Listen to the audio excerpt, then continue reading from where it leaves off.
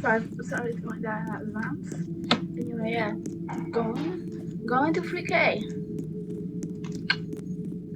Haven't attempted this in so long. Always in 2K. So weird to finally be avenging this. I actually been playing to go to 3.6K.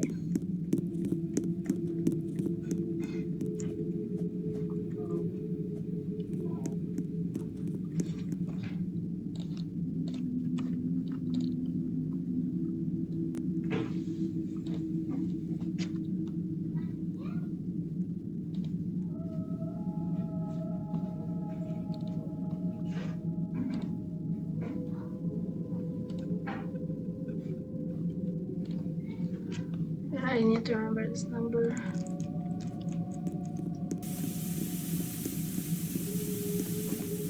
I've also been watching the funny SCP stuff.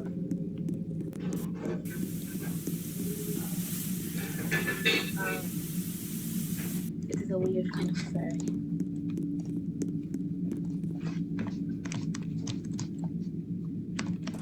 Guys, you have faith.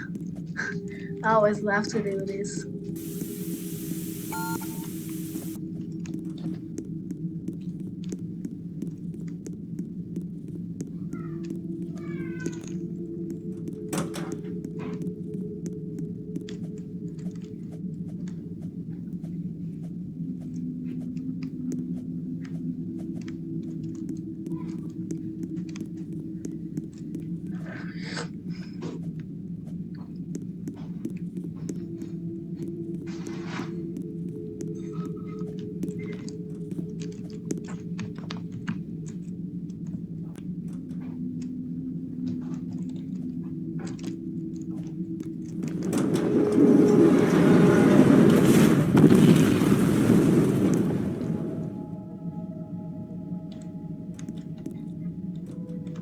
So yeah, I'm planning to spend 500 decals to remember my dead cat. And hopefully 2.5K.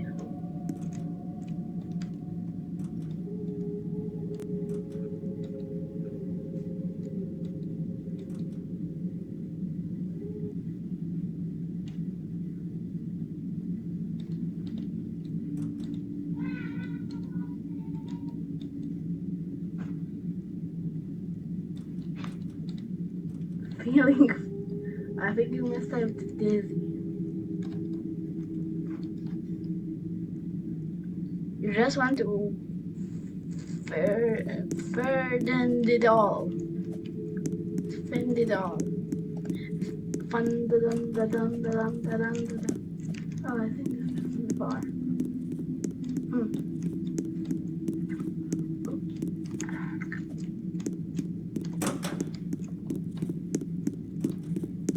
Everybody.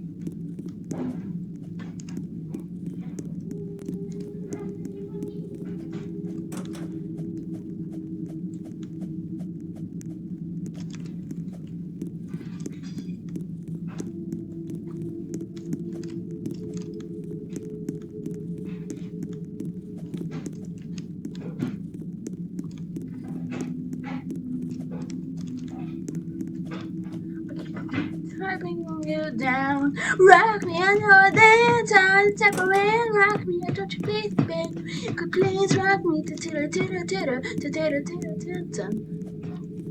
titter, titter, rock me, I know the time, separate, rock me, I don't you please, but baby, please rock me, titter, titter, titter, titter, titter. Rock me, titter, titter, titter, titter, titter, rock me, on the man, rock me, I don't you tease, but baby, you could please rock me. Titter, titter, titter, titter, titter, titter, titter, rock me. I know all the time, the type of man, rock me. I don't you tease, baby, you could please rock me.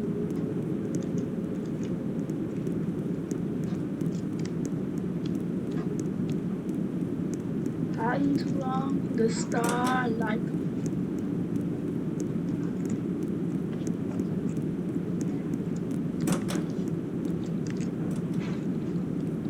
I forget the basement key as a sign of the old days.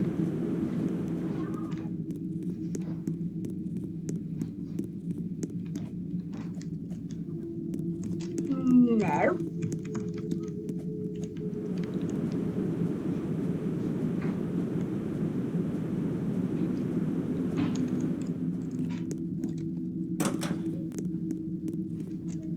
Who?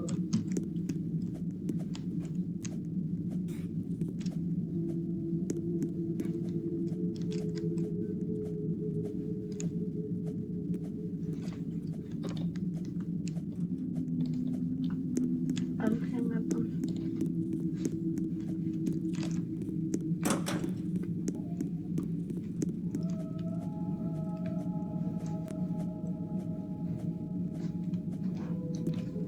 I have 7 minutes to leave.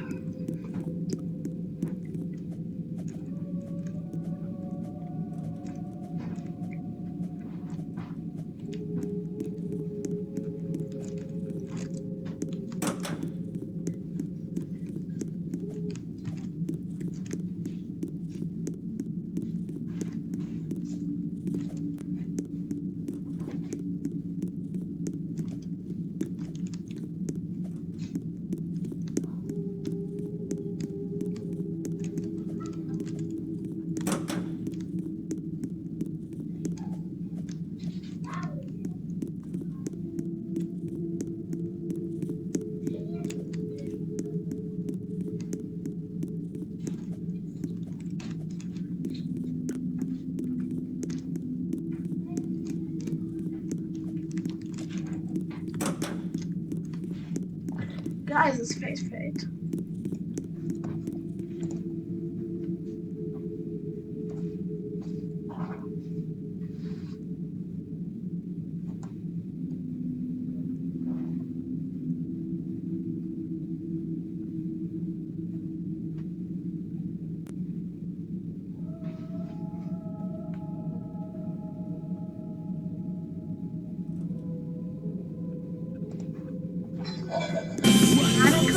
Must come down. Yeah, my feet don't touch the ground. See the world spinning upside down. I'm not impressed without no sound. Hey guys, I've started uploading stuff on my second channel. Go check that out and subscribe if you want to, you know what I'm saying? I'm now realizing that I'm currently in the best time of the run. Like this one, so like the early parts are definitely gonna be the best part because like after that I'm going to be bored to death. I don't know just how oppressively boring Cluster 2 is. Like aside from 1K, there are barely any notes. Like 1.1K maybe, but like the latter half is just straight up empty nothing.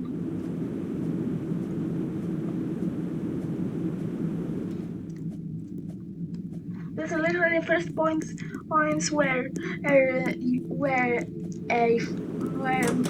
we're going up 100 floors from a 100 floor milestone doesn't mean anything. Like, yeah, 1700 is the first 100 mini milestone that doesn't even have a note. That's just how oppressively boring late. That's just how oppressively boring late cluster 2.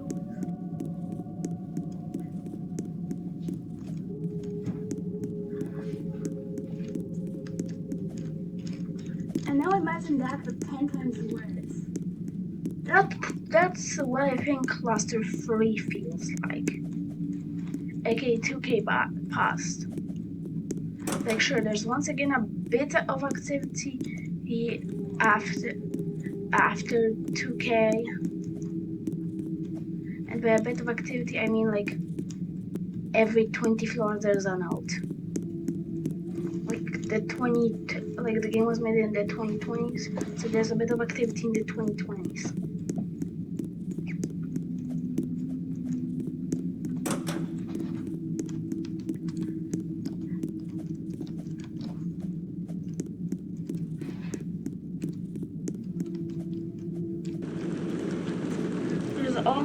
There are also notes at exactly 2055 and 2062 because of nail floors.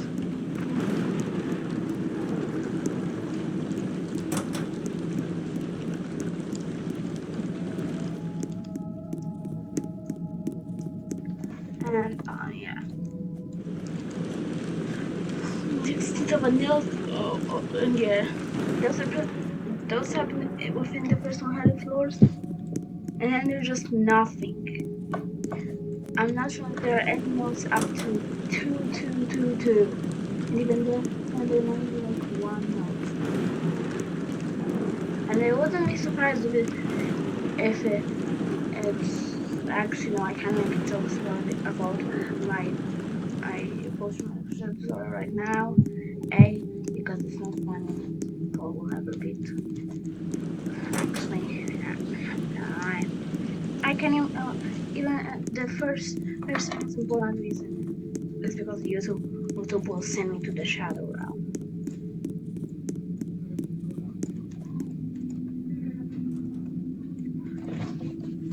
Halo, tatuś?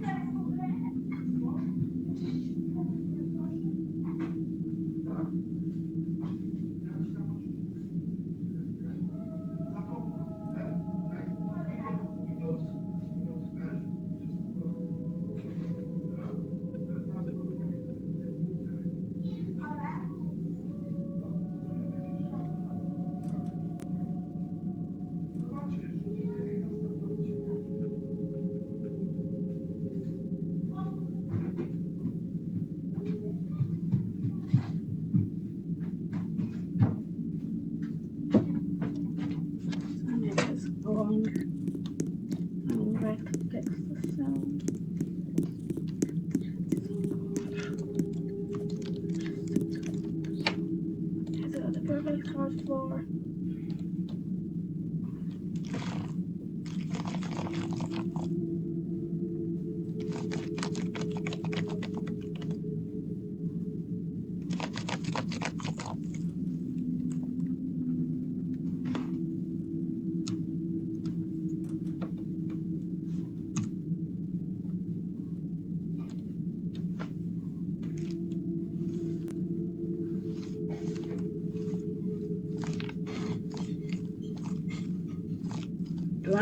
Doing a venti recipe guide.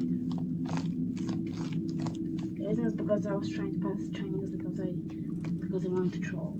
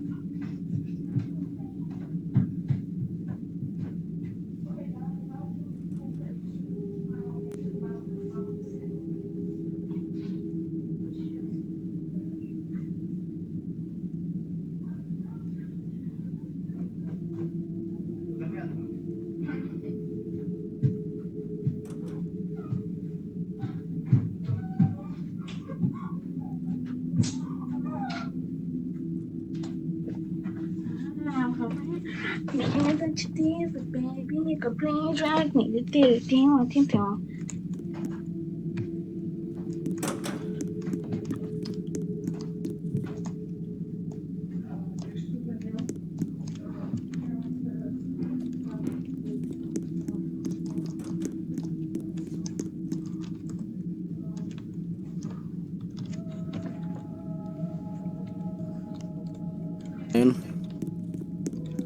Welcome, my dear friends. Today we're celebrating 25 years of Sonic. That's right, it's been 25 years since the Blue Blur took his first steps in Green Hill Zone and his first steps into your heart.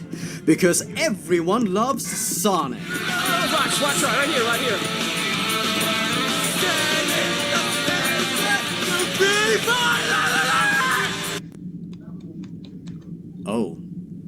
Oh dear. Now I have something to confess.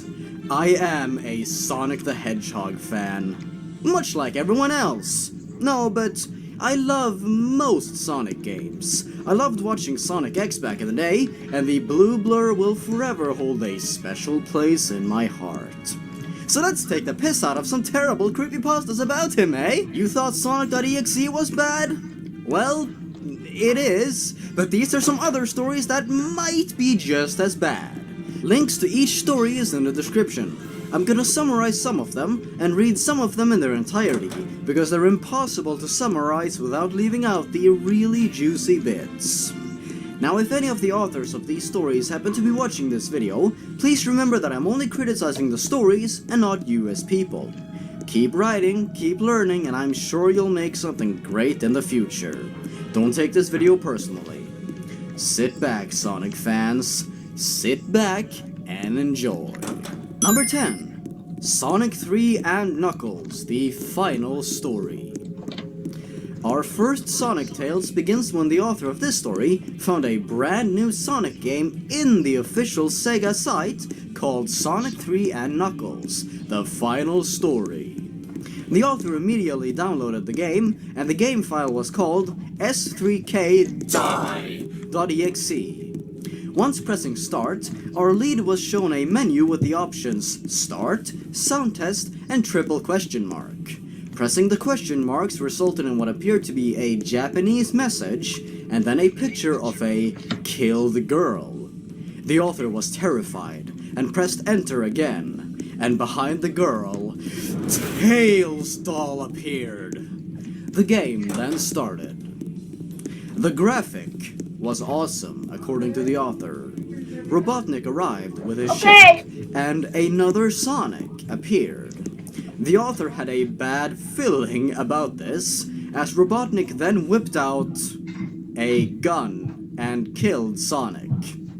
It has very blood. Our lead was now playing as Silver. It was pretty good. Tails doll appeared again, and Silver was petrified. Tails doll then killed him, and the player now took control of Blaze, the author's favorite Sonic character, who entered a house.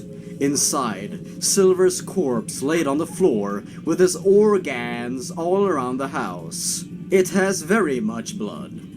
Blaze started crying, and her crying was very realistic. The author felt bad for Blaze, and turned off the volume, but could still hear her crying. Well, Tails doll appeared behind Blaze, and killed her too. The game ended. Our lead turned off the computer, and went to bed. When they woke up, they saw a message in Bulgarian, that translated to, "Sorry, but you must die. When you play the game, you must. I love you, Blaze." The author finishes the story by asking the all-important question: did Blaze really love me? And did she die? When I turn on my PC, the file was deleted. That is a love story for the ages. Romeo and Juliet? Pfft. Titanic? Oh, please. Miraculous Ladybug? Oh, don't make me laugh. The final story? This. This is the one. Number 9. Sonic Faded Colors. This story is all about the time when our main character gets to borrow Sonic colors from a strange boy in their school, who didn't need the game anymore. The author asked if they wanted anything in return, but the boy simply said, "Consider it a gift from a friend." As he winked, ding, and smeeleed. When the author came home, they started playing the game, and despite never having played a Sonic game before, they found it odd how there were no wisps to save and almost no containers to find. When the first boss was meant to appear, there was no boss. Sonic looked around, confused, and then looked at the screen as his color turned a little pale. Was I too slow? The game went on like that, with no enemies to fight, and Sonic getting paler with each level completed. Soon enough, Sonic began to walk, as he couldn't run anymore or pick up rings. The time for each level also spelled out R2/0W. In the end, Sonic was on his hands and knees, and nothing but a white-gray blob. He looked at the screen and said, for the sake of the author's privacy, they're going to use their cover name. "Oh, Kale Kaiti, it wasn't me after all. It was you who was too slow. You didn't get here in time, and now the wisps are dead. All of them. Eggman has won, because you were too slow."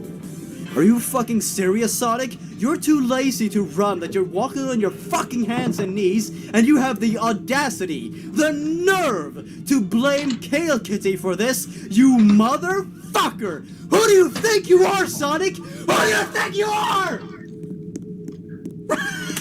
I'm having way too much fucking fun with these videos, oh my god. Eggman came out of nowhere and thanked the player for being too slow for Sonic to handle, and said that he had drained Sonic's emotion to the point of depression.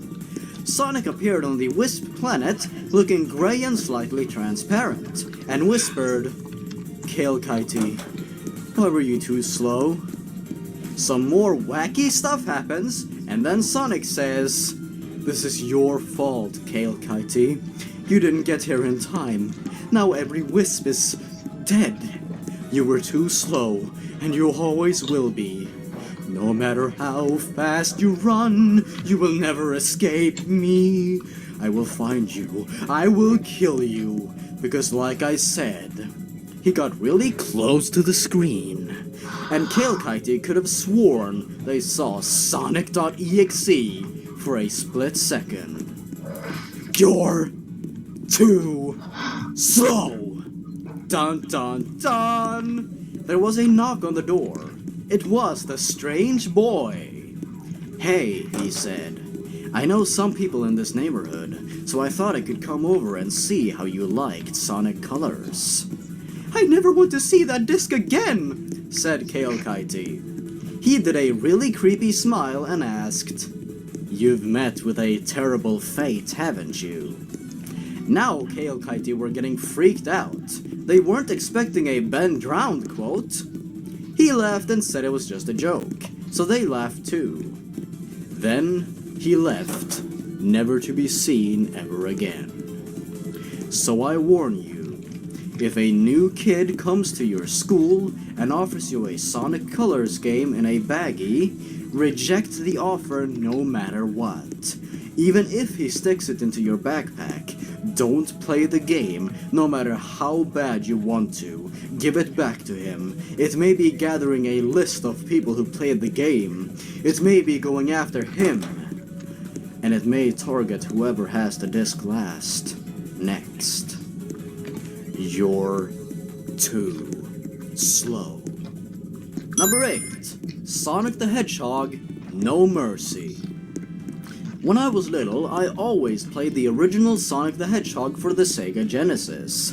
I was obsessed with the game. I was recently cleaning out the attic when I found my old Sega Genesis, but sadly, no Sonic the Hedgehog 1 anywhere. I asked my friend, let's call him Johnny, if I could use his credit card since we were both huge Sonic fans. Johnny, being the awesome friend that he is, agreed, and we ordered the game off of eBay.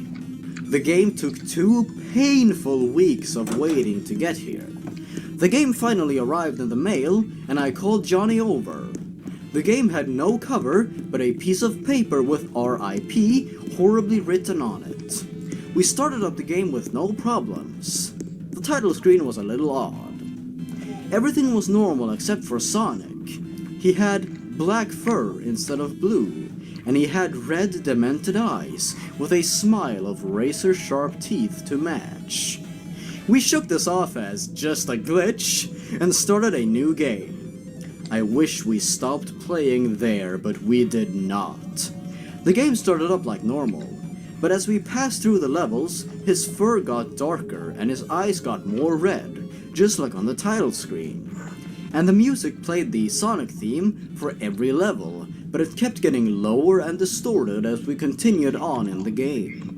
By the time we reached the final level, Sonic looked exactly the way he did on the cover, and the music was unrecognizable.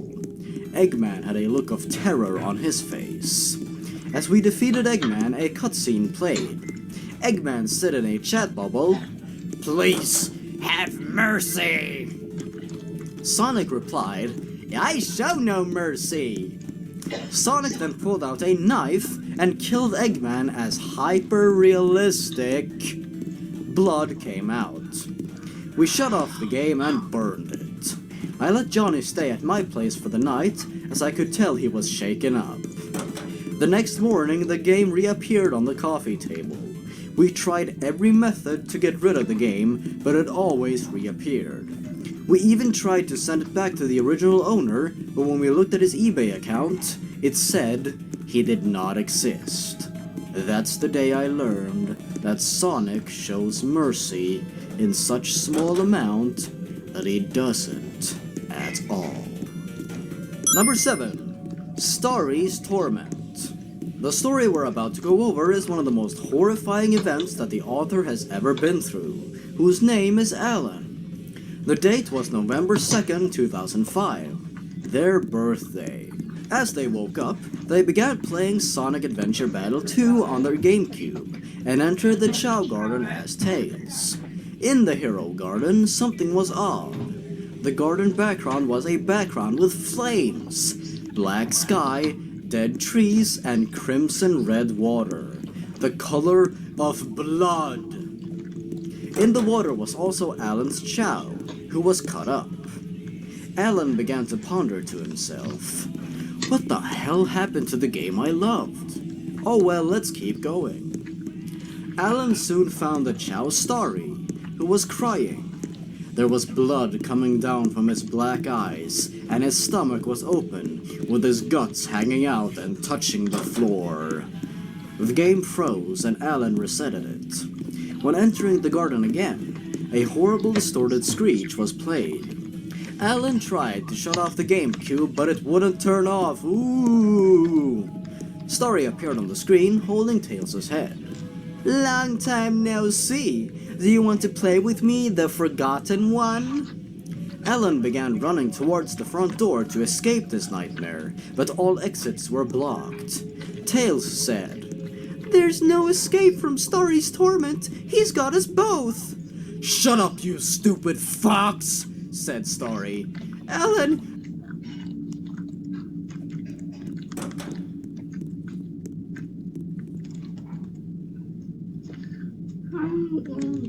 Congrats! You got the funny. So you got paid. Congrats. Yep. You have paid.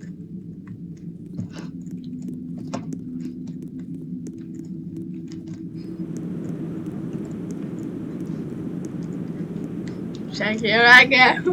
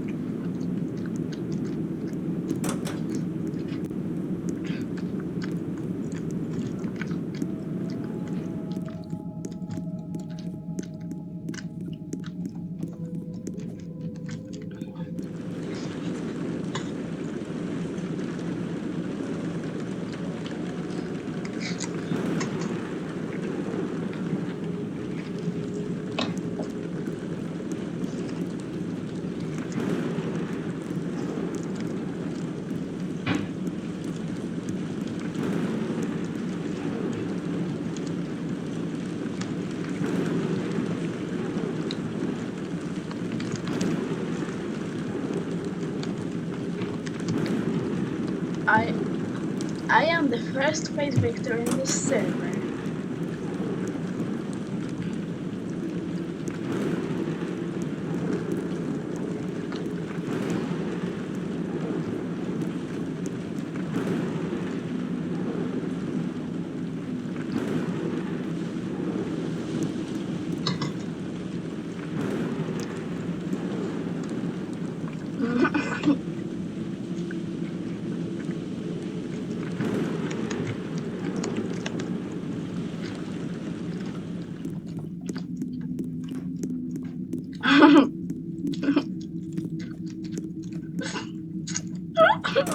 Marsh Bridge.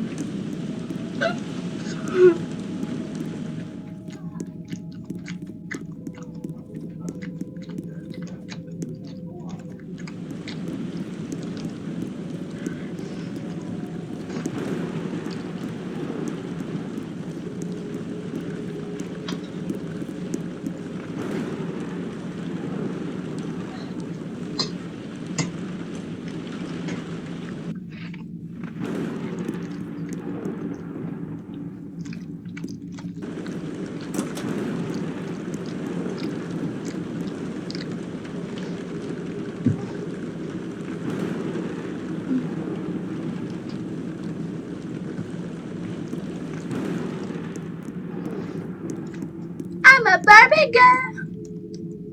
I'm a ugly girl in an ugly world. I'm so ugly. Be quiet. I'm disgusting. I'm an ugly girl. An ugly girl. A girl. My brain's in the sweat.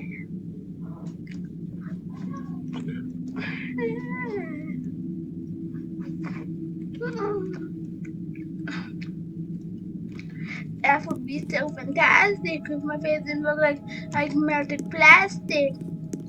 Think.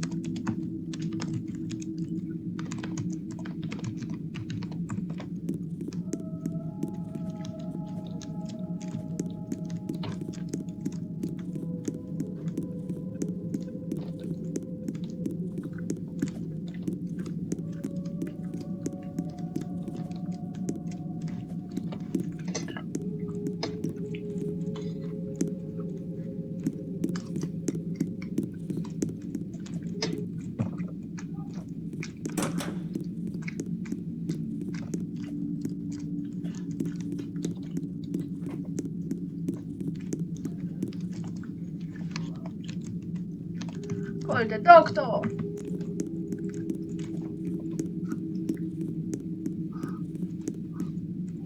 Too late.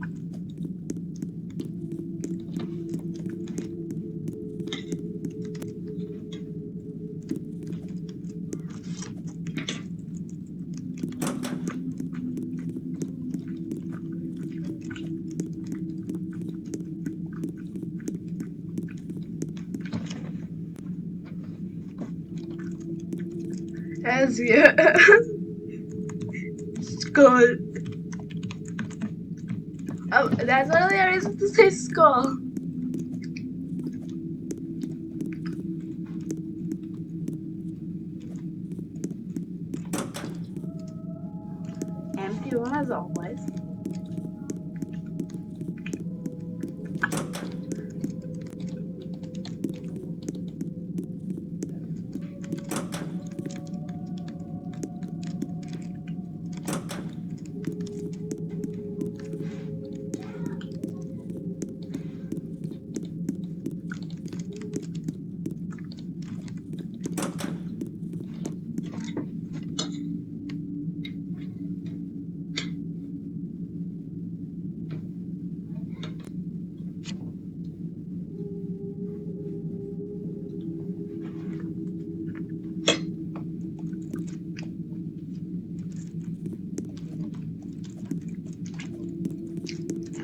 Watch out, I'm gonna just kill you. You know how long it's been, haven't you? Said Tails. Alan simply stood by the door in tears. He was being tortured by his own Chow. Another screech came, louder than the last, and Alan's ears began to bleed. His GameCube exploded, and he passed out as his body was swallowed by a hole from the floor. You forgot about me ever again, and you'll end up like Tails.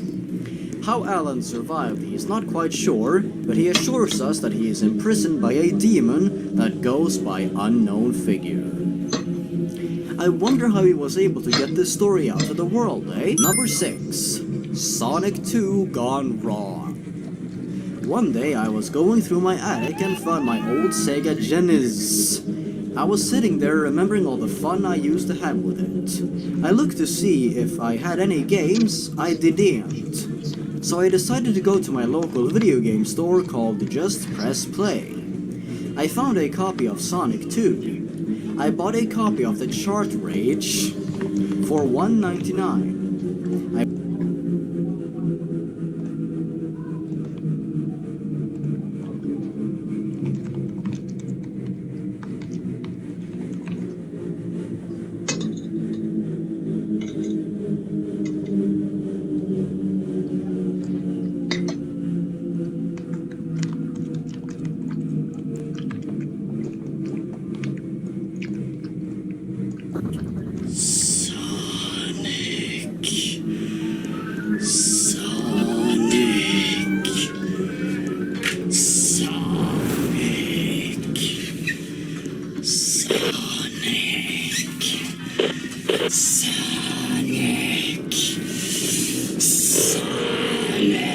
Number 5.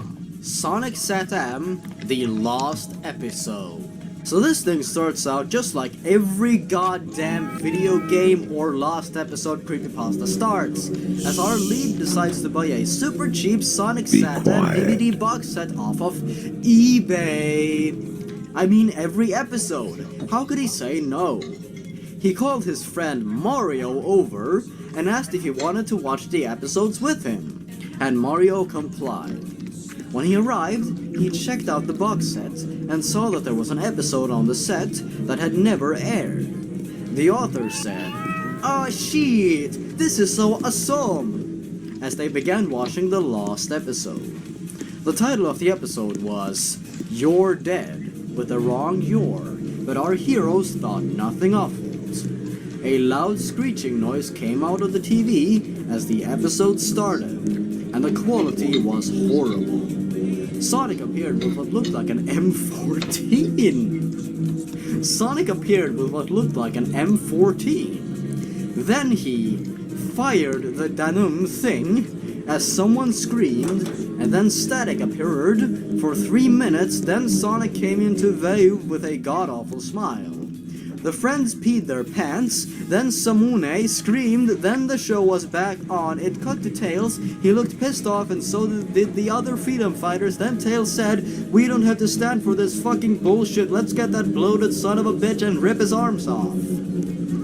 Then they were at Robotnik's fortress. Then Rotor Walrus came to the front of the pack with red hyper-realistic eyes, and he had an M134 minigun in his hands and fired. All they heard was the firing of the gun. Then it stopped. Our heroes just looked at each other. Then it cut to the next scene. It showed Tails. He had photorealistic eyes, and he pulled out a Colt M1911 pistol and shot Robotnik to death. Then static came. Then it cut to a scene where Sonic was walking through the main village and he was crying. Then static appeared. Then Sonic got closer. He was still crying. Then the camera panned in on his face. Then the screen blacked out. Red text appeared. Oh my fucking god. Oh! It read Sonic Suicide × 3. Then it said, "You're dead, you're dead, you're dead." Then it cut back to Sonic with a deep voice that said, "Do it!" Then it showed Sonic with an early modal double-barrel shotgun. Then he put the gun in his mouth. Then Tails and Sally walked in. They shouted, "No!" But Sonic ignored them. He cocked both hammers and pulled both triggers with His head exploded, his eyes lit up from the fire. But for some reason the gun blew open and the shells rolled onto the camera full screen. They said 16 Guage Remington.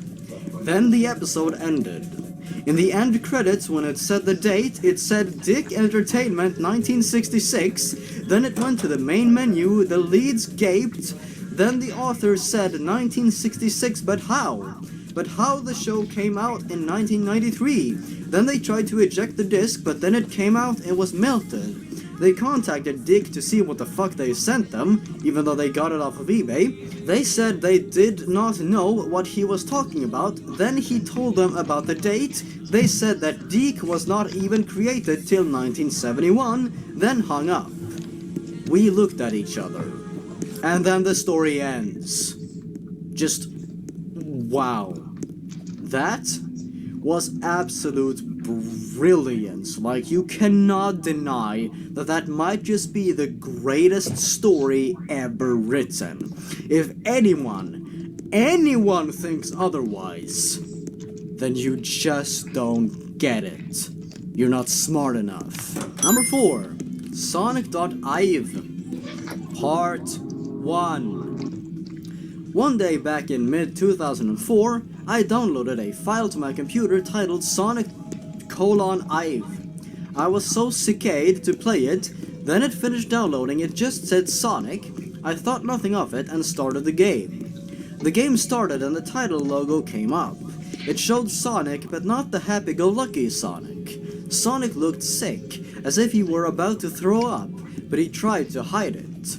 Then the game started, it showed Sonic and Tails in the Green Hill Zone from Sonic 1. But the music wasn't even from a Sonic game. It was the underground theme from Super Mario 2, but it was in reverse. Then I started Sonic running up a hill, then I saw blown up and burned robots everywhere and dead animals. Then Dr. Robotnik appeared. Oh my lord, his face was terrifying. His face was in full view, and he had red blood-stained, hyper-realistic eyes. He said, "You can't catch me, Sonic," ran after him with Tails following. The three approached a rickety bridge. Sonic and Tails caught up with Robotnik. He threw 3 hammers. They all hit Tails in sensitive places. Then Sonic got mad. He pulled out a huge blade and cut the ropes on the bridge. The rope snapped, then Robotnik fell and spattered on the rocks below. Sonic turned back to Tails, who was crying. He had been hit with 3 hammers in the eye, the groin, and his chest, and he was covered in blood. Sonic walked over and started hugging and crying with his friend. I just watched the screen twitched violently, then a picture of a dead Robotnik. He was covered in blood, and his entrails were ripped all over the screen. I puked a bit. Then it showed Sonic and Tails crying together. Then a zombie-like Robotnik appeared. It said, "I'm coming for you." Then it vanished into thin air. Sonic and Tails started throwing up everywhere. Then they looked at me. That's fine. Part 2. After that sense, Sonic didn't snap out of his Robotnik rage and struck Tails repeatedly. I was watching my mouth hanging open. What the fuck are you doing, you blue idiot? I shouted, then eventually he snapped out of his rage. Tails sniffed, his eyes were watery. Sonic, what? He shouted in a demonic voice. Tails, Sonic in a high-pitched voice. What the fuck do you want, you what? You little fucking orange dickhead, fuck you! Gold Sonic, it hurt my ears. Then he gave Tails a black eye, and Brogue hit Tails. Tails cried out in pain. I heard his little bones creaking. He started crying and tried to run, but Sonic said, "Get the fuck over, asshole! I'm not done with you, you little prick!" I was crying by this point. I was scared. Finally, Sonic snaped out of it for good. That's Sonic right. looked at Fuck, Tails. fucking, He fucking, was all fuck, beaten fucking, up. fuck, Sonic fuck, wailed fuck, Tail. fuck, Tails, fuck, what fuck, happened? fuck, Said fuck, Sonic. fuck, fuck, You fuck, monster, get away from me! Tails ran off crying. Sonic said, Tails, wait, come back. He sat down and thought about what he did to his best friend. He started to cry. I'm a monster. Suddenly Knuckles appeared. WTF did you do that to Tails, man? Sonic explained the whole thing to be continued in it. Part 3. Then after that, the worst possible thing happened. The power went out. Boink!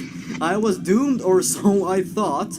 Then the power came back on, so did my computer, and then the screen cut back to Tails, running away from Sonic, not knowing he was calm. He bumped into Creamy. She looked at Tails, she screamed, she cried, what happened to you, Tails? Said Sonic. She helped him walk to a shelter, where he fell asleep. He had a demonic nightmare about Sonic chasing him, ripping his guts out. He woke up crying, screaming, help! Cream came into the room. What happened? Sonic, he's after me. Then Cream left the room and went outside. She was just strolling along. I suddenly found myself controlling Cream. She happily Skyped along the trail, ended up in some sort of warp zone, and it said robot hell. It looked like Sonic Sat M with SMB3 NES Overworld.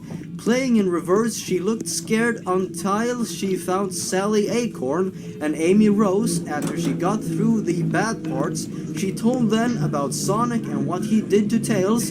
They were shot, 3 of them headed back to the warp zone. They went back to Tails. He was in the room coughing up blood. Sally, Amy, and Creme walked in. Baby, Oh my so god. it's They 100% said, now. shut my laptop off and went to bed.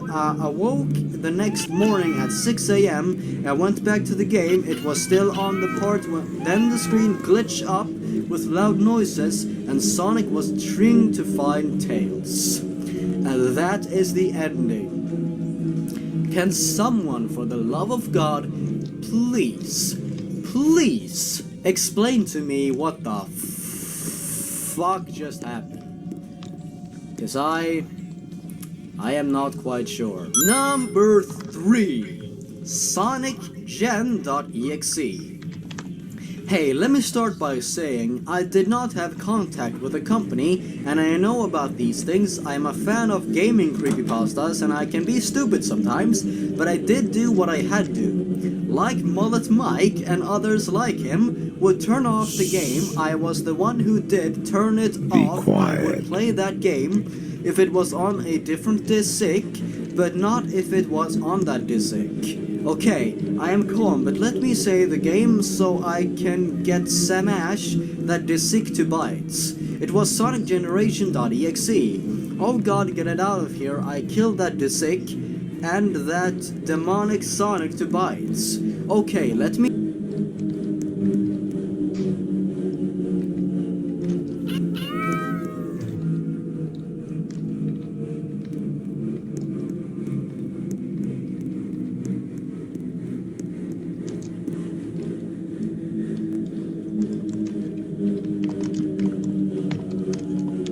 I don't understand that. I don't understand anime language.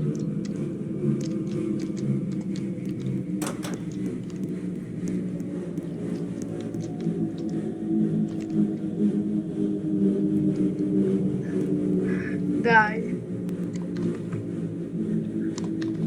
How?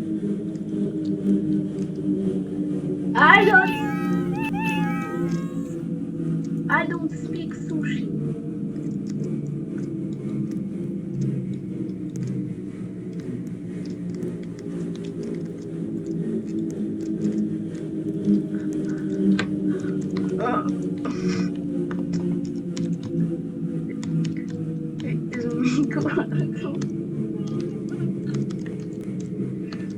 Welcome to his Mika Requita.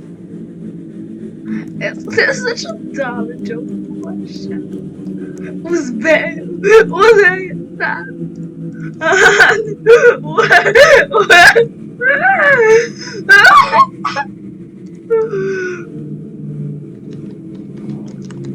Listen, guys, it's done.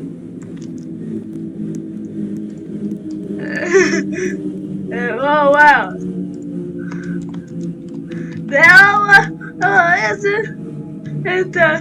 It's in the country. Never stop coming. Bro, I was joking.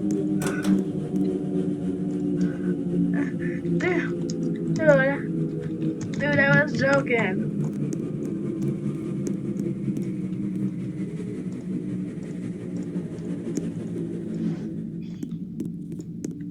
So you whatever.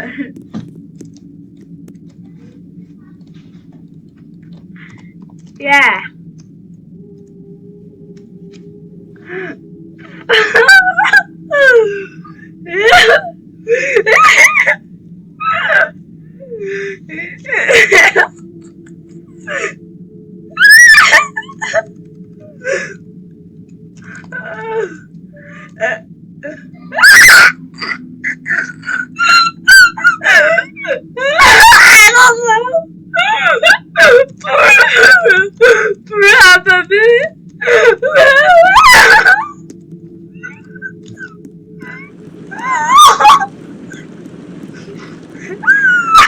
Me.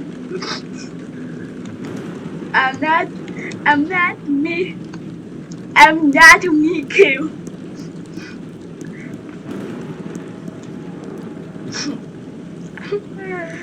Not everyone. You.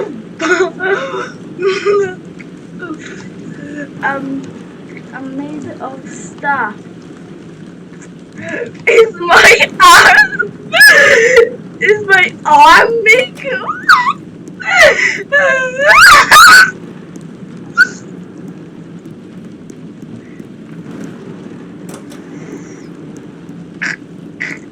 Press me.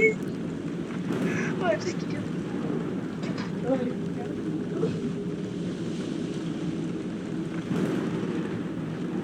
Press me.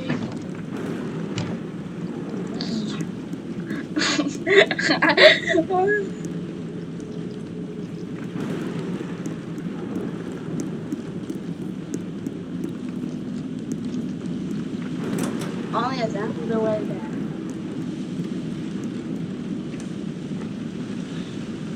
there. So anyway, is my arm weak?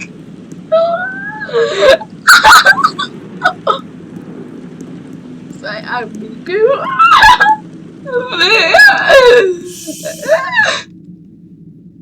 Be quiet.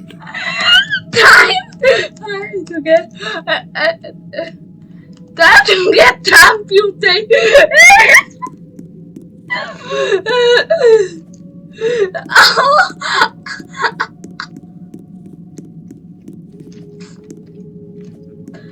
Yeah.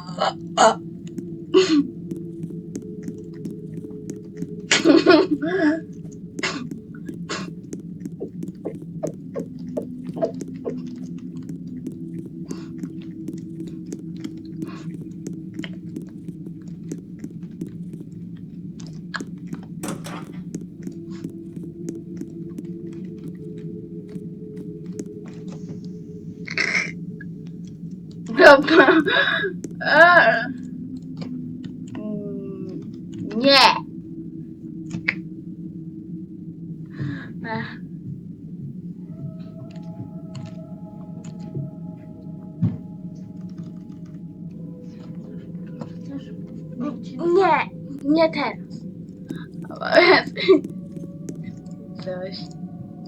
Coś.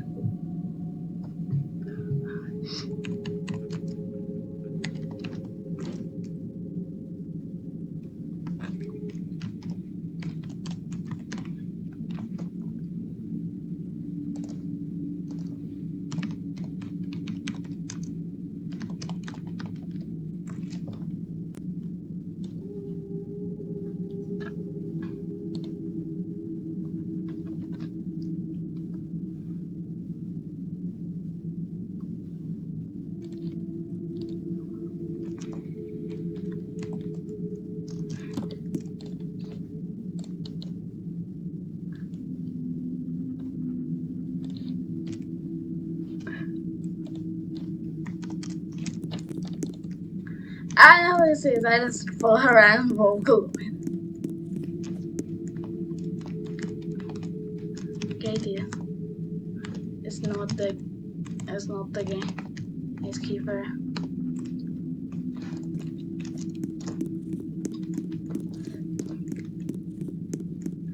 No, there is not.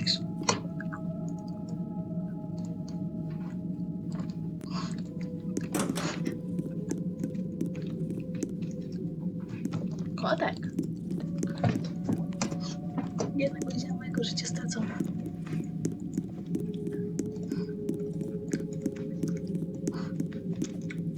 The nightmare's doing. There's a whole nightmare page that contains like 50 different nightmare floors. And there's 7.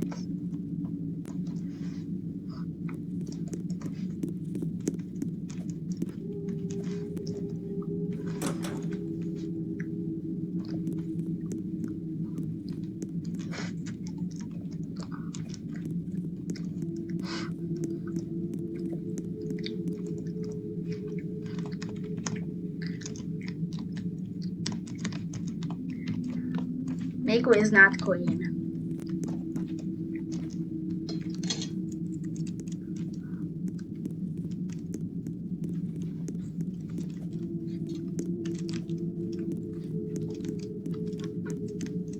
I tried him.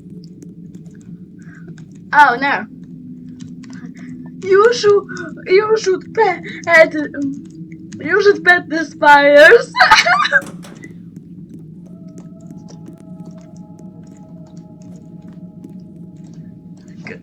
Bad.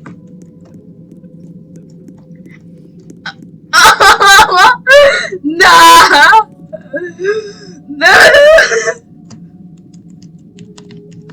Incorrect. Be quiet. Oh God.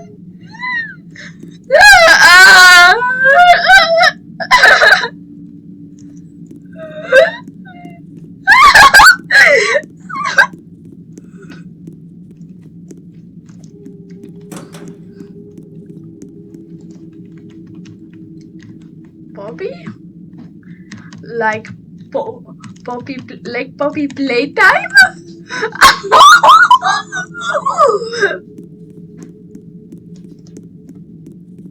Poppy playtime?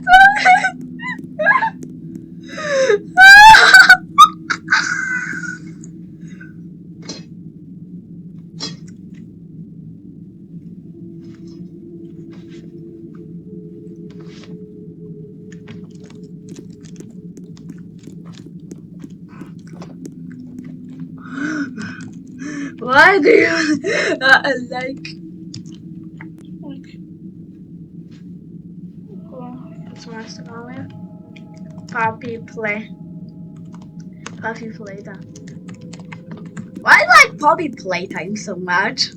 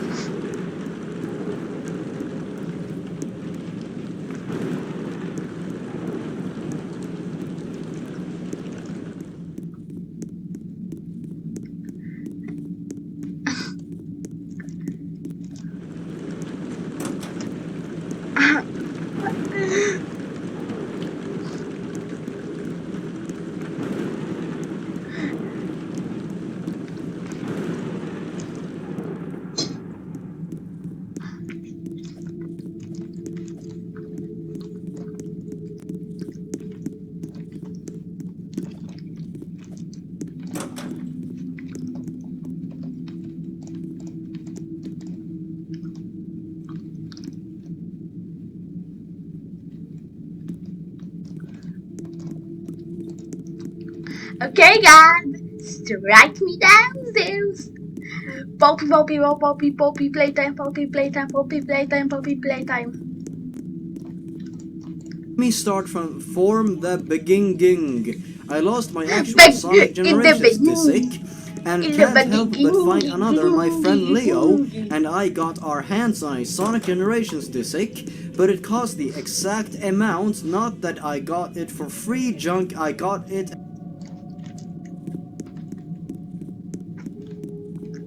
try a sweeping rifle. So, yeah, they got game.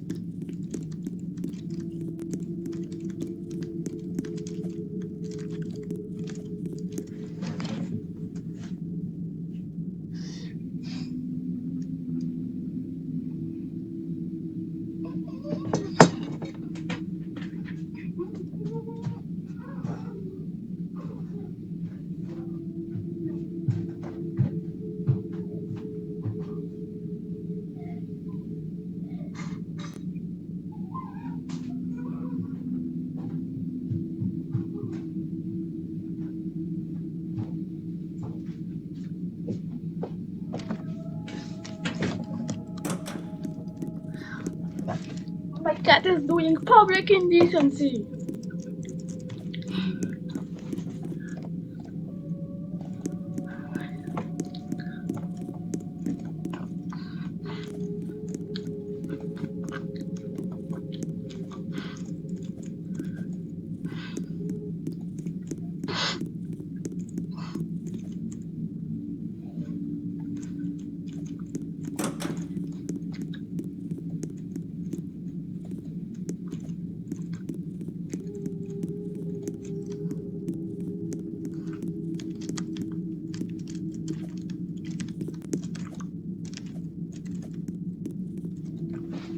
I'm gonna ask for a bit.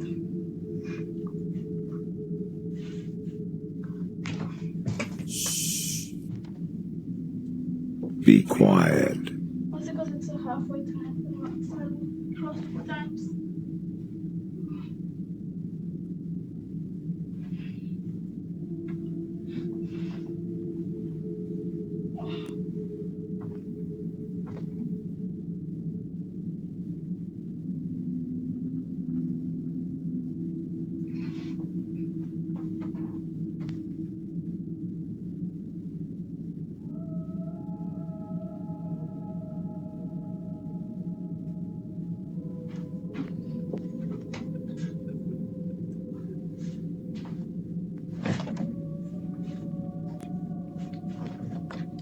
I my cat.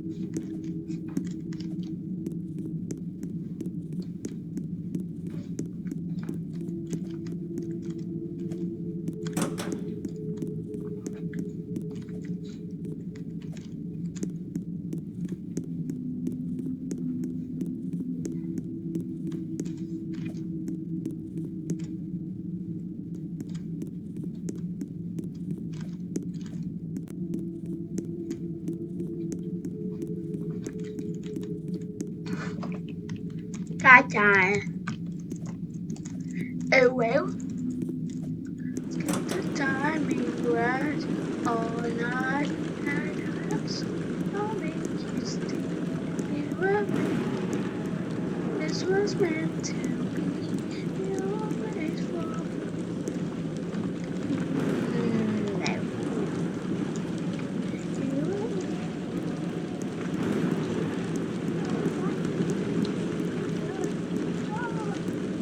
This boy, yeah, I want no more. I want so bad. Yeah? So bad that I can't taste the love you had going.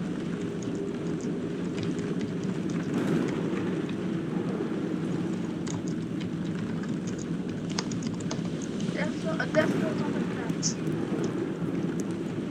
I'm so bad that I can't taste.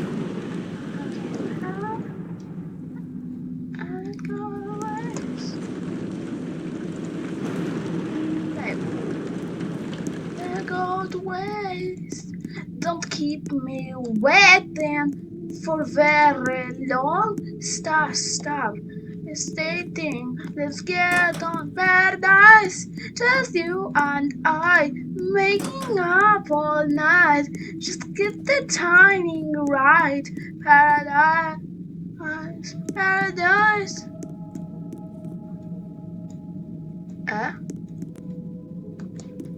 You were made for me, especially paradise. Our love's too strong. Is this for real? I don't want no more love you have. Don't go away. Don't keep me waiting for very long. Stop. Let's get on paradise. Just you and I, making up all right. Let's get the timing right. All night, paradise. Only you see, this was meant to be. You were made for me, especially paradise. Eyes, so and I'll book the flight to make you feel alright. I just get the timing right. All night, paradise. I'll make you see that this was meant to be. You were made for me, especially.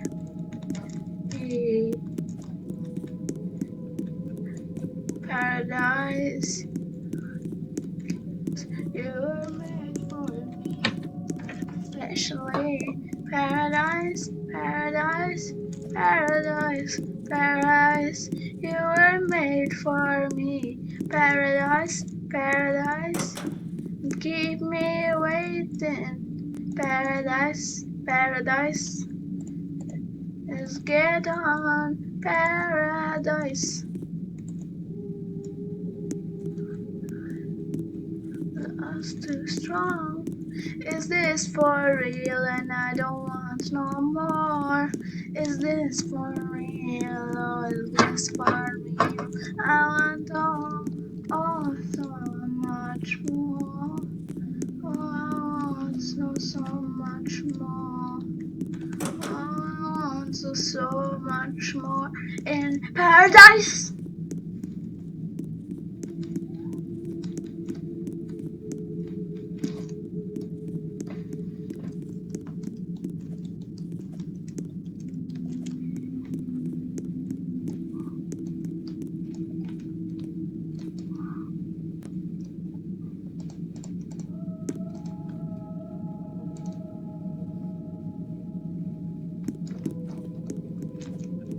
Alright, we're over 10% away. Not even 20%.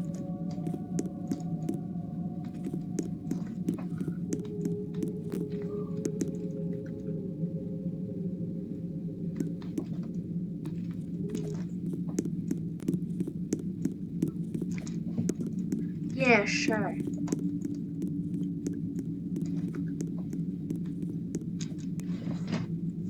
My cats still licking themselves in every fucking snibble.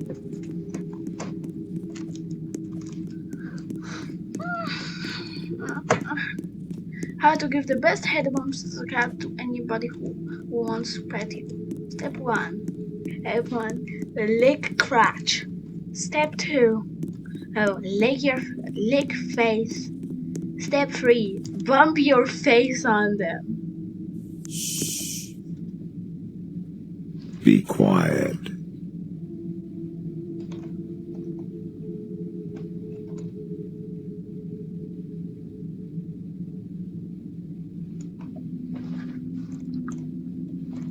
At GameStop for $20. Me and Leo got to my house, we put in the game into my PS3. Oh, how we would regret that decision. When we booted the game up, all the same until we got our first achievement, it said Bloodlust Achievement. I told Leo that we decided to pull out a hammer and a knife and my rubber snake, just in case I had to explain to him never to trust something like that if you do see it on screen, and we should smash the disc if it does anything else strange happens, because I have seen something like this happen in a creepy pasta before, but I did not recall which one it was. Soon we decided to smash it because it said both my name and Leo's, but Sonic said my name and said do it, and well kill both of you. I yelled at the top of my lungs and said yeah right, but if we don't you'll do it anyway, Sonic. Oh, Adam didn't get it, but you did. Hey, Sonic.exe, the demonic Sonic from the Sonic.exe creepypasta. Oh, glorious, I see my name follows me now. It's time for round 3. Yeah, well, the real Sonic would not let you do this to us. I know he is in there. Nope, he is dead. Leo grabbed the hammer and ran towards the TV. As if hypnotizing Leo, Sonic said, "Kill yourself," and Leo almost did it. I did not stop him, he would have. Leo fell towards the floor, he passed out. Oh my I god. pleaded with Sonic to let us go, but he denied and said play the rest of the game. I cried, there contemplate equals ing with myself to do it or not. He looked different now. He had that Sonic.exe look to him now. I cried and ran and pressed eject and the power button, but nothing happened. Soon I had no choice but to pick up the controller and I played Sonic. A different Sonic appeared on the screen depicting me. I thought I ran towards the evil Sonic. It was a fight. The good Sonic winked at me and said, I gotcha. Now smash the disc to kill him and the other Sonics. I did it, and the demonic insane Sonic was dead, I hope. 11, 12, 13, RA3. Number 2. Sonic the Hellhog. Unfinished. Yes, this story was never finished. That is the biggest shame of my life, and this world of ours.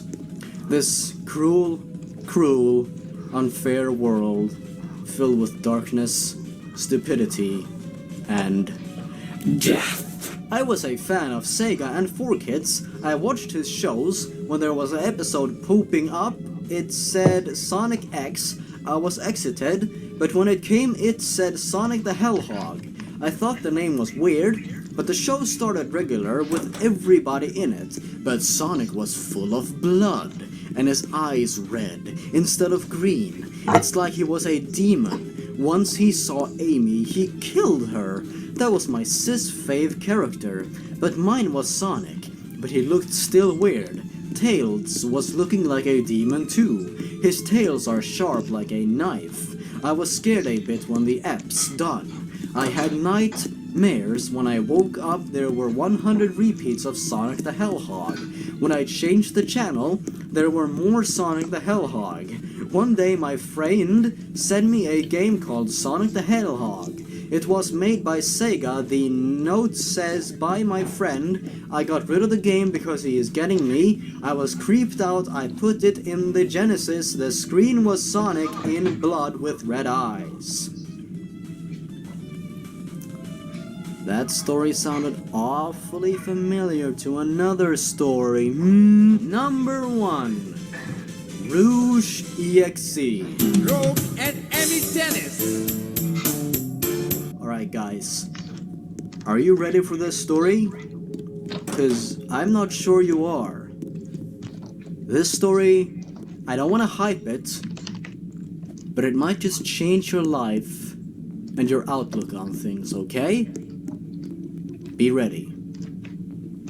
Hey, my name is Christopher Williams. I am big fan of Rouge the Bat. I about to made Rouge call her. Dark Rouge EXE I made by Gmod. I find a perfect picture to create. I got scared of her right now in way she eat people. In shock, people blood out. She was white in Gary old picture, and her sister is White Rouge. She a powerful lady, she hurt people. I killed to her line is I am Dark Rouge, and I go take your heart out and white one. I am White Rouge, I will suck your soul out, she found. 266. Knuckles in Knuckles, turn head, in she got a creepy smile, her face in her sister too. Then about our powerful of Tor Darkness, I think I made her in Gmod in my computer. Start bring picture of Rouge EXE, the one is Smee Rose, head got cut off by Dark Rouge. Rouge EXE by the Supreme Overlord, minus D53X5GC, White Rouge. And 2 is Amy Rose, was Wooking with Sally Akron, and then they saw Dark Rouge and White Rouge. They were start looking to them. Amy and Sally run and screaming loud they stop. Running they saw Sonic EXE in I said, Sonic what he doing? Therein he said to them, you're too slow and you cannot escape from them in Dark Rouge and White Rouge. Attacking them in eat them too in Sonic laughing I said, go by Amy and Sally start. Laughing again so me I got so scared. Yeah, how they kill Amy and Sally that are good people. I said why? Start cry in Tor off my computer. I see a dark and white outside my windows. In Tenny, start a creepy smile and bleed teeth and bloody picht. Black eye, one Dark Rouge eye is pitch black in red. They about disappearing in I don't believe it. I never start making horror stuff no more. I start dreaming about Themi dream is dark black. In I was in there with Sonic and 2 sister. In they said, we are God now. In we are going to eat you. In creepy Ben drowned behind me. I said, Ben, what you doing here? They all eat me. I woke up. I sure saw a Dark Rouge in my bed. Never see her. In her sister again. That was Rouge EXE. And I don't want to be mean. Like really, I don't want to be mean. But author, that was the worst creepypasta I think I have ever read. Worse than Time Travel Journal. Because in Time Travel Journal, there was a semblance of a plot. You could sort of understand what was going on. With Rouge EXE, I'm lost and confused. Well, those were 10 of the bestest, worstest Sonic the Hedgehog stories ever. Don't you just love that 25 years of Sonic has led up to this moment? I sure am happy about that fact. Sonic has brought us joy, Sonic has brought us tears, and Sonic has brought us so much more.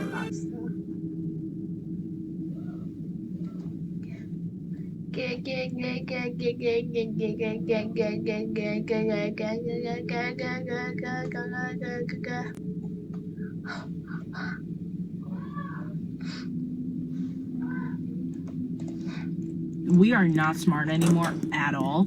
I have been cursed at by both students and parents. I love have having my been entire generation hit, be shitting on punched because some repeatedly. of us are You've been on the fucking fourth grade brain level since dead. the fourth grade. We in seventh grade now. Gen Alpha, the Skibbity generation. I got the orange, the signal, the big man, And the shine, stupid the Red red. Crocs. Gen Red Alpha is Ball! so young. It Give seems like up, they've already had such an yes, impact on internet give culture in it, general, from deep, Skibbity deep. toilet memes to extremely short attention spans. It seems like Gen Alpha has How constantly can I been get the all about it? recipient of much criticism. So who counts as Gen Alpha? Well, Gen Alpha is technically the generation of people born from 2010 to now. I mean, of course, there's varying definitions of like every generation. There's no hard lines or anything, but I generally agree with that 2010 to now analysis. And of course, being in a generation that's been born after the real boom of like technology, easy access to quick content from the day of birth is kind of crazy. Like these kids, a lot of them seem to be born with iPads right in their hands. As Gen Alpha grows We are. older, it seems like there's constantly been issues and just things that people are calling out about the generation as a whole. Of course, as people, you can't really generalize a whole group of people, but I'm just saying like there's been lots of TikToks made about Gen Alpha, there's been lots of discourse around Gen Alpha, but let's really dig into Gen Alpha, and especially when it comes to teachers. Because teachers have been going through it. Not only are they very lowly paid in America, they also have to endure Gen Alpha. Not only endure Gen Alpha, but also some of their parents. But let's get into this first TikTok that will really explain some of the things that a counselor noticed while they were working with Gen Alpha students during their summer camp. I'm genuinely terrified for this next generation of children. I decided to work at a summer camp this year, and I didn't understand the severity of the Be brain rot. quiet. Holy shit. Not only is their lingo actually terrifying, but the entitlement and genuine stupidity, and I'm sorry to call kids stupid, but like, we are not smart anymore at all, is so scary. I had kids not knowing that there were 7 continents at the age of 12. Half the kids cannot spell without asking for how to spell it or just sounding it out, which is baffling. Wait, what? I thought everyone knew there were 7 chinchillas. Wait, what do you mean there were 7 continents? There's 69. Duh.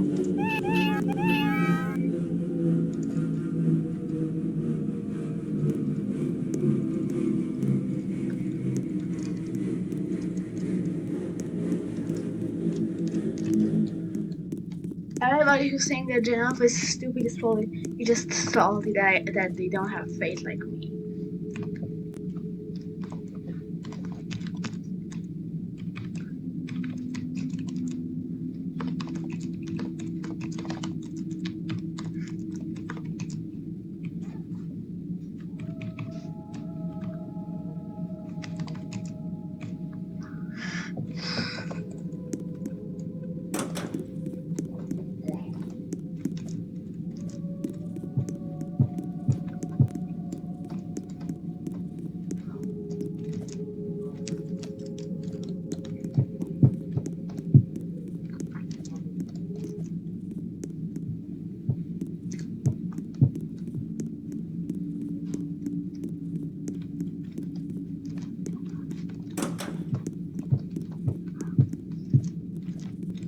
Yes, another realistic mind. And what's hard to say?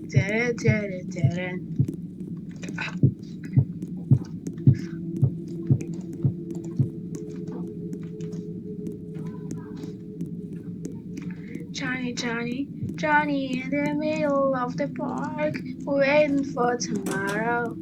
Oh yeah, Johnny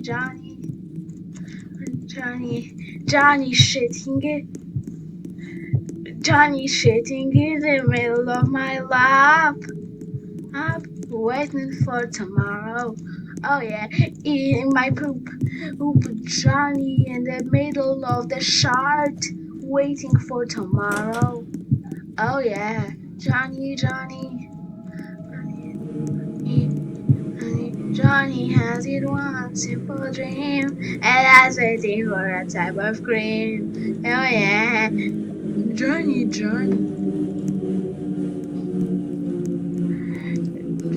going to his local Dairy Queen. What the heck? Yeah, I think we know it. What Yasmons does with Johnny. And let's show him his Johnny. In the middle of the park, waiting for tomorrow. Oh yeah, Johnny, Johnny.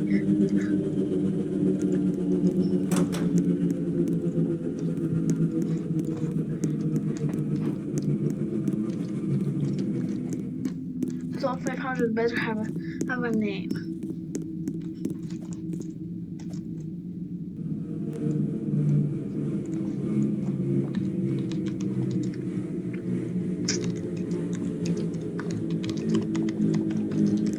So 500 still unnamed.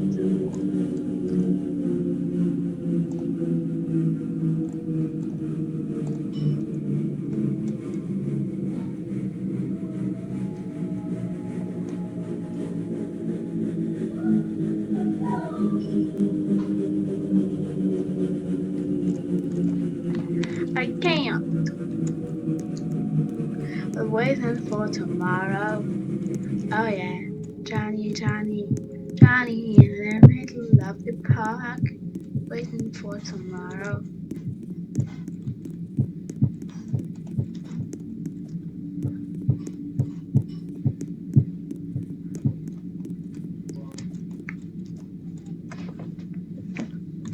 Yeah.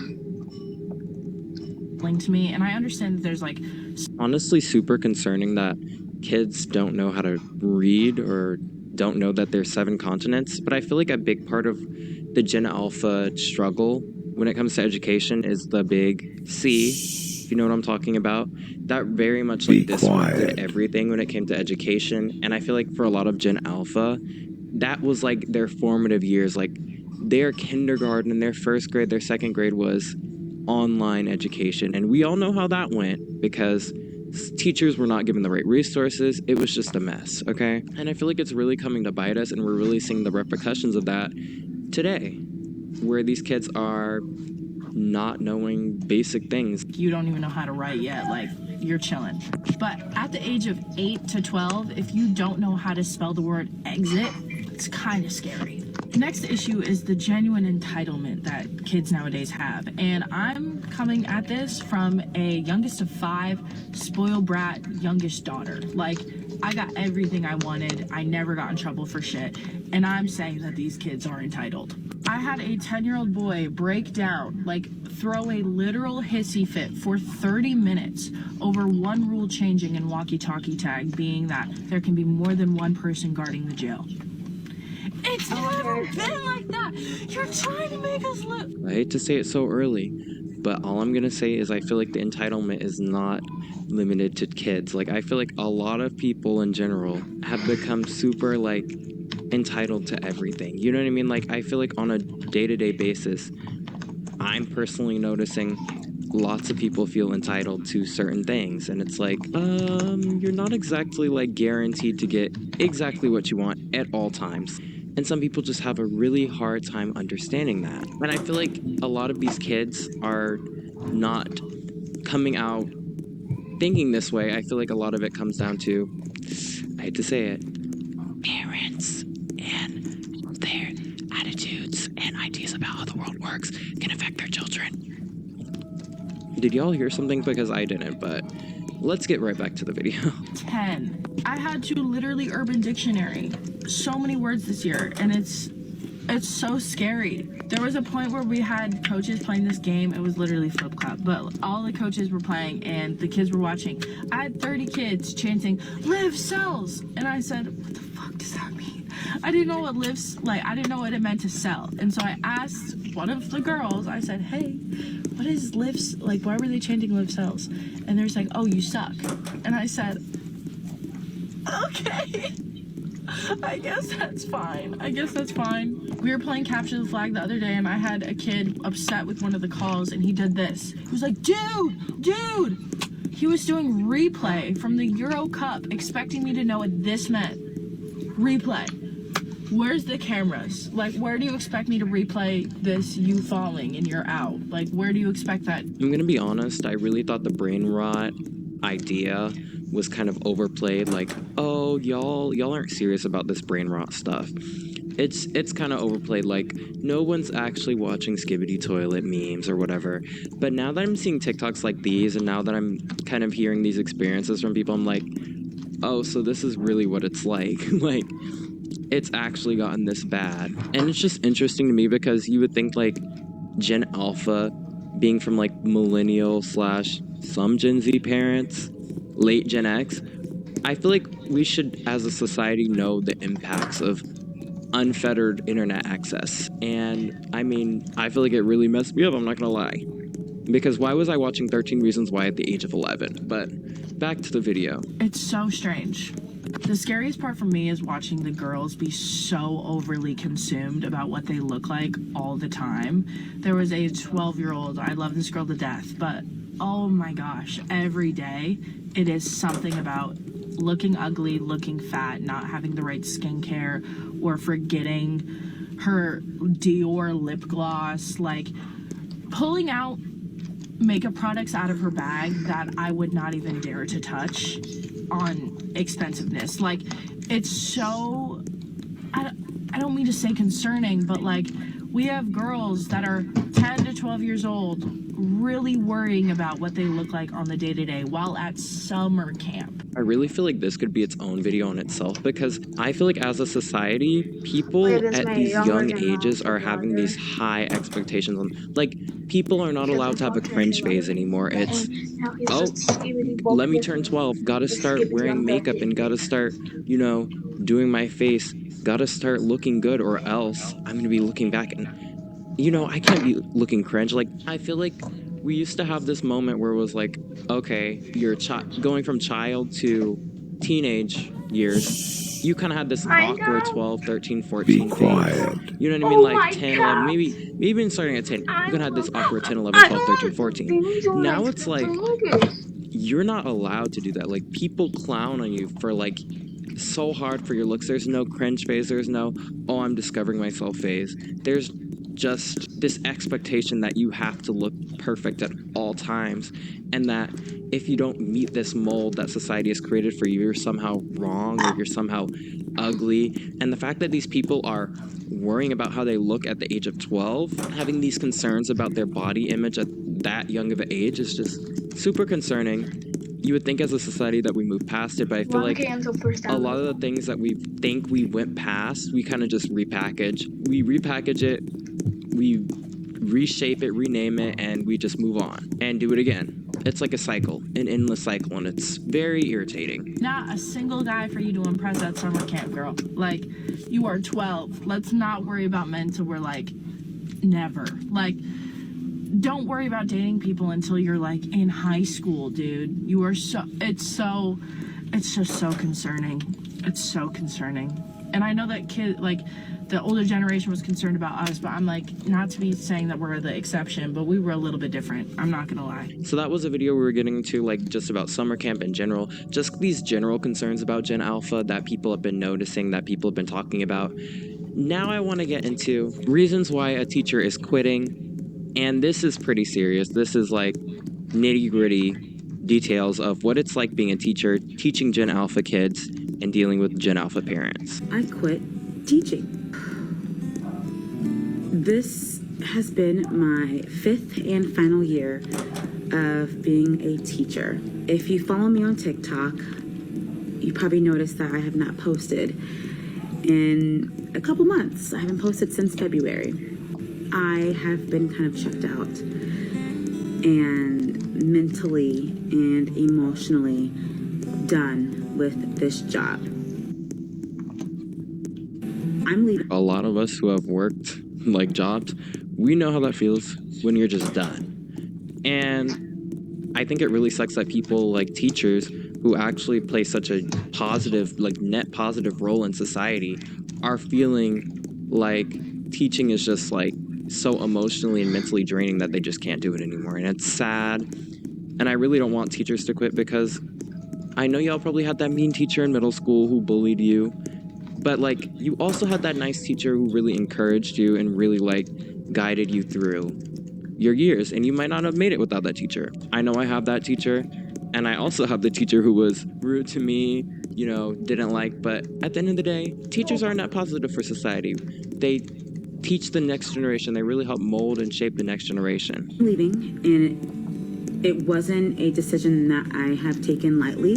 This is a decision that I have been thinking about all year. This year has been extremely challenging for me. I'm not sure if, for those of you who are not in education, are aware of what's happening in schools, but it's not easy. I don't think people truly understand what teachers are going through. Lots of children are not told no at home, which makes my job extremely difficult when it comes to having them hold accountability for their actions and their mistakes and following directions and keeping their hands to themselves. No, because she clocked y'all immediately. She said a lot of kids aren't told no at home, and I feel like it really shows because some of them don't know how to act. I'm not gonna lie.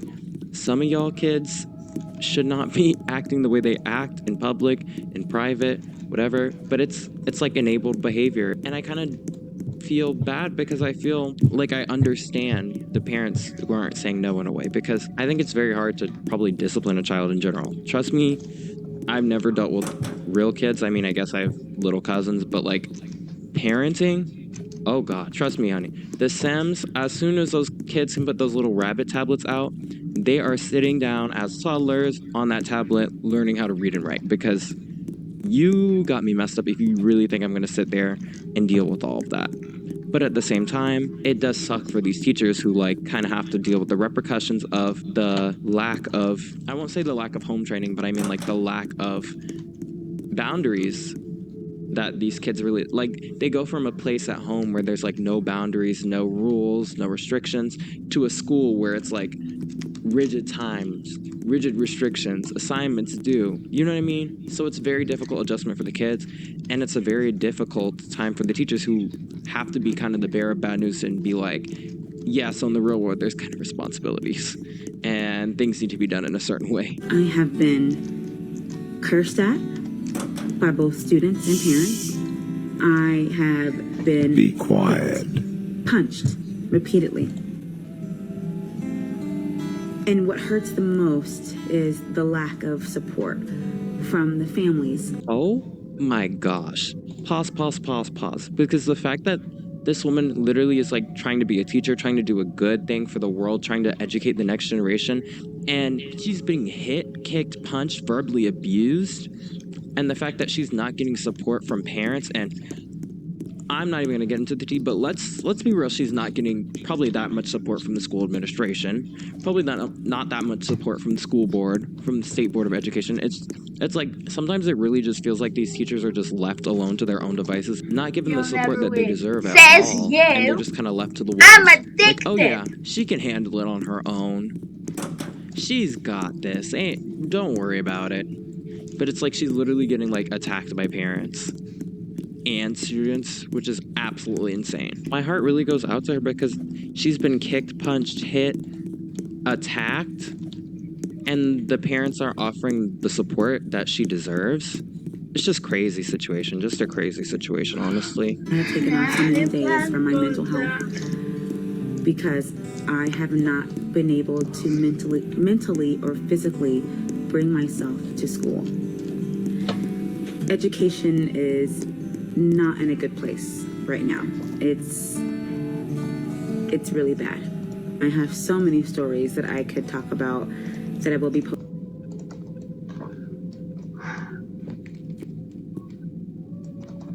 Looking for the perfect one has left you on your own.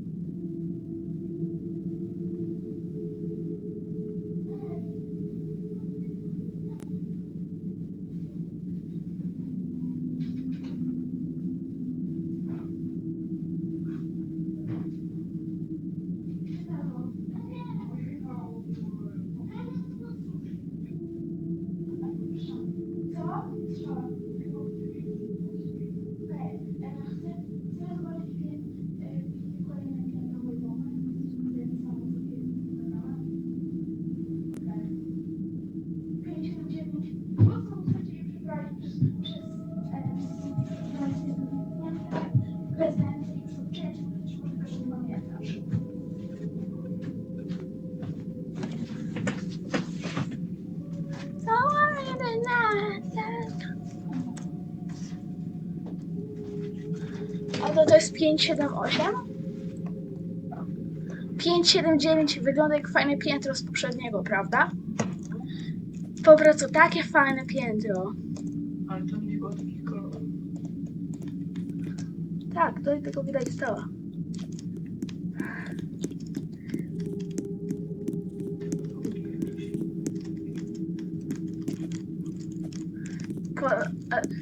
Są inne od czego? Okej. Dobra, to są dwa warianty na raz. Mwahaha! Zły i zły!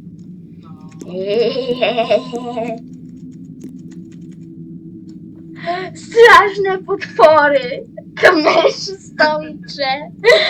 I ten gościu. A ten jak wygląda? A.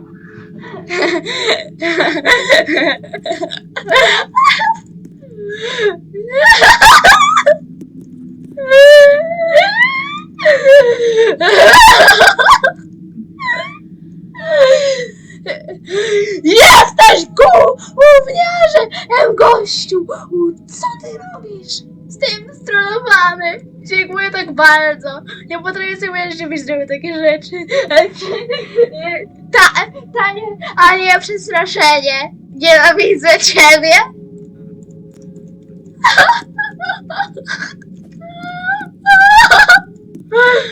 Powinien zrobić podobną rzecz na piętrze milowym kiedyś. O, popatrz jeszcze na to. Jak to wygląda? Nie wiem. Ojej.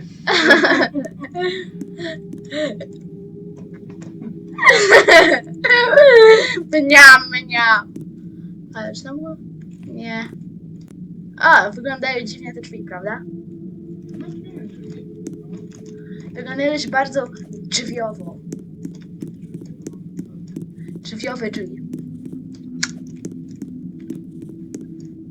Nie wydaje sobie, że to jest drzewo. Ale chodź, ta automatyczna notka zrobiła na początku 2002.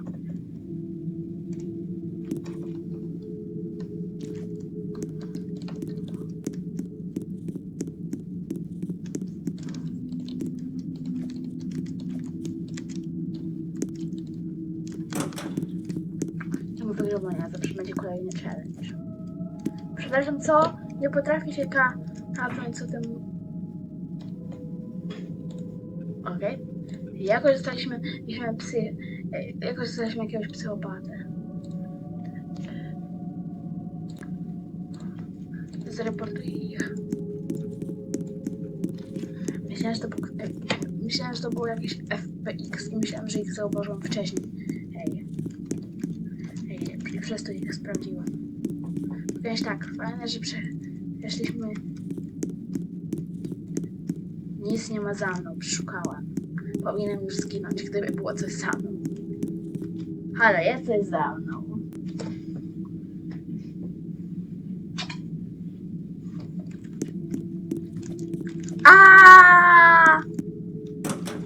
Zezorientowany. Jestem taki zadowolony z ciebie.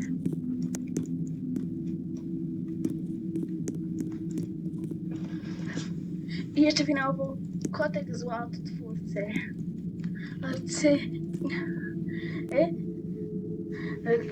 Dotknij mnie i giniesz! Wyglądam słodko, czy jestem zły!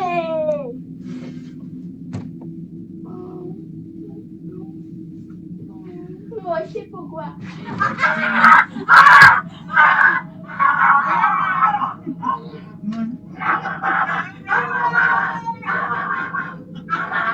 Ratunku, policja!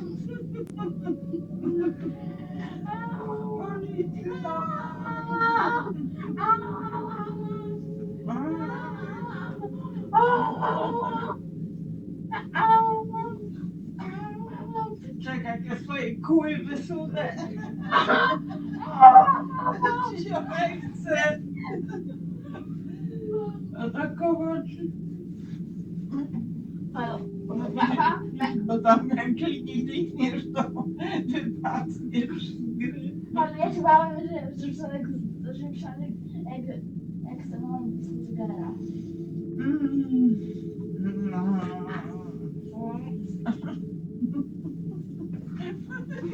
No, bardzo. Powiedz ile razy trzeba ci powiedzieć, że nie masz fotki. No. Powiedz. Ile razy? No rusz tą jedną komórką swoją mózgową. Milion miliardów milionów.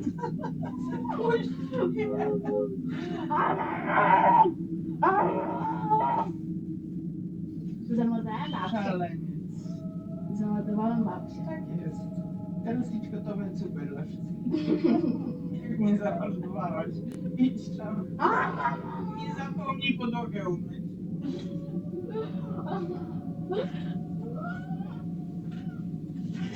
I just murdered my grandma.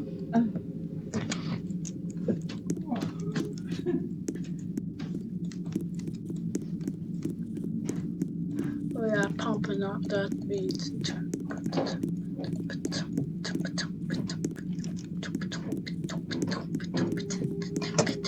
Ow. Ow. Ow.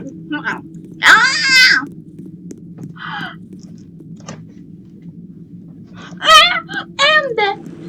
I am a worshipper of the evil kitty. My grandma touched me, and I beat her to death and slashed her into pieces.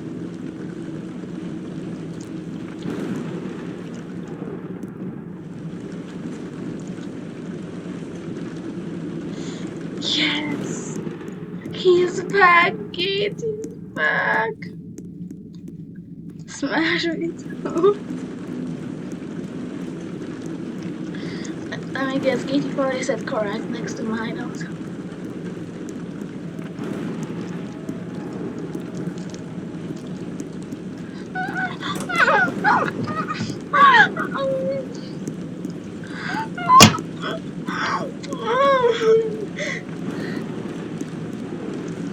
My daisy age. Try not to be annoying challenge impossible.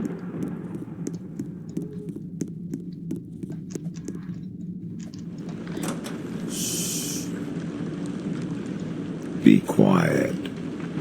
We are pumping up that beat. Dun, dun, dun, dun, dun, dun, dun.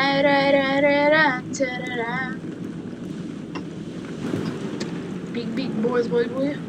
Out we are here with really big noise.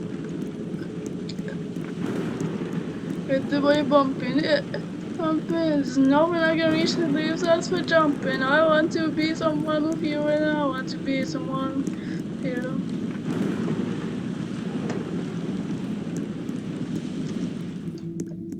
I reach with no by bumping up a sinning or really numping up. Captain Sarah Talitari, hi, buddy, sippy, hi. Shimmer, body jumping, shimmer, shimmer, shimmer, I am trimming, blah, blah, blah, blah, blah, blah.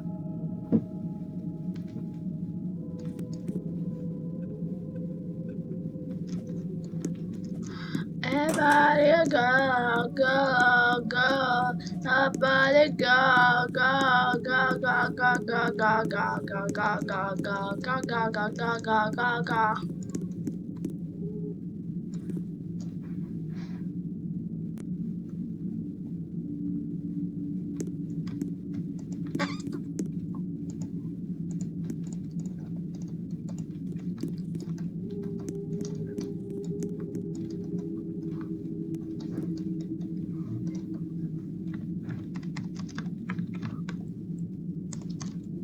I want to remember to smile, remember to smile. Take us a while, save us a while. Remember to smile, remember to smile. Take us a while, take us a while. Remember to smile, smile, smile. Remember to smile, smile, smile.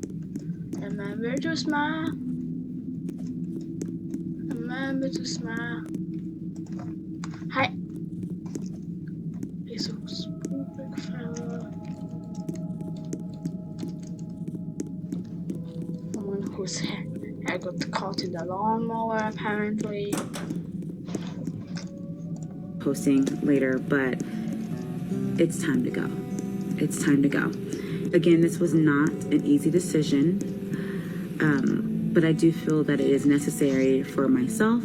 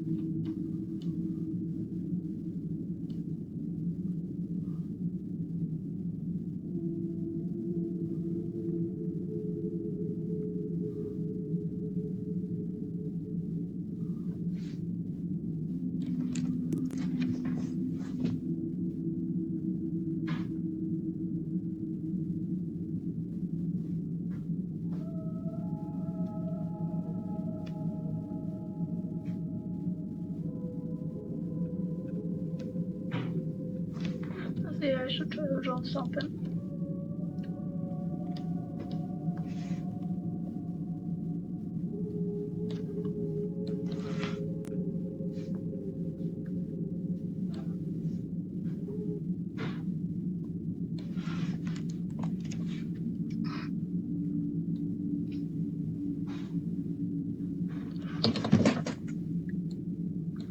A tree, because that doesn't have any ones that should be like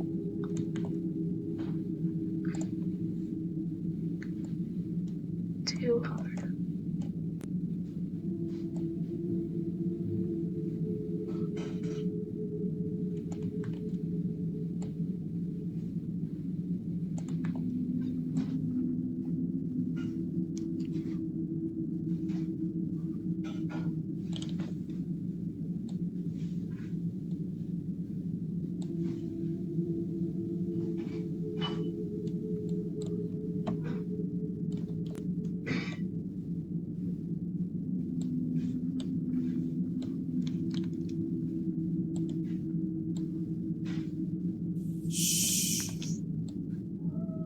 Be quiet.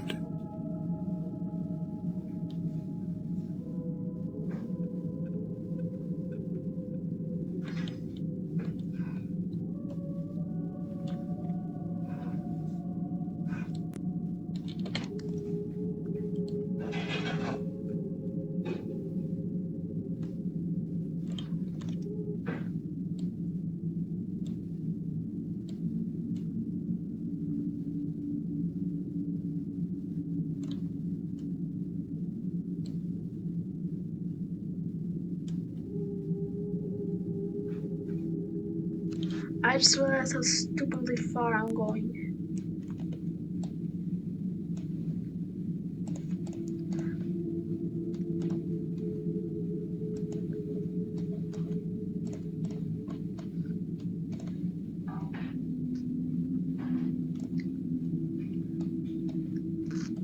I want to add in a little bit of shading.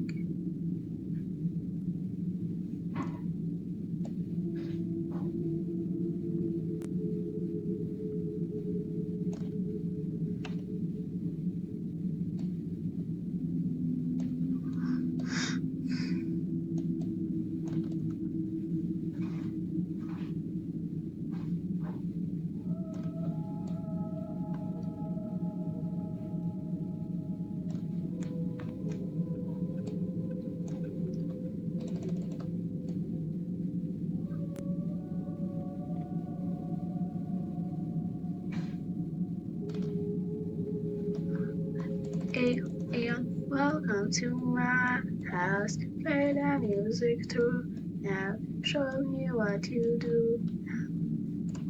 We don't have to go out. Welcome to my house. Play the music through now. Show me what you do now. Show me where to go out.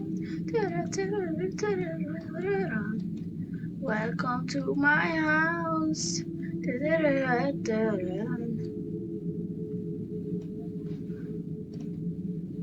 gotta knock on the door and you wanna stay. Open up champagne. And the night began. I know we're all in. Now we're all in. You gotta stay in. Stay in. Welcome to my house. Play the music too now. Show me what you do now. Show me where to go out. Welcome to my house. Play the music too now. Show me what you do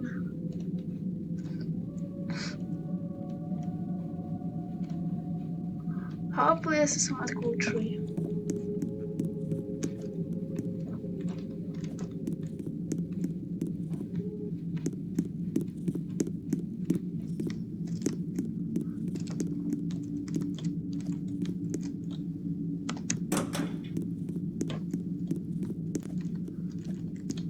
Nah man, you're losing it. I'm going to take up this 16. 3623.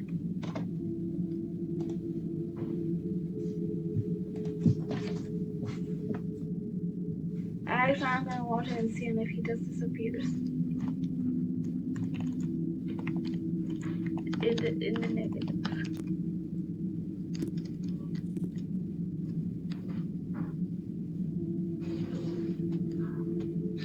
0 attention span, kid.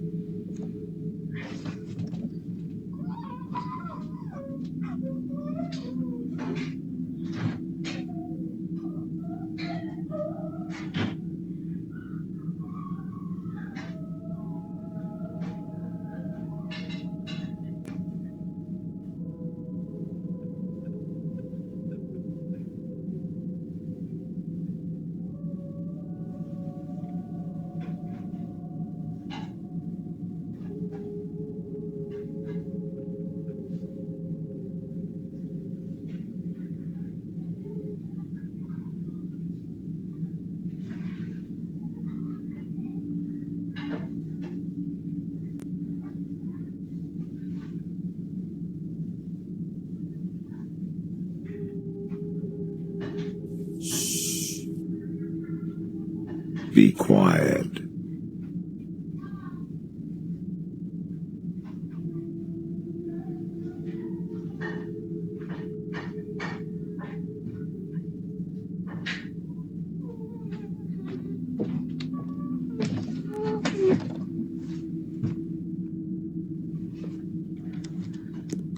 You have to feel like they're gonna make you crazy. Nah. Na na na na na na na na na na na. The beats mean nothing. Over boiled egg.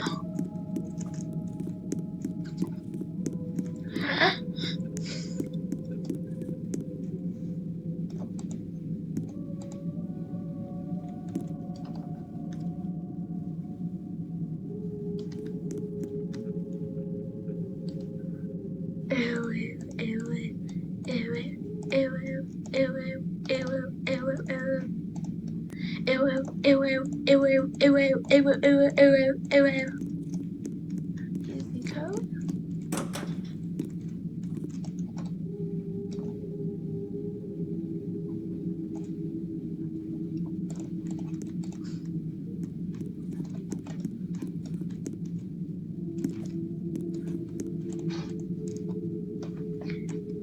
Yes.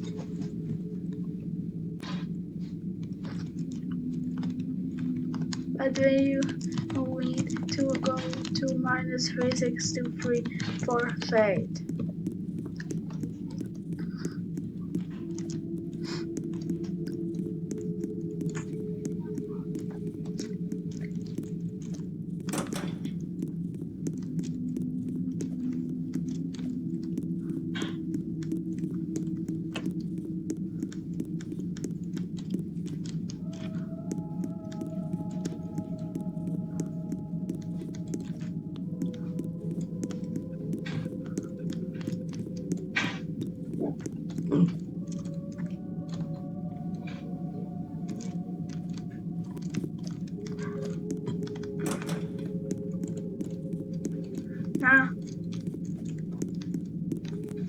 Or are they?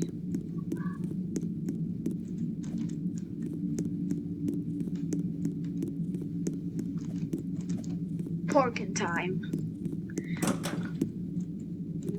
Let's pork the trees.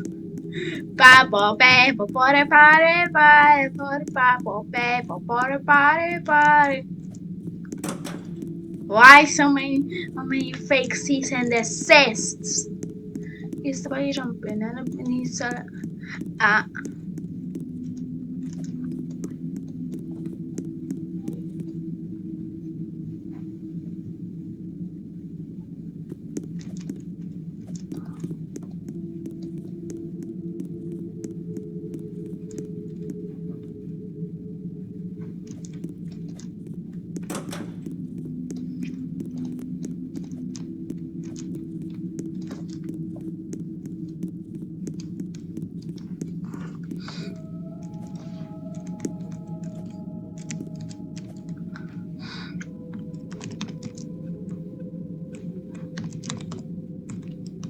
I have faith.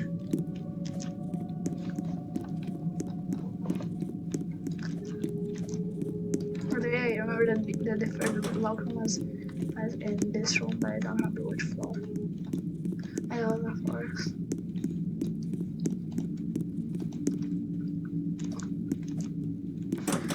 I uppercut.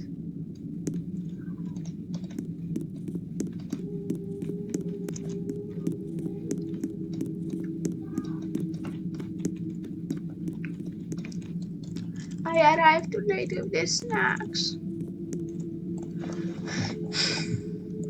And my own mental health. And it does break my heart that I am walking away for something that I went to school with and had so much passion for, but that passion is gone. I parent more than I do teach. The fact that she's dedicated so much of her life, so much of her time. Someone who is journalist, but yeah, I can't say that it's real hard for me to get into something Be quiet. not computer related that takes a lot of time to learn. Like, I really want to get into art, but knowing that it's going to take me years to do it is just insane.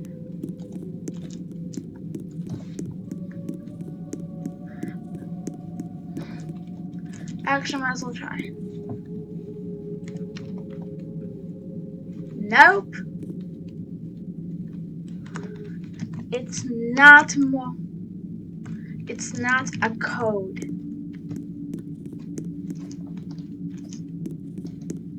In broken English.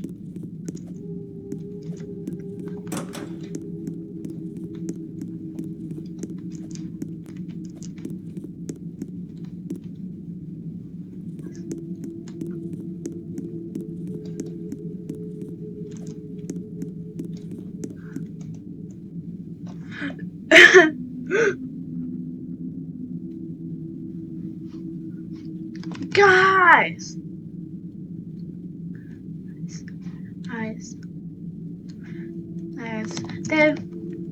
It's when and the TV stops showing instead. What's trying to say? You just look at the TV. That's the code. Recorder of it of TV. No. There's no code. It tells you about floor 1. It tells you about floor 108.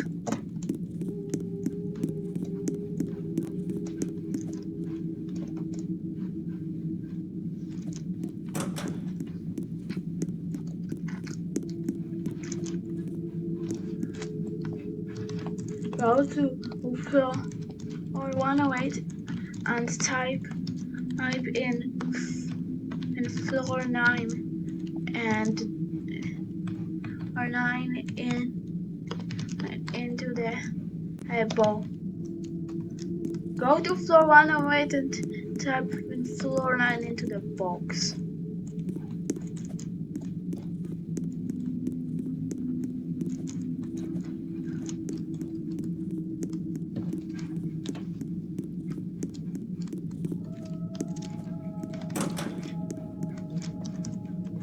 To go to 7.2K.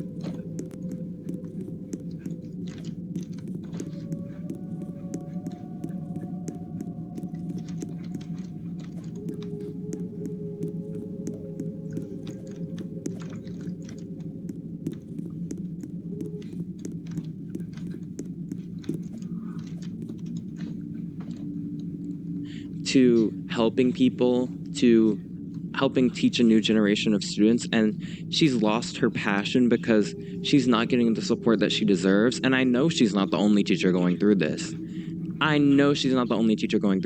Absolutely insane. I hate to say it, but some of y'all really need to get it together when it comes to like having these kids come out and interact in the world like that. It's like, so what's going on at home? Because why are they acting like that at school? Feel comfortable acting like that? I'm so sorry. And I feel so bad for the teachers, I'm not gonna lie. Because I remember when I was a student, there were some bad kids. I mean, I don't think it was as bad as this, but I'm just saying, like, imagine having to do that. And then the fact that she physically, like, was not ready to step in the building sometimes is just crazy. Just crazy. And I really do wish the best for her, and I hope she was able to find the things that she needed, and I hope her new career served her well. And so the last TikTok we'll be watching today together is a TikTok kind of discussing how Gen Alpha and I guess latter half of Gen Z, me included, but I mean, well, maybe not me included, but you know, my age range is kind of falling behind. This is a bit of an older video, but I think it's still pertinent when it comes to this topic and just discussing this overall idea of Gen Alpha, teachers, and academic performance. No, y'all, can we talk about it? Can we please talk about it? Let's take a moment to discuss. Let's take a moment to debrief. Let's take a moment to unpack. So I'm not really understanding why they're not telling y'all. Like, we all know that the world is behind, like, you know, globally, like, you know, because of the pandemic and stuff. But I don't understand why they're not stressing to y'all how bad it is. Like, I'm not even trying to be funny, but these kids are... I'm going to just say this. I teach 7th grade. They are still performing on the 4th grade level. Oh, that's not... That is not good.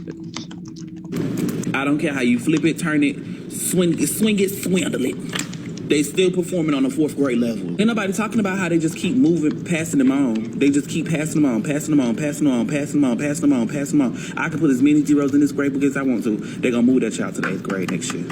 Ain't nobody talking about that. Why they not talking about that? I know, but why was I really stressed in middle school? Because why were they stressing like so much? Like they really acted like we could really fail middle school back when I was in middle school.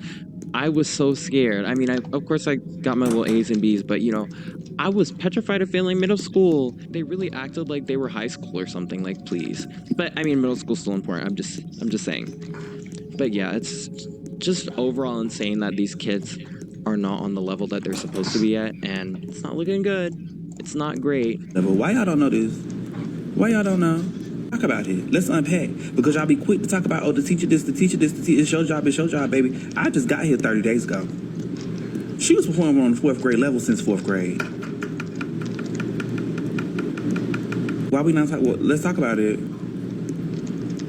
You the teacher. You supposed to be, again, she's been on the 4th grade level since the 4th grade. We in 7th grade now. So you let this child go 3 years and you never knew that your child was still in the 4th grade, ain't never left the...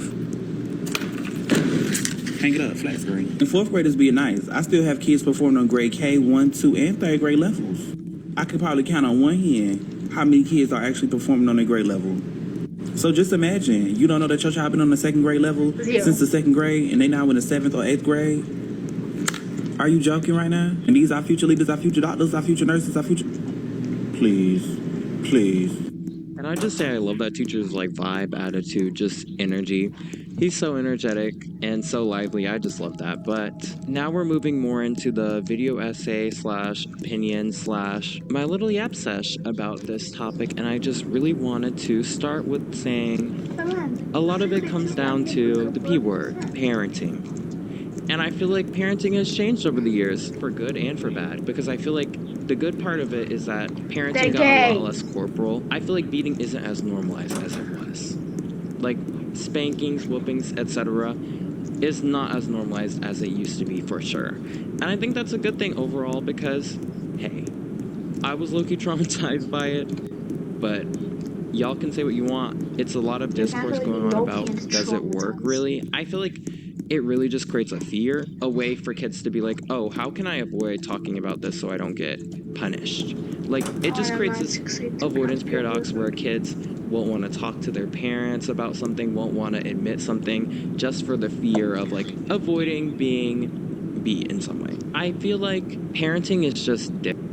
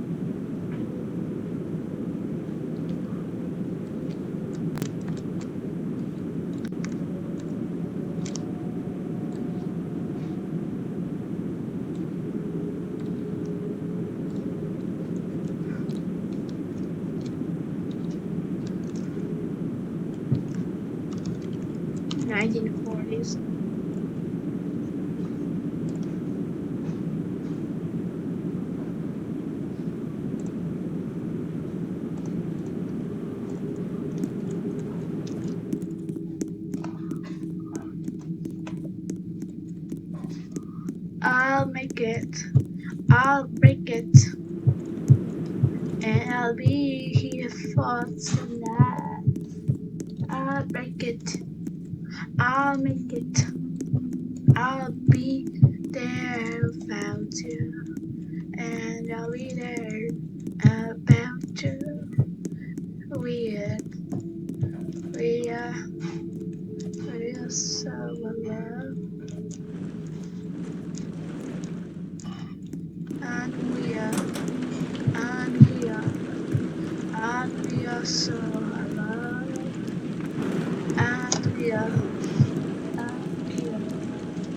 And we are so alive. Oh yeah. Be quiet.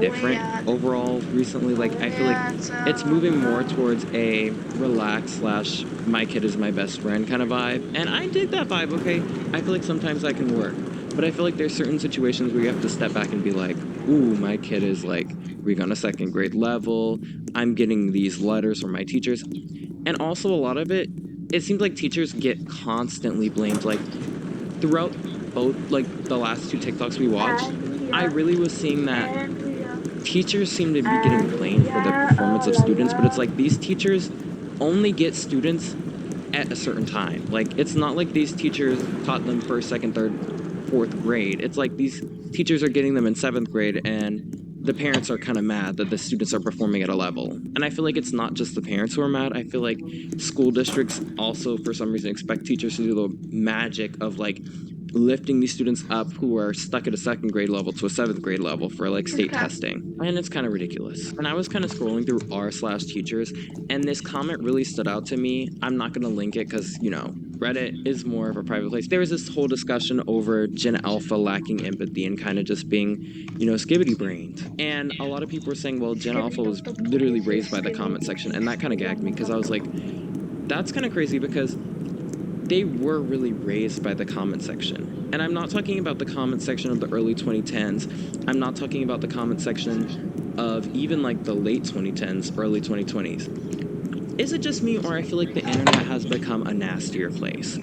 I feel like you can't even open Instagram Reels. I'm never posting an Instagram Reel. I'm never letting anybody post an Instagram Reel of me because, God forbid, you're anything but straight white on Instagram Reels. You will get clowned, you will get the most virulent, racist, nasty comments on your TikTok reel. I mean, on your Instagram reel. Oop. You'll get the most nasty comments on your Instagram reel. And it's like, it's not just Instagram reels. It's like Twitter, Instagram, TikTok. All the comment sections are so freaking nasty. And it's like, what happened, guys? Like, maybe it's just because it's more under a microscope now and like I'm seeing them more, but I swear comments have gotten nastier and nastier and nastier as time has gone on. And it's like, at what point do we realize that like we're headed towards a nasty road if these comments continue? And like these kids are getting unfettered internet access, and it's like they're seeing this stuff at a young age. They're getting exposed to these nasty, rude comments at a young age, so they think that's fine. And I don't even want to get into like some of the creators that are beloved by Gen Alpha, because some of the creators that Gen Alpha loves, let's just say that they're not my favorites. Let's just say that I don't really like the fact that some of these creators are promoting gambling to their young audiences. Some of these creators are normalizing discrimination towards their young audience, and they're shocked when they see that happen in person. Like a big example, I hate to say a name because, you know, God forbid I say a name, but I'm just gonna say Nico was kind of caught in public with his younger fans, and they were just saying the most out-of-pocket stuff, and he was shocked. He was like, no. But it's like, but that's what your content has been telling them is okay. Like, they think that's okay. Another big problem I've noticed when it comes to like this whole discussion, this whole topic, is these fake educational videos. Like, I feel like you go to YouTube Kids, you scroll, and you just see all these videos that are like educational, but it's literally just like a quick, cute song that has like 1 billion views. Like, it's just a money farm. It's just a money farm a lot of the time, because they know these kids are gonna watch that video like 80 million times. These kids are gonna sit there, scroll on their iPad, rewatch the video, play Subway Surfers in the corner. It's like, it's kind of weird that like kids content on YouTube, especially, even, it's just like, sometimes I just feel like sometimes it's a little bit giving exploitative energy, because it's like you're making this video, you're getting 80 billion views, but it's like you're just relying on these 2-year-olds to keep tapping that rewatch button, to keep tapping that loop button, to keep tapping that video because, ooh, shiny colors. I don't know about that, Chief. And I really wanted to end this video by just saying and re-saying what I truly mean throughout this video. I don't mean to insult a whole generation. I don't mean to lump in a whole generation together. I'm just talking about generally like things that I've noticed in these TikToks when it comes to Gen Alpha, things that I've noticed people saying, etc. Of course, if you're Gen Alpha and you're watching this, hi. Thank you for watching me on your iPad. Be quiet. But I mean, I guess older Gen Alpha is like, what, in their teens? I guess if you're born in 2010, how old would you be? Oh my god, you 2010 babies are turning freaking 14. I feel old, and I'm 19. I feel old. Where are my 05 babies? They're turning freaking 14. Ugh, that's like a disgusting thought, because that means I'm about to turn 20. Actually, they're about to turn 15. That means I'm gonna turn 20. Oh my gosh.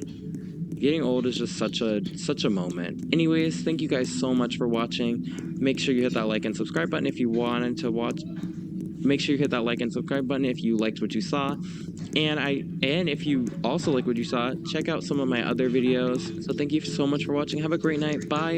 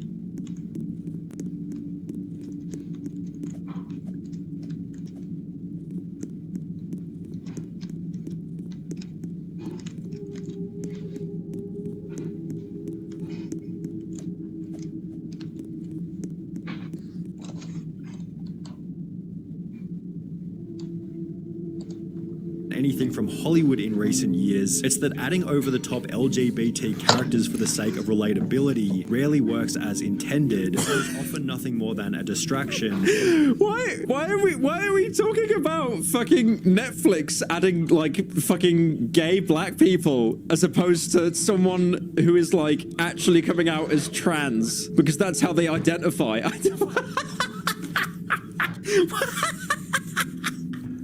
What the fuck?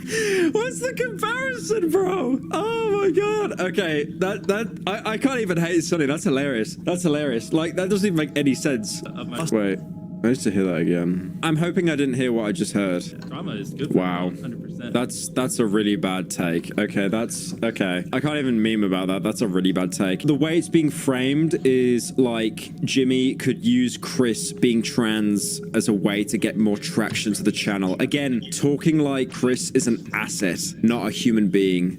I like the red arrow. It's like, it's like, thank you, bro. I'm not actually sure what I should have been looking at there. Thank you for the red arrow. Now, for a really long time, I was actually a pretty big fan of Sunny V2. Basically, every time he dropped a new video, I would end up watching them the first day for a quick minute. But the more I watched, the more hollow it felt. And that's not me trying to revisionist history my familyness or anything. I genuinely did begin to feel that at a certain point, the videos I was watching weren't as high quality as I initially thought they were. And when that, and this is with a K, Krister Beast video happened, it was a full 100% realization on my end. It exposed the cracks in Sunny's basic foundation. See, I'm in the camp of people who don't think that Sunny V2 is transphobic, because if that was what the case was, he wouldn't even be a factor in this video. To me, the Krister Beast fiasco highlights the fact that Sunny's videos are not the well-researched, thought-provoking pieces that they paint themselves to be. When it comes down to the wire, what these videos are basic commentary slop, with basic as hell editing that's all prettied up, feeble evidence, and a sucking void of charisma. So why do people like Moon try to copy them? And even more specific than that, why Moon? There are 1,000,001 creators that are Jack and Sunny V2's soulless groove, so why is Moon the one to get his own video? What makes him special? Alright, let's start with the first question, and as I said, it's because it's easy. When you view YouTube as nothing more than a machine to help you print more money, there is quite literally nothing better than making these kinds of videos. You get to pretend to know what you're talking about, and so long as you make everything look slick and pristine, people will be none the wiser. Sure, there's no artistry or effort or passion being put into that, but who gives a fuck? I want some money. And as for why I've singled out Moon, it honestly comes down to the most important part of any YouTube video, the make or break aspect in which Moon completely shatters. The writing.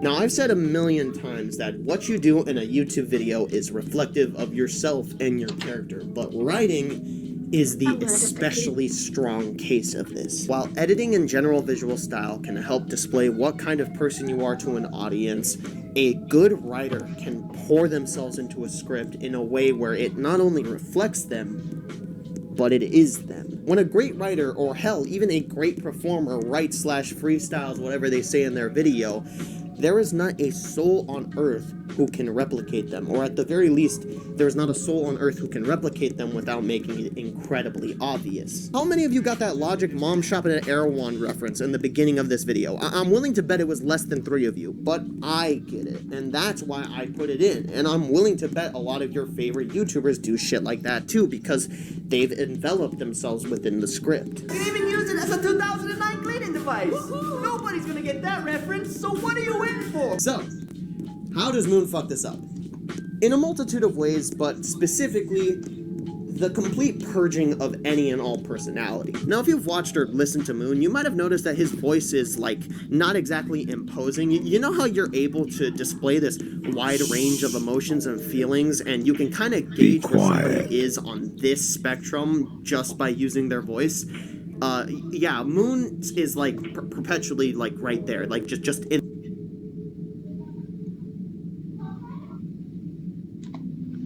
And you can kind of gauge where somebody is on this spectrum just...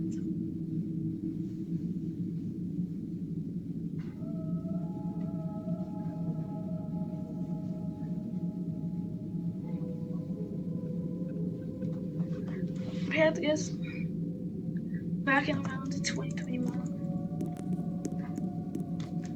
when I was having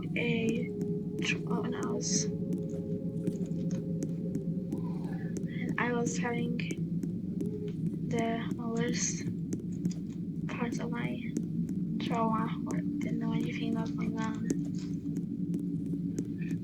I guess it would have been somewhere around an 8 or a 9. Like, on one hand, I was actually so broken I wanted to commit murder. And on the other hand, I could at least go to a table and eat dinner.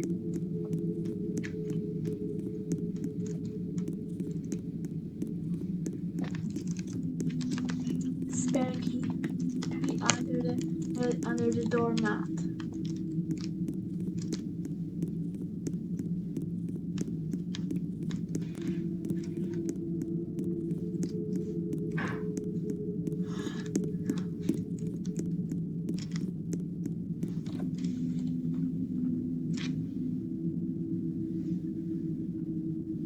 Yeah, I was exhibiting symptoms from 7, 8, and 9.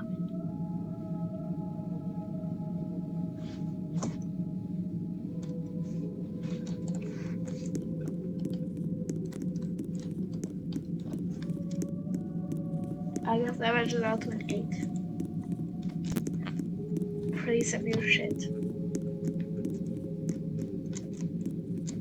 Like, if you want to, I can genuinely say my plans and how I would have committed the murder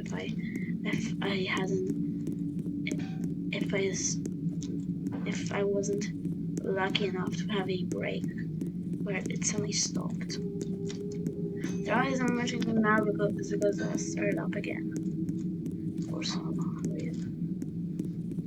That's why I know it's trauma.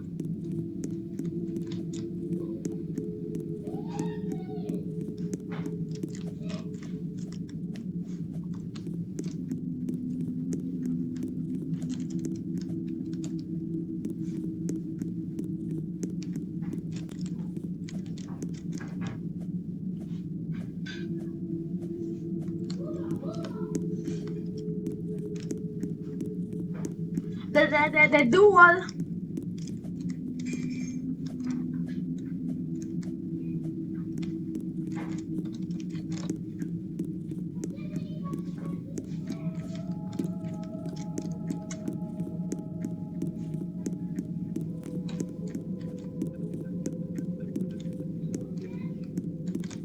Finally, oh my god.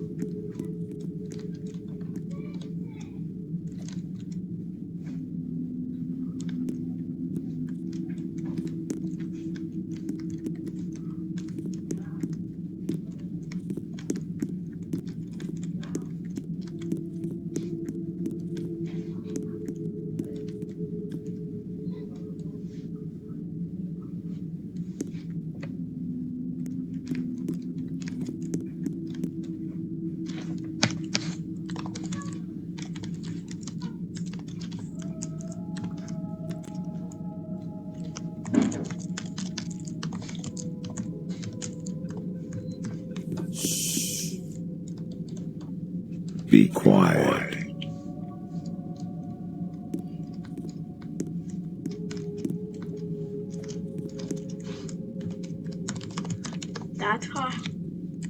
That's far off.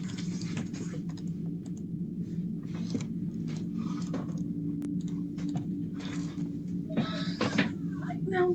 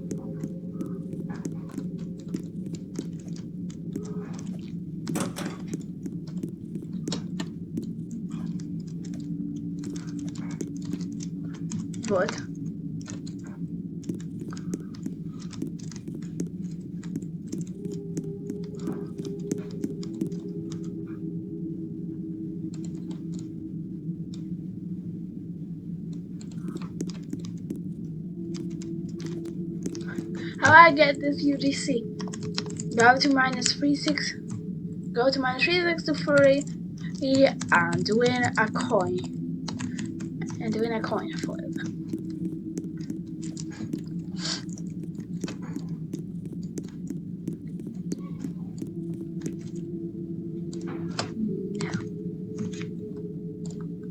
Where it is? I told you.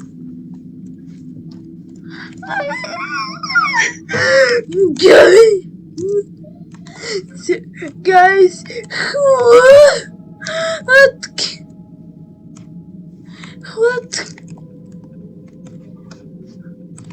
what get and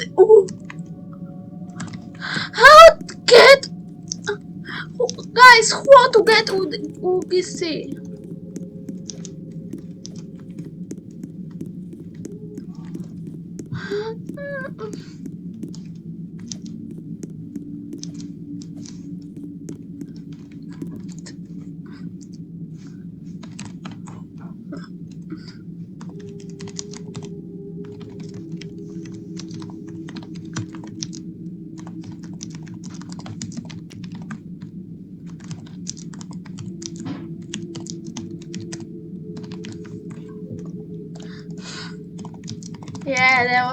Yeah, the walls are lonely.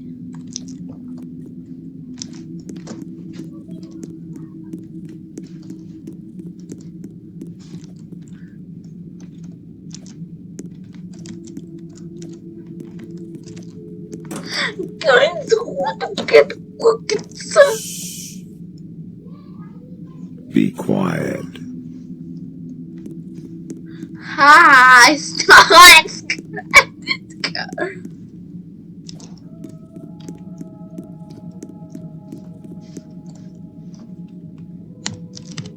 You're not getting UGC.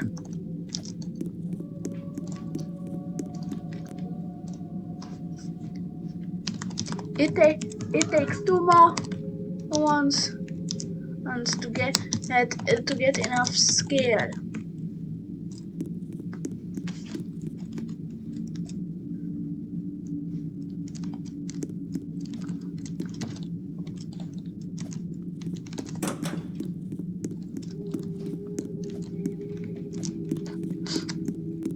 Was there another here? No, I don't think there was. Us by using their voice. Yeah, Moon is like perpetually like right there, like just in the middle. With the recent Acolyte trailer dropping and the dislikes and hate pouring in, it begs the question, are we finally starting to see the total rejection of the God Boss narrative? That was supposed to be a question. Do you know how this thing works? You're supposed to raise your pitch with it. Did you notice how I raised my pitch with it right there and there? That's how you're supposed to do that. It's such a weird thing to fuck up. And this might seem a little nitpicky, especially since I and several other YouTubers constantly make these kinds of mistakes, but there's a difference in the reasons why it's being made. For 99% of other YouTubers, it's clearly results of like, you know, a little verbal hiccup, whereas for Moon, it's the result of a routine. He sounds the exact same in every goddamn video. Whether he's talking about a movie he thought was shit. The motive behind the movie is still kind of wrong. In fact, it's the very thing that the original tried to warn us about. And to understand why this remake is so creatively bankrupt, we need to understand what made the original work. The crimes of the Saudi Arabian elites. Not just busting the wrong dance move could get you tortured, imprisoned, or sentenced to death. That is, unless you're one of the elite. You see, Saudi Arabia's richest and most powerful men may obey and uphold Sharia law in public. Behind closed doors, they're funding and participating in some of the most debaucherous parties the world has ever seen. Or the nightmare apocalyptic future that the Apple Vision Pro enforces. I'm going to distinguish it from being known as augmented reality or virtual reality, and rather labeling the Pro a spatial computing device. But perhaps they should call it a new form of dystopian reality, because this product is one of the most heinous and terrifying pieces of technology that the world will become addicted to.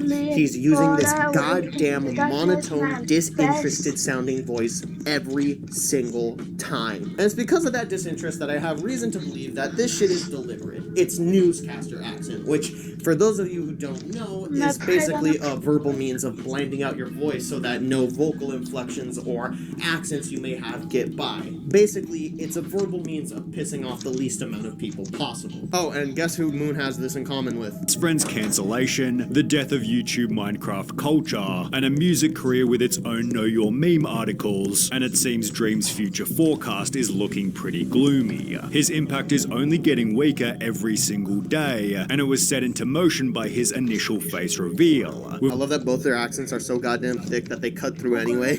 But XP. Maybe this is done to match the tone of these videos. After all, Moon is an incredibly play it straight type YouTuber, is he not? And yeah, in art, I guess it's not uncommon to sacrifice certain elements in order to emphasize other ones. For example, cutting the background music out in case you want to tell a joke. Like this. And I guess something like that could be being done here by Moon on a macro level. So, that's it then, right?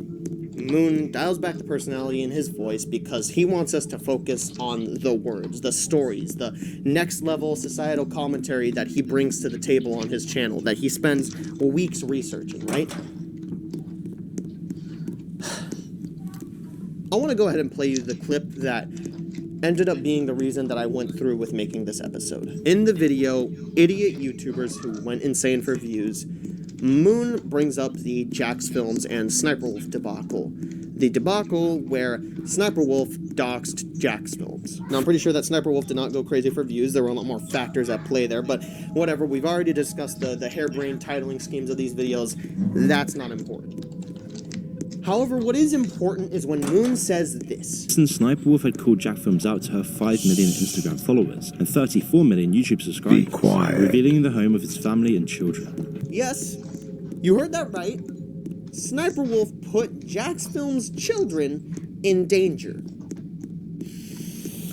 Jax Films does not have children. Hell, he doesn't have a child, let alone multiple. And it was that massive gaping hole in his narrative that really started to get me to hunker down and pay attention to the things that he was saying. So I decided to go a little bit further into that video where Moon recounts the story of Mona Lisa Perez and Pedro Ruiz. If you don't know who these two are, they did a YouTube video where Mona Lisa shot and killed Pedro with a deagle because he thought that the textbook he was holding would negate the bullet and get them fame on YouTube. So yeah, an overall good pick for this video. And to be fair, Moon does go over the events of this tragedy very accurately, so he won't lose any points in that department, but he will lose points for this. If either Pedro or Mona Lisa had thought for 1 second, they would have realized how careless their plan was. Even holding the book in front of their arm and leg would have been so much less dangerous. What the fuck? No, the takeaway from this whole spiel should not have been you should have shot at one of your slightly less important body parts at all. That should not even be a possibility you should consider. And Moon was actually onto something with that statement too, talking about how social media can make you overvalue shit like engagement, but he just completely kills it dead with that one statement. And in this video, I caught one more small detail in the J Station portion that seems very insignificant, but I think is representative of a much larger issue.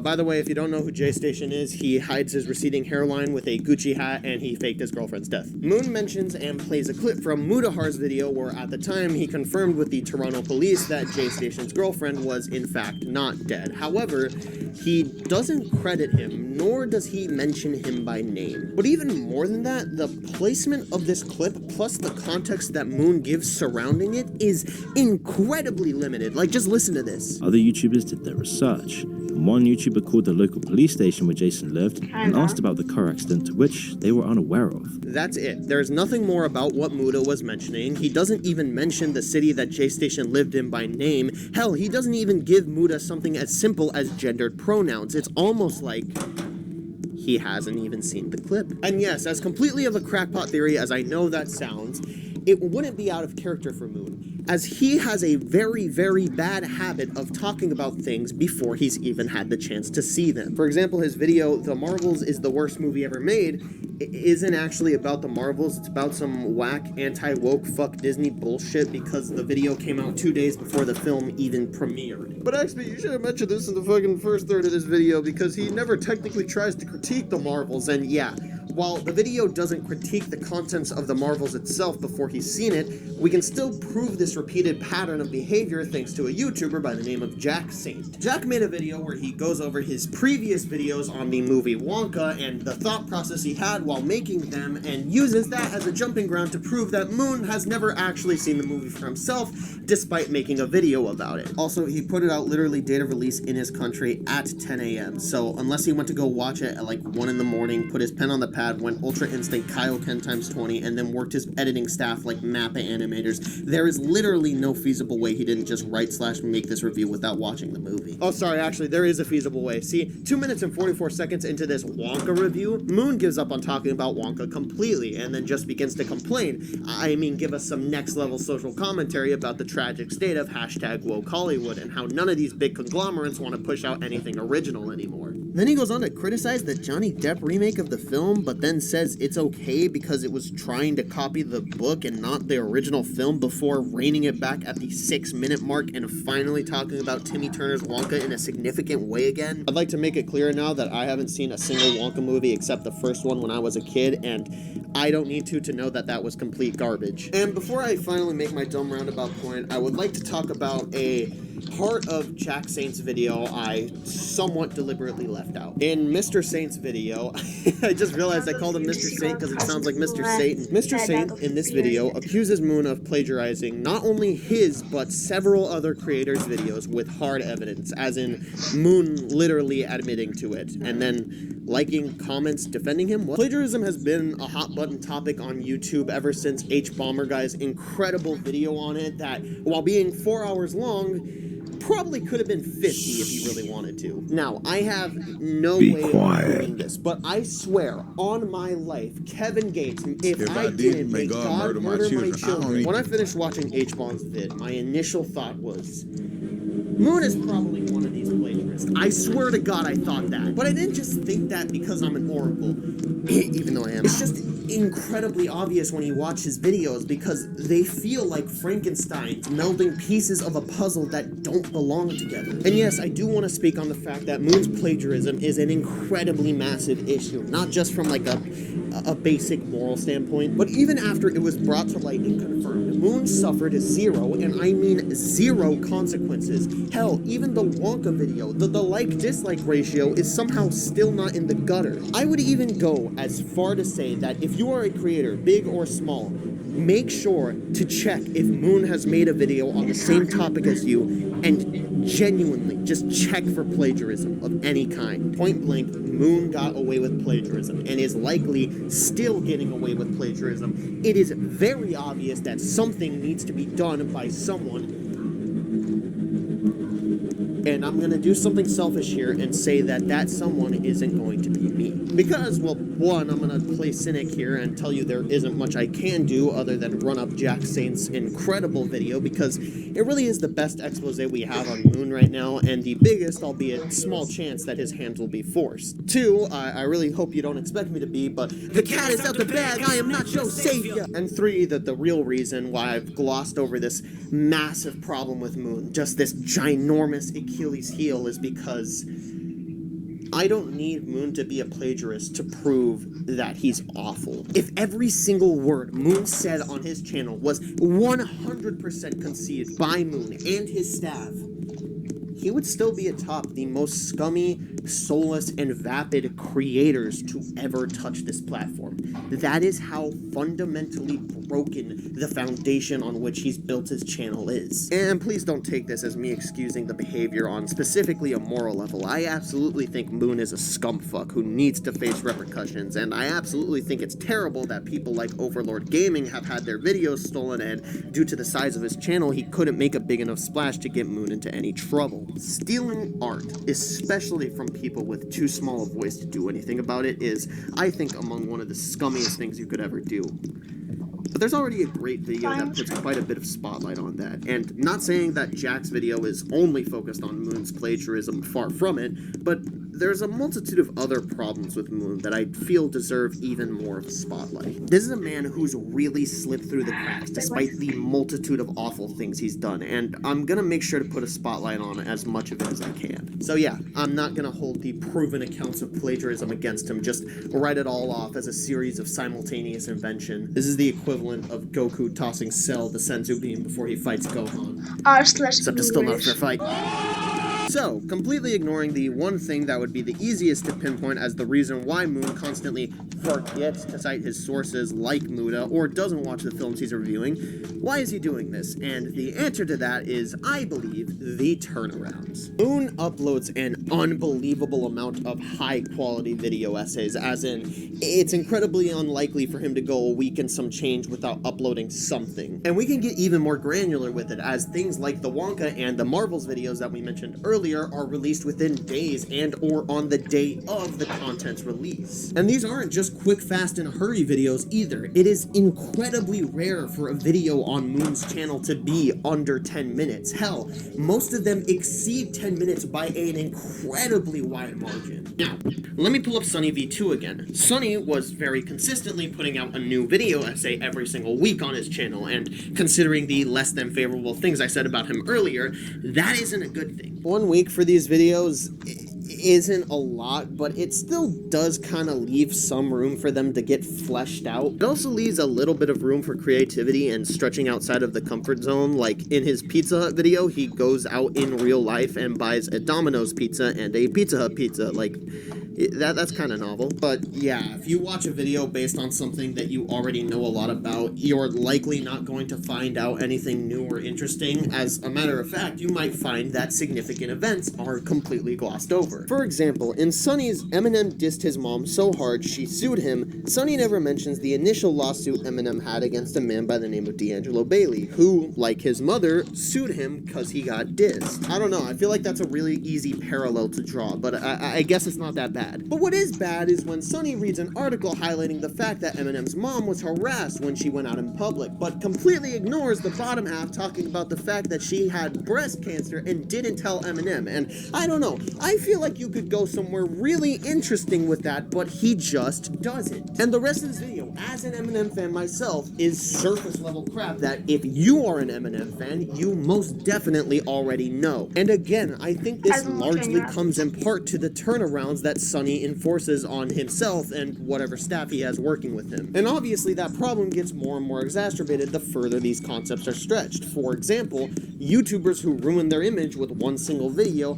features 8 YouTubers in the span of 12 minutes, which, if you're lucky, means each YouTuber gets about 1.5 minutes to shine each. And judging by the fact that his retelling of the J-Station story is even more contrived than Moon's, it's very obvious this is not enough. And again, to me, that Mr. Beast video about Ava doesn't read to me as an unmasking of the real Sunny V2, or at least not in that way. To me, this video reads as the crumbling of a broken system, Icarus flying too close to the sun. This pseudo-genius facade that Sunny puts on whenever he makes one of his commentaries can only carry you so far, and when you finally do hit a situation that needs to be handled with significantly more care than you were able to commit to, that is when you can end up making something incredibly insensitive, or even straight up dangerous.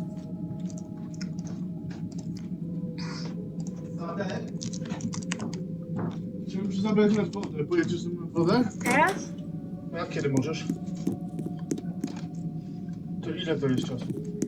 I'm going to 3,600. No ale mniej więcej, godzina, 2. Ile? 1, 2, 3, 4, 5, 6, 7, 8 godzin. Za 8 godzin? Albo gorzej. Ale nie możesz tego przerwać? To są piętra!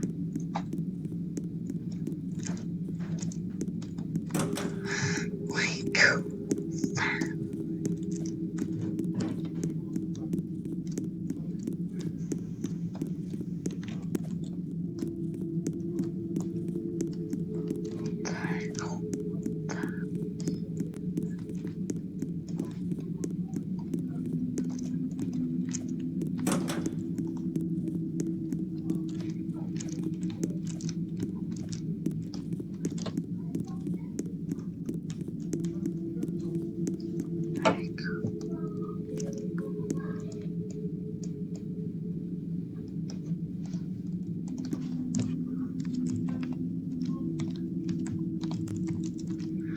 my god. Oh, back on Shrek game. My favorite.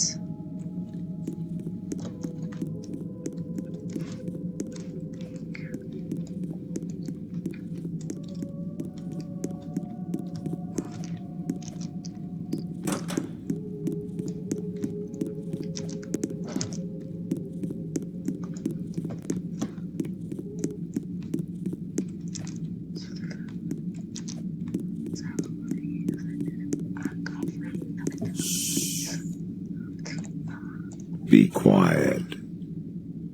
Plus, again, for the millionth time, I know that over-exaggeration is part of the YouTube game, but Sunny really pushes it, because no, a YouTuber going from tens of millions of views to millions of views does not mean they've fallen off. And by this point, I can hear you yelling, what about Moon? Where does he fit into all of this? Well, you rude, impatient asshole. A lot of the issues that Sunny V2 has as a result of the turnaround are shared with Moon, you know, pump out as many videos as possible, forget about the quality. But Moon still comes in basically dead last. So why is that? Well, if Sunny V2's turnarounds average about a week, Moon's turnarounds average anywhere from a week to a couple of days. Put it into perspective, I started taking this script really seriously about 2 months ago, and within that 2-month period from February 5th to April 5th, even taking a break to drop 2-hour-long videos, do you know how many videos he posted?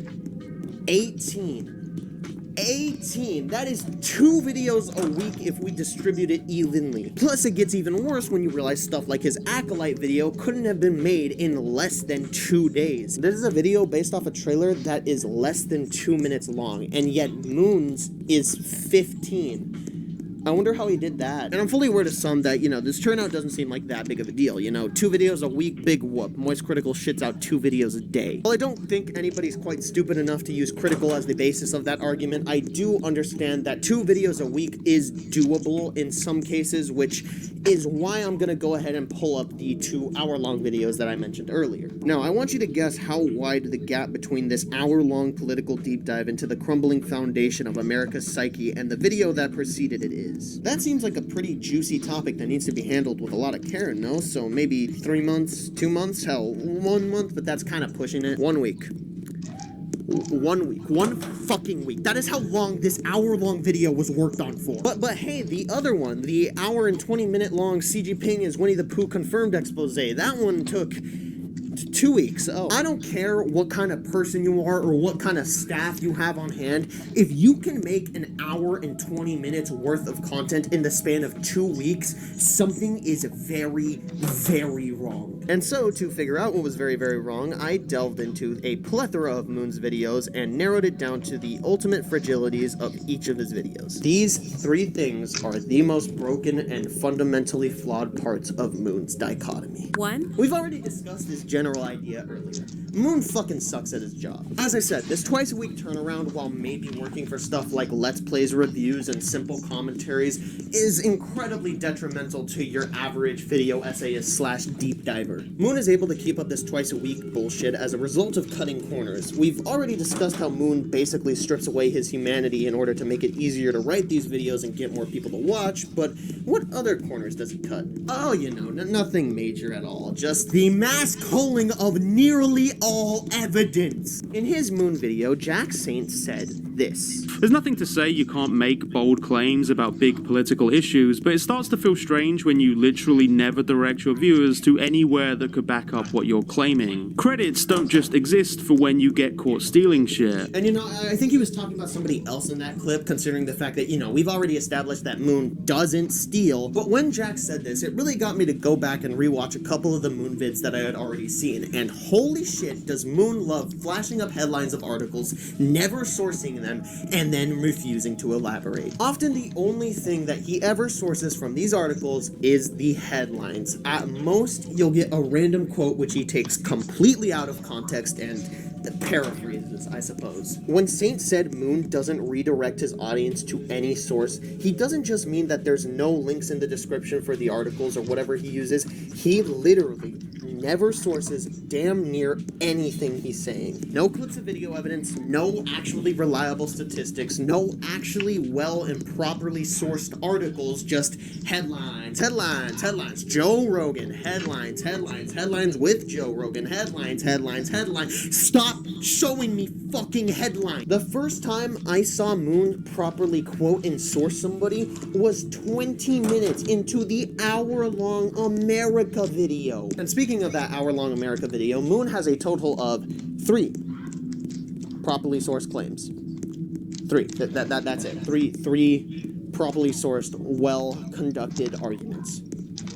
That is the most I have ever seen in a Moon video. I wanted to put a lot of emphasis on the America video because specifically at the time of writing this, it was the video that had taken the most time to come out, being 10 days. And again, even if I think that is egregiously short for an hour-long video, it still means that it should be at the very least better sourced than his average video.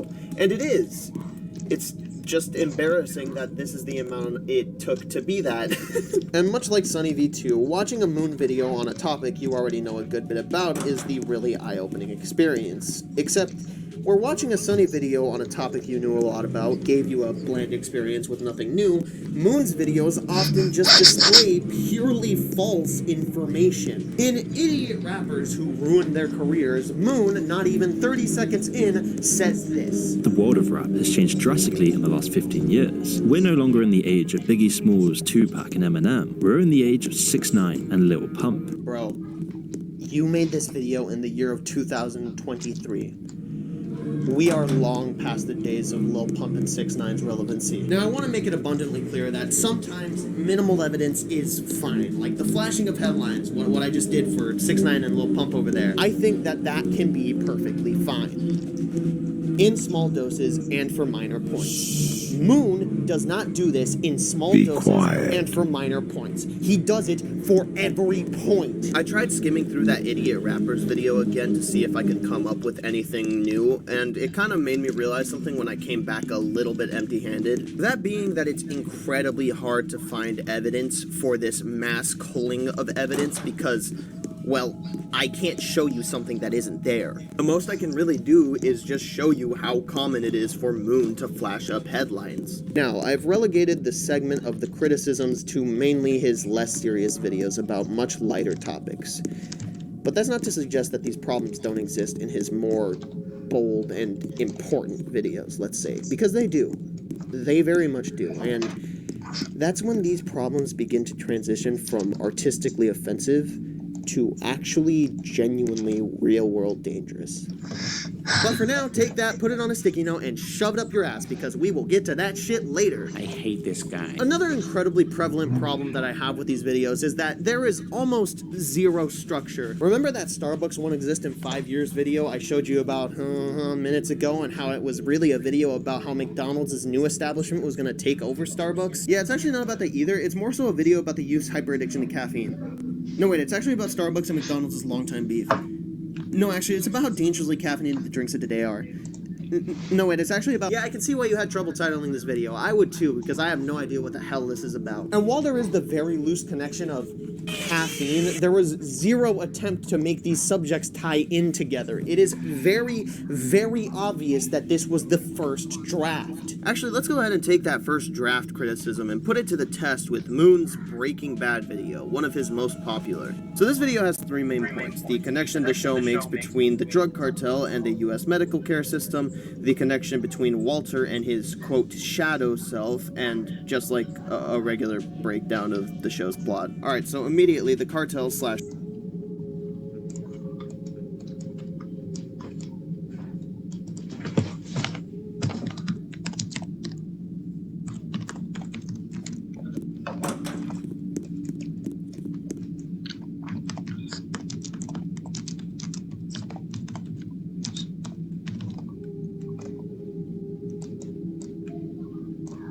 Not even a special color. Nope.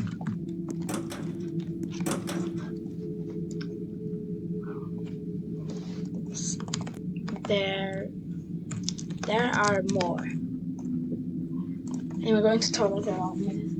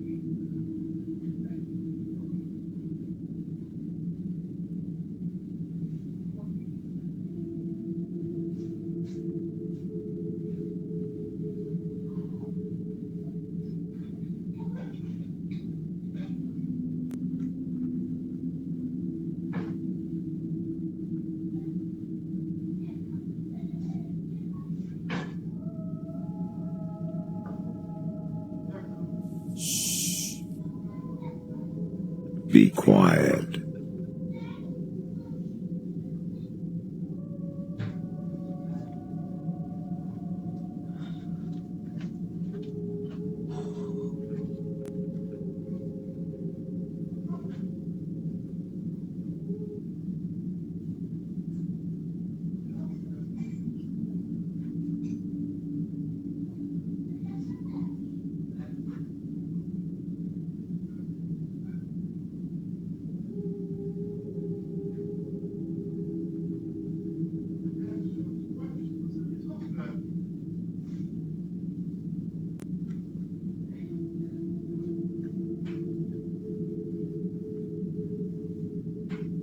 Tatuś, proszę pani się, że Jasiu nie może wejść.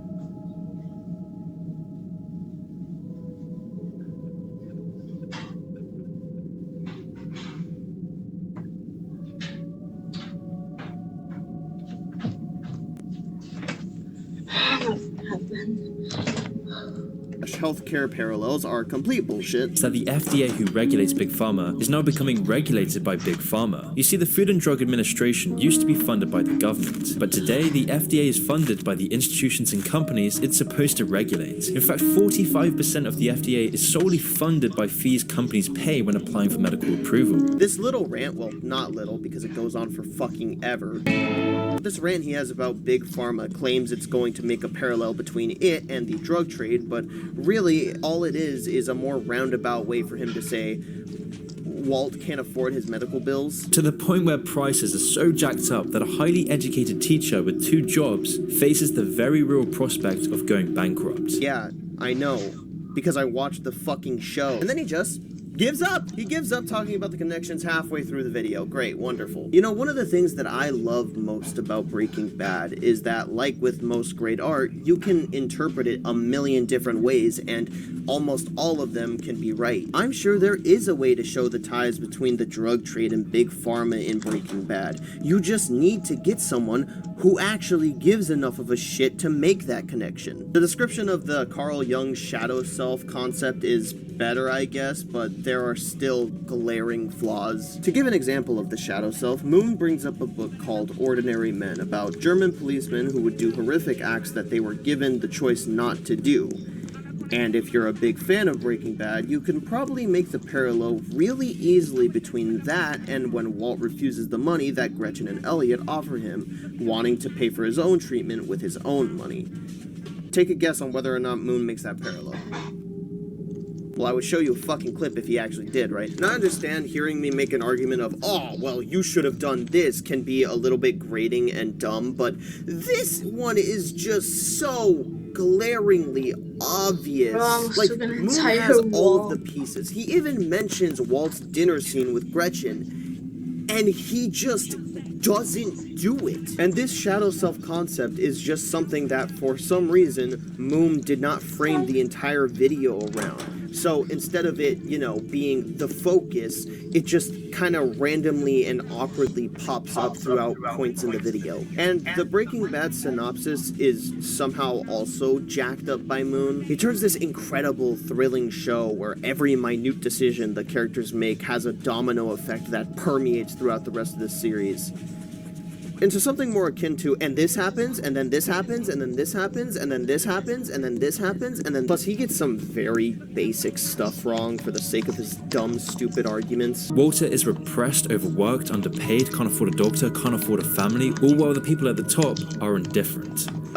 As we stated earlier, Gretchen and Elliot both offered to pay for Walt's treatment, so this doesn't really work. And how the regulators of Big Pharma are in fact on the payroll of Big Pharma. Well, this all corresponds directly with Breaking Bad, where those who are supposed to regulate monopolize criminals like Gus are in fact on the payroll of Gus. Well, yeah, but like, Gus just gives donations and plays buddy with the DEA so they don't suspect him of his crimes. It's not like they're working for him or something. Like, the second that they begin to suspect that he might be guilty, they get on his case. Honestly, I really hope that this was the first draft, because if it wasn't, it'd be even more embarrassing. And I want to have a little closing word here, just really quick. I hate that this video has 2.7 million views. This unfinished Nothing Burger Slot Fest has 2.7 million views. However, the moment Walt became Heisenberg, a video essay by Verdana, which very clearly has so much passion and so much effort put into it, and yet it only has half of what Moon Slotfest got. That is fucking insulting. But hey, at the very least, all of this is original, right? You know, since we've already established that Moon doesn't plagiarize, we can at the very least expect an original video from him every time, right? Surely he doesn't just rehash old things that he's already used as a means of padding out for time, right? Surely he makes a completely original and brand new video every single time, right? He wouldn't just do the equivalent of copying your own homework for YouTube, right? He does his own job every single time, right? He does his one fucking job every single time, right? Right? Be YouTubers quiet. don't have the best track record of being original. I mean, if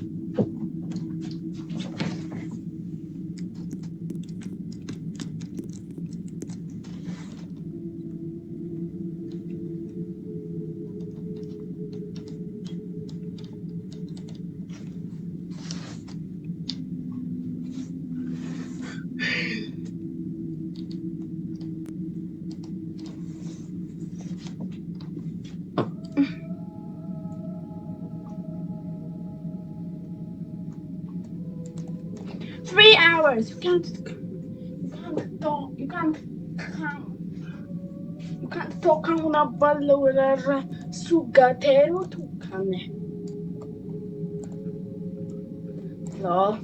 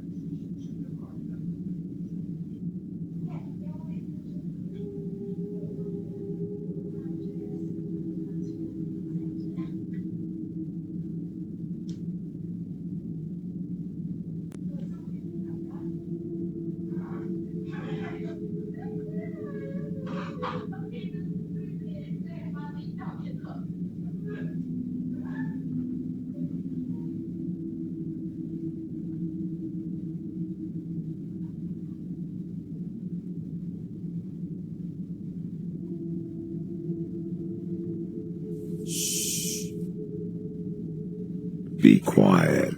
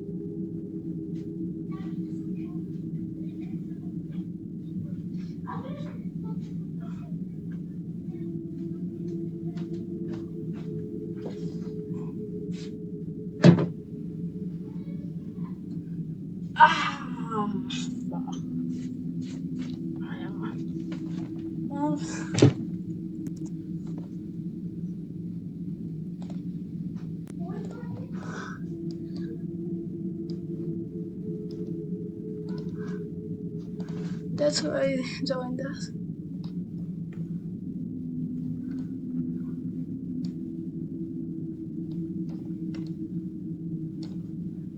Easy season approach.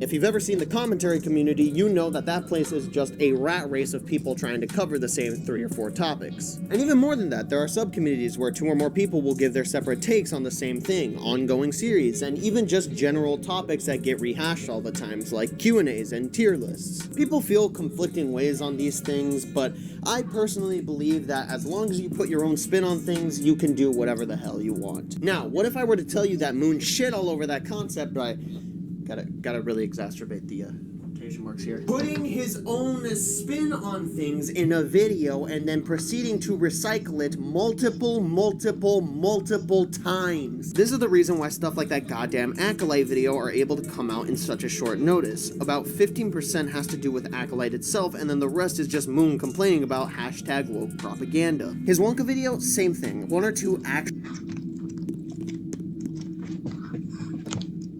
I want to start. I don't know.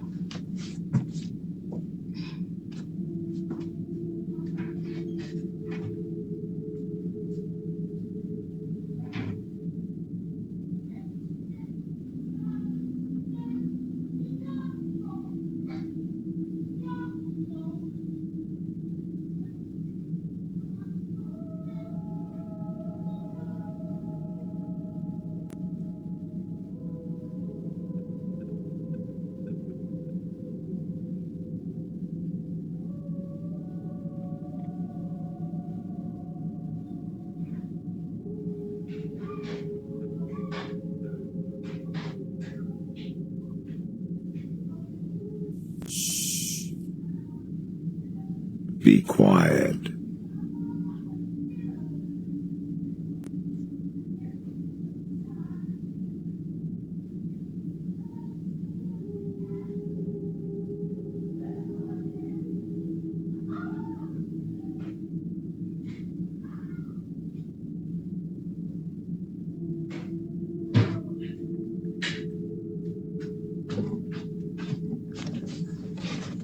Honestly, I just realized that my brain is so opposed to the idea of going up.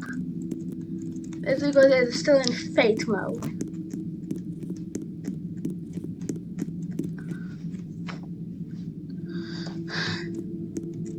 Kalani speaking.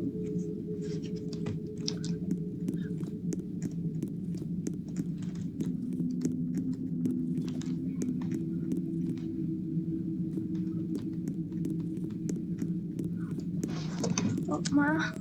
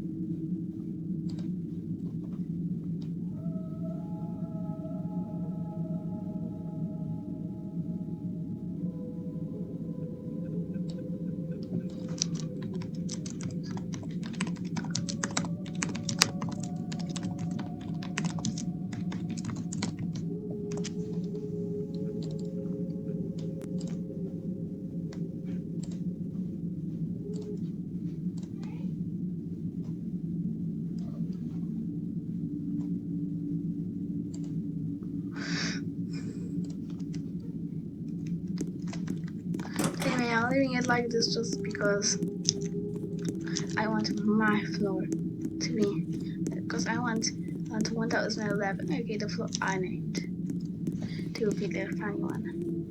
Marmite, but Palm might not. 1006, 1007, send this to Ogati for a free funny.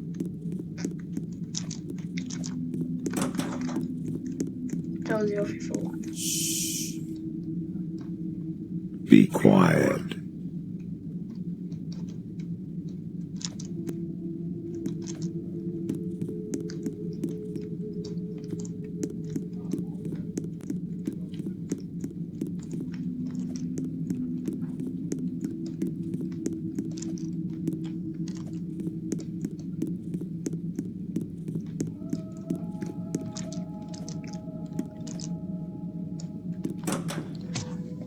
Oh yeah, I can add this too.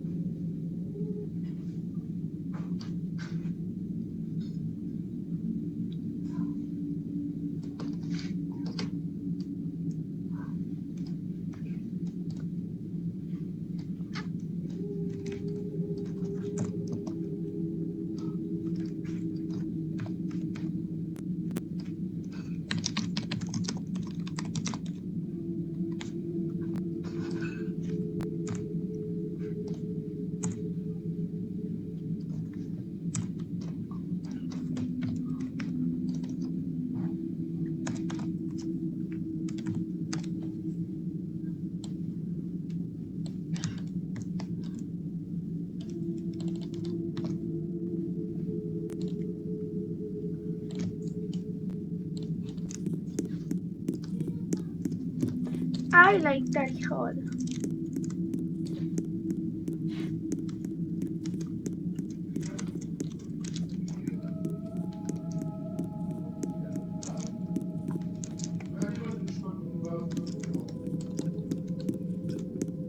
Wait a minute, I'm going to the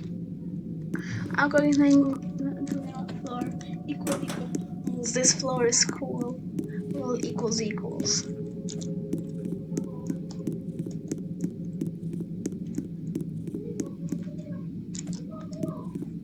Just that anybody who tries to write it, Actual portions it focus on the turns new into and one quiet shit, and the rest of the video glamorizes old Hollywood and bitches and whines that originality is sacrificed for hashtag woke propaganda nowadays. Nearly every single video that Moon makes on a movie is filled with this anti-woke crap. Why is every movie flopping now? How come The Boys and Invincible are slowly killing off Marvel? Why is Hollywood slowly giving up? How come The Marvels is the worst movie ever made?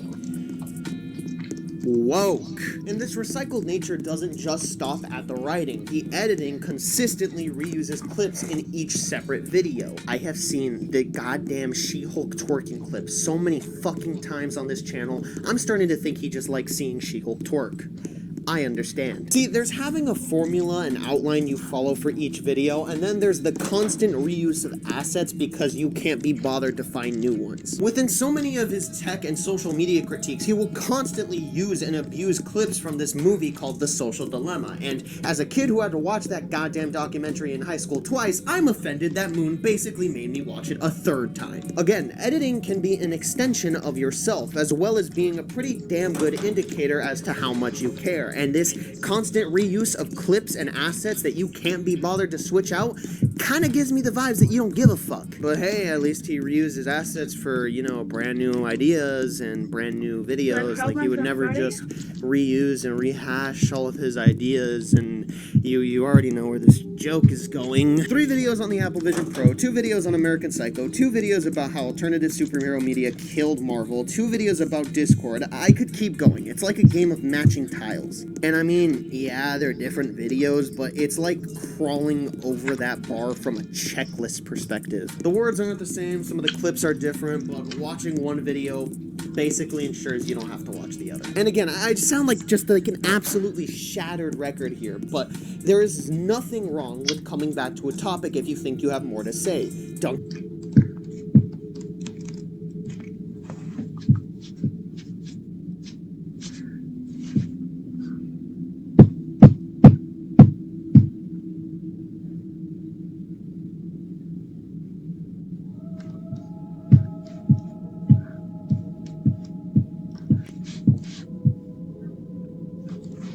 Screw it.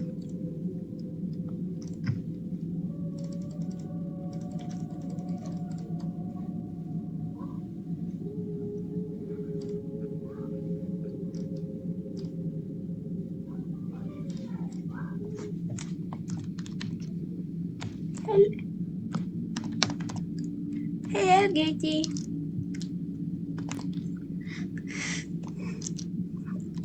Thanks for understanding. Be quiet. Hey, Loki.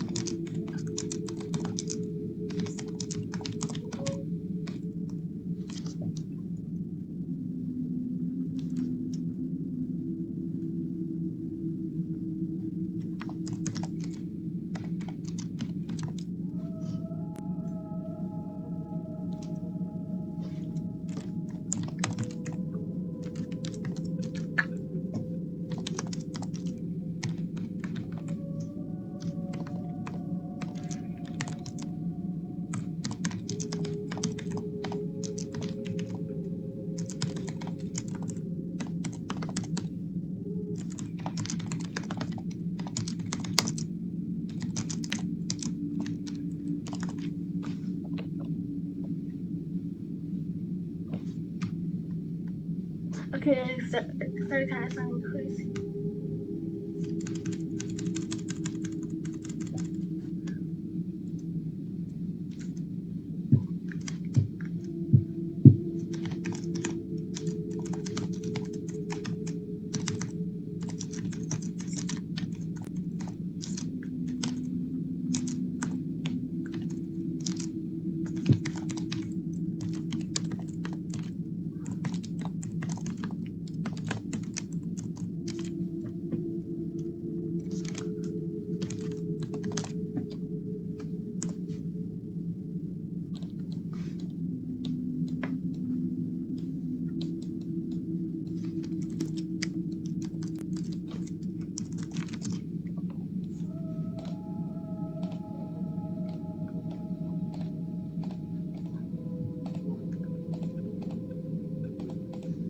Figured out. Exactly, this one gets it. 4 days later. The sun.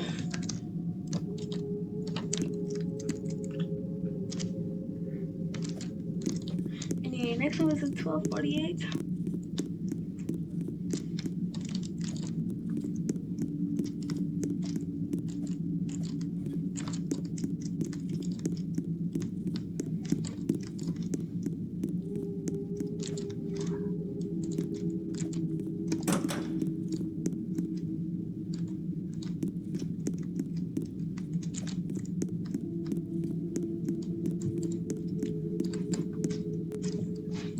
Loki's Game Critics Part 1 and 2 are a perfect example of this. Game Critics 1 is more so focused on the shortcomings of publications such as IGN, whereas Game Critics 2 is more so focused on the community's often irrational response to scores and reviews that critics will end up giving. They act as two sides of the same coin, covering separate ground within the same field. Moon's first video on the Apple Vision Pro is about why it's dystopian. Moon's second video on the Apple Vision Pro is about why it's dystopian. Moon's third video on the Apple Vision Pro, I don't think I have the energy to finish this punchline. Honestly, at this point, what more do you want from me? I've already laid out Moon's comedically large amount of shortcomings. I've displayed Moon's comedically large amount of shortcomings on research, editing, and scripting. I've shown how soulless and unethical he is when it comes to making videos.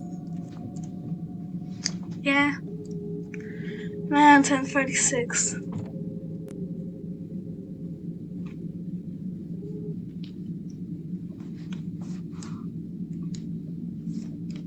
Literally, this kid gets it.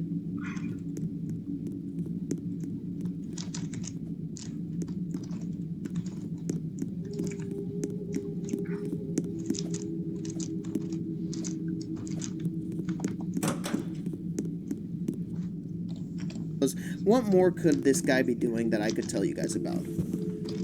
You know, other than the key to his success. If you remember earlier, I talked about how Moon's lack of research was dangerous in some instances. Now, before we get into that, I need to tell you one more thing about this dangerous side of Moon. I don't trust him. It is 100% intentional. The things he says and the feelings that they instill in you are feelings he wants you to have, all so that you can keep on watching. The world is coming to an end and we can't stop it. Big tech wants to put nanobots in your buttholes so that makes it easier for DoorDash to find you. The gays are forcing themselves into America. China!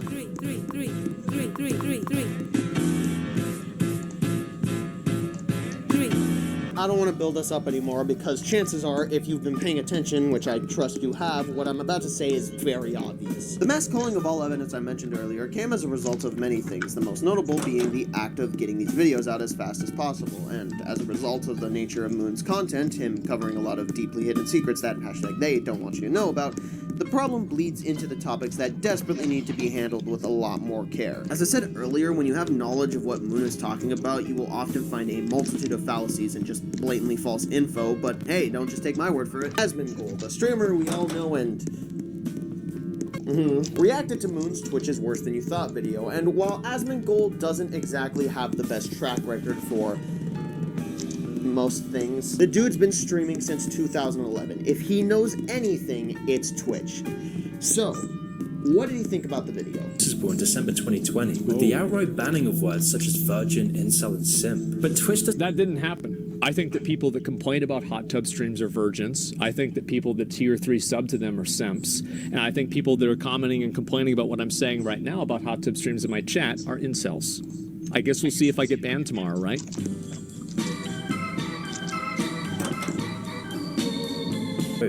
And this is why in very recent years, we're starting to see the mass banning of streamers, with even the major Twitch streamer Dr. Disrespect being permanently banned after just mentioning David Eichel in the stream. Yes, you can't— I find this video is very misleading. Actually, and I no, think that it draws it's a lot because of he was conclusions that are dating totally a unfounded. fucking Like the minor! idea that Twitch streamers don't— It's like saying someone was banned for eating hot dogs on Twitch because the last stream was a hot dog eating competition. Oh, ignore the fact that they were exposed for or shoving their willy into their dog, until they had blown their load. Yeah, that's basically Moon. But worse. A lot worse. Don't get banned for blatantly breaking the TOS like really big streamers, and I think that really what he did is that he showed an Ted example Bundy, of XQC he was killed and for another wearing example of bandages Pokimane. on his leg. Like, you can't Yes, just insinuate yes, something totally. like that and then not use it, not actually express like why this is, and also like doesn't this directly contradict the fact that other people are getting banned. And even in his own picture that he used as a pop-up, it showed XQC had gotten banned for, that was like his 5th time. So like it's clear that obviously the TOS is being upheld for streamers, even if they're big or small. And also, I don't think that, like, Dr. Disrespect didn't get banned for talking about David Icke. Can't even mention thought criminals on Twitch anymore. Let alone any opinion. You can mention Dr. Disrespect. You can mention Ice Poseidon. That's not true. It's not true. For the people in charge of Twitch's censorship teams are people like Steph Lower, a prominent member of Twitch's Safety Advisory Council. Her position is very powerful. Steph has the power to control Twitch's terms of service and permanently ban users from the site. Now who is... No, that's not... Like, it's just like, are you kidding me? That's not like... Harassment alleged free speech on the internet, but also because of the way that Twitch is hiding sexual assault and harassment allegations against much of Twitch's biggest partners, all in the name of protecting profits. The worst offenders in these allegations were given 3-day bans at most, and a tiny little slap on the wrist for such egregious allegations. Of course... Oh my god. These are really bad. This is somebody who is... And it's hard to say deliberately. But this is somebody who is just, if you want to talk about misinformation, I think we're looking at it right here. This is insane. It's implying XQC is a sexual harasser. Like, this is really bad, yeah. Holy shit. See, the biggest concern here is that is a fairly common reaction to have towards a Moon video. Hey, as a matter of fact, let me give you a little highlight reel of Moon's worst moments that will make you react exactly like that. In Discord, the most evil business in the world, Moon quite literally claims that Discord is gathering your information and selling it to the fucking CCP. And his reasoning for this? Tencent bought a majority share in Discord. That's why Tencent was so quick to buy up 38% of Discord. So Tencent, a malicious, hostile, communist-run company, now has the majority control of Discord. Which, if you look into Tencent itself, yeah, I can believe that they'd be doing that, but that's the thing. I had to look into that. I shouldn't have to go out and seek evidence to prove your point. That is your job. But instead of cleaning up and proving this one very earth-shattering point, he chooses to just add on top of this shaky foundation, saying that when you delete your account, they actually keep it around and use it to farm more data, which, again, he shows no evidence of. For example, right now, you might start to feel weird about having Discord and decide to delete it. But when you try to delete the app, you'll realize your account was never deleted. You were just under the illusion that it was. Instead, all of your data is stored within Discord servers, even when you've deleted your account, always storing this very useful data. Jesse, what the fuck are you talking about? And by the way, I didn't mention this, but realistically, what is the Chinese government going to do with your data even if they are getting it? Like, does your furry roleplay matter that much to them? And YouTube won't exist in 5 years. Here's why. Moon implies that there are videos where rappers blank children. But you see it most clearly with music videos. Videos of rappers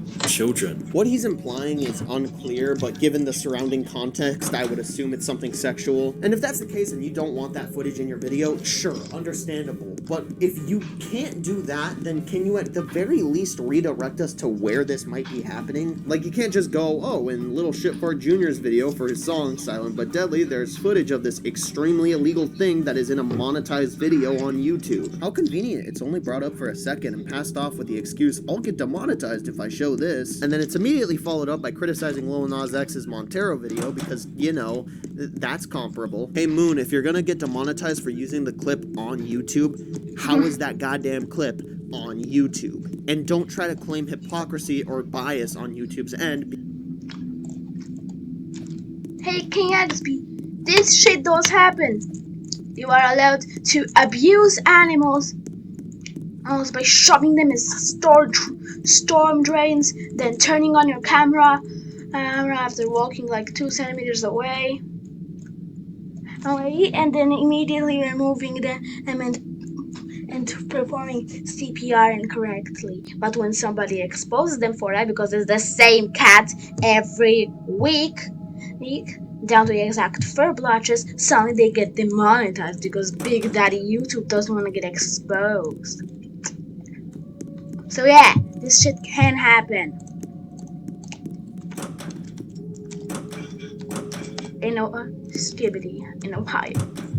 Skibbity in Ohio, Ohio, Skibbity in Ohio, Ohio, Skibbity in Ohio, Ohio, Skibbity in Ohio, Ohio, Ohio, Ohio. Skibbity in Ohio, Ohio, Skibbity in Ohio, Ohio, Skibbity in Ohio, Skibbity in Ohio.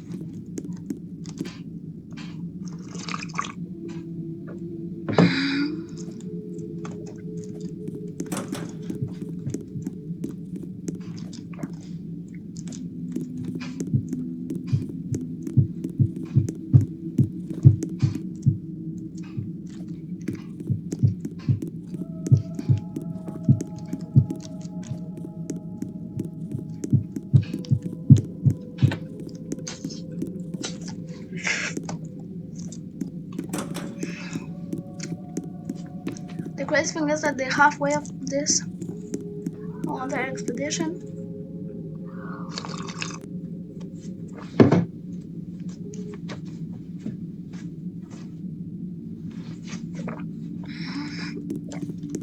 It's around 1811 or 1860. Not sure which one he is, but yeah.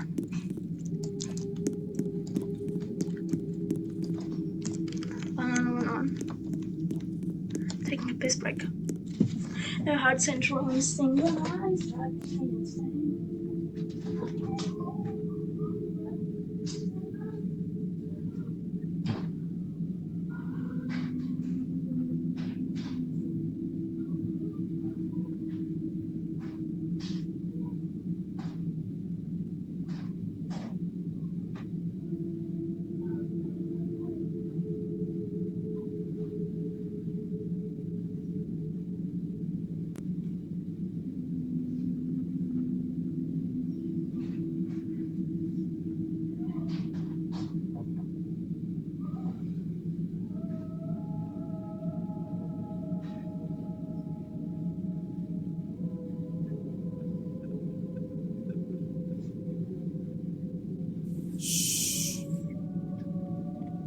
be quiet.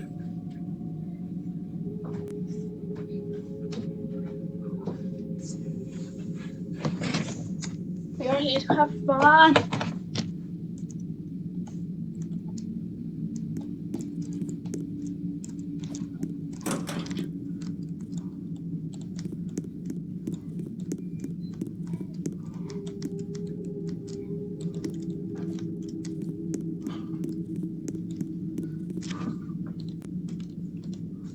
Because you were able to show all the other videos in this video with light censorship. Not to mention all the other provocative content from Cardi B, Nicki Minaj, just to name a few. You know, it's funny, looking at these clips, it makes me think back to that idiot YouTuber's video that he made, because he threw a really unprecedented and random jab at Grade A Under A. Grade A Under A had a thriving channel that was every YouTuber's dream, but he threw it all away after getting involved in petty drama time and time again. Look, as flawed and tasteless and just straight up stupid as Grade could be at certain points, he at the very least knew how to properly cite his sources. So don't you dare try and post any nudie vids on YouTube, right? Don't even think about it.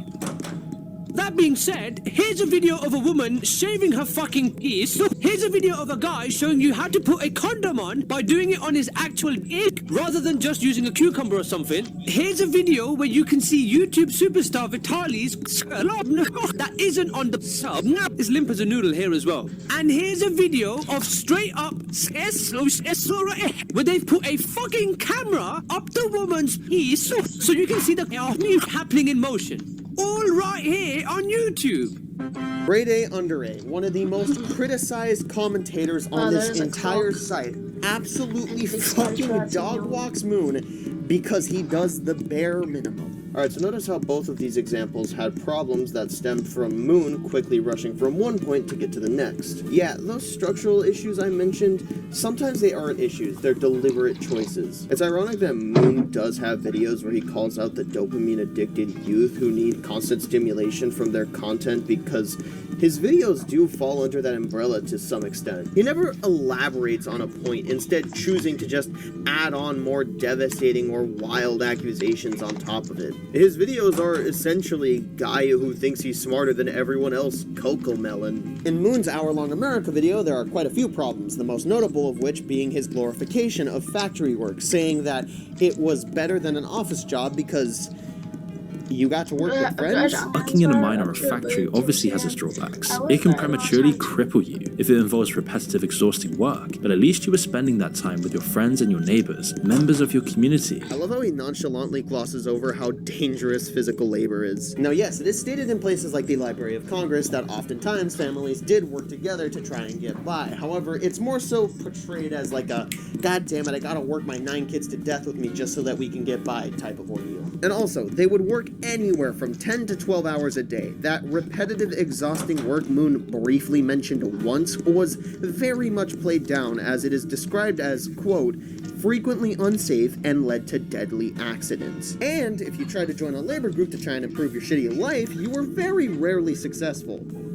But at least you could talk to mom and dad. And you know what's even better about Moon lifting up parts of the past that he really shouldn't be? He does it all over this video. If you thought glazing industrial labor was bad, wait until you see Moon literally glaze the Oregon Trail and Manifest Destiny. You know, the thing they made a fucking video game of based around how miserable of an experience it was. Yet another key part of the American identity that's been lost over the years is the idea of a manifest destiny. Through exploration of new lands, Americans could find an opportunity to live better lives. In the past, it was far more literal, of course. If you wanted to explore, you could physically get on a wagon train and travel out west, find gold, find new lands. This video also really glorifies the old church. As a matter of fact, it uses the morals of Christianity as a backing argument. Artist influencers sending their new crypto coin, greedy mukbangers stuffing their faces, and a whole host of other degenerates get pushed into kids' faces every day, promoting the 7 deadly sins, otherwise known as capital vices or cardinal sins. the most evil things within the Christian religion. He also moans about how the gathering place of communities used to be the church, but not anymore. Mormonism only grew stronger. The gathering place for the community used to be the church. It was the center in which life revolved.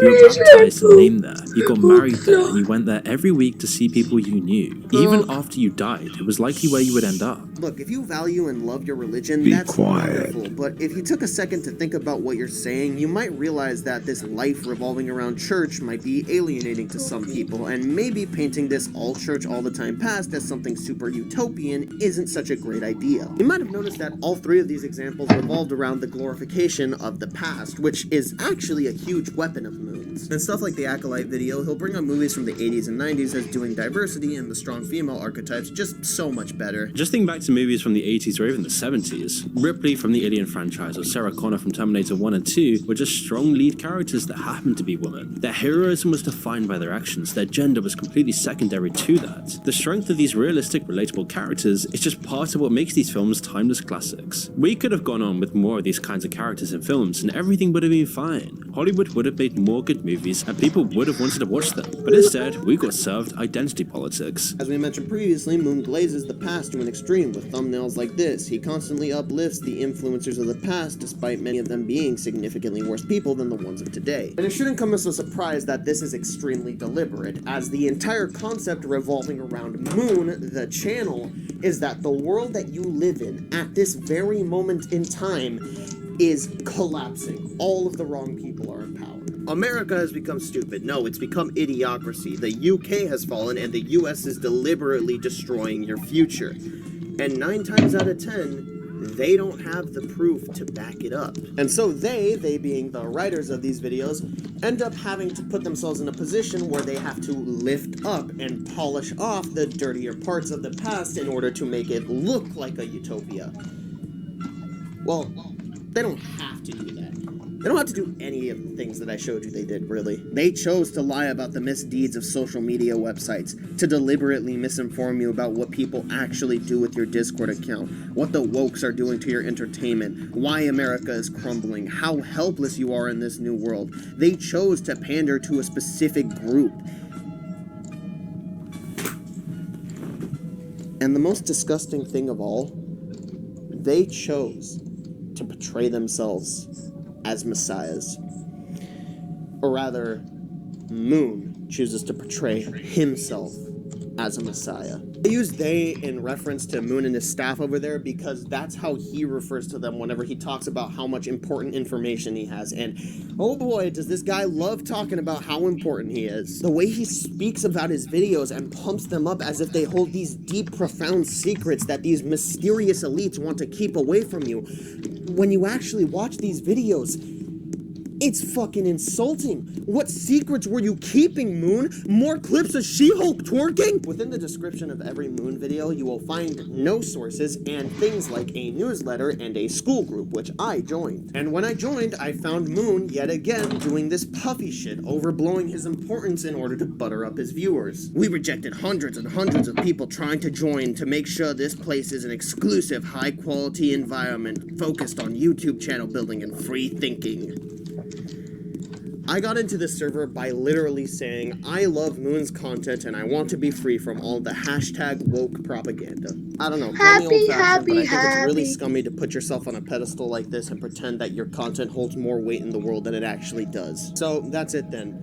We have determined that Moon is a lying scumbag who pushes forth ideologies in his videos that are not only dangerously boring, but at points dangerously misinforming. And he is in the top less than 1% of YouTubers. Moon tried to build an empire in the laziest way possible, and it worked. He has incredibly well-performing videos and incredibly successful Patreon channel memberships. None of this would be a problem if, and this is quite callous, I'm aware, it wasn't something he cheated his way into getting. None of these channel members or Patreon subs know they're being conned because, as big as Moon is, he had the incredible foresight to remain as low-key as possible. His Twitter is almost completely barren, he has no other social medias, it's all so he can remain under the radar, and when he does get called out by people like Jack Saint, people he's literally stolen from, he addresses it maybe once in a comment, then moves on and deletes whatever interaction he may have had. He's won the YouTube game. He cheated his way to get there, but he got the money that he's wanted off of this empty, dangerous, passionless content. And with that, I have one more thing to say, but this isn't like all of the other things in this video. This one is a lot more personal. The hard-hitting, like, research part of this video is over. If all you came for was the moon takedown, I respect that, and you are more than welcome to leave now, because everything else from here is going to be incredibly personal and specific to me. Play the College Park emotional manipulation song. For a really long time now, I've wanted to do YouTube as a job. I've legitimately wanted to be a YouTuber. I always wondered what drew me so heavily to the site, and while I plan to get into that really deeply next year, the most simple explanation I can give for it now is that it is the most free medium of art I have ever experienced. You can take what you do so far. You can be yourself in even the most ridiculous of circumstances. It has its own culture, its own set of good and bad things. And when you put it in the hands of somebody who fully understands it, you can get something that is truly special. But there are tons of people who don't see that beauty and just want to sit their ass down and make as much bank off this website as they possibly can. When I look at Moon, I don't just see shitty, dangerous content. I see the manifestation of greed. Someone who, when making videos, thinks about the money and only the money, nothing but the money. And I'm not gonna lie to you, that big fat M next to his subscriber count, yeah, it bothers me. But it's not because I think I deserve it more. I understand that's not how YouTube works, and I am extremely proud of what I've built as of right now. I am more than okay with trucking along at my own pace and getting my success when it comes to me, because I do this out of passion. Which is why I'm a little bothered by somebody who's already found their success doing the same thing out of profit. Thank you for joining me. I've been the man of the inverse sun. And remember, no future for the ones stuck in their mind.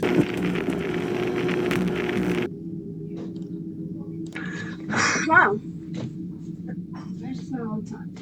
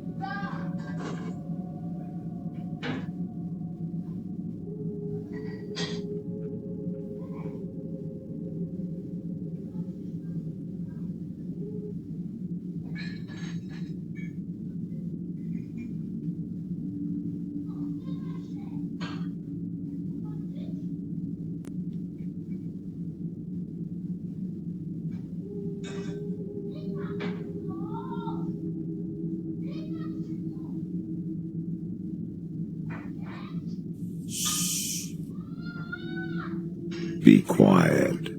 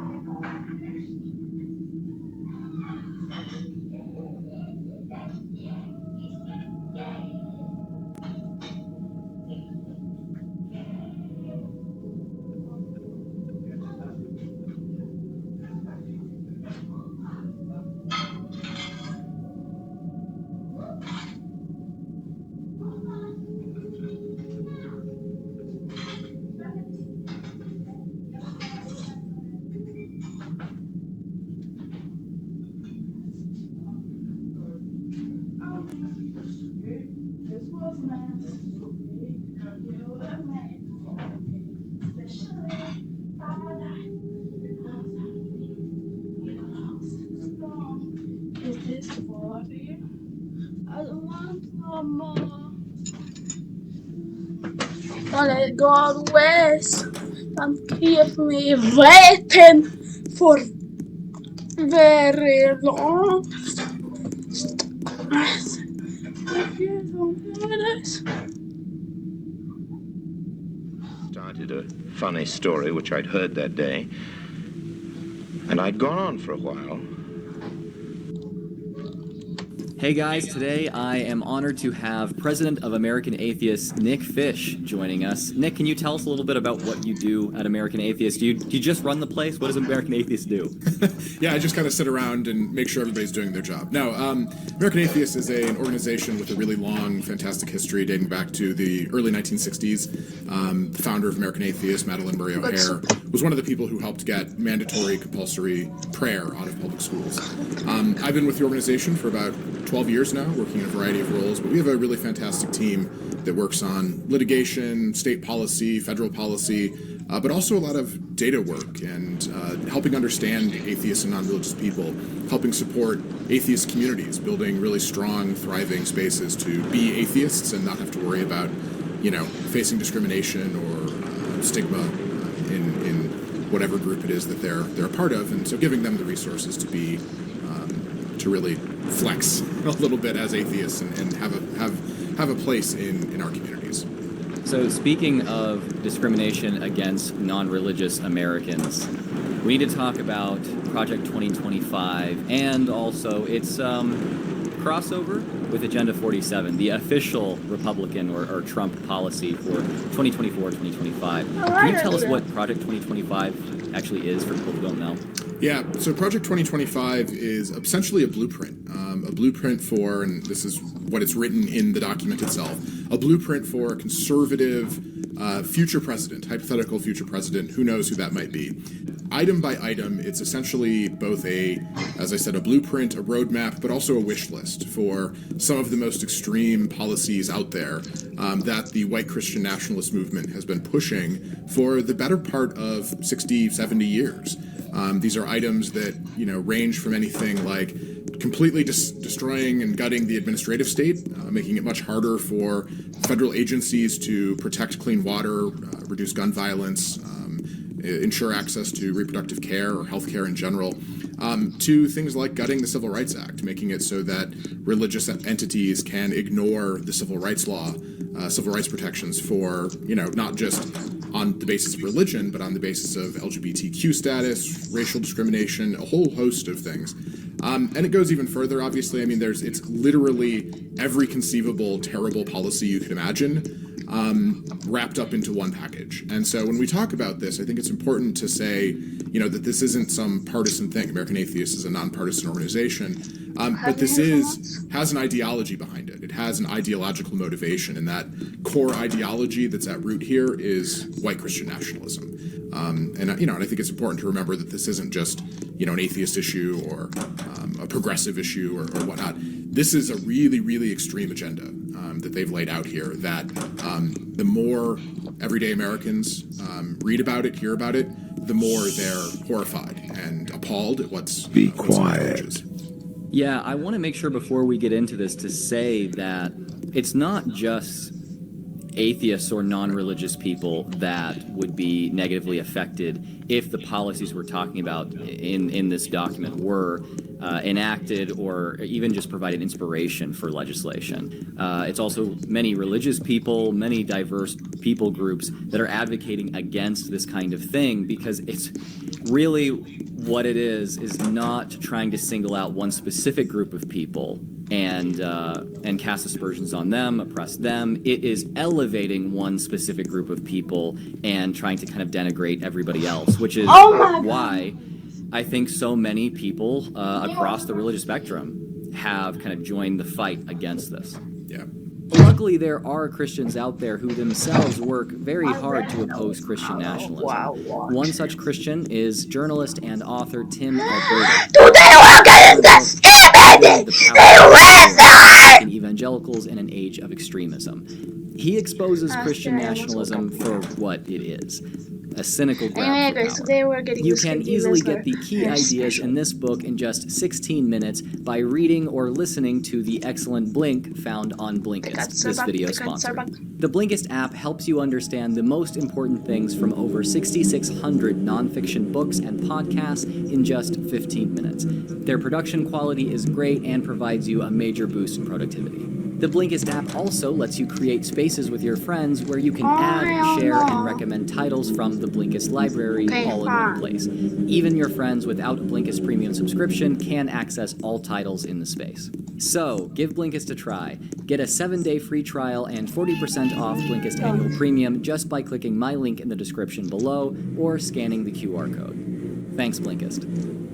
So you and American Atheists have been very vocal specifically against religious conservative efforts to, let's say, reform the educational system in a way that favors religious education. I'm wondering if we would see a continuation of that under Project 2025. Yeah, and it's not just a favoring of religious education. It's a gutting, wholesale gutting, and kneecapping of the American public education system. Like, to be clear, it's not just creating exemptions or allowances for religious education systems, though those are also in there. It's taking things like what's happening in Arizona, where they created from whole cloth this voucher scheme that was roundly rejected by taxpayers and voters in Arizona, but then turned around and created by the legislature, and is bankrupting the state. And I don't mean just the state's education budget, I mean the entire state.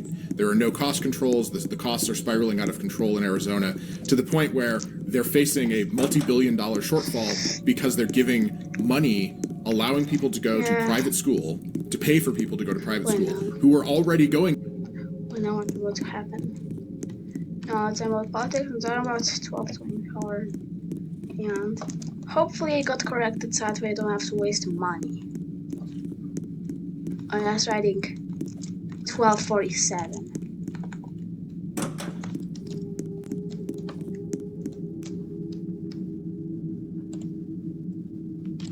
I do have to correct myself. Don't I? Yeah.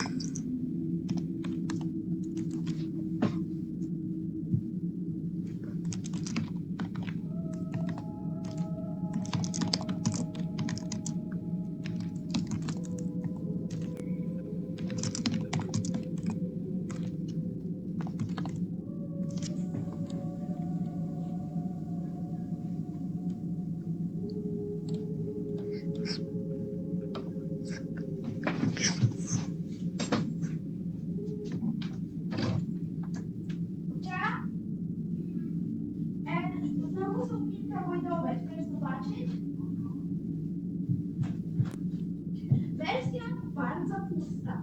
I jeszcze też mają aż 23 piętra długie. Chcesz zobaczyć nowe przez twórcę.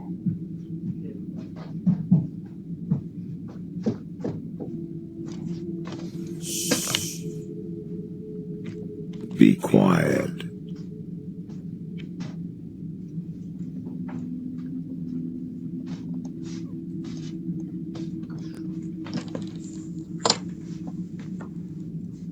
A to jest następne piętro.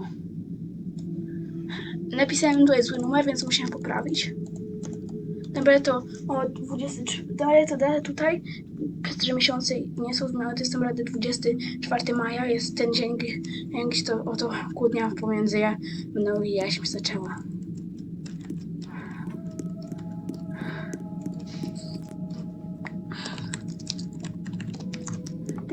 Pizza, pizza, pizza, pizza, pizza, pizza, pizza, pizza, pizza, pizza, pizza, pizza, pizza, pizza, pizza, pizza. Coś mi chcesz jeszcze pokazać? O Boże, ja wiem, co się... Tam widzisz to w oknie. Gigantyczne pająki. O mój Boże. Silver Spider Void, bro.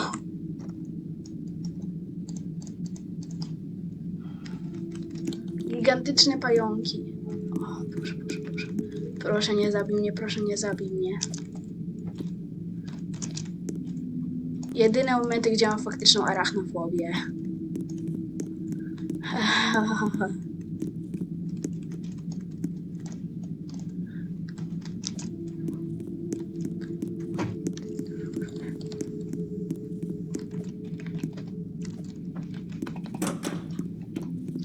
$12.32. Przynajmniej nie były nilowe piętra. I notka przez twórcę! Popatrz, notka przez twórcę.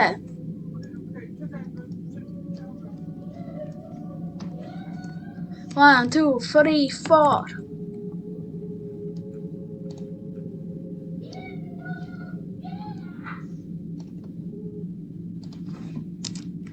I'm an ugly girl in an ugly world. Graphics makes you hurt. Said I have it. I should beg it. I'm ugly everywhere. I wanted facial hair. Babcia? Ile godzin tam spędzasz?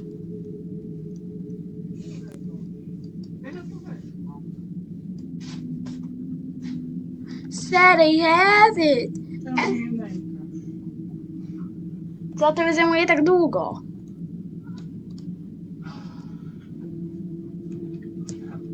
Ja mogę czekać na zawsze, po to, żebyś sobie przeczytała notki. Nie możesz. Tak. Cześć, tylko z nią mogę mieć Fate UGC, albo inaczej odznakę. I też jest to polepszenie życia, a coś, co ty obiecałeś nam na tą grę. 400 tutaj nie był. Ja tutaj byłem, w każdym razie to koniec tej sekcji jest za 13 pięter. Poczekaj na chwilę, chcę zobaczyć te rzeczy. Dziwne widzieć ci notki przez twórcę.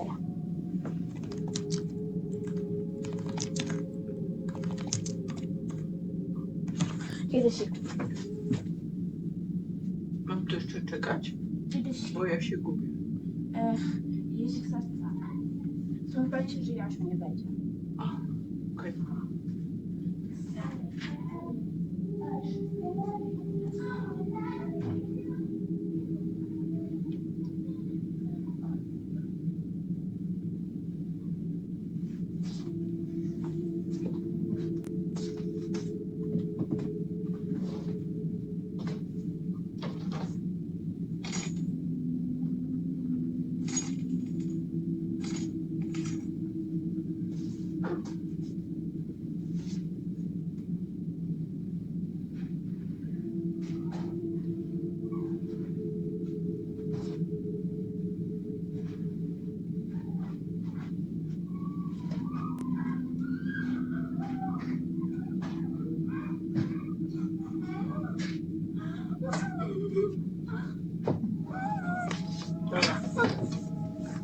Pa! This is from Minecraft. To private school. These are rich families who don't need the extra money, taking it out of the pockets of people who are in public school, taking it out of the pockets of people who need food assistance or any type of other program to pay for rich families to send their kids to overwhelmingly religious schools. And they want to nationalize that program. That's what this is all about. This is as I said, it's a wish list. It's an agenda that dates back not to 10 years ago. This isn't a Trumpy thing. This dates back all the way to the earliest days of the opposition to the civil rights era, where groups set up explicitly to oppose public education because public education was integrated. And they created these segregation academies, essentially, to allow people to not have to send their kids to integrated schools. And so when we talk about this in the context of the white Christian nationalist movement, that's why it's so important. That's why we really emphasize the white Christian nationalist part of this, that it's not just Christians, it's not just, all parts of those are included in this. The racism, the decades of racism, the decades of opposition to government that functions, that does anything to help people, and again, a view in the supremacy and the primacy of a particular form of Christianity in American life. That's what this agenda is all about. And so it completely guts the public education system, gets rid of the Department of Education, gets rid of the department's ability to enforce civil rights laws, creates loopholes and exemptions for even existing private schools and public schools, allowing them to discriminate on the basis of basically anything that they want, especially if they have a religious reason. It allows public schools, or actually mandates that public schools Am I about no to see a longer creepypasta kid? protect the rights of LGBTQ young people. Someone like 2 days ago includes things like a I haven't seen categorical it ban in years. on government employees from using Holy a person's crap. preferred name if it doesn't align with what's on their birth certificate. My name is Nicholas. No one calls me Nicholas. I mean, does that extend here? Who knows? I mean, the stuff is, even though it's written by a think tank, is remarkably sloppy and overbroad and grandiose, and people look at it for about 5 seconds and say, well, this is really extreme. This is really over the top. What does this even mean? The answer is they don't care. It's about retribution. It's about punishing LGBT people, punishing teachers. They want to jail librarians. They want to classify things like medically accurate sex ed as pornography, and then throw those people in jail. People who are teaching sex ed, they want to throw them in jail. They want to throw librarians. They want to classify librarians as sex offenders. And I wish I was making that up. It's on page 5 of the document. You can look at it. It says anyone who produces or distributes pornography, defined as, overly broad, anything involving any sort of sexual content or sex education or anything like that, as sex offenders. And they want to shutter any library that would dare stock any type of book or things like that. So when you hear things like, oh, they want to ban pornography, it's not about banning pornography as pornography. It's about classifying this whole range of speech as pornography, so that they can shut it down and ban it that way. So it's bonkers. And I mean, that's what's on page 5, is we should be jailing librarians. Imagine what's buried on page 700 of this document. It's 900 and some odd page document. Yeah, I want to talk about how this might overlap with the official stated Republican platform for the next presidential campaign. A potential Trump presidency would have something that they're calling universal school choice. I'll just read a section taken from the official platform.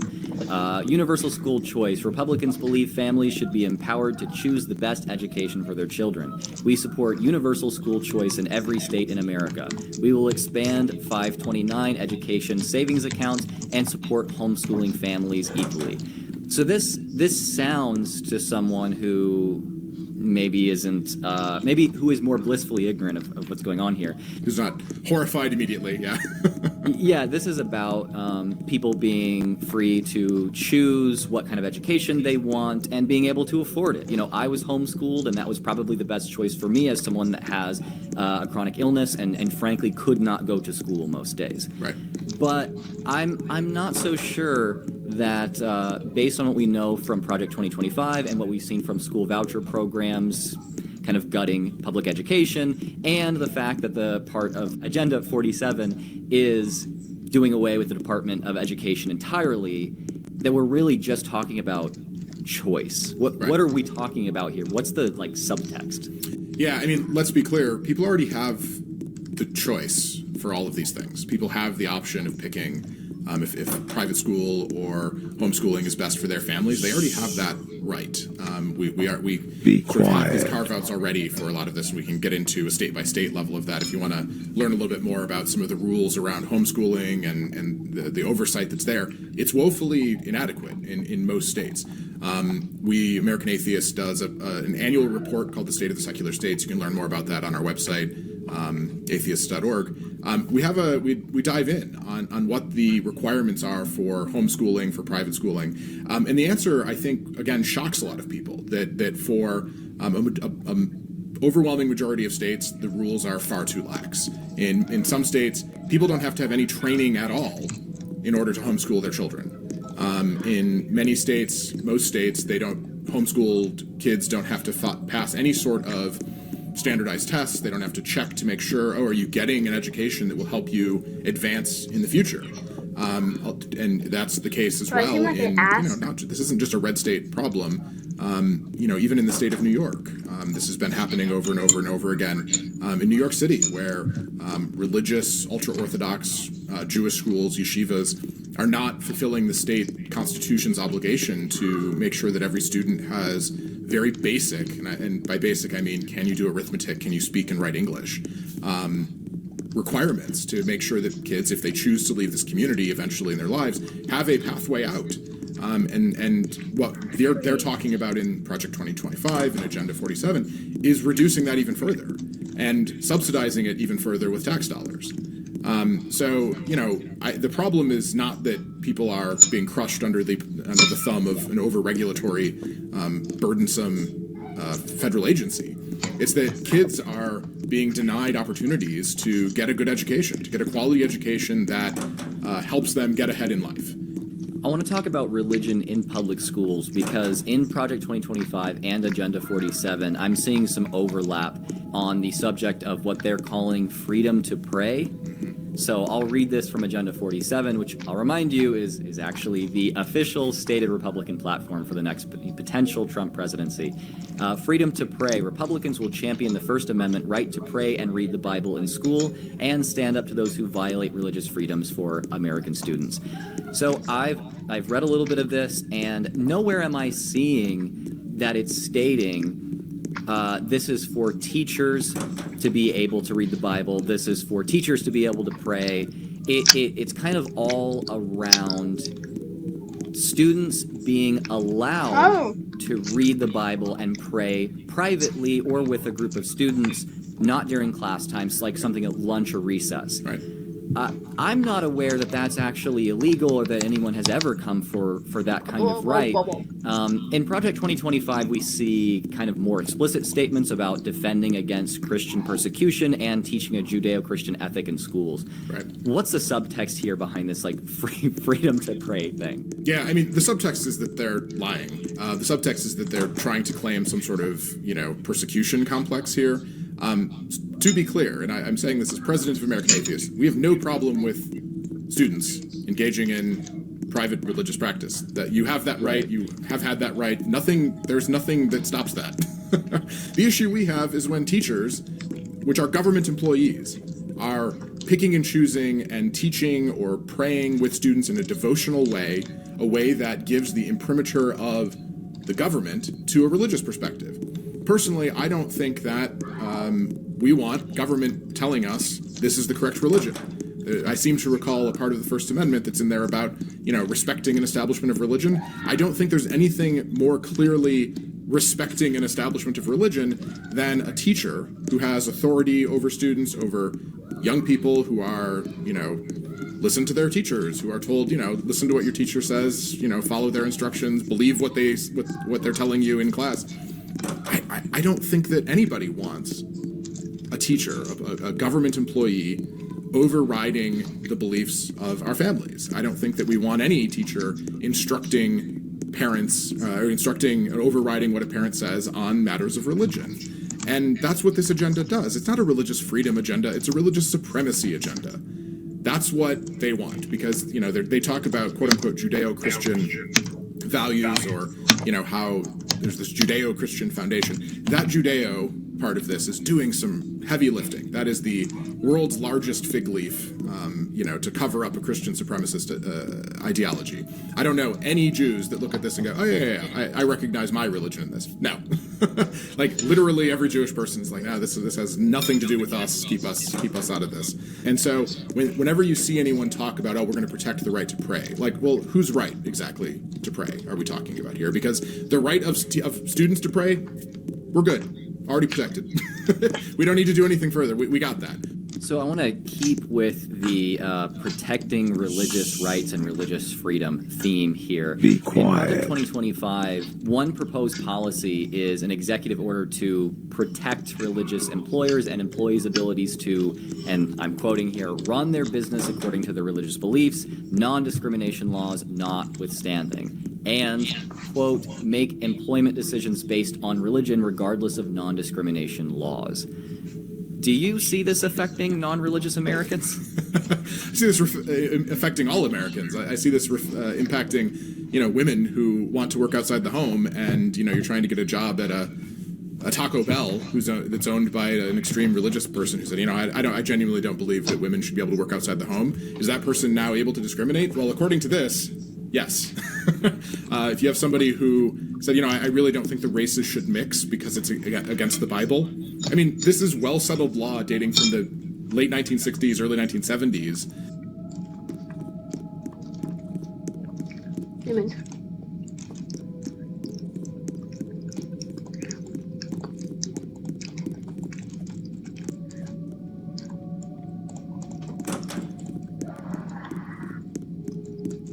That one, you could probably abuse that in a lot of ways.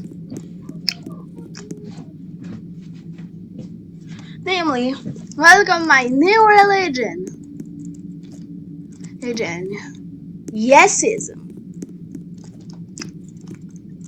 And says that you should legally be able to stab women and children. If you feel like it.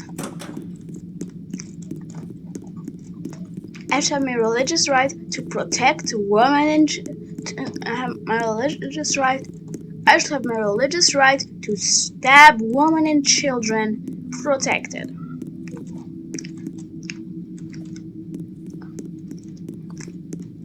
Or was that Project 2025 doesn't like it if you use their own rules against them, their own bigoted rules against them. What a surprise! Oh wait, yeah, it's Project 2025. That you can't discriminate on the basis of race or gender, on the basis of religion. That your religious rights do not trump the right of all Americans to access public accommodations. Sorry. It doesn't trump the right of all Americans to access employment that they're qualified for, and not be discriminated against for, BS reasons. That's what we're talking about here. And what they're wanting to do is create this trump card, pardon the expression, for religion. This allowing religion to supersede any law, supersede any constitutional right for another person, and make it a sort of super right. And I think, again, that's really extreme, and it's not hypothetical. I mean, these are all sorts of discrimination that were attempted in the earliest days of the civil rights era, that the Supreme Court struck down, that these laws were created explicitly to stop. And they want to drag us back. They want to drag us back to an era before the civil rights era. We're talking about 1950s, 1940s, 1930s. That's the type of discrimination that they want to drag us back to Stone as long as you have a religious justification. Oh wait, no, sorry, that's too advanced. I hate to be the bearer of bad news, but a whole lot of discrimination is in fact justified. Stop this, Stone 8! Stop that, Stone 8! It's an off-ramp for people to say, well, it's not me that thinks this, it's God. So who am I to argue, right? And so that's what they're wanting to solidify, to put into our public policy is a general exemption for anybody who has a religious belief that opposes anything. And it's going to affect everybody. And it's going to affect your ability to go to a restaurant. It's going to affect our loved ones' ability to get a job. It would affect our ability to stay in a hotel. Any number of things. I mean, that's what we're talking about here. here. That's what these laws are intended to stop, and they want to blow a, religion-sized hole in all of these laws. What would you say to my viewers who might say, oh, well, actually, the head of Project 2025 and the Heritage Foundation has actually stepped down from the project. Trump has scorned this and said that, oh, this is hurting my chances of election. I don't like you guys. I don't know anything about it. And so you really should only look at the official stated Republican or Trump platform. Why would we still be talking about Project 2025 if this is the case? Yeah, I mean, when Paul Dans stepped down, what they said wasn't, oh my gosh, oops, we were wrong, sorry about that. What they said is, okay, we're done. A little brother We've got put this document out, it's out there now, we've got our database of future loyalists to stalk a future administration with. We've got all of the work is done, so we're good to go. I'm going to go do this. What he actually said is, I want to direct all of my efforts to winning bigly. Direct quote. It wasn't about, oh, sorry, I've seen the light, and, we got this wrong.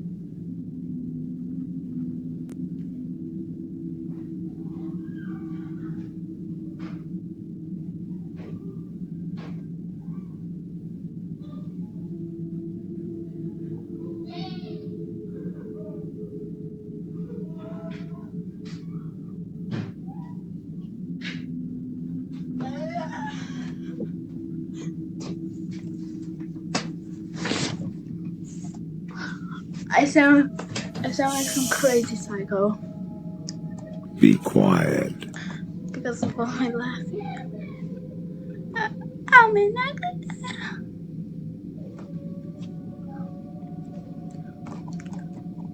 wrong, and wow, this is a tremendous overstep, and we see that we're dramatically out of step with the American people. It isn't any of that. It's, we built this tool for a future conservative administration to utilize. It's out there now. There's no turning back. I mean, that's what his statement says. So despite the fact that this one guy has moved on, the project is still out there. I mean, it's still a 900-page document that not just the federal government, by the way, regardless of whether or not Donald Trump wins or who wins in the upcoming election, we have 51 state legislatures that can implement different pieces of this and will implement different pieces of this. And so we have to talk about this roadmap because it's my dad would still try to stop me if I tried to do anything about it. And we're going to need to fight it regardless of what happens in November at the federal level. The other thing, Donald Trump saying, I repudiate this, doesn't really hold water. And I don't know anything about this, is like, doesn't pass the smell test anyway. It's the most absurd thing he possibly could have said. His very own vice presidential pick wrote the foreword to the author of this project's book. And they changed the title of the book because it was too extreme. It sounded too much like, oh, we're going to sack the Capitol again. So they made it a little bit less extreme sounding on the title. But if you read the opening, the foreword to the book, and I encourage folks to look that up, a lot of news articles or news outlets have published the thing in total. Take a read at that. That's J.D. Vance. That's the guy who is a heartbeat away from the presidency of a 78-year-old guy from being the president. And he endorsed these proposals fully, all aboard.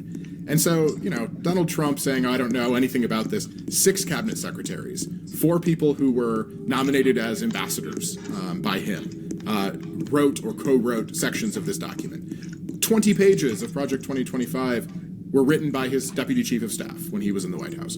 More than 140 people who worked in the Trump administration had a hand in writing this. I don't think Donald Trump cares one iota about who is administering, the Office of Civil Rights at the Department of Health and Human Services. But you better believe that the first person on the list, if they win, is going to be, you know, the head of the Faith Project or Religious Freedom Project at, you know, First Patriot Liberty something nonprofit that's got an absurd name, who is hell-bent on making it possible to discriminate against LGBTQ people, against women who need reproductive care, against anyone on the basis of religion in healthcare. That's who's going to be at the top of the list staffing the Department of Health and Human Services.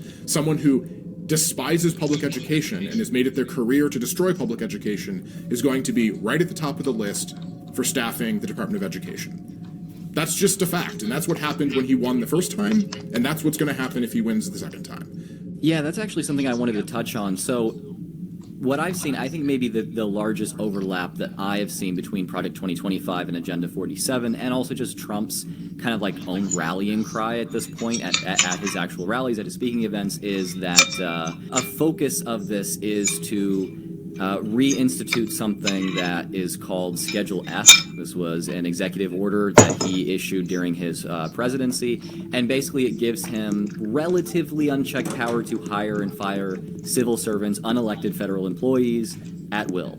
First, I will immediately reissue my 2020 executive order restoring the president's authority to remove rogue bureaucrats, and I will wield that power very aggressively.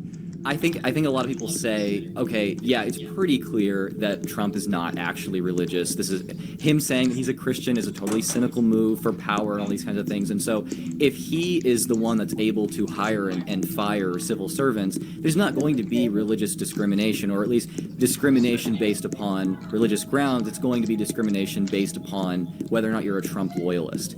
I'm sure there's truth to that, but I'm wondering if you can speak to this idea that this administration would have this ability to kind of hire and fire people unchecked. Will this result in religious discrimination, even though Trump is like clearly not really a Christian?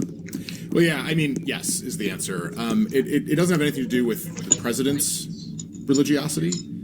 You know, Joe Biden didn't stock the White House entirely with Catholics. I don't think Kamala Harris would stock the White House entirely with, you know, co-religionists either. Donald Trump is not going to be the one hiring and firing rank-and-file civil service employees who are staffing offices like the Office of Civil Rights at the Department of Health and Human Services. It's the Secretary of Health and Human Services. It's the head of the Office of Civil Rights who are, again, going to be plucked from Alliance Defending Freedom or whatever other right-wing Christian nationalist, white Christian nationalist group. They're the ones that are going to be delegated the authority to hire and fire and stock their offices. And so if you think Donald Trump's personal religiosity has anything to do with this, I think you're gravely mistaken. I don't know what's in Donald Trump's heart or mind. It doesn't matter. What he's done is surround himself with groups of people who see him as somehow ordained by God. People who look to him as some sort of religious icon, who use really disturbing rhetoric around, you know, whether he's ordained to be president or not, or he was protected by God by, you know, from an assassin's bullet or whatever, you know, like that's some really dark rhetoric that has some really troubling implications. Because, you know, there can be no negotiation, there can be no good faith give and take. If you've God on your side and the other side is, you know, a bunch of godless heathens or whatever, there's really no middle ground there. You're righteous, the other side is evil. And we see that in the rhetoric all the time. And so I'm not as worried about, you know, oh, is there going to be religious discrimination in hiring and firing decisions at the federal government? Well, yeah, I bet. But I'm much more worried about the intersection and the interaction between those federal employees and the people that they're supposed to serve, and the policy outcomes and the, you know, interpretation of the Constitution that we're going to see from those people who are charged with enforcing the law. If all you're selecting for is loyalty, you're going to end up with some real bottom of the barrel people who do not have fealty to the Constitution, commitment to you know, supporting the law and protecting the law. You're going to have people swearing a personal oath to one person. And that's not, I don't think anybody wants, you know, the people we interact with at the Social Security Administration or the people that we interact with at Veterans Affairs or anything like that. We want them to have our interests at heart, not whoever the president is. You know, we want them to be looking out for us, not swearing personal oaths to the president. We don't have a king.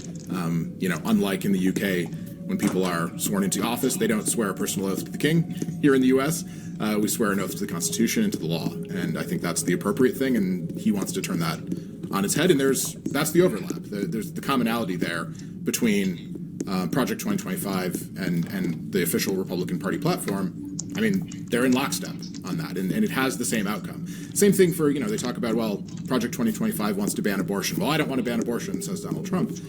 The official platform talks about, protecting life and extending the 14th Amendment's protections to unborn children, which means a national abortion ban, which means that you can't terminate a pregnancy because it's a life from the moment of conception.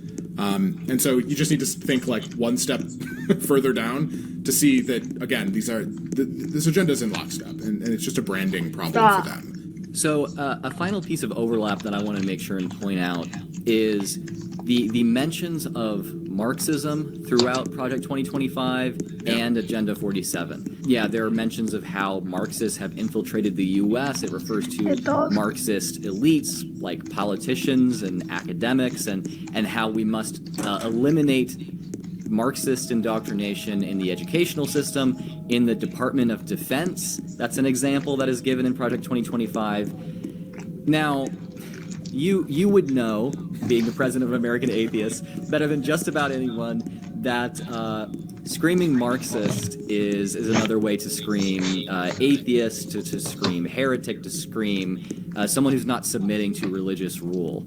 And we kind of had an entire scare in our history in famously. The mid-20th century. Yeah, famously called McCarthyism. That's a whole phenomenon that came out of that.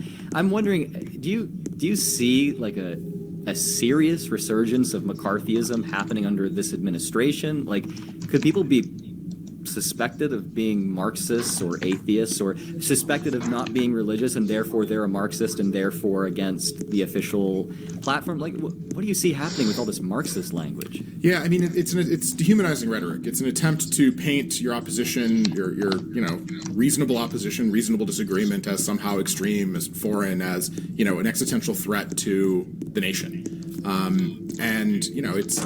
These are the same people that call Joe Biden a Marxist, right? The same people that call, which is hilarious.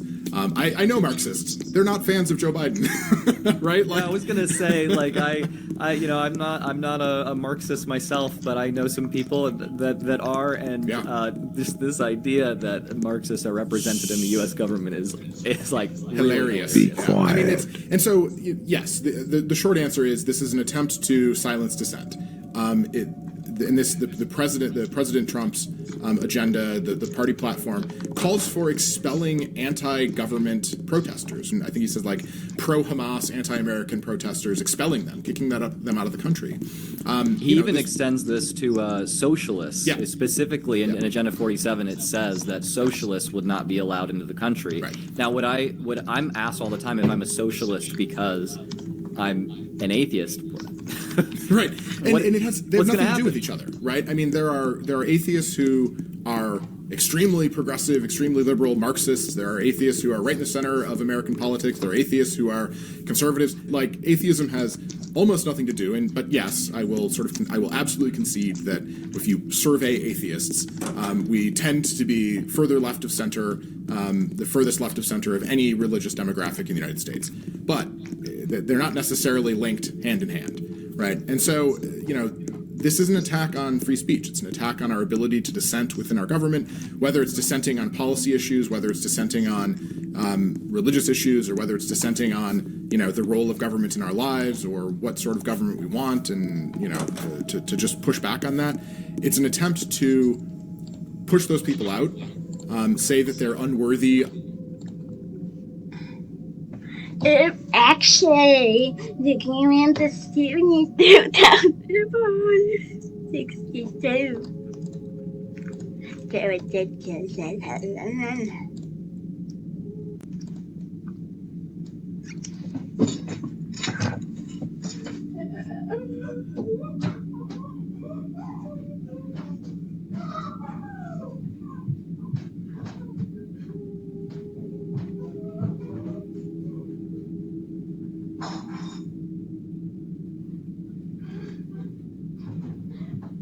Kasia? Zauważyłeś coś?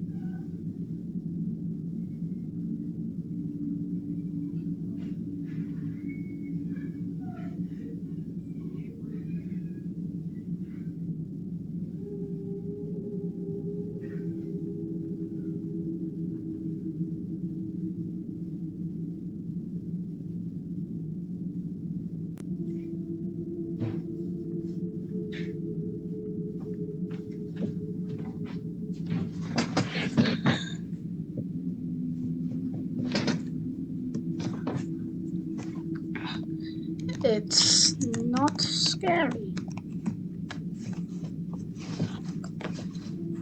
I'm his next year. I'm so ugly and I'm disgusting. They're ugly everywhere. I don't want facial hair. I'm a relation to Frankenstein's creation. Basic human rights, basic civil rights, basic ability to participate in our, multiracial, multi-belief democracy. And that's really scary.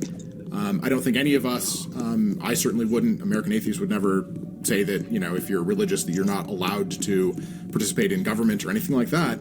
We want you to have a secular justification for things. But we don't say, oh, religious people are unqualified to be members of the government. Now, the opposite isn't true. We're told all the time that, if you're not religious, you're not qualified to be a leader in America. I mean, I remember back in 2016, Ted Cruz said something like this. Marco Rubio has said things like this. Everybody remember Rick Santorum? Man, talk about a blast from the past. Like, these are people who said these things in so few words that atheists should not be allowed to hold office. And this harkens back to a really dark time in American politics. A number of states still have in their state constitutions bans on atheists holding office. Now, those bans aren't enforceable now, but we've seen what happens when civil rights protections get rolled back, that these zombie laws suddenly are relevant again. Abortion bans dating back to the late 19th century are now enforceable again, right? So I don't want to say never, I think it calls back to a really, really dark period in American history that is ascendant, unfortunately, and that I think that this could I see this happening again? Yeah. And do I think that the courts are going to save us? No. I think it's on us to, engage in the dirty business of politics. Yeah, if you were to give a specific piece of practical advice to my viewers about how they, as secular and actually religious folks, how could they get involved to prevent something like this from actually happening at any level? We've talked about how this isn't just a Trump agenda.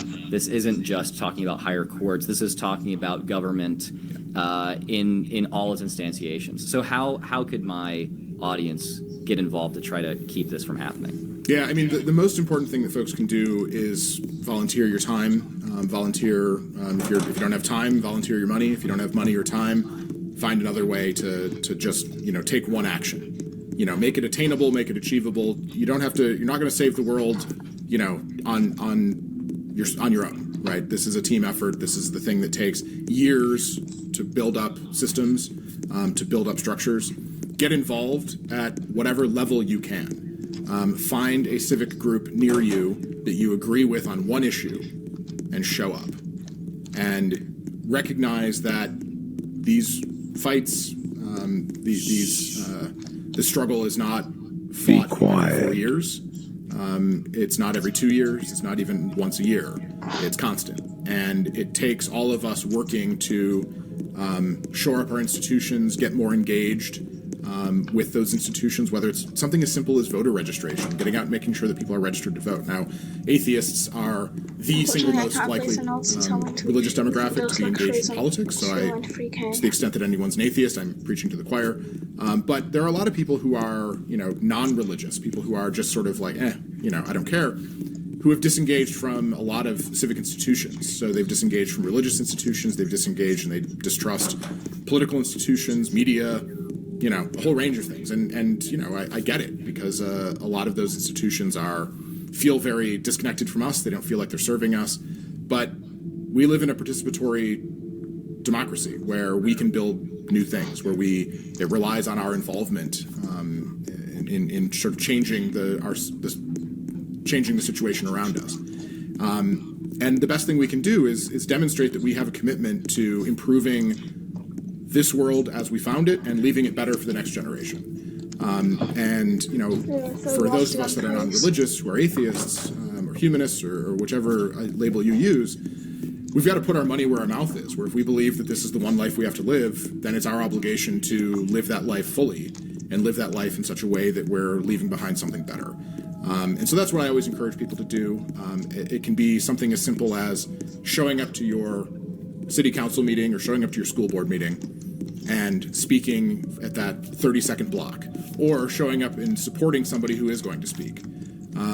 Signing up for email alerts and making one phone call a week to a member of Congress, to your school board member, to your local mayor, whoever it is. Those little acts of involvement, of engagement, are what change people's minds, are what show elected officials that we're serious about the things that we care about, that we're committed to investing in building something better for ourselves and for the future. I know it's hard. I don't want to pretend for 1 second that it's not. But at the same time, change is possible. It is possible for us to create a better world for the future and not just stop the bad stuff from happening, but actually advance things in a positive direction. Well, on that note, I appreciate you showing up to talk to us about this today. And where can people find out more about American Atheists and what you guys are up to and support you? Folks can go onto our website, atheists.org, best place. We'll find all of our links, all of our signups, all of our donation things there. Best way to support us in the lead up to this is become a monthly donor, $5 a month, something like that. Really helps us out, allows us to plan for the future, check out what we're up to. We've got a lot of great resources there. And it's, as always, good to see you. Good to chat with you. It's about to monsoon. Monsoon is happening soon.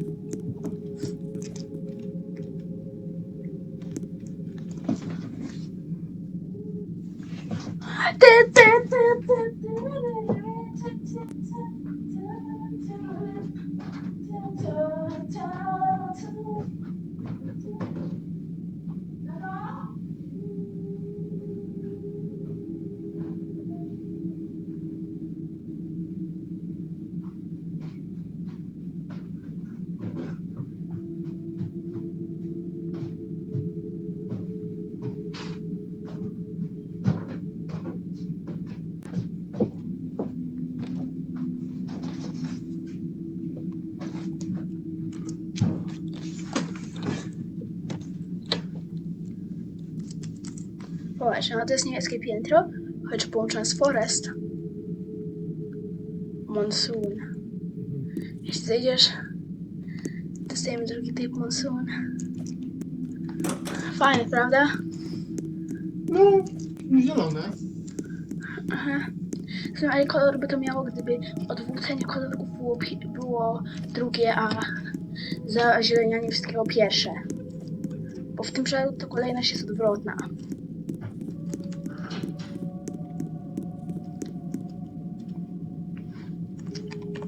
Monsoon.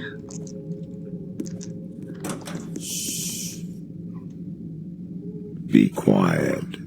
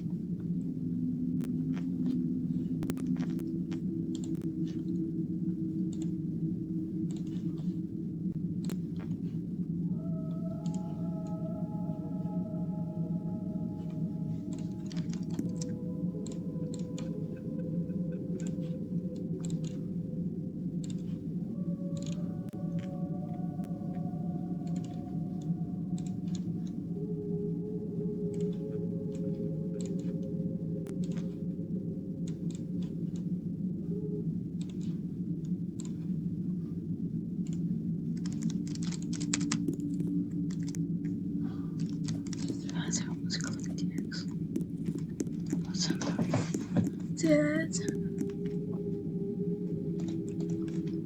15, sir.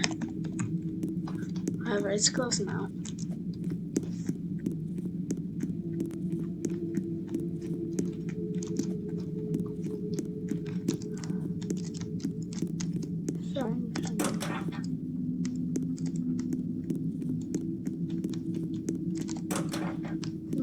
Minecraft Forest Mirror floor. I named these monsoon floors because they had no better idea. Wait a minute. The cupcake floor sibling also happens to be a monsoon floor. That's funny.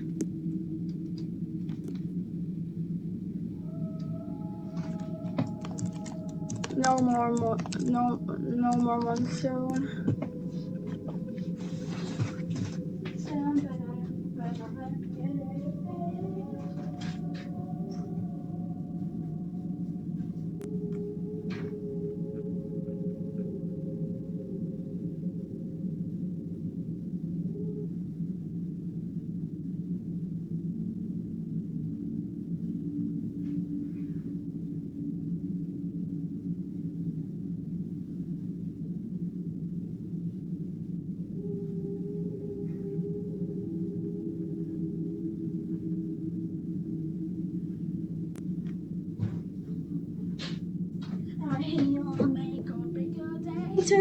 They look the other way. Don't wanna listen to what he says. And he will send you up or down, not break your neck or drown. Don't wanna listen to what he says. Doesn't matter if he makes his way upstairs. Love to kill. It's so bad.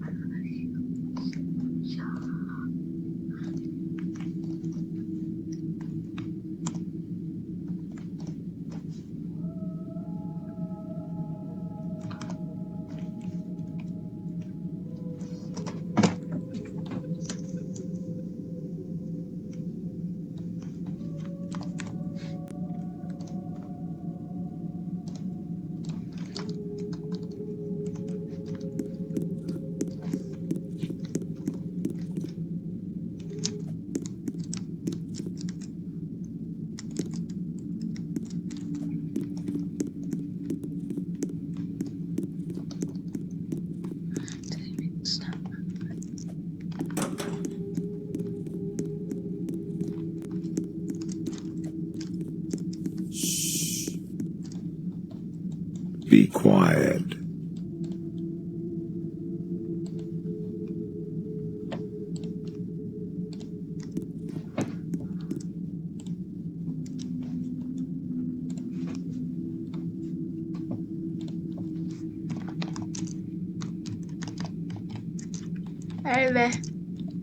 Very bitter and salty. Not for me.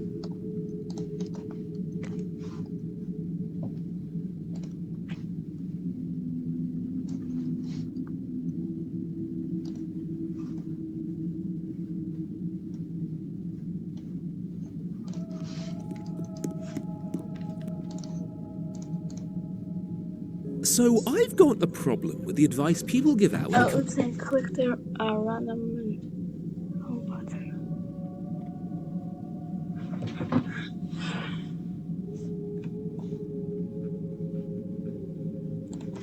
Y'all know, like, this gesture, the crossed arms over your chest thing? What does that mean to you? If I had to guess, if you're a Zoomer, probably something Marvel-related, like Kamala Harris, Wakanda Forever. Maybe even Deadpool's X-Force, because that's a timely reference to make, depending on when you're watching this. Well, I hate to break it to you, but whatever you thought it meant, it does not anymore. This iconography as a symbol has been co-opted by an age demographic well above the typical white viewer's age. Some of them might even be considered old age. Don't worry, you guys are still welcome here. I know some of the people in my audience could be my father. Just a question, would any of you be open to the position? Gen X Rise, who's with me? Bro, the pump fake on flicking the bird at the camera is so funny. He's struggling to even get the fingers all the way up, which is fair. Lots of things have trouble getting up at that age. Hell, I'm so far ahead of the curve, I can't get it up at the age of 24. Hi again, guys, and it's about time we check off a box on my old to-do list. Over the years on this channel, we've gotten a few laughs from looking at cringe from different age groups of people. Boomers were the first, millennials gave us 2 bangers by using TikTok TikTok at all. We've even given ourselves and Gen Z some grief, because despite how depressed all of us already are, I still wanted to give you even more. If you enjoy this video, this card at the end will take you to the last Gen Z video. You know, just taking equally sized dumps on both sides of the equation, so you know we're presenting both sides of the argument. Also, less than 20% of y'all are subscribed with notifications on. If you sub and hit the bell icon, you'll never miss an upload. You can always undo it later. So you will see this Gen X face paint TikTok filter a lot in this video. I really have no idea who made this, but this might be the assassination of Franz Ferdinand in the context of this war. Whoever made this filter had no idea how strong of a tool for self-empowerment they were handing to people born between 1965 and 1980. And those folk have used it to not just take pride in their year of birth, but to declare open combat with these small, puny, fragile babies of the Zoomer generation. And I can't even completely disagree with that description of our generation, because everyone our age of every sexuality has an obsession with getting a twink pregnant, or they want to be the twink getting impregnated. You get what I'm saying. Gen X going to war with Gen Z? They better bring Jesus. Who's with me? I mean, if you're willing to give us Jesus in this fight, we'll definitely take him. He seems like a cool guy to hang out with. You'll also see this guy, Mustache Man 23, a lot in this trend. He's taken up the cross on this particular crusade and tilted it 45 degrees like in Logan to make an X. Very timely reference, I know, and he has just been beating the payment on his warpath. I kind of respect it, but the comments have had some pretty common responses. Gen X versus the voices. Old man yells at cloud. Gen X rise in blood pressure. You know, that sort of thing. And before we continue, I want to clarify that this dude in particular seems to be leaning into all of this and just having fun with it. For Christ's sake, he changed his name to TikTok to Simon Gen X with Unk in parentheses. It's really not all that serious, and I hope you guys don't take it as such, but I will still be looking at his videos and dunking on some of them because it's fun. I just hope y'all know that for most people our age and our parents' age, this isn't all that serious, and it's just to have some good fun. And hey, he even posted the apology video to Gen Z when he realized he's gone too far as of late. I've got a message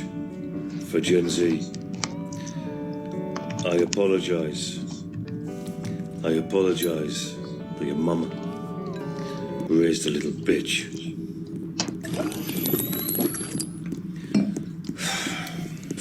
That deep sigh at the end, his heart is just not in this anymore. Like, it's dawning on him, like, fuck, this is what I'm doing in my free time? I'm about to retire, dude. This game is not fun to play no more. He was trying to have a good time, but there's no more good times left to have. Not everybody in his constituency was in for a laugh, though. Some Gen Xers had scathing critiques of their enemy combatants. Gen X okay? No, seriously, are you guys okay?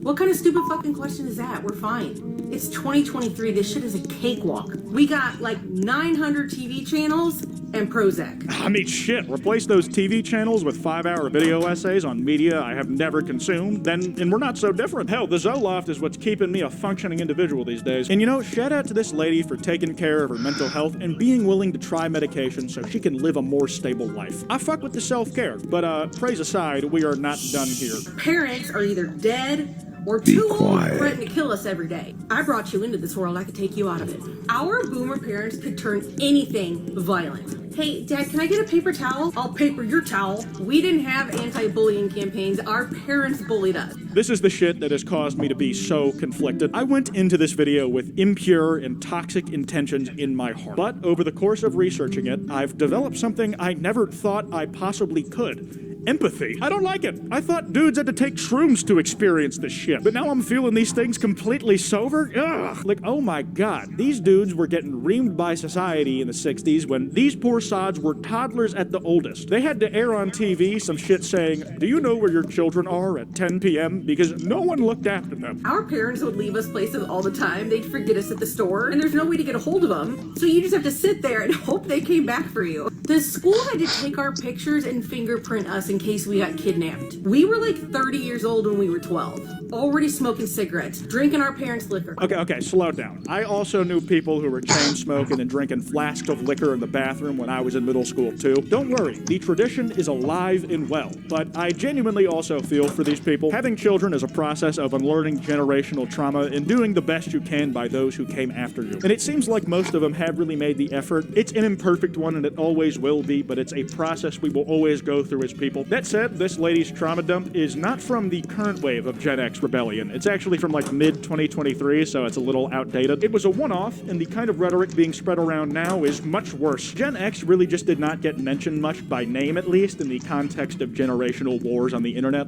Wars, Christ, that's dramatic. The most they really caught were some strays when we lumped them in with boomers, because most people my age are bad at counting anything that isn't a Twitter ratio. They woke us. They poked us. Now, they can enjoy the consequences. Is this the third locker room? Of course Gen Z made Gen X woke. They poison everything they touch. There is a bit of irony that this lady chose a sound that included her cracking every bone in her back. It's not one that I'm unfamiliar with, just it sounds like the simulated crinkling of tinfoil. And of course, as anything like this happening on the internet will soon be followed by, commentary channels were getting their bag like I'm trying to right now by talking about it. I've had this video planned for a few weeks, but of course, the day that I reached out on Twitter asking for posts of Gen Z cringe, fellow commentator Funky Frogbait made a 20-minute breakdown that got 1 million views in 2 days. It's very good, but god damn it, she beat me to the punch. I'm just not as quick with it as I was in the days when I was an alcoholic illegally. It is a good video. I recommend giving it a watch, but there may be some crossover coverage if you've seen that one before or are seeing mine first. Honestly, I might just be cursed. I had just finished writing and recording a 20-minute video on the history of kudzu in America that you'll probably never get to see, because an hour after I had finished recording it, Wendigoon uploaded a 40-minute breakdown that covers it in much more depth and emotional resonance than I'm capable of feeling. Anyways, back to Gen X.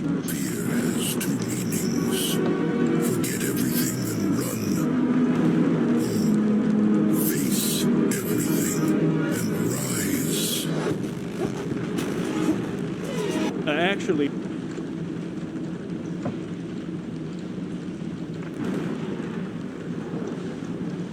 1.5K.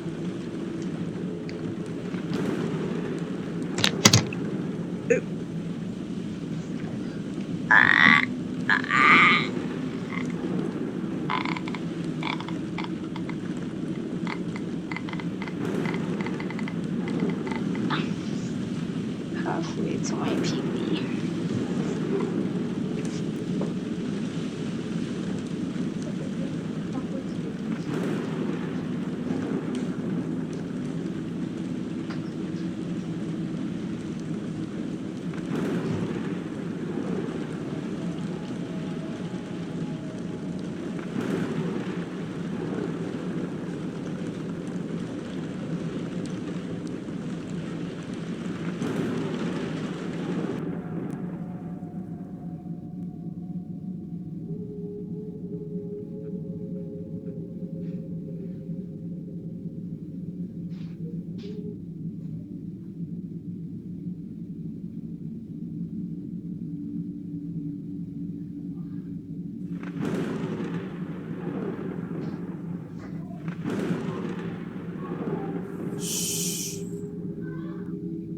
Be quiet.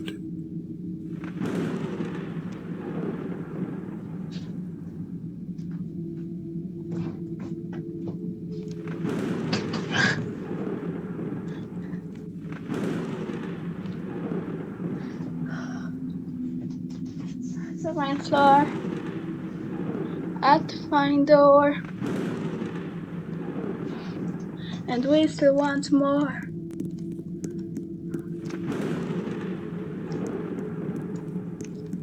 Boom! 10 times.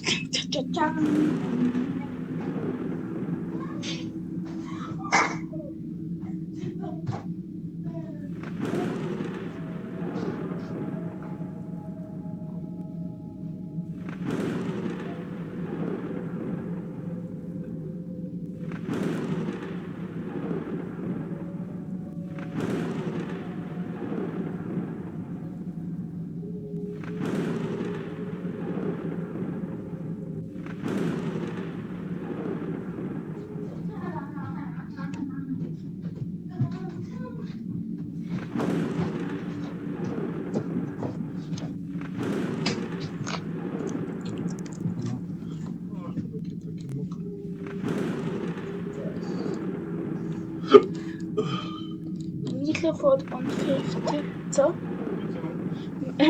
Dit 50. Meatloaf 150.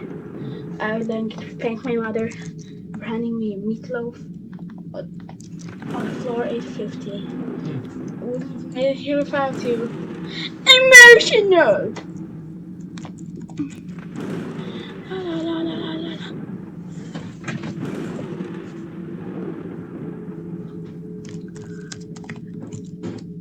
I went to 1.5k. And now, oh no. Oh, no progress save.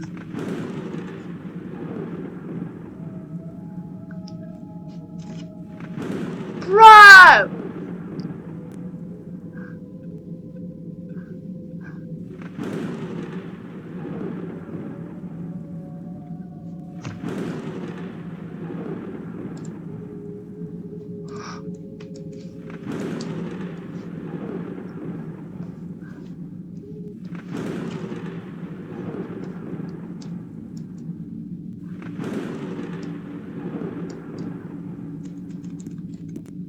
La la la la la la la.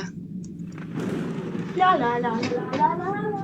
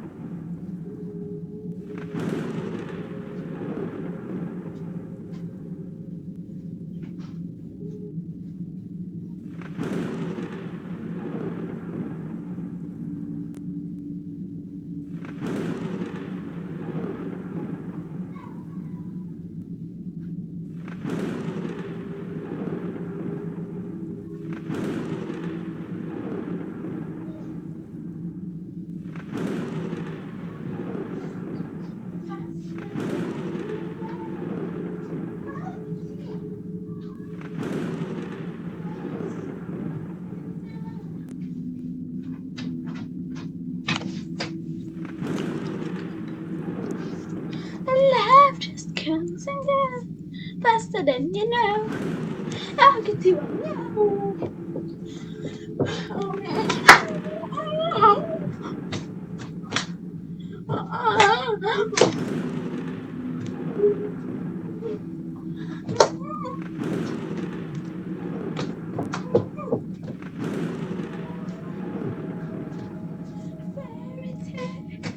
Love just comes.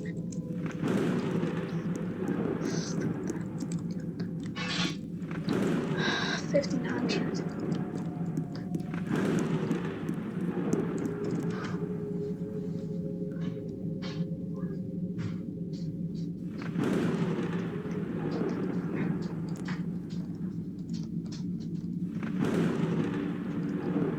FEAR as an acronym stands for First Encounter Assault Recon. It's a video game, man. There's like 3 of them. The first one came out in like 2005, which I was alive for, but it still beat you to the punch on what fear means by like 2 decades. It's even copyrighted. Try using that branding as your war cry and see how that...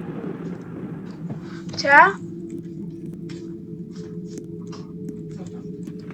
Tam się kryje. Ty zamknąłeś okno? Tak. A czemu? Bo mucha wleciała i ty też był jakiś problem za wyłączka. Więc tak. To jest wejście do piętra. O, jakiś gościem będzie cicho, więc Be nie będę się quiet. po kilka sekund.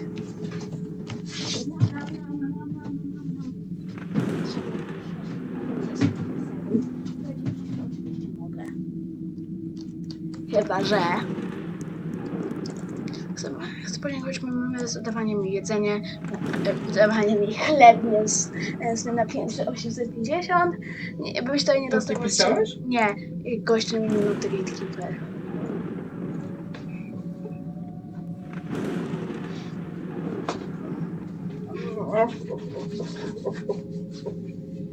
Jeszcze umiesz się ruszać, trochę się umiesz ruszać.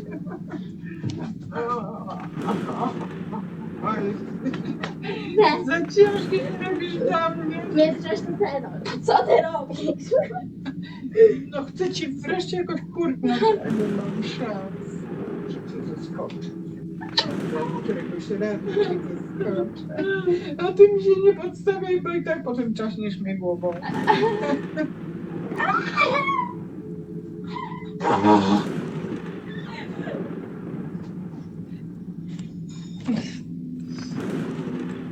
Water, water, water, water.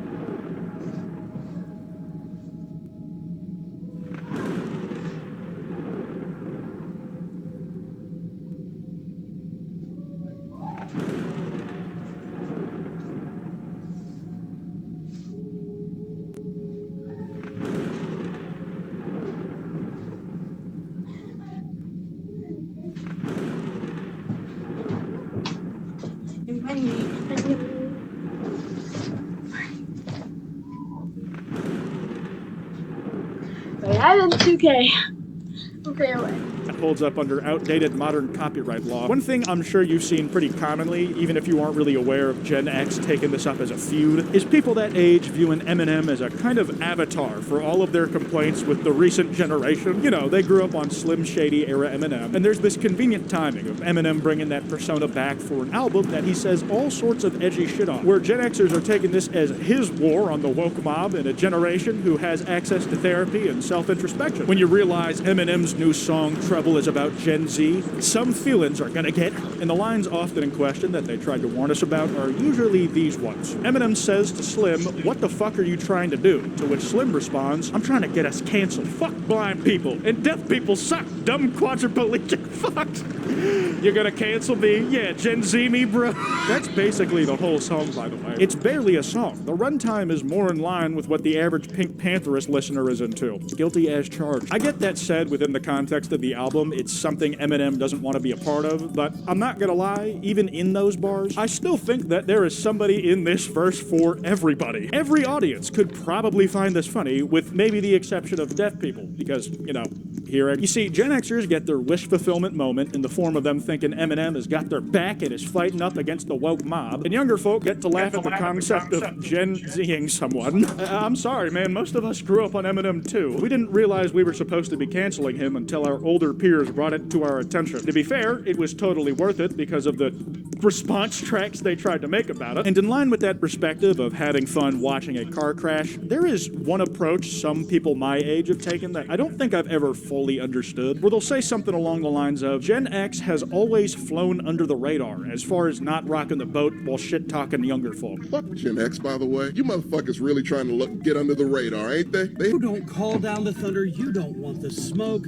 Like our hero Patrick Swayze said, we're gonna be nice until it's time not to be nice. Roadhouse. You really can't make some of this shit up. The dude has an X on his sunglasses. And this is a general PSA. No matter your age, if we can see the reflection of the phone you're recording yourself with anywhere in a video, it's always going to make me laugh a little. People make jokes about the script that I'm reading off of looking like the pupils in my sunglasses' eyes. No one's immune, dog. That said, Gen X has always had words for the younger folk. I'm sure y'all might remember the trend of article headlines going all, millennials killed the steam-powered industry business. They killed cereal, too. They just always kept that shit talking on the places that Gen X like already dominated, like Fox News and other legacy publications that have been around for twice as long that I have. Yeah, they talk their shit on us, or at least the generations younger than them in general, in their own spaces. But really, the only responses they'd get directly to that would be from folk closer to our age, talking about it and shitting about it on YouTube. A completely different place from where the original comments came from. You didn't see a whole lot of unironic avocado toast talk from older established creators making a living off of YouTube. I'm sure it exists, but it definitely did not start there. The issue became when TikTok, an app predominantly seen as a young man's game, became so ubiquitous that people of all ages were flocking to it by the millions. It became so influential that now they're trying to ban it. I don't really go on that app as much as I used to because I would be the last person to argue that it wasn't destroying my attention span. So at this stage, it's likely that your dad uses it more than me. Even still, it's always going to be the youngins shaping the culture on these new platforms. So when Gen X took the fight to our home shores, the college students were always going to win the information war. Comment spamming the same thing over and over again about how it's Gen X versus the voices in their head may be brain dead, but there is strength in numbers. What we lack in brain cells, we share by having a collective hive mind. Still, it goes further than just that. The kids are engaging in isometric warfare. They are not engaging with the thrust and substance of what you're saying. They are dismissing you as an opponent even worth seriously engaging with. There was this one particular white woman who I'm sure is a lovely individual to talk to, but she was trying to articulate why we as Gen Z should not be messing with Gen X. That their parents would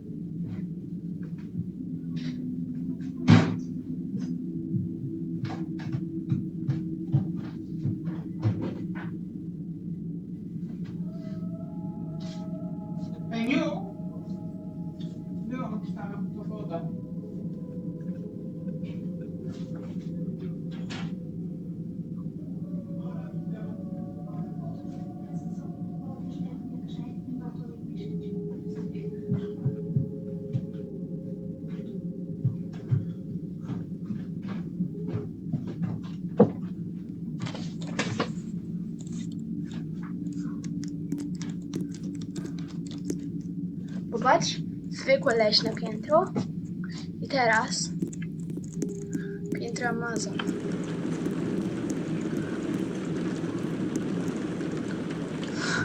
Halo! O, ktoś zareagował na to. Ale to co, już zobaczyłem? Tak, ma Amazon Floors.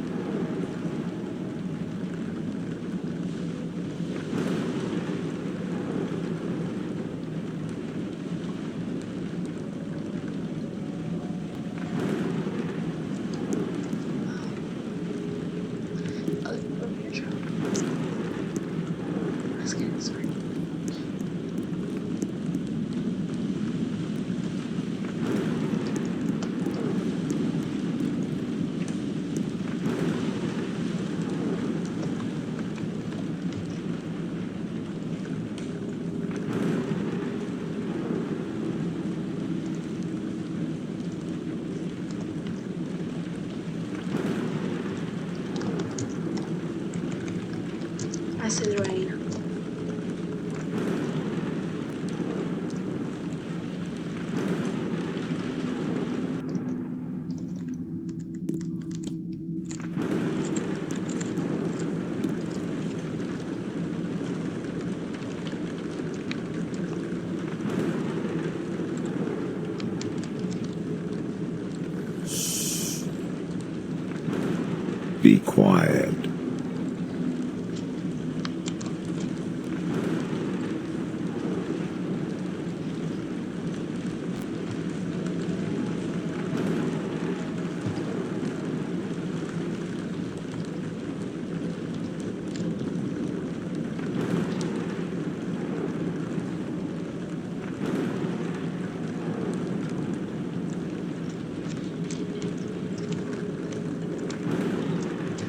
facendo una denuncia.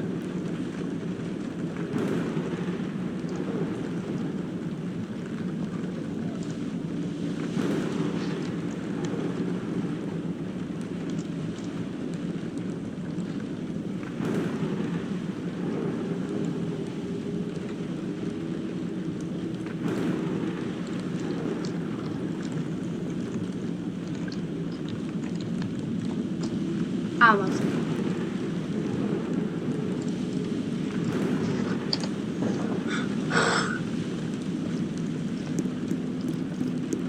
Good to see Gacy finally back.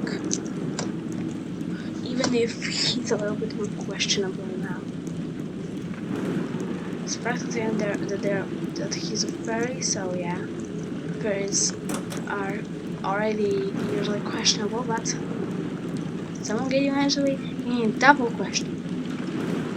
And then that's like strap evil. I'm only giving him the benefit of the doubt because I like him too much.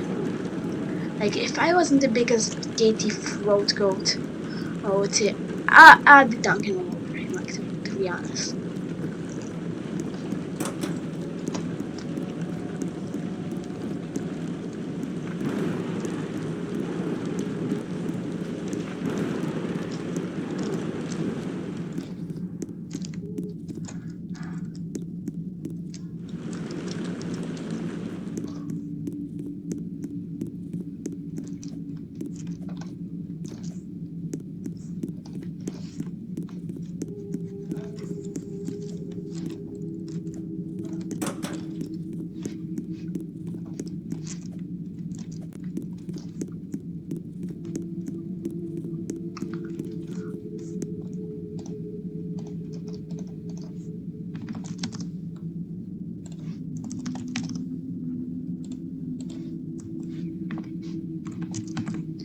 And third is when the server just had 2.7k ticks. Kinda crazy just how long I have been walking. I've really been walking the walk, man. Just really walking my walk. My walk has been walked. And I feel like I have walked the walk. Wait a minute. If 2 floors up is not 3rd floor, I'm going on a stew.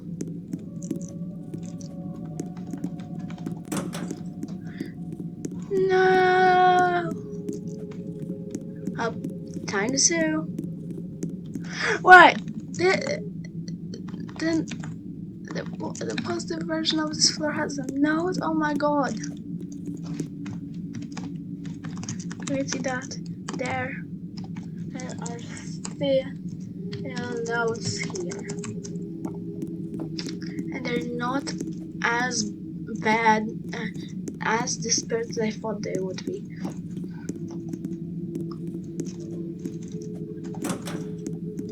Then again, they probably were back when a lot of new notes have started to come in.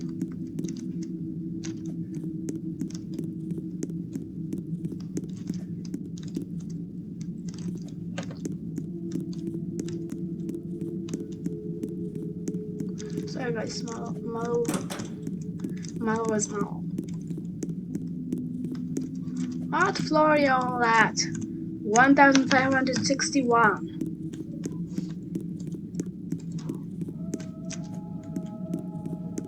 Floriola. I just said it.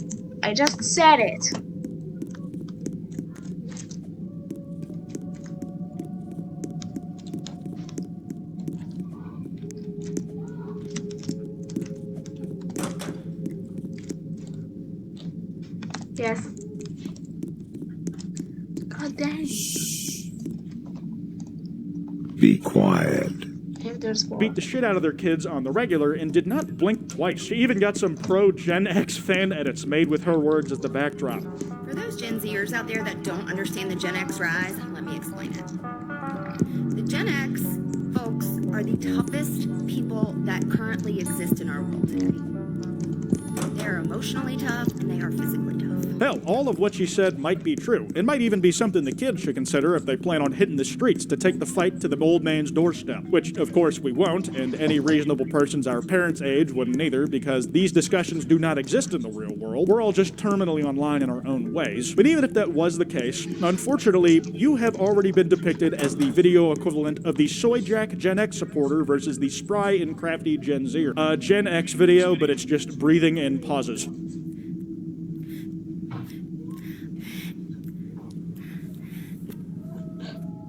We hopped fences. We didn't wear a helmet.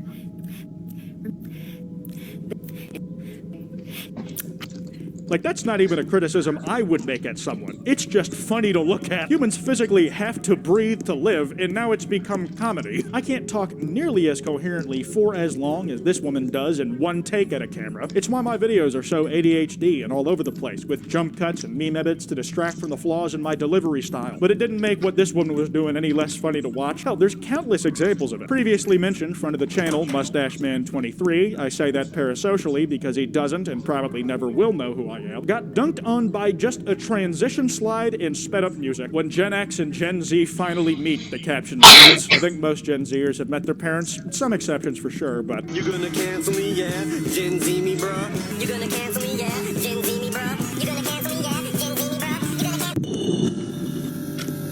One picture of LeBron, and Oh my God, unfortunately for you, Void it was over before it began. I pray no one's taken this situation that seriously on the other side, because we definitely are not over here, as demonstrated. It just really makes me feel for the folk who are part of Gen X, who just keep asking themselves, why are we doing this? Gen X rise.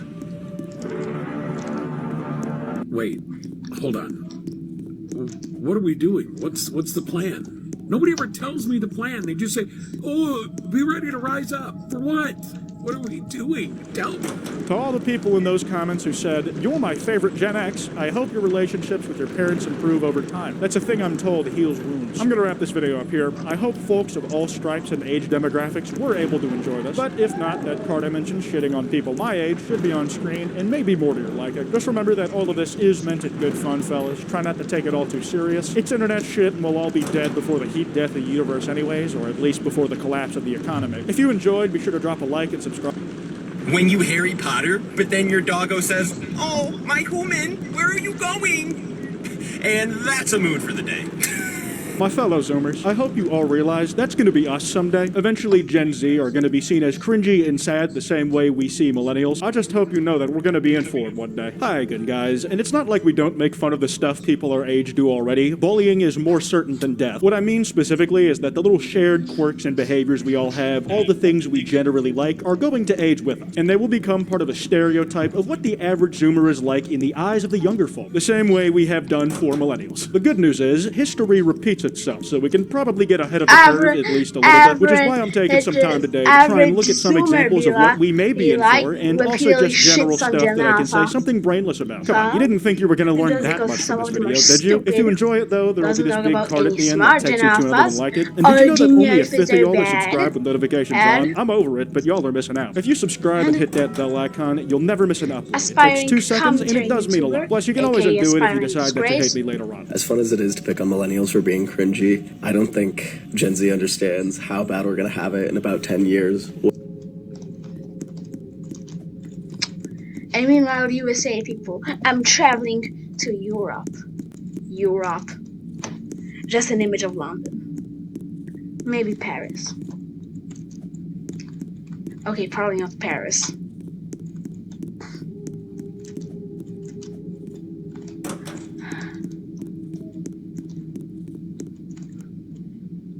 I drank Future once. I guess I like sus. That's good. It's really exciting. Sus. Be quiet. Fellow traveler, 45 by GL. Unity atmosphere and decided. Also, backroom slides!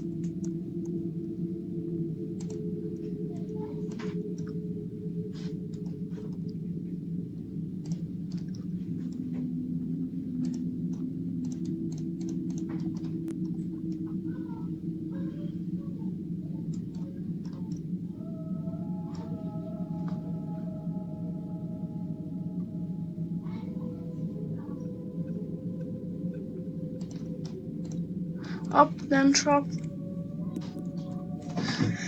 Someone responded. That's me.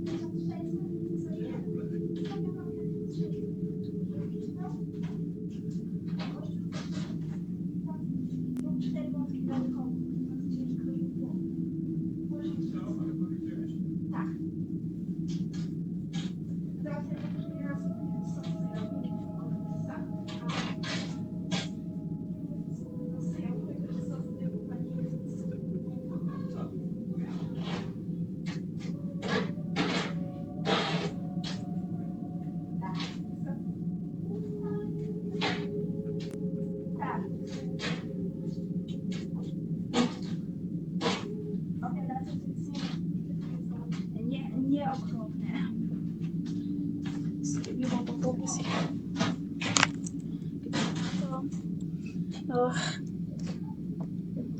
To pobyłeś pająki, koty i potwory oczy i nie podda się tu. Upewnij się, żeby się nie zagubić. Potrafisz to zrobić. Będziesz wolny. Stałeś się do piętra 700 i to się uda 2000. I Meg, jeśli ty też masz prosto w notkę, czemu ty byś to przeczytała? Nie grasz w to. Boże, czy ktokolwiek stoi notki tutaj? A ostatnie notki tutaj są od roku temu. Pomóż mi. Witaj do Konstantynopola. Zrób sobie przerwę, miej wodę. Wodę będziesz pewnie potrzebował na to, co jest potrzebne później. Jest blisko 2000, nie poddaj się i kontynuuj. Możesz to zrobić. I też proszę pograć moje fajne gry. Może odnaleźć się w grupie Dumptruf Studios. Proszę. To wszystko, co ja od ciebie chcę. I teraz moje. Ja raz biłem sam sosojowy. Było okej. Ej, chyba naprawdę lubię sos sojowy. W każdym razie to 6 innych gości myślała, że ty zginąłeś. Choć że to szczęście, nawet jeśli to coś tobie stanie i już to zdecydowane. Wtedy byłem tę notkę Kiedy? Dostaniemy tę notkę powyżej rok powyżej tego gościa. I też zjeżdżanie w grusach z DVD Toilet Theater is level 100 fanów, tak.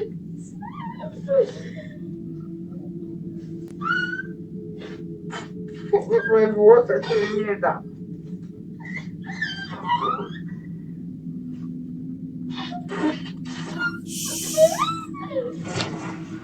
Be quiet. Tak mało się spodziewałem.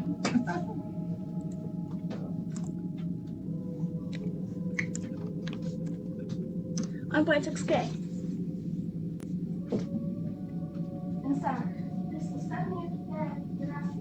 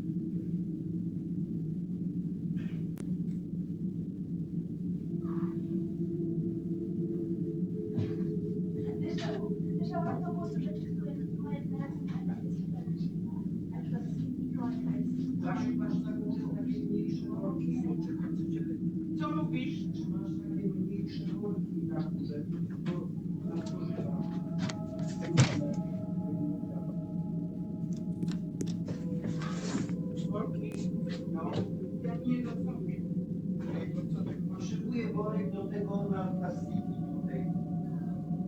Żeby wystawić na śmieci, żeby włożyć do pojemnika. Tak.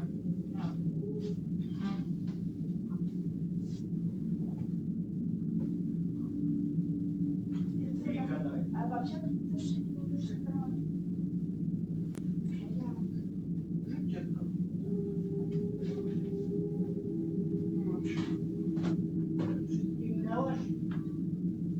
Zostawiłam już.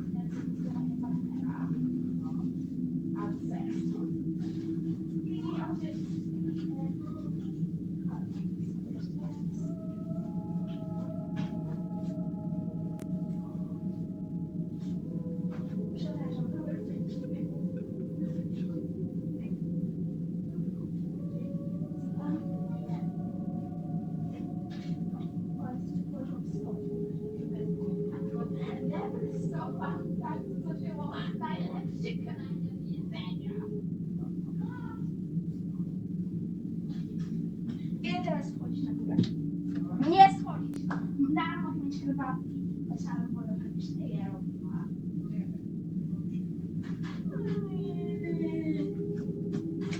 Hey guys. So. When Generation Alpha grows up, these are chronically online iPad kids, you know, people who haven't taken their face away from a phone screen ever since they were pushed out of the womb.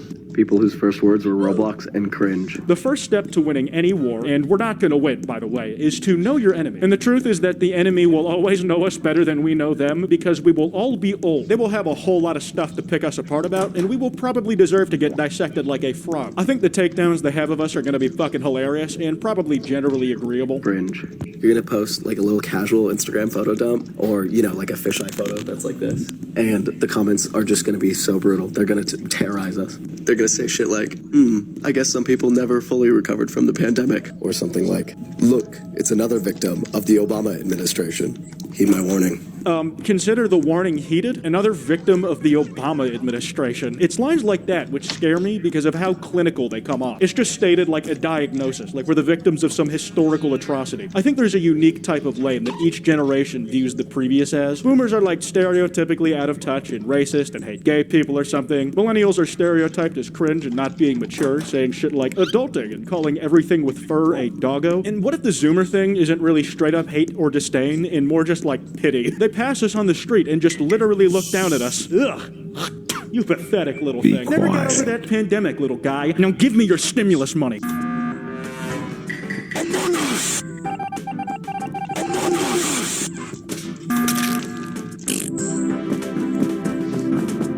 The Among Us stuff is pretty self-explanatory. You're practically already bleeding from the eyes from having seen that. But the thing I want to touch on specifically is the use of sped-up footage. The double-speed video has become something of a staple of the slop that I find funny or that I just watch in general. I need my jokes set at double speed. I need my oddly satisfying videos to be time-lapses. I watch every YouTube video sped up. It kind of reminds me of that so-called millennial pause, or a better example, that zoom-in millennials do for emphasis every sentence that they say. Hi, my name is Lauren. This is a message for everyone who bullied Jake Novak. Screw you. Hear me loud and clear. It is not PC culture that's going to ruin stand-up comedy. It's going to be you. Most of you have never even had a job in the... Nice to meet you guys.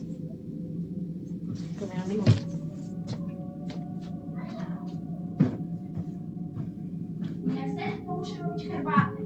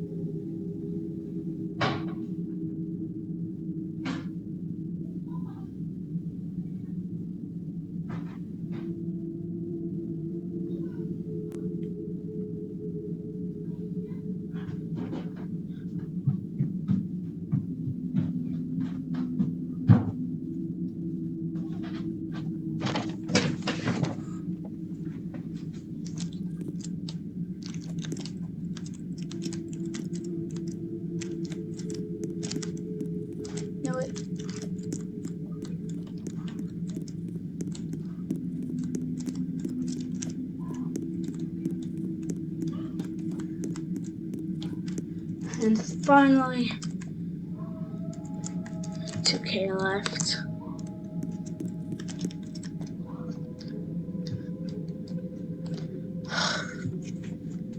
Already in 2004. Not even halfway.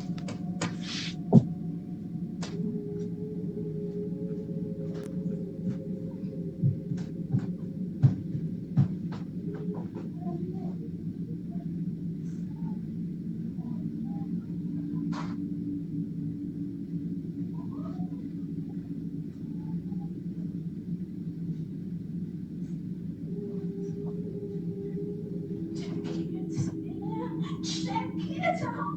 It's the summer Olympics. Check it in, check it out.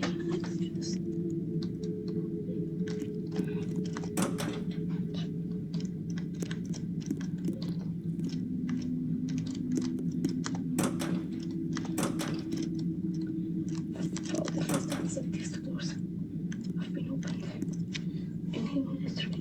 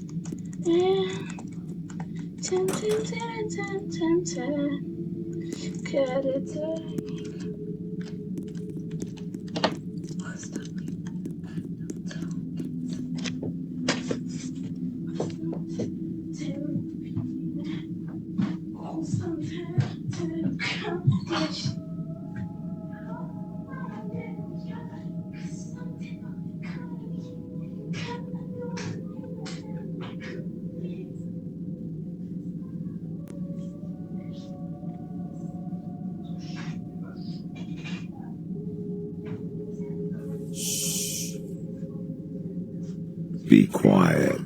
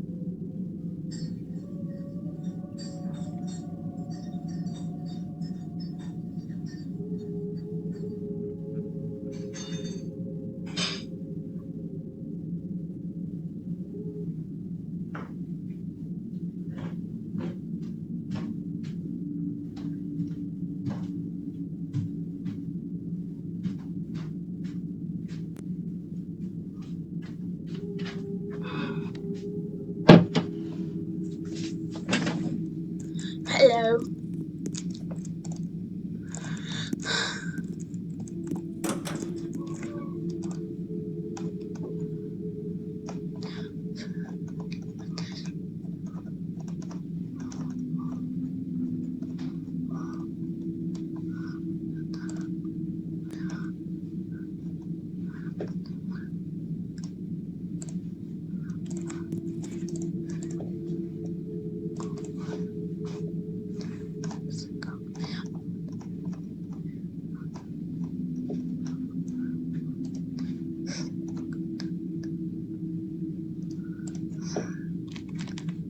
Lol.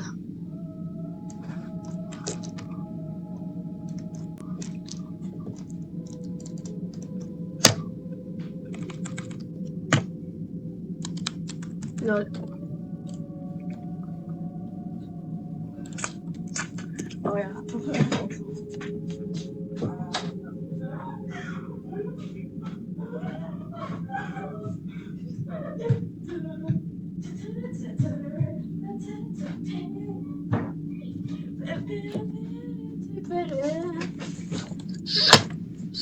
Halaga cura il tune.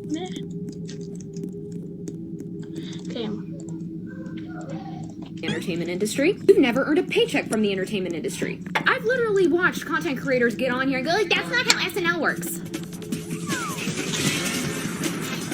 It's very funny that they all do it, but it's interesting because these behaviors were largely shaped by the tech that they all used back in the day. From what I understand, mainly Snapchat, where it was the first time it had ever been super easy to zoom in and out while recording by just moving your thumb while holding the button down. Same thing with pause. I remember cameras a few years ago took a second to start recording, so everybody would just wait a little bit before they started speaking. And now they can't make themselves start talking without revving the engine first. Also, a weird side note, when millennials get called on doing the pause in TikToks, it seems like they think we're mad at them, like we're just angry about them waiting a second before speaking by habit. But in reality, the biggest critique I have isn't that they pause before speaking. It's that you have the tools to edit out the dead air to make a more seamless viewing experience, and you have to edit that video on TikTok anyways. That's completely besides the point. Regardless, the sped up footage is something I saw Gen Z start doing when TikTok, formerly Musical.ly, first came out of the womb, where being able to do things in fast motion was a staple feature of the app. It started with people kind of making fun of it with those cringe lip syncs and sped up dancing, but because it was so core to how the app functioned and because the app became huge, it changed the way Gen Z made content, where now every niche video uses sped up footage in some way. It's just an interesting parallel of how the tools we use to create things are capable of molding how we create things in return.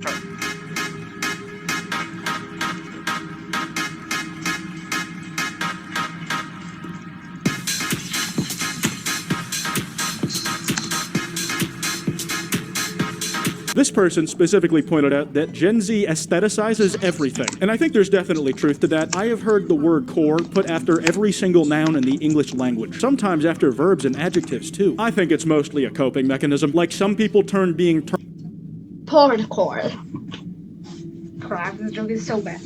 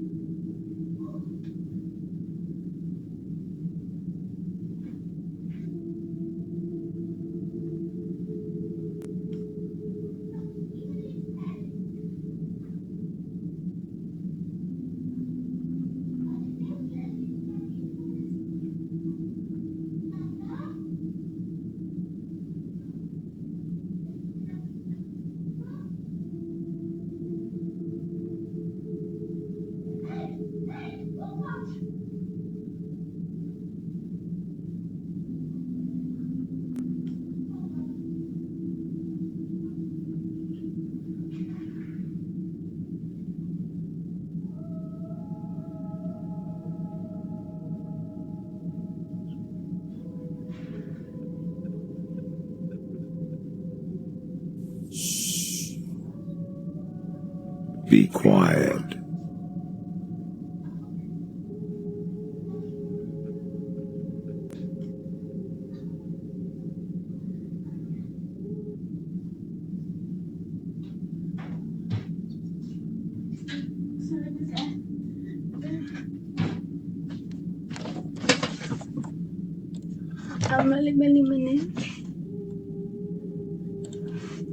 Add now. However long you want. Treat something like a game. You can always press Alt F4 with a gun.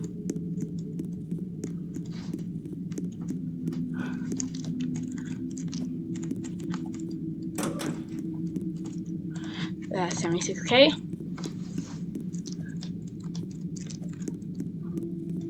Okay, technically minus 364 and 365 exist, but there's such there are only 2 floors, and this isn't at like 76,998 or 76,999. It's still 76k.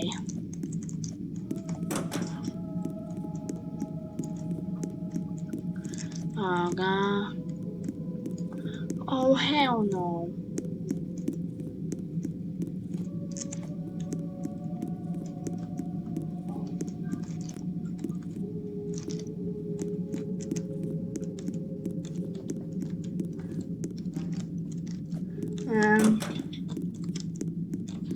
I wanna just, what's the furthest anyone has descended? Has anybody even descended to 5555? The development policy. Yeah, I think I'm gonna start the next one. Let's see. Okay. You do you. I'm a climb up. So I have a perfectly good team waiting by my side. Terminally online and having no real-life friends growing up into webcore, which is quirky and bright and colorful. Getting bullied at school for the weird shit you like is now just weirdcore. I am guilty of this type of thing, just so we're clear. I have no shame. Literal fucking in PTSD trauma core. This one also ties back to my chronically online video, where we are like the first generation of toddlers to be fully immersed in the internet since being a fetus. And because of that, we got edgy as fuck, early as fuck, and then also developed several mental disorders that stopped us from doing anything but LARPing as Unhinged. Like legit, we will and already do give people our age who do this tomfoolery shit for stuff like this. And I don't see the next generation being any kinder to us about it. And even if they were, would we really deserve their mercy? Gen Z grew up with Omegle, ADHD, depression, eating detergent in a year where literal clowns chased people with knives just cuz. We have a 0% fear factor, and we have no regard for our personal safety. Yet we all have social anxiety. We will body slam cops, spam a serial killer's post with fairy comments, and bully the bunker boy of a president into hiding. But if we ordered a pasta at a restaurant and the waiter brought a bowl of rocks out, we literally wouldn't say a word, and they'd still get a good tip. See, here's the thing with that paragraph. Shut up.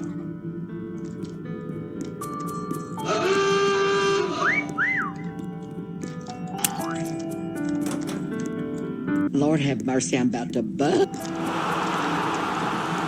Ah, the thirst trap. This one is a classic. Definitely not invented by Gen Z, but it was democratized for our generation in a way it never has been before. You used to have to be in magazines and part of a curated group of people who were considered to be drinkable enough to thirst over. But now anybody can post this kind of thirst bait to the internet, including Jake Novak, my hero. And as much as I might dunk on videos like that come off just a little cringe, there are certainly ones that have worked on me. Unfortunately, like most people, I am still attracted to specific things. I am not immune to the bait. Speaking of almost everybody being attracted to something, though, some people are too damn honest about it. My own generation since because I'm old enough to grow up with Gen Z's garbage and stuff. Hey, this man just... Oh my god, bro. Oh, hell no, man. What the fuck? I truly believe that Zoomers, if not uniquely horny, are uniquely horny on main. And they are also uniquely open about what they are horny over. Like, people absolutely prostrate themselves in the replies of hot people on Twitter, just begging to have their mouth pissed in. People will go on multi-paragraph rants about how they think things like Azathoth, the Lovecraftian nightmare, is uniquely hot. I really just don't think people were as open about saying this shit in the past. Hell, even I'm guilty of it. You just have to take a glance at my second channel to see my long list of stuff. Just look at this shit. Going back to the thirst traps, though, they are often part of a specific genre of TikTok that I fear we will be getting shit for till the end of time. POVs. Can you take me to my boyfriend now? Yeah, sure. Simp. I'm not a simp. Yes, you are. Pushes me. I'm not a simp. Flinches hard. Everything's good? Yes, I'm okay. Why did you just flinch so hard? I don't know. He's hurting you, isn't he? This type of content did not exist before I was born. You can't convince me it did. Stuff like it, maybe, but this version here is a modern invention. And can we just recognize this for what it really is? These point of view TikToks are like if self-insert fanfiction where you date YouTubers was written by the YouTubers for videos, made with the explicit purpose of getting their fans to pretend that they are dating them. Am I the asshole for punching my wife and putting both children in the adoption center? I, 37 men. My next point I think might be a shot in the dark because it could go one of two ways. You all know the Subway Surfer Reddit reading videos that were just mentioned, but I remember when the whole video was just the reading of Reddit. Now you need the gameplay going at the same time, maybe a reaction video at the bottom as well. Our attention spans are absolutely shotgun blasted these days. And while that's true for everybody in existence, we got it the worst because we grew up into it, and I wonder if the next generation will either have their shit together more than us and make fun of us for not being able to focus unless it's three things at once happening, or if they are going to be several levels of volcanic shit worse. I'm a little nervous to find out, but it's kind of exciting.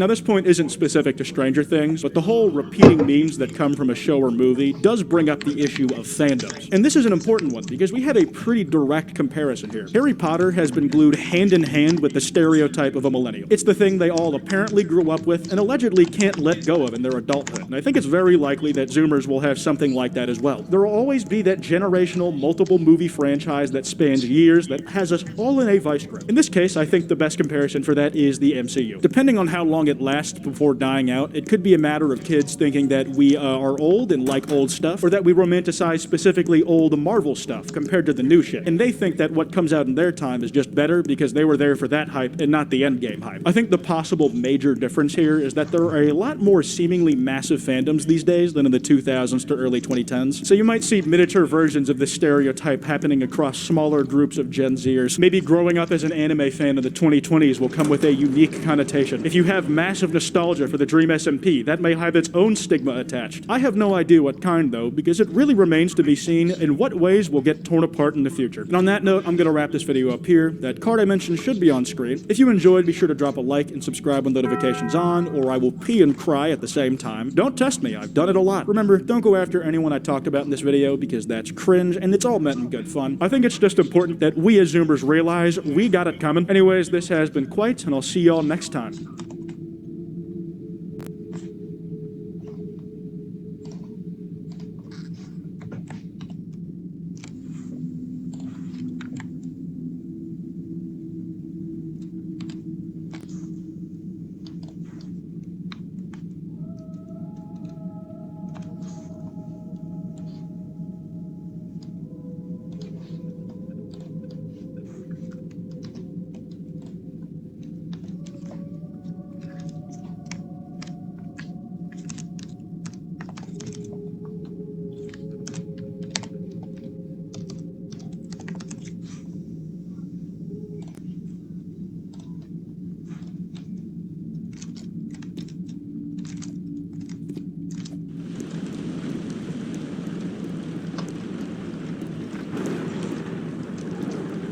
Also feels like I'm kind of saturated.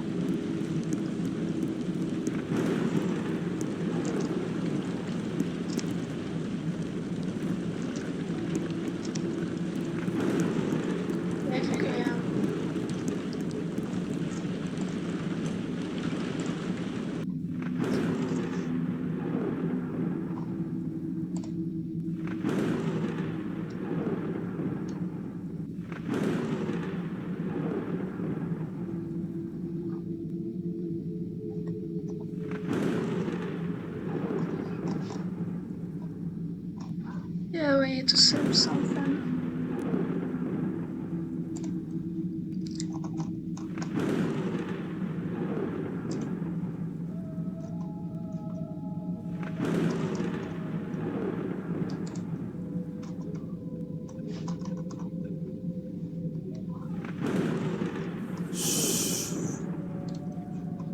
Be quiet.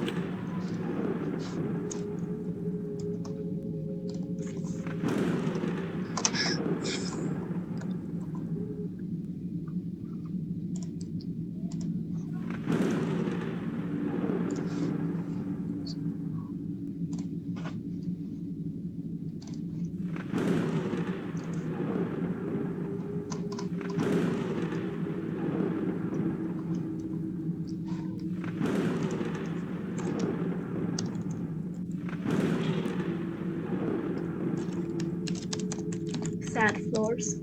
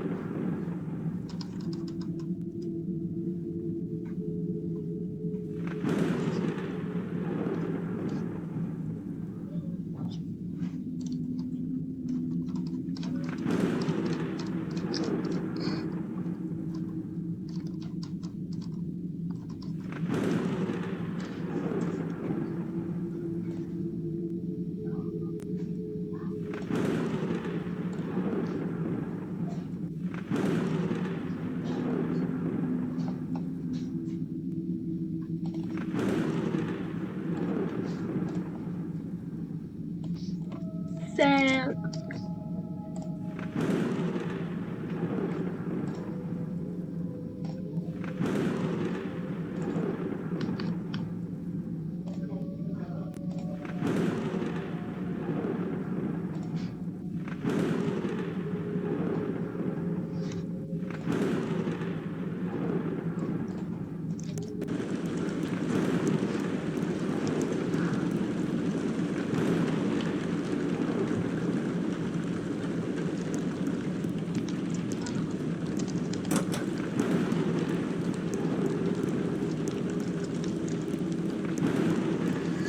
Okay, until a certain now.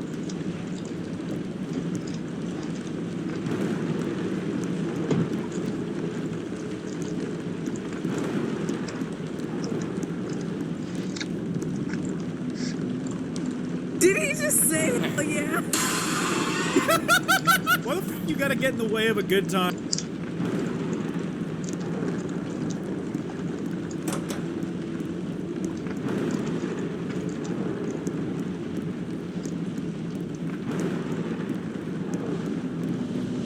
Good afternoon, everyone. My name is Dr. Miller, and the SCP we're going to be looking at today is SCP-6448. Containment class Header, Disruption class Kennick, and Risk class Warning. Oh my goodness. Special containment procedures. Containment of SCP-6448 should be focused on investigation of deer exhibiting anomalous traits within and around the Appalachian area. All civilian sightings of SCP-6448 should be attended to by Mobile Task Force Gamma 4. green stags. Possible deaths resulting from SCP-6448 should be attributed to hiking accidents, and sightings are to be blamed upon chronic wasting disease. The Site-44 Cryptozoology Division is tasked with ongoing research into the not deer phenomenon. Should an SCP-6448 instance be captured, it is to be brought to Site-44 for containment and study. Description: SCP-6448 is an anomalous branch of the Cervidae family. All members of this group display heightened intelligence and are presumed to be sapient. Many specimens exhibit some form of physical malformation, causing them to stand out from non-anomalous deer. While the exact details of physical abnormalities differ between instances, repeat commonalities are as follows: legs bent backwards, barrel-chested or bloated abdomen, emaciation, eyes belonging to unrelated animals, forward-facing eyes, erratic movements, loss of fear towards humans, tendency to walk on two hind legs, general bodily disfigurement. Aside from physical disfigurement, instances show severe divergence from the behavior of other cervids. Namely, SCP-6448 are known to watch, observe, and stalk humans, often for hours or days. This includes following humans to and from their homes, wherein they will proceed to steal belongings, weapons, and food. Very rarely will SCP-6448 attack victims while they are indoors. SCP-6448 are most commonly encountered in deep woodland, particularly at night or dusk, when a person is alone. Any form of direct acknowledgement of SCP-6448's anomalous traits in these situations will always result in the victim's termination. In such situations, personnel are to observe the extract of service protocol attached to this file immediately. See below. Service Protocol, SCP Foundation, Cryptozoology Division. These actions should be carried out by anyone inadvertently interacting with SCP-6448 and are necessary for your survival. Please skip to the section with relevant information if your life is under threat. If you notice that a deer seems off, look away and ignore it. If it knows that you've noticed it, it's too late. If you hear your name, whistling, or something else in the woods calling for you, don't acknowledge it. Never acknowledge it exists. Don't respond. Don't go looking for it. Don't call back to it. If you're walking at night and you feel something breathing on your neck or whispering behind you, the key to your safety is pretending that everything is normal. Your survival is dependent on your ignorance. Presently, SCP-6448 are known to inhabit only the Appalachian region of North America. The previous sentence was stricken from the document. History. SCP-6448 was officially assigned anomalous classification in 1980, though they have been recognized by local people since 1947. SCP-6448 is a firmly cemented figure in Appalachian folklore, known colloquially as the not deer due to their striking similarity to the species they imitate. Many locals claim to have encountered instances of SCP-6448 or possess knowledge of an individual who has. A majority of local communities living in rural areas of high activity are aware of the precautions required to avoid hostile encounters, primarily due to urban legends and stories involving the entities. SCP-6448 were previously researched at Site-41, located in an unknown location, North Carolina. On 11/01/1994, a group of 3 SCP-6448 instances broke into the site utilizing a tunnel system carved over an extended period of time. This triggered containment breach alarm systems and the site entered lockdown protocol. The single instance kept in containment, being prepared for dissection, was lost in the breach and not recovered. Over the following decade, a further 5 SCP-6448 instances would be captured and contained, all of which would escape the site through tunnels carved by other SCP-6448 entities. The decision was made to transfer all instances to Site-44, overseas, to prevent further breaches. Since this decision, no capture attempts have been successful. Addendum 6448 911, recently recorded civilian encounters. The first reports of SCP-6448 surfaced around the week of 07/07/1947. In the time since the genus's discovery, many members of the public have encountered the entities, though most accidentally stumbling upon them do not alert local authorities. This is typically due to the SCP-6448 instance either merely watching the subject or becoming hostile. The following is a log of all recorded 911 calls related to SCP-6448 phenomena since the year 2000. Date: 02/01/2000. Details: Victim, aged 41, female, dialed emergency services after hearing their name being called from the woods near their home. The victim recounts the vocalization being likened to a scream in a voice that they do not recognize and requested assistance in locating the source. Emergency personnel requested the subject place their phone on the floor outside the home to listen for the alleged sounds. After 2 minutes, a vocalization was heard that was calling to the subject by name, emanating from the nearby forest. The subject was instructed to investigate the disturbance themselves and keep services updated on the situation.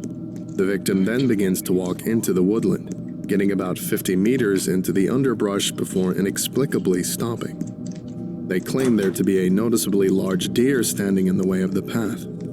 She begins to walk closer, though states it does not move. Subject diverts from the path and begins walking in a different direction. After 30 minutes, no source of the voice is determined. The caller returns to their residence. Date: 13/06/2002. Details: Victim, age 28, male, calls 911 regarding a home break-in. The caller notes numerous items to be missing from their residence and requests an investigation. Operators dispatch 2 investigators to visit the home and discern a potential perpetrator. The pair note that based on earlier CCTV images, all cutlery, sharp objects, firearms, light bulbs, and a single copy of the novel, The Day After Roswell, are missing. Also noted is that there is a complete lack of any fingerprints at the scene, with no doors or windows having been broken into. Analysis of the home's CCTV footage revealed there to be a 2-hour period of missing film, with the exception of a single frame containing a service nippon on its hind legs reaching towards the camera. Its frontal hooves have been warped to resemble fingers. No footage of the entity exiting the home was discovered.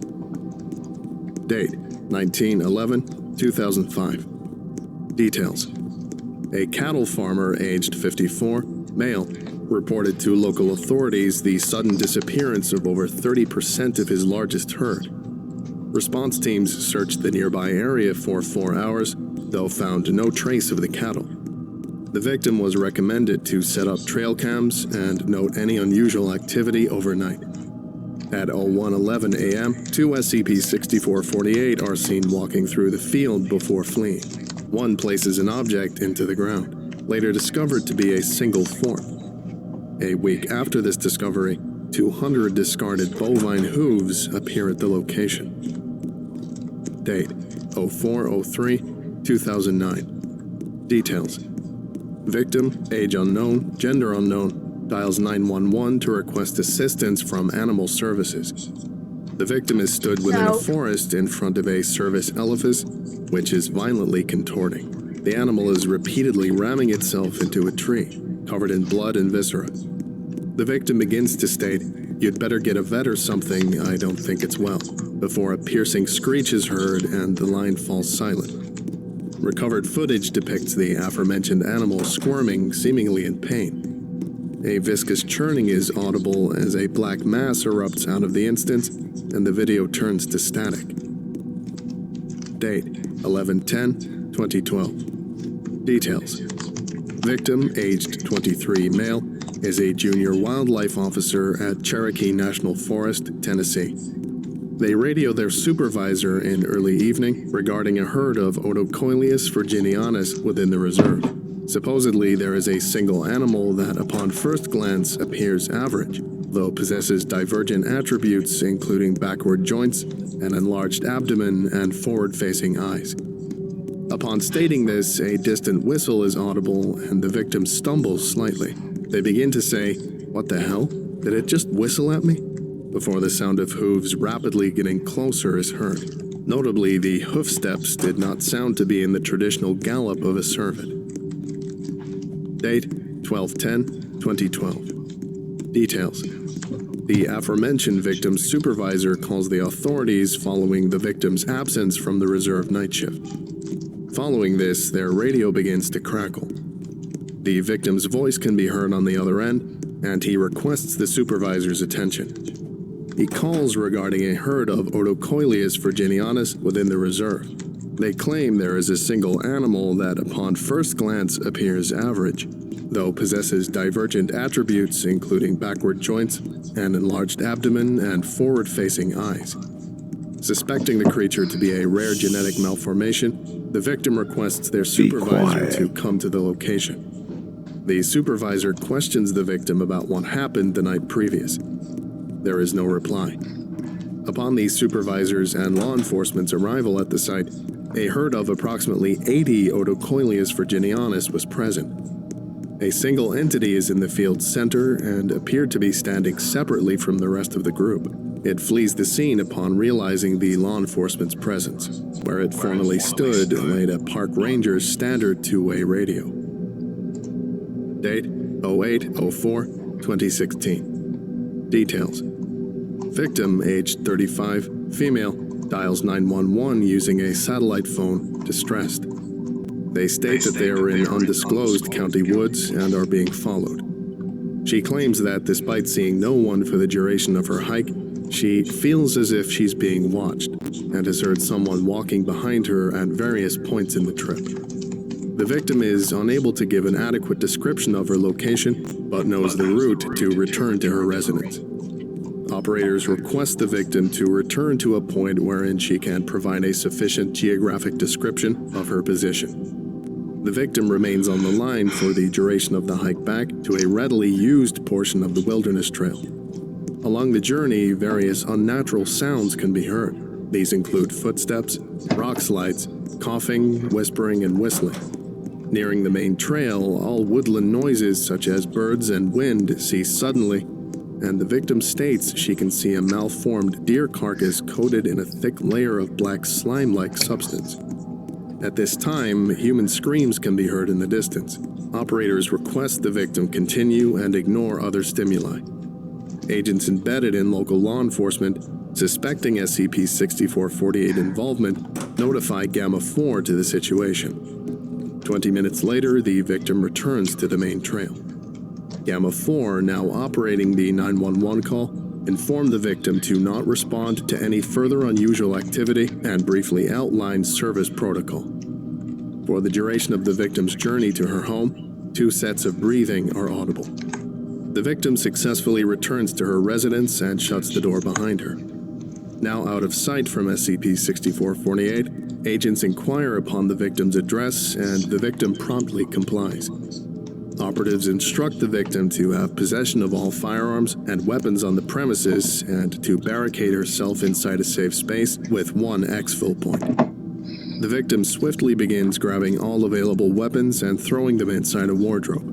It is at this time that there is a knock on the front door. The victim does not respond and continues to hoard sharp objects from kitchen drawers. The knocking becomes more violent as the handle is being jostled and shaken incessantly.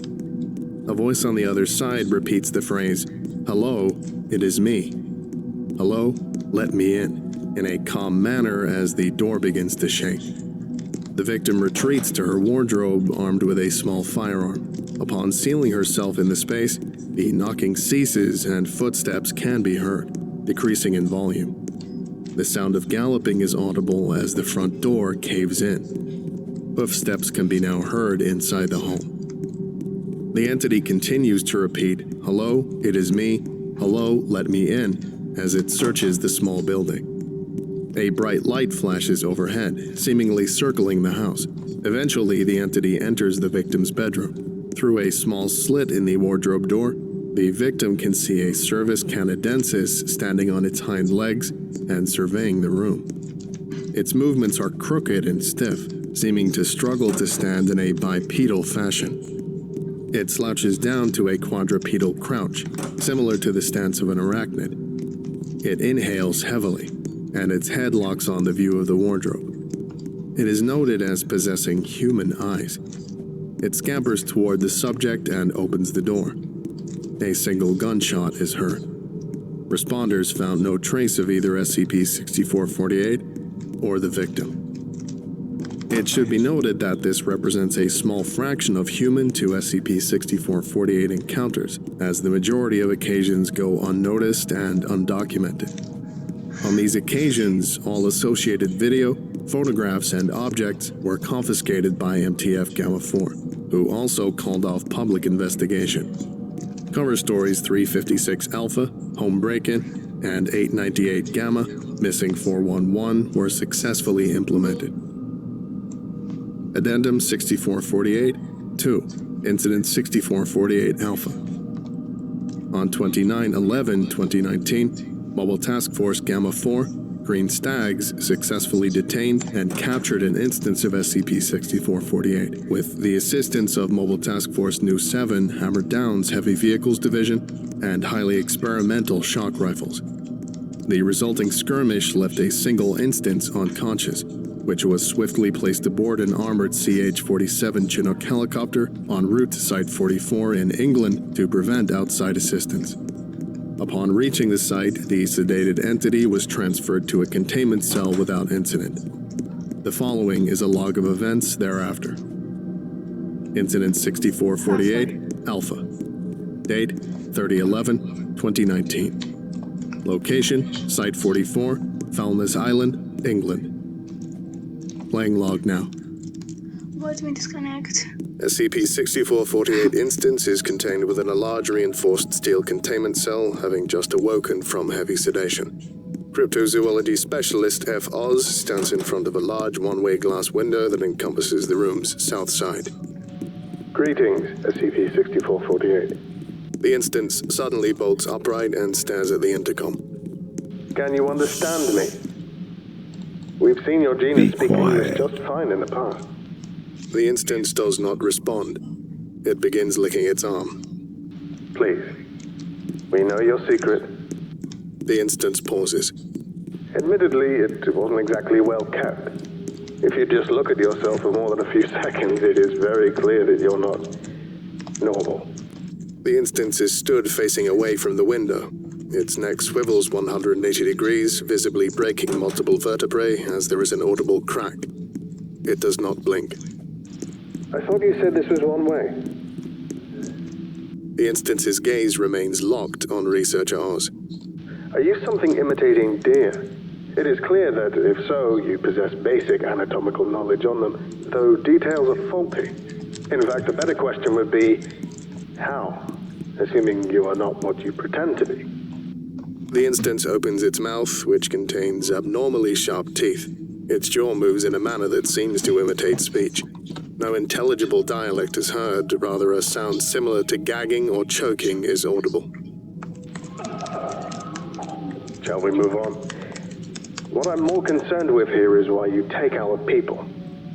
Is it to settle a vendetta? For food? Spite? The instance blinks for the first time in the interview. The movement is noticeably forced. Responding is mandatory. The instance shows no reaction. If you will not comply, maybe you'd like to see your brand new containment cell.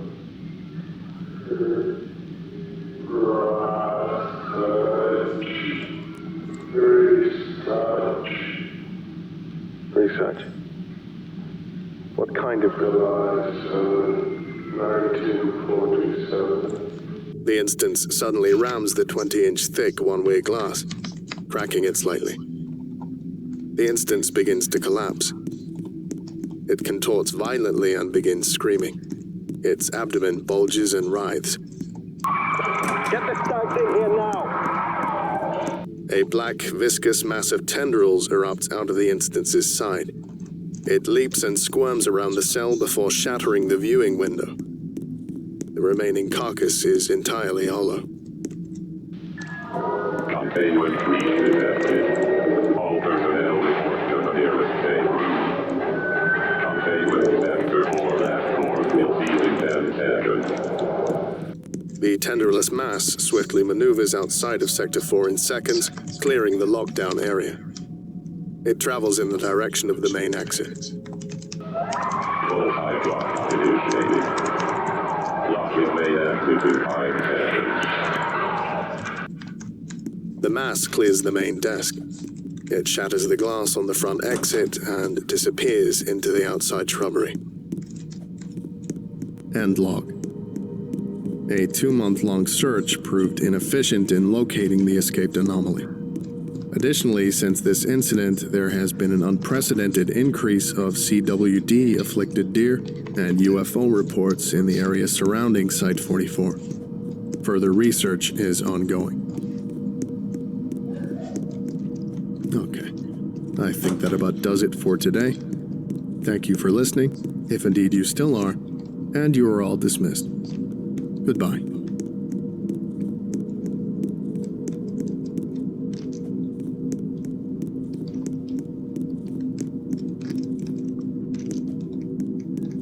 I would like to give a special thank you to Zargaran, O'Crop Guy, Rowan O'Brien, tailgate tonight, and I saw a girl drop 2 tickets. I got her attention, and she rudely said that she had a boyfriend. Guess whose seats I'm in? It's nice when this works, because sometimes they ID for the tickets, making sure that you're the one who bought them. I kind of wish I was in the parking lot looking for this exact opportunity during the HoloLive Dodgers game last week. I was in Los Angeles during it happening, and I actually would have gone if I realized that it was at the same time I was going to be in town. It's kind of sick how well it actually went over. Like, Dodgers fans apparently love VTubers now. HoloLive specifically, I guess. I was seeing tweets that Gargura, the tiny little shark VTuber, was apparently considered a good luck charm by Dodgers fans now because they managed to get a comeback win after she sang "Take Me to the Ball Game." She did like a little creative liberty with the lyrics where she said, "It'd be a shame if the Dodgers lost. Don't lose."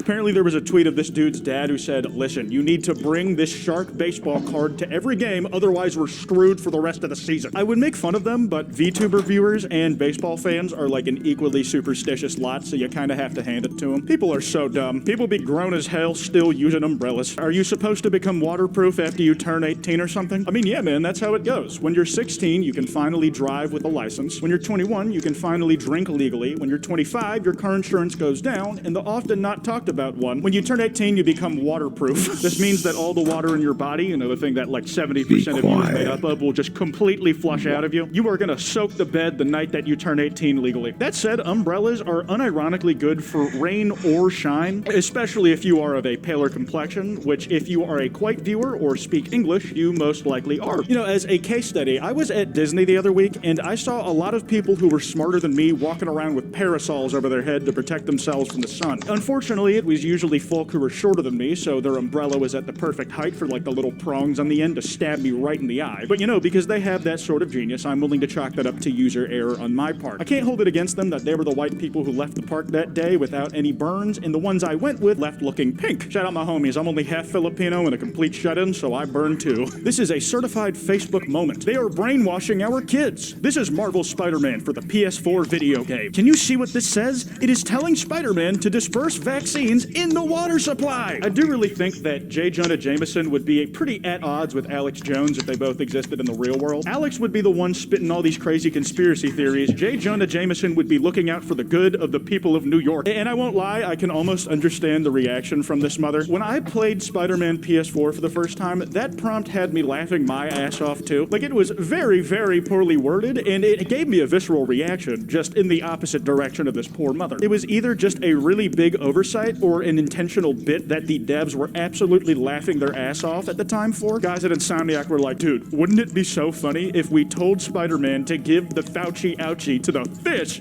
Picasso died in 1973. No one fucking talked to me. I thought this man lived in 1500, and that apparently means Pablo Picasso was alive when Snoop Dogg was born. I mean, shit, Picasso died, Snoop Dogg born. Welcome back, brother. Equally important artist to all of human culture, I think. And you know, it's kind of a fair assumption. In the last half a century since that guy has been gone, have you ever met a single person named Pablo? Forget about Picasso, dude. The facepalm here isn't even to me that the guy didn't know history or when the dude actually died. It's the fact that his name sounds like it would be that. It's hard to think of a lot of time travelers who would choose to go forward in time time because it seems like he would be the rare variant of time traveler who goes forward in time to escape the past. Because, like, ostensibly, in the future, wouldn't they just have better time travel tech and you were more likely to get into shit for going there? Karen and the dinosaur. Please help. This McDonald's has this dinosaur and refused to remove it. Call the manager and demand the removal of this blasphemy. I could almost understand the outrage over something like this, just not the type that this lady is going for. Like, that dinosaur has too expressive of a face. The last time they tried to make a reptile like that smile was Barney, and we know how weird that guy is. You need to look more expressive and menacing, like you're gonna eat me the same way I'm eating your chicken nugget offspring centuries down the line. Centuries? Millennia? I don't know. I can barely count to 100, so we're kind of ballparking it here. I could really appreciate the Karen's outrage here if it was because she was scared of the thing. Like, oh my god, a dinosaur! How terrifying. But it's just some creationism shit. I thought we were gonna have some common ground to work off of. From Rotten Tomatoes, John Carpenter would have been 70 years old today. We celebrate his birthday by looking back at his 5 favorite films. From John Carpenter to Rotten Tomatoes, despite how it appears, I'm actually not dead. Huh. Well, there's a plot twist for you. That is a pretty well-delivered self-deprecation joke, and it's kind of hard to do those if you do them too often. Some people will lean on it too hard, like I have in the past, to where you might actually start believing it when they say it about themselves. I found the trick to be slingshotting between having the biggest ego in the world to having no self-confidence at all. Plus, I'm just happy John Carpenter's alive because, you know, it's not like I want him dead, but also he hasn't made that Dead Space movie yet. If you don't know, John Carpenter, the guy who directed The Thing, loves playing video games, and he said he would love to make a Dead Space movie. It's just a matter of EA probably never doing anything cool with that franchise again. Does anyone else ever just crave the wafer of a Kit Kat and wash the chocolate off? What the fuck did I do? This guy says in response to Kit Kat blocking him. And honestly, I kind of agree with him. Like, this is not even close to the most egregious thing you could do with a Kit Kat. This is like only a little worse than putting one up your butthole. Listen, some people might just be in a wafer-only mood. Hell, maybe they're allergic to chocolate and now you're getting down on them for something they can't control. I consider it a far greater sin to just eat both of the Kit Kat sticks at the same time, or worse, come at it from the side. I know none of y'all disagree with me because you're good, sensible people. That's not true. You watch quiet videos. But at least on this, you might have a good head on your shoulders. Try me, and this is what happens. Maybe next time you want to forget to buy my cheese vegan. I told you over and over again, I do not want real cheese. I'm a vegan, and you will respect that. And we just have a absolutely slaughtered Xbox over here. My God. This thing has been brutalized. It looks like Venom took big bites out of it because he was just craving plastic. I'm kind of confused who this is about. Like, they said buy vegan cheese, but if it was your partner and you are always a vegan, wouldn't that be like the first thing that comes to their mind? Either they had it coming, because how do you forget that however long in you are with this? But if it's about a restaurant putting real cheese instead of vegan cheese on whatever you ordered, how the fuck did you get the hands on one of their Xboxes? Like, the only place I could think of that happening is McDonald's, and they don't even have vegan cheese, and they haven't done the consoles and the little cupboards since like 2003. It's been years since they put them musty-ass GameCubes inside them restaurants. When I was like 12, I was signing a birthday card for my grandma, and I wrote, "You're a great grandma." She lost her shit because she thought I was telling her that I was pregnant. You know what? That was a 12-year-old's dumbass wording. Dumbass. But if I was the grandma, you know, maybe you collect some information on some Batman shit before you act too fast. Like, you know, just hold your tongue and maybe ask the parents if you misread it. That said, if I was a grandma and I heard like my 12-year-old granddaughter might be pregnant, I would probably be freaking out too. Not in a good way. I'd be like, what? Maybe next year, kiddo. Happy 2nd birthday. This is not suitable for children under 3 years of age. What a manufacturing oversight. That had to have been like drop shipped or not approved by the guys who made the blank for the badge. Very good workaround for getting to use this thing if you bought it accidentally. For one, you could just Sharpie over it and make it a 3, and the gag is how poorly done it is. But also, you could still give it to them on their 3rd birthday as you bought it, and you just say it was a really belated birthday present. There's also a moral argument you could make to this brain that could not understand a word of what you're saying to them, where you don't believe in wasting plastic or adding to landfills. Also, you care about their safety, so you didn't give it to them when they were 2, that way they wouldn't die and choke on it. That said, you still didn't want it to go to waste, so you gave it to them the year after. Again, a 3-year-old is not going to have any idea of what any of those words are, but it'll make you feel a little better about how shitty of a parent you are. I'm projecting here. I have several kids and I haven't seen any of them ever. We ordered a grill and got 300 iPads? I mean, to be fair, man, you could probably overheat those enough to cook an egg on. If you think about it, it's just a really complicated Lego set to build a grill. There's probably all the components you need in there to make something that burns hot enough to cook took a burger. Also, we have a rare instance of what might be OG content getting posted to the subreddit. It's almost always reposts of stuff from Facebook or Twitter or other people's personal anecdotes that somebody else saw. And even then, I don't even really think it's much of a facepalm. Like, you could buy a lot of grills by reselling these. Just do not report the error and hope you don't get caught. Yikes. What's the dumbest thing you got in trouble for in school? I was accused of plagiarism by 2 professors and was given a big long talk about how seriously it was taken. I was confused and crying by the end. Yeah, man, they torment students without hearing a word from them all the time. Then they show me the art they think I copied, and it was my own art from my own site that had popped up in a Google image search. God damn. Man, some of these people been in that job so long that they're too old to actually right-click and open link to image. It's like, I need to find the original author of this so they know that my student plagiarized it. Oh my god, this is even worse. They have the exact same name as my student. I don't have this thought so much with art, but I'm wondering if people thinking that you plagiarize stuff that you actually made will improve or get worse with AI. Like, it's less likely that your own work will come up on Google when someone looks up the words you wrote because AI is just kind of riddling the front page. But also, if you did end up posting those words somewhere else, then AI might straight up steal your words, and then it becomes more likely the teacher thinks you stole that from somewhere else. Or worse off, they think you used AI to write it. Man, I cannot wait for the future of academia. ChatGPT is going to kill every single one of us. Playing hard to get. My friend didn't reply to her man for 2 weeks and told me that you gotta give them time to miss you. And now he's got a new girl, LMAO. I mean, you snooze, you lose, I guess. I feel like that's a situation where most people not getting a reply from their SO for 2 weeks straight is gonna be a take the hint moment. Honestly, I'm just kind of speculating here. I don't really get into relationships, and that's only by choice half of the time. Okay, it's less than half the time. I don't get the choice most of them. From the Nature magazine website, the growing inaccessibility of science, and then the access options are rent or buy article from $8.99. And you know, this magazine might very well be scamming the shit out of us by charging too much, but also, we can't really know that without reading what the article actually says. Part of the commentary could be about the pricing models that websites like this have to use in order to stay afloat and pay their employees a fair wage. Even then, they might barely be afloat and still not pay good. I'm very curious if this is actually part of the problem or a victim of the same system that makes science so inaccessible to the masses. They have to charge this much, otherwise they wouldn't be able to do the research and share it at all. I don't know how many views articles get, but imagine if you could make as much money off one article that I can off a YouTube video. That would be nice and will never happen. Imagine hating England. There is no country in the world more beautiful. Isn't there like a similar wanderlust thing where like people from the West going to Japan thinking it's the most beautiful place ever? Then Japanese people go to England and are absolutely starstruck by the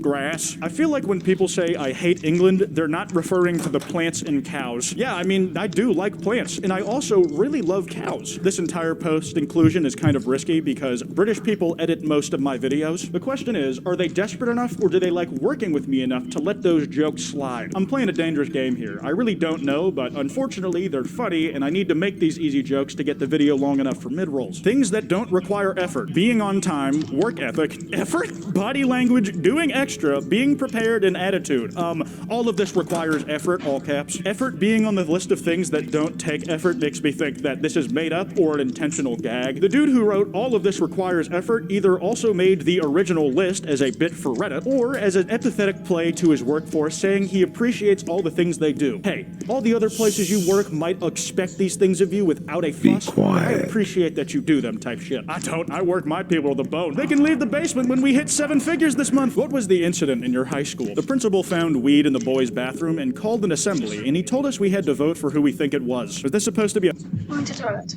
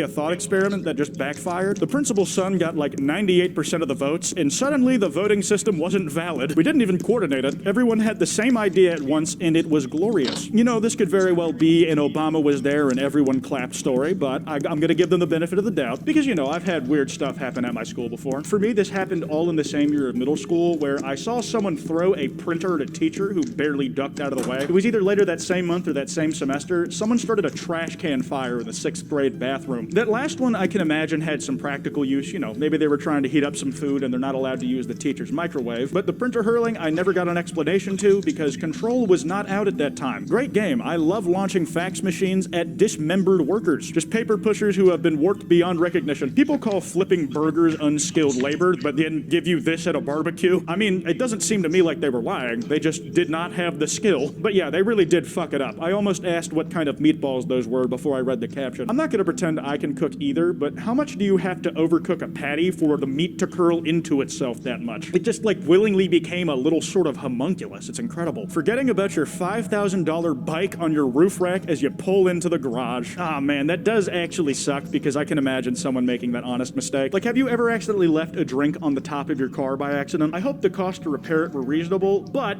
it also does look like a ghost is doing a sick wheelie on top of that car. Get that dude at the Undead X Games or the Dead People Olympics. I don't know, whichever's a more respectable venue for BMXing. Red Bull, sponsor this guy who already has wings because, you know, he's dead already. Seen on Next Door. On the West End, I saw 6 of these items on the ground. I think they are vaping devices. Please pick up after yourself. The fact that there were 6 means that whoever shot them did not take a single one of those darts home, but this elderly person who didn't know what they were found all of them. Whoever shot those has to have really rich parents who just keep spoiling them with new Nerf guns. And then the person who posted this defense, to be fair, if you burned a Nerf dart and smoked it like a blunt, then you'd probably be inhaling a lot of the same stuff that's in a vape. Disclaimer, it will not get you high, and I would not recommend burning foam ever, you guys. You might end up accidentally creating homemade napalm. That's all I got, so I'm gonna wrap this video up here. That card I mentioned should be on screen. Be sure to drop a like and subscribe if you enjoyed. Anyways, this has been Quite, and I will see y'all next time.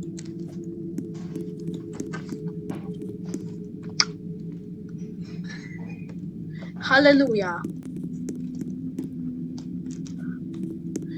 Entitled Brad gets what he deserves. Mr. Bunny jump. I was a bit of the pump. I think that there's this super spider. Either knew someone. I don't know if it's this guy.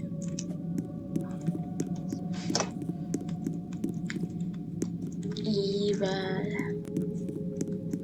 Therefore, I would be making jokes about the positive version of these floors.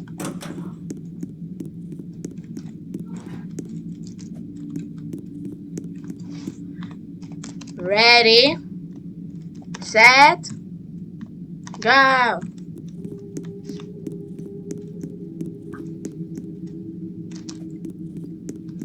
In this year, USA dropped gave Japan 2 of the biggest fireworks ever seen for free,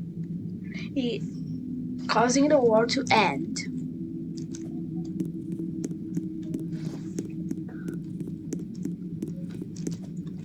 Awesome peace treaty, am I right?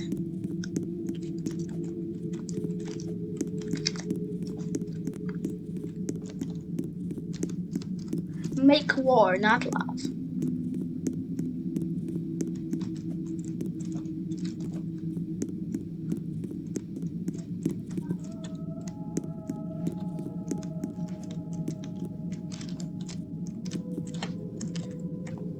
Almost 2K.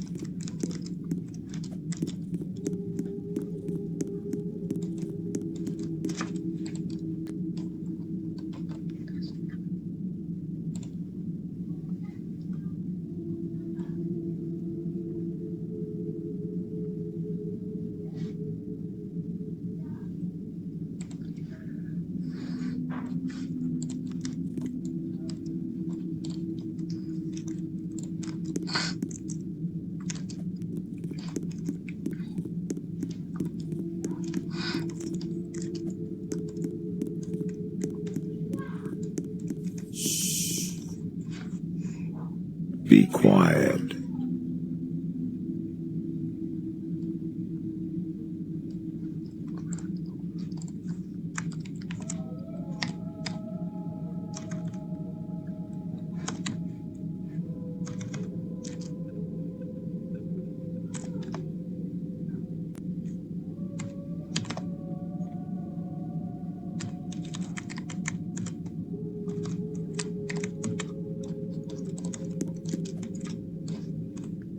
Yes.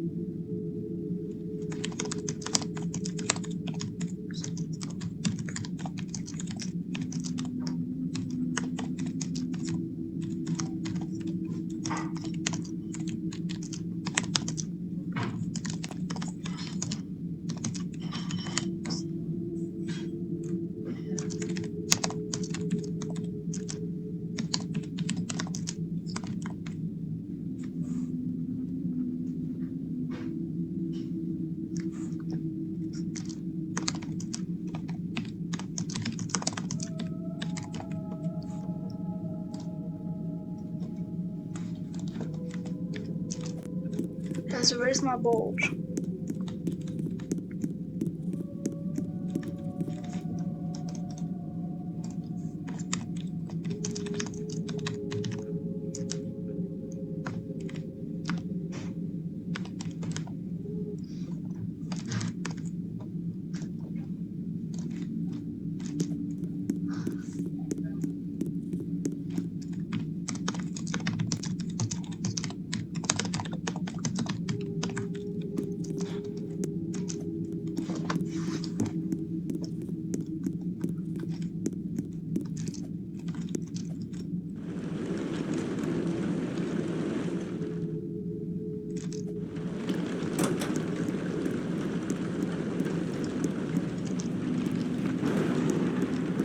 Spider-Man, Spider-Man, he does what a spider can.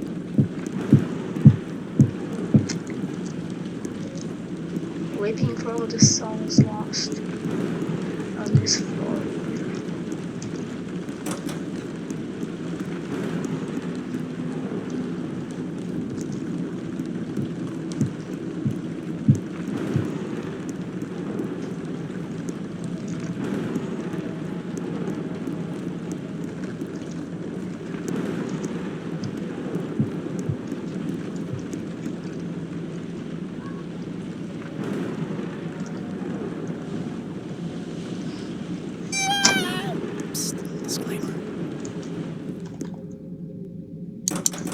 Ronald Weasley, it's love you so.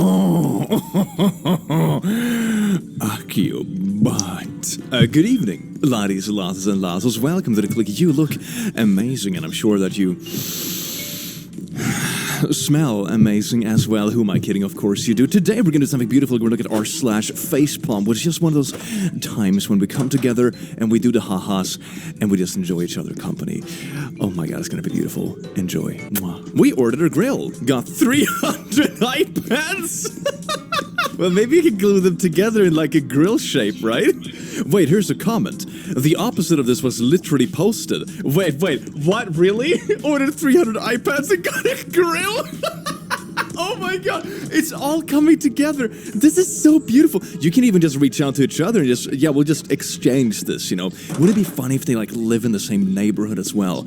Oh my god, the world is beautiful. I had this happen, not with grills, but with this camera I'm using right now. This one, I ordered it, and when the package came, it was like just a random charger. That was it. That was the entire package. So I was like, okay, I guess that must be the charger for the camera. Why are they sending it separately? So I waited a couple days, and I'm like, nope, the rest of the camera isn't arriving. So I reached out to the company, and they're like, oh, sorry, we sent your expensive camera somewhere else. But at least I have this $10 charger I can't even use for anything. Yay! My mom said we should speak Thai in public so we don't get targeted for speaking Mandarin. And I think it's so sweet that she is nice enough to believe that these stupid freaking racists can differentiate between Asian languages. Oh my god. This is America. We speak American here. Why is England speaking an American language? It's outrageous. So I came out of the house at 5 this morning and I saw this bloke leaning on a wall with a walking stick and I thought he must be out of breath. Look at that man, how sad. Just went back out and he's still there. I shouted, "Mate, you alright?" No reply. So I walked over to him to check on him and it's a trampoline net hanging over the wall. Oh my god, it is! That looks like it. Oh my god. Imagine someone watching from the other side. And it's a trampoline net hanging over the wall. Oh my god, it is! That looks like it. Oh my god. Imagine someone watching from the other side of the street. You're just checking in on a random piece of debris. Because from the other side, it's probably not going to look like a person, right? So for anyone else watching this from any other perspective, it must look so incredibly ridiculous. Isn't that just beautiful? The Bible was written entirely by the greatest American who ever lived, Jesus. Is this a joke or? It's called history, sweaty. Look it up. I have this weird hatred, but at the same, just glorious love for the people who get something so incredibly wrong, but they tell everyone else to look it up. It's such a special breed of online person. That is just such a beautiful content form. Oh my god. If you see anyone behind this counter with headphones on, or talking on, looking at, or holding a cell phone, take a picture and email it to this email, and we will send you a 25... Oh god, wait.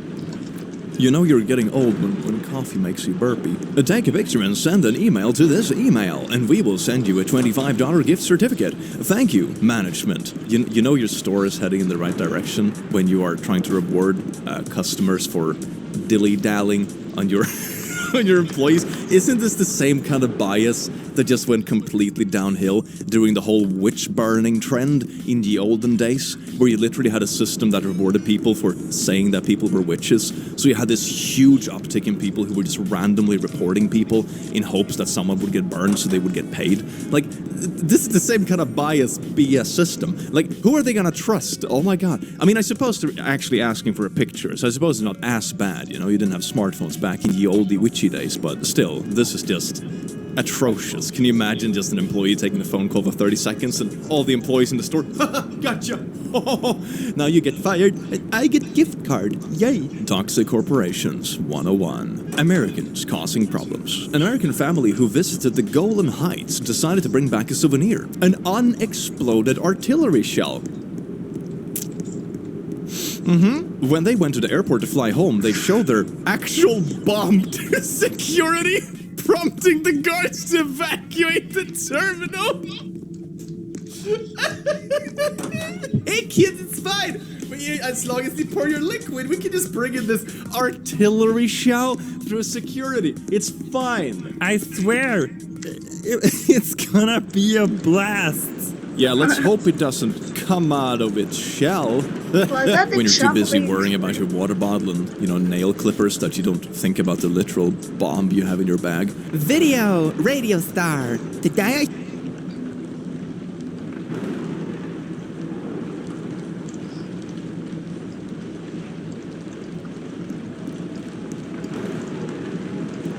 Not really free. Why do you ask ChatGPT, stupid? The only thing that ChatGPT can do is be wrong, and be wrong.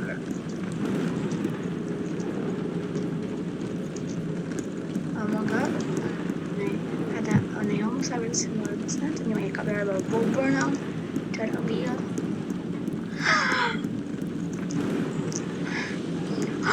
Was it the boy of 87?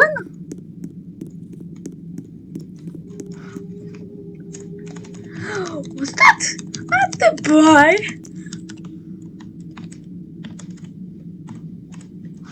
Was the boy of 87? Was the boy of 87? Was the boy of 87? Was the boy of 87?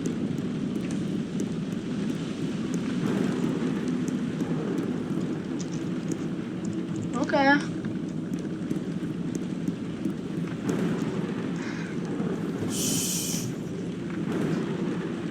quiet.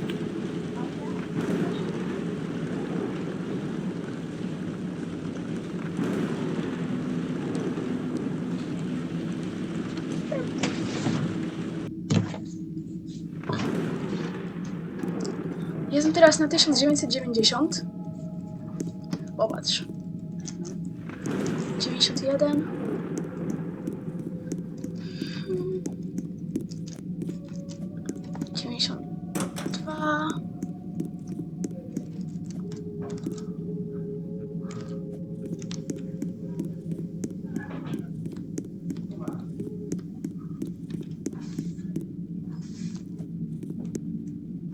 Przepraszam mnie.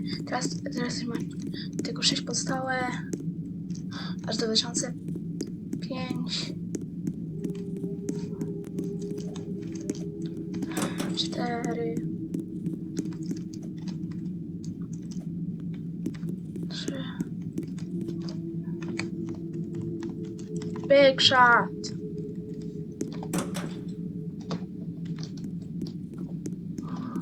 Trzy. 2. Zegar. Na szczęście można jeszcze na niego patrzeć. Teraz nie można. I popatrz.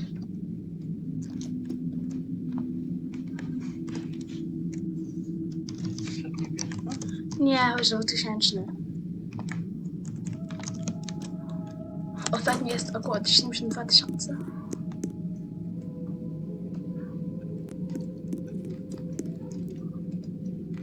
Wow. Tylko jedna ekstra notka od 2 miesiące.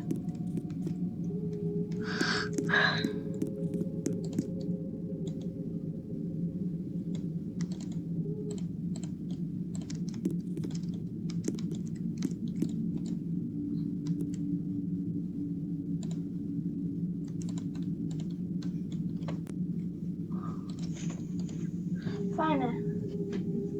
2500. Niestety to od tego nieba to za 56 piętr będzie piekło. No. A co będzie w tym?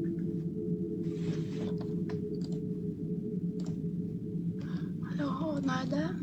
No, zdjęcie tego na chwilkę.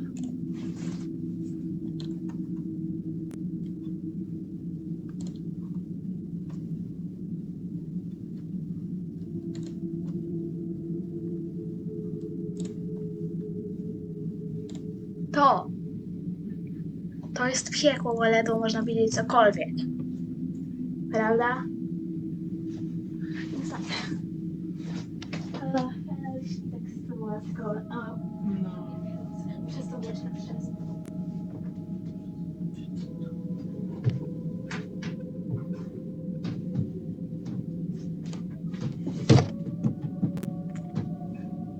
Gdysiku.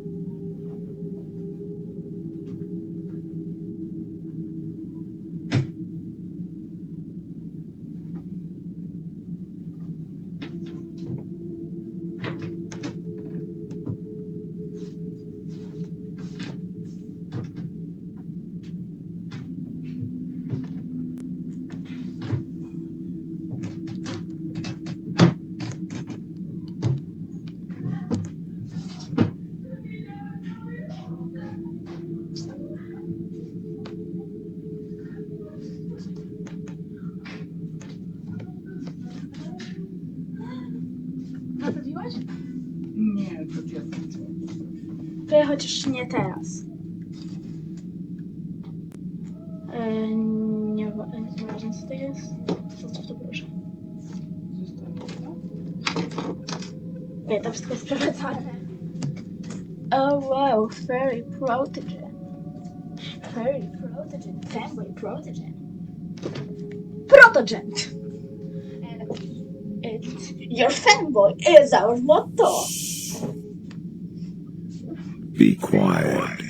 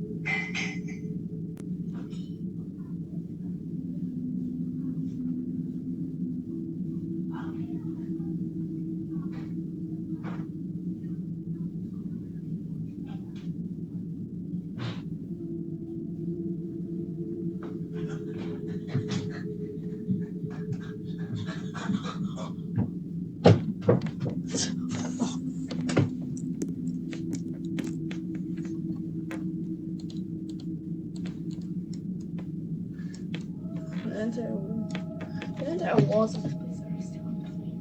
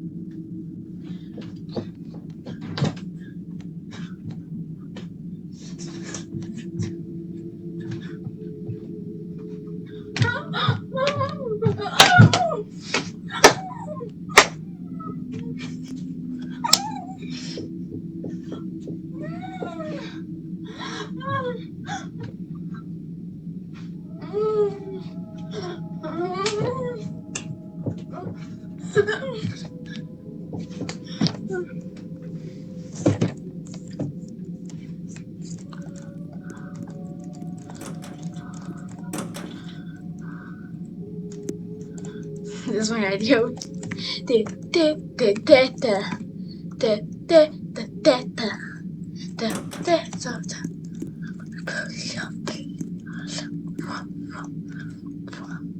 XXX.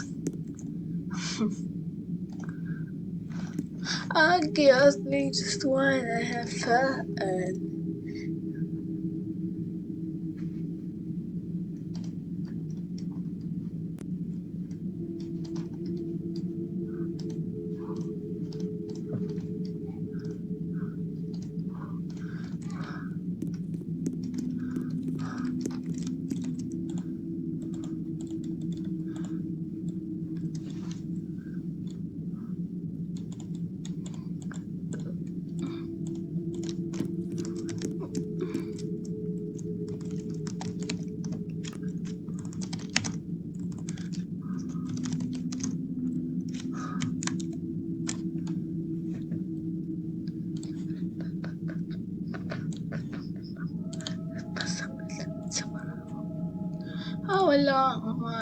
It's my first day. I did not go because I don't have 39 vaccinations. Oh, video killed the radio star. Nice.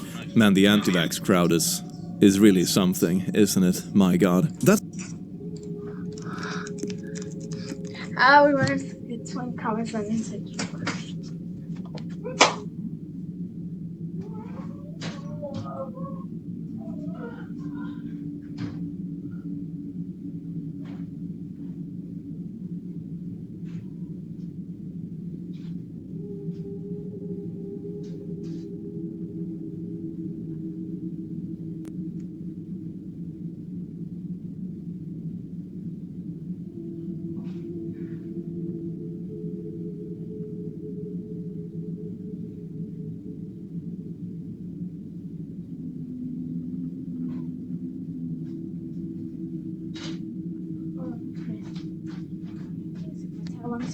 baby. Come crazy, come crazy.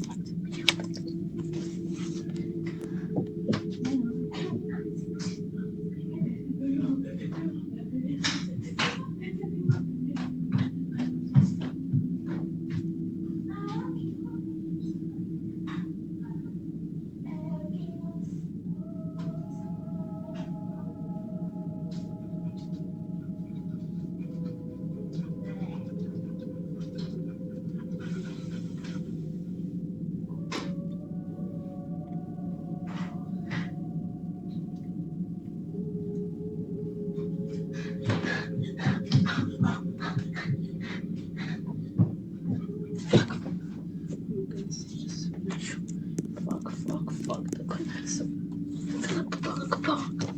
Fuck. Oh, fuck. Oh, I'm so fucking lucky. I'm so fucking lucky. I'm so fucking lucky. I'm so fucking lucky. I'm so fucking lucky. I'm so fucking lucky.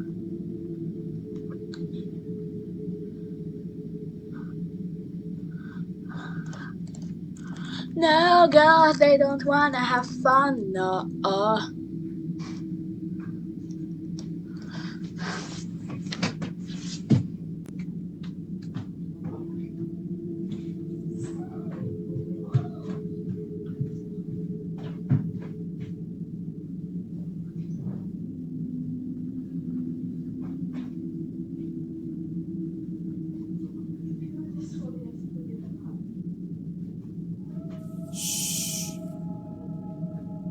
Be quiet.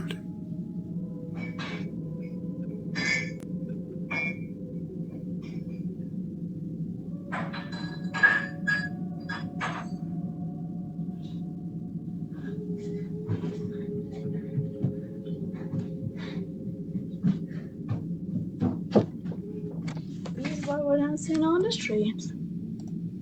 Stop your hands, stop your cheeks.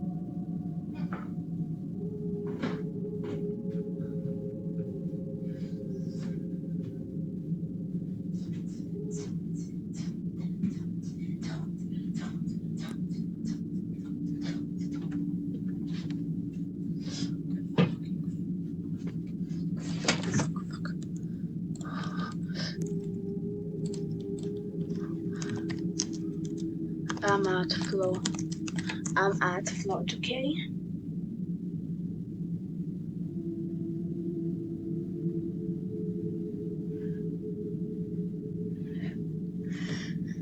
You know, I know this. Damn it, all this little oasis.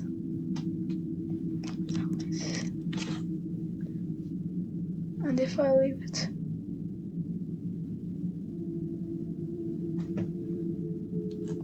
it's a very hard decision I'll have to make at one point. To leave the comfort of 2K behind and venture up to 3K. And then 3623.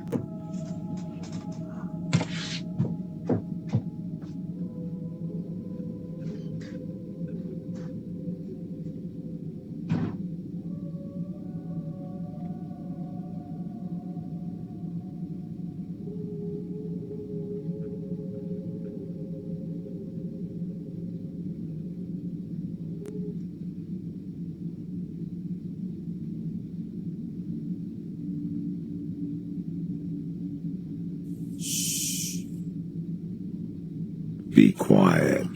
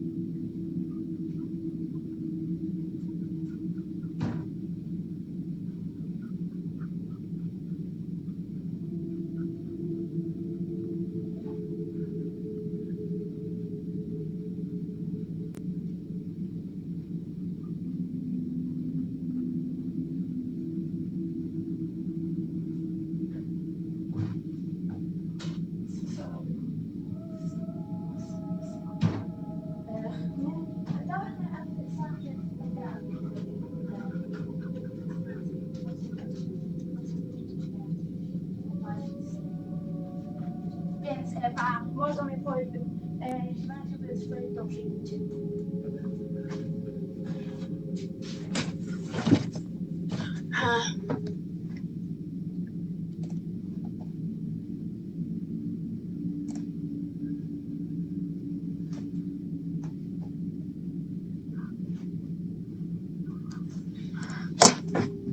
Yeah, I'm climbing up. That's one thing I've seen happening online so much in the last decade or something that wasn't really as prominent previously. And I think it's because the internet just allows us to connect with people who feel the same way. You watch one Flat Earth video, well, now your whole feed is Flat Earth videos. It's even been proven that, you know, for example, on TikTok, you can watch a video that's like slightly controversial, and just like 2 video clicks later, you're like, oh, nice, here's a neo-Nazi page. Hell yeah.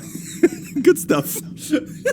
Online algorithms have a tendency to radicalize people and make you operate in a bubble, but you think you're operating, on the world stage because it's technically online, even though your algorithm has literally isolated you from any other content or point of view. It is kind of freaky. It's always good to do a double take yourself as well. Okay, am I down a rabbit hole right now, or am I watching, a wide array of content and opinions or whatever it might be? It's very important to take a step back sometimes, because it's a very slippery slope. Why do atheists live on ignore to ignorant thinking from 2014 Jesus' birth on billions of year Earth? Question mark? My research show that atheists are the biggest liars on Earth because they revolve Jesus. Think from 2014 against. An atheist has twice the lies inside than a Christian. They are double brainwashed to be less than recorded history. The Earth revolves the sun and an atheist revolvos Jesus. Why are atheists so physics illiterate? Why, atheists? Explain to me how you could be so checkmated. Sorry, Chair, I didn't mean to take this out on you. Come here, oh God. I'm not entirely sure what point they're trying to make, but it's very interesting. My child got sent to Zoom detention for not paying attention in Zoom 4th grade. Email said, here's the link to access the room to serve detention. I swear, I'm trying so hard to take this life seriously. If I had to do that as a kid, I would just print a cardboard cutout of myself and just place it in front of the camera. Like, who's gonna double check? It's a detention Zoom class. Technology is beautiful. My boss and I had an ugly sweater competition. So the boss has an ugly sweater, and he has a mirror. Oh my God, that's... I would say applied cold water to the burnt area, but there is no cold water that could cure this. The Black Plague disappeared without a vaccine, just saying. Hashtag anti-vax. It killed 1/3 of Europe. I mean, with most of these things, here's the thing. You will reach immunity, probably at some point, no matter what you do. But it's like, you either do a little vaxy-waxy, or you do a little kill 1/3 of the population, and you will arrive at some kind of immunity at the end, hopefully, in both, things. Make your pick. I was ready to buy a cute doll for my granddaughter for her birthday from Costco. Then I found out it was made in China. Had to put it back. Twitter for my phone. It's like those products are like made in America, and then you just see in the corner like actually made in China. Isn't that beautiful? At least they thought of it in America, maybe. A bot wrote this obituary, and I'm losing my mind. Brenda Tent retired from living at the age of old, surrounded by family and natural causes. A librarian from birth. Oh, okay, that's a very quick degree. Brenda was an avid collector of dust. She has a sweetheart and married her high school. You say that you can marry your job, but I'm not so sure about high school. She loved having hobbies and helping her sons to be disadvantaged youths. She had no horses, but thought she did. What? Be quiet. This is getting creepy. The church gave her a choir because she sang like bird and looked like bird, and Brenda was a bird. She owed us so many poems. The funeral will be held in 1977 at Heaven. Leo O'Flowers. Send Brenda more life. See you in 1977? Oh my God. Funeral will be held in 1977 at Heaven. Leo O'Flowers. Send Brenda more life. See you in 1977? Oh my God. Wait, let me collect this. So she's obviously, living two lives and imagining things. So she's suffering from something because she thinks she has horses, but she doesn't. She's also a bird, and she's married to high school. This is turning into a very complex character who's also a librarian. Here's the court. Johnny Depp Amber Heard trial live updates. What's Gilbert Grape eating? Oh my God, could it be gummy bears? Find out today the most important takes on the trial. Journalism really peaked, didn't it? A lot of letters I am not even going to pretend I'm able to read. Please wait patiently for the failure of the system. Isn't that just... To be a bit nihilistic, isn't this what we're all just waiting for? My God, imagine if we just, a little casual zombie apocalypse and we could just all pretend to be in a video game. The beauty. No more rent, just imminent death. Shout out to Blorp, who managed to make the double digits. I knew I could smell some lead paint on his breath.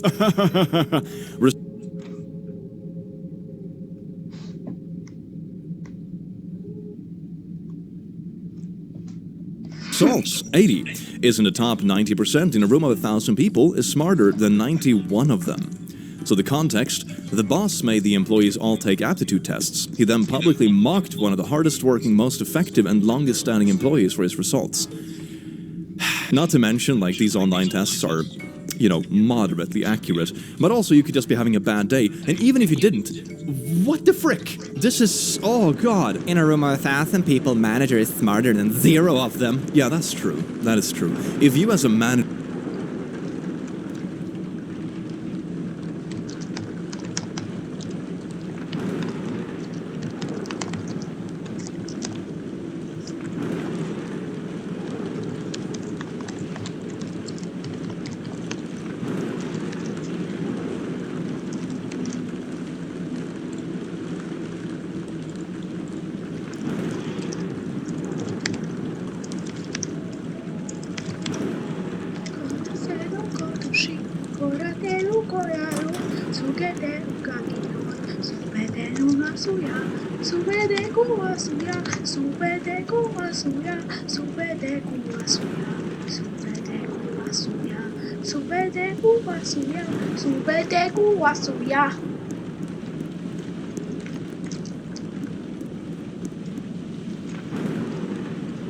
Manager, go out of your way to create a test for your employees and mock the people with the lowest results. What was the point of it?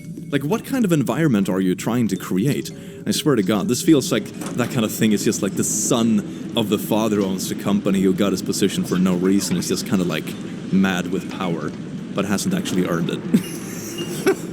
The beautiful poetry of Donald Trump, only from Audible. The beautiful poetry of... I can think of a lot of quotes, and I'm not sure if beautiful would be the descriptive term I used for this.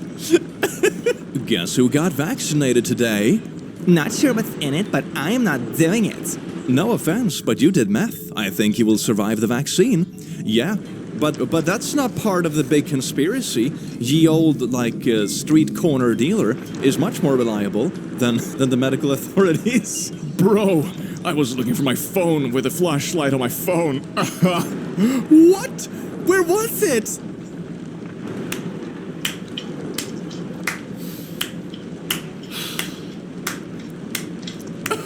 This book has been challenged, seized, banned, burned in USSR, China, United States. Banned in USSR for being anti-communist. Banned in the US for being pro-communist. The book is 1984, which is neither. It's anti-authoritarian, which tells you a lot. You know, sometimes I wish the joke didn't write itself.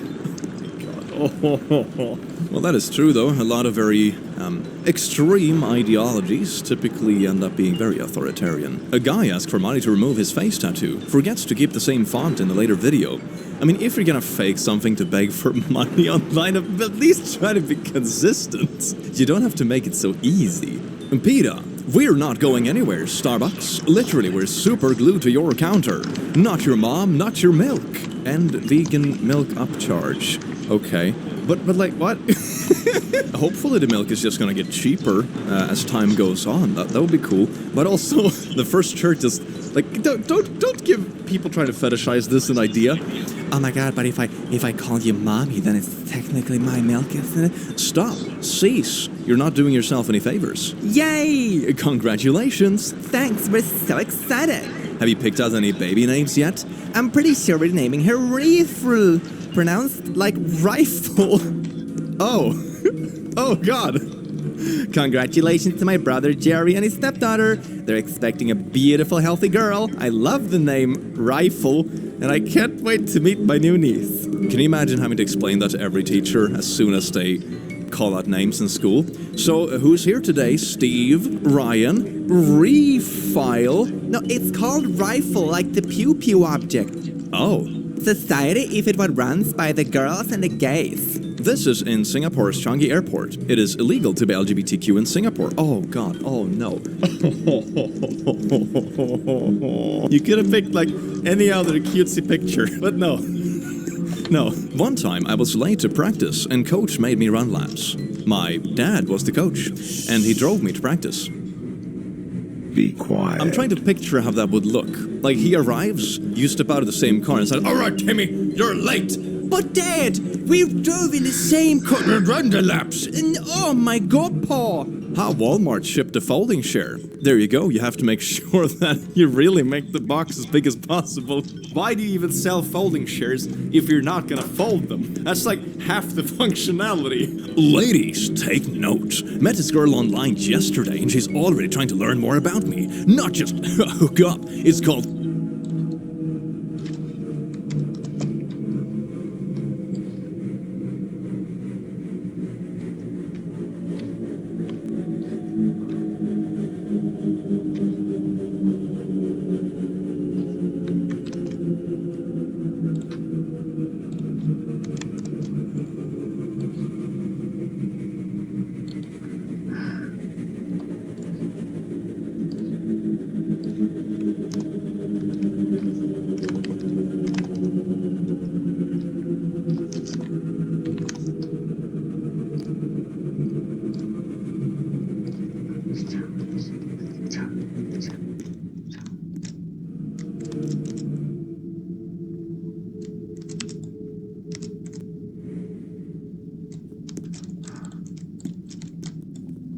We're new in level 5.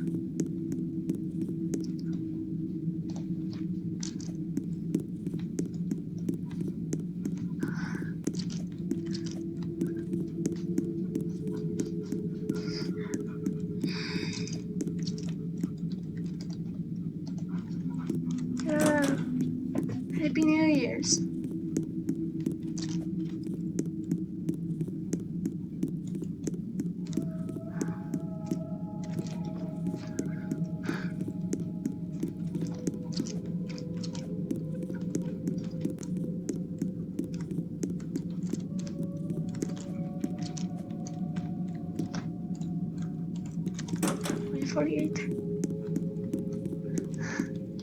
First I point out the power of 2. And then we all just go out tonight. And then it's just a Christmas prayer. And then I wonder what to know. Or what I go till there's not. I'm taking a break at 2054. And the reasons will become apparent soon.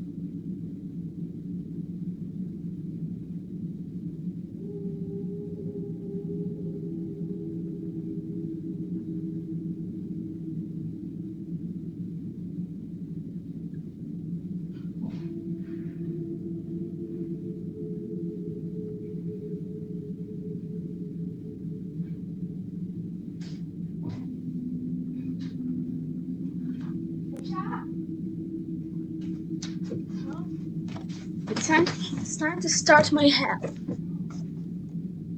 Oh, wait. Przejdziesz?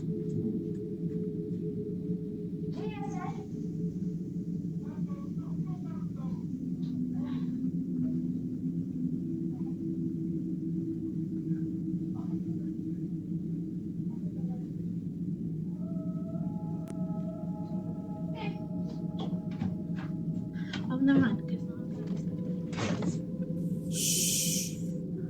And I guess I'm going to have to sit here for 2 minutes longer. Conversation. Learn it. Yes, my king. First, I must know many things about you. What is the name of your first pet? What is your mother's maiden name? What is the name of the town where you were born? She loves you so much she's trying to steal your identity. So I was at Walmart earlier. A lady was looking at frozen turkeys, but she couldn't find one big enough. She asked the stock boy, "Do these turkeys get any bigger?" He replied with a straight face, "No, ma'am, they're dead." I mean, it's technically the truth. Help, I can't afford my student loans. Starbucks' new iPhone, cable TV, cocaine.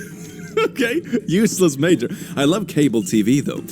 If today's youth just stop wasting all their money on cable TV. Yeah, Timmy, you can't keep listening to all the radio stations. It's getting too expensive. Today's kids should also sell their horse and wagon. That's usually quite expensive. Then you will be able to afford your student loans. Some girl cried because she got assigned as my partner on a school project.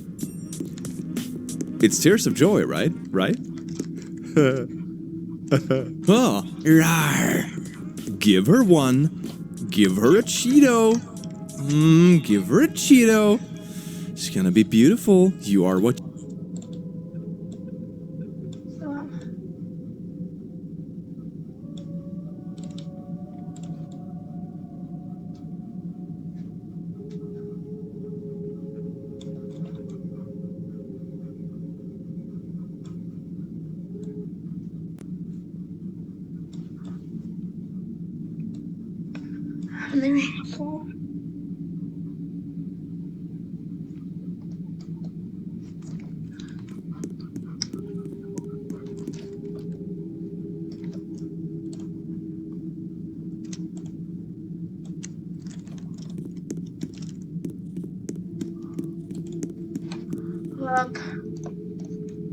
You eat. Condom naughties does not count. Just hear me out, okay? My theory.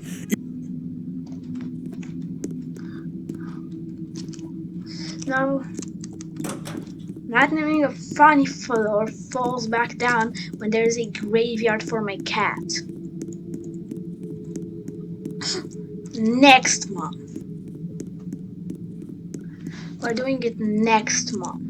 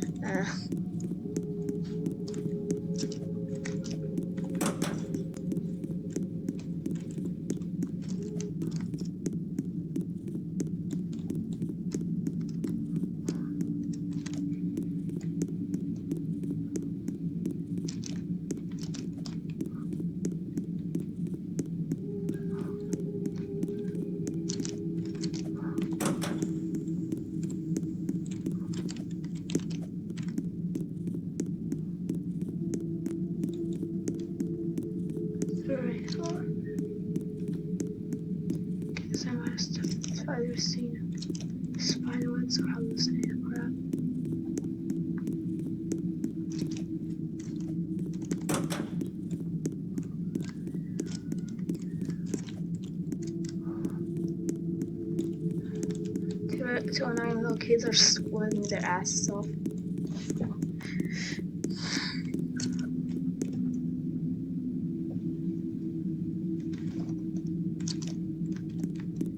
I'm sorry, me not understand Indian.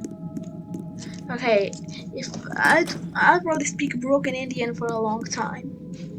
Don't make fun of others because you're even worse than them.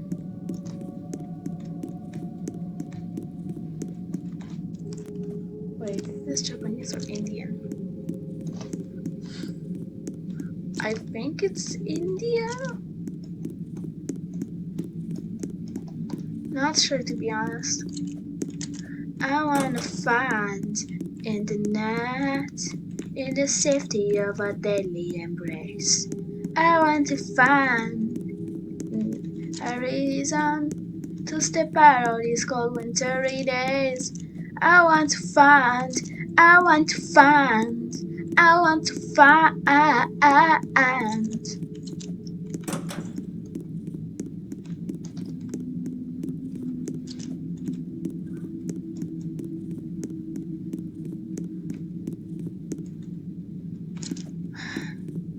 I've only been in these floors once before.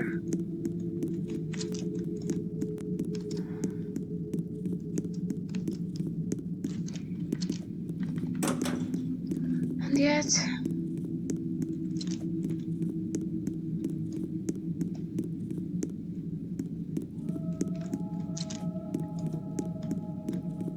Honestly, I find it kind of funny to treat Forslag as if he was this omniscient god character.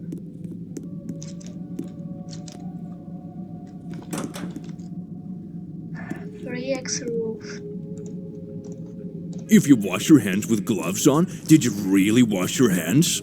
Oh, that's right, you know, it's called safe naughties, naughties literally being part of the word, but you know, yes indeed, if you don't catch a little casual STD, did you really do the naughties?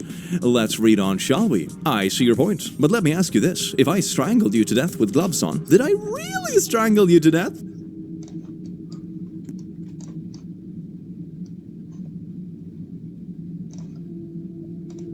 Congrats, you reached a height of 2902 feet.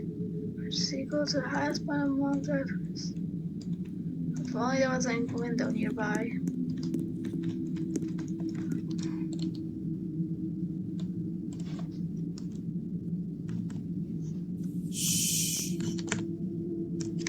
Be quiet.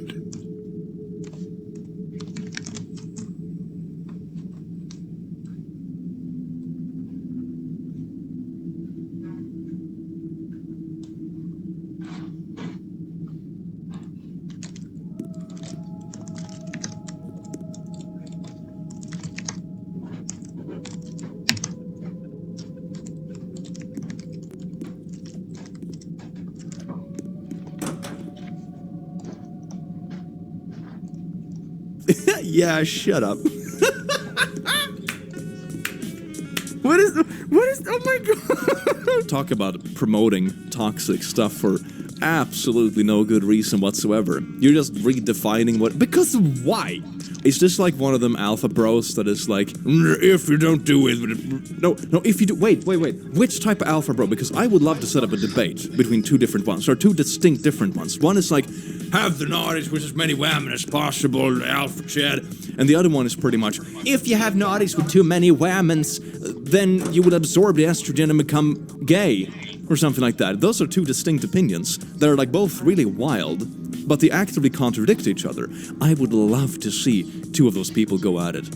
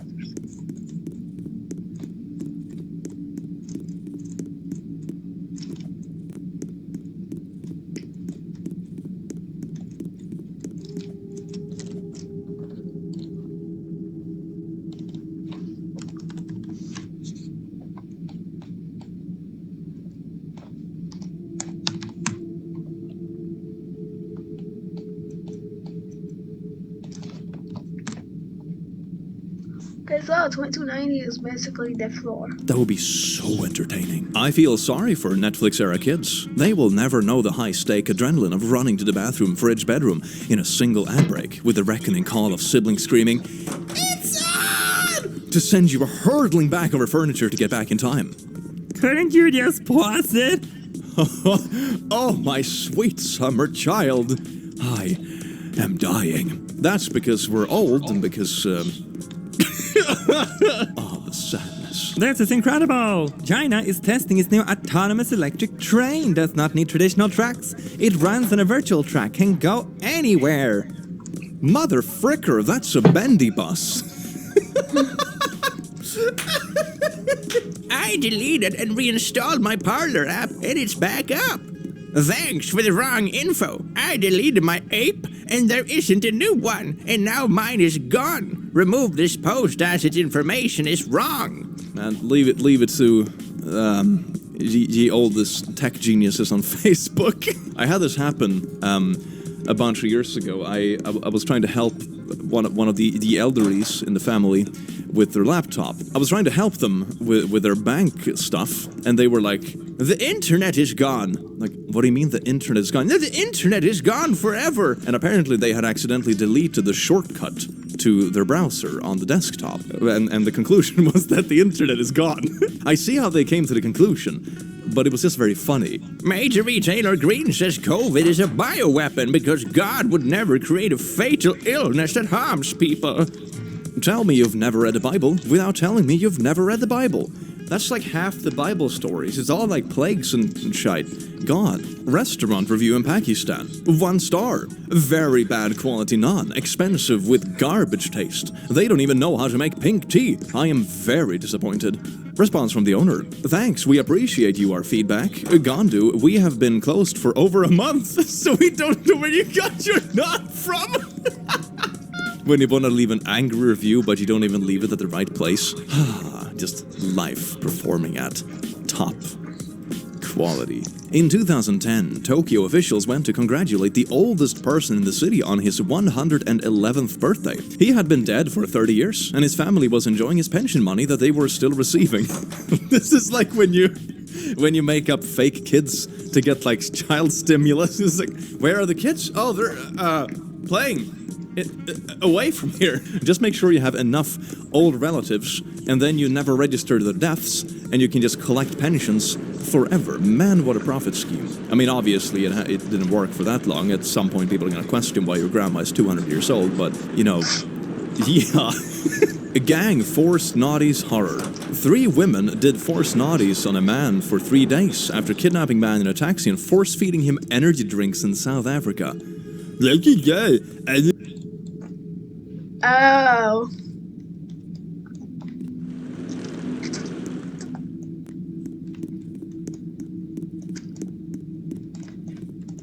If I only spoke Russian. Rewelacja, znad Bałtyku, papież Polak,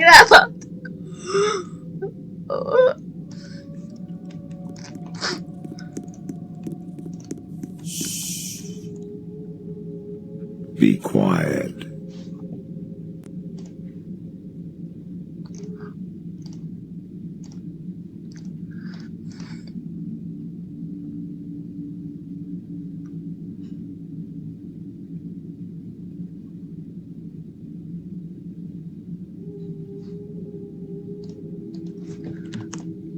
It's Polish.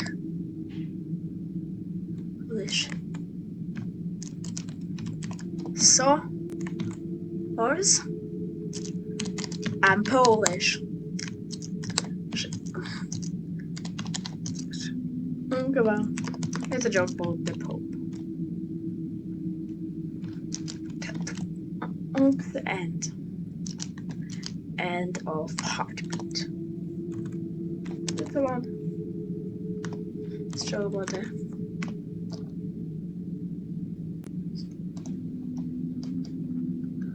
If only I spoke Russian.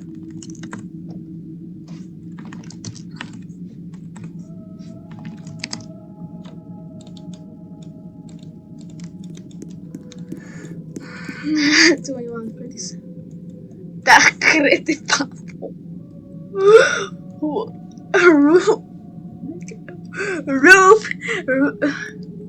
Roof made of pulp.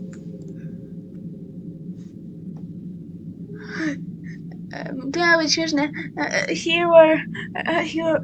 They were meant to be funny jokes about the death of the Pope, but A, I don't have Robux. B, I can't upload the images. Papírspórolák, miért kicsúvják? This is probably blasphemy. I could go to prison for this.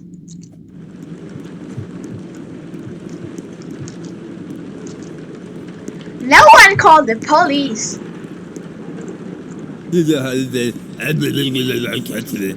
That's so freaking brain dead. I hate commenters like this. This is probably the most traumatic experience of this person's life ever.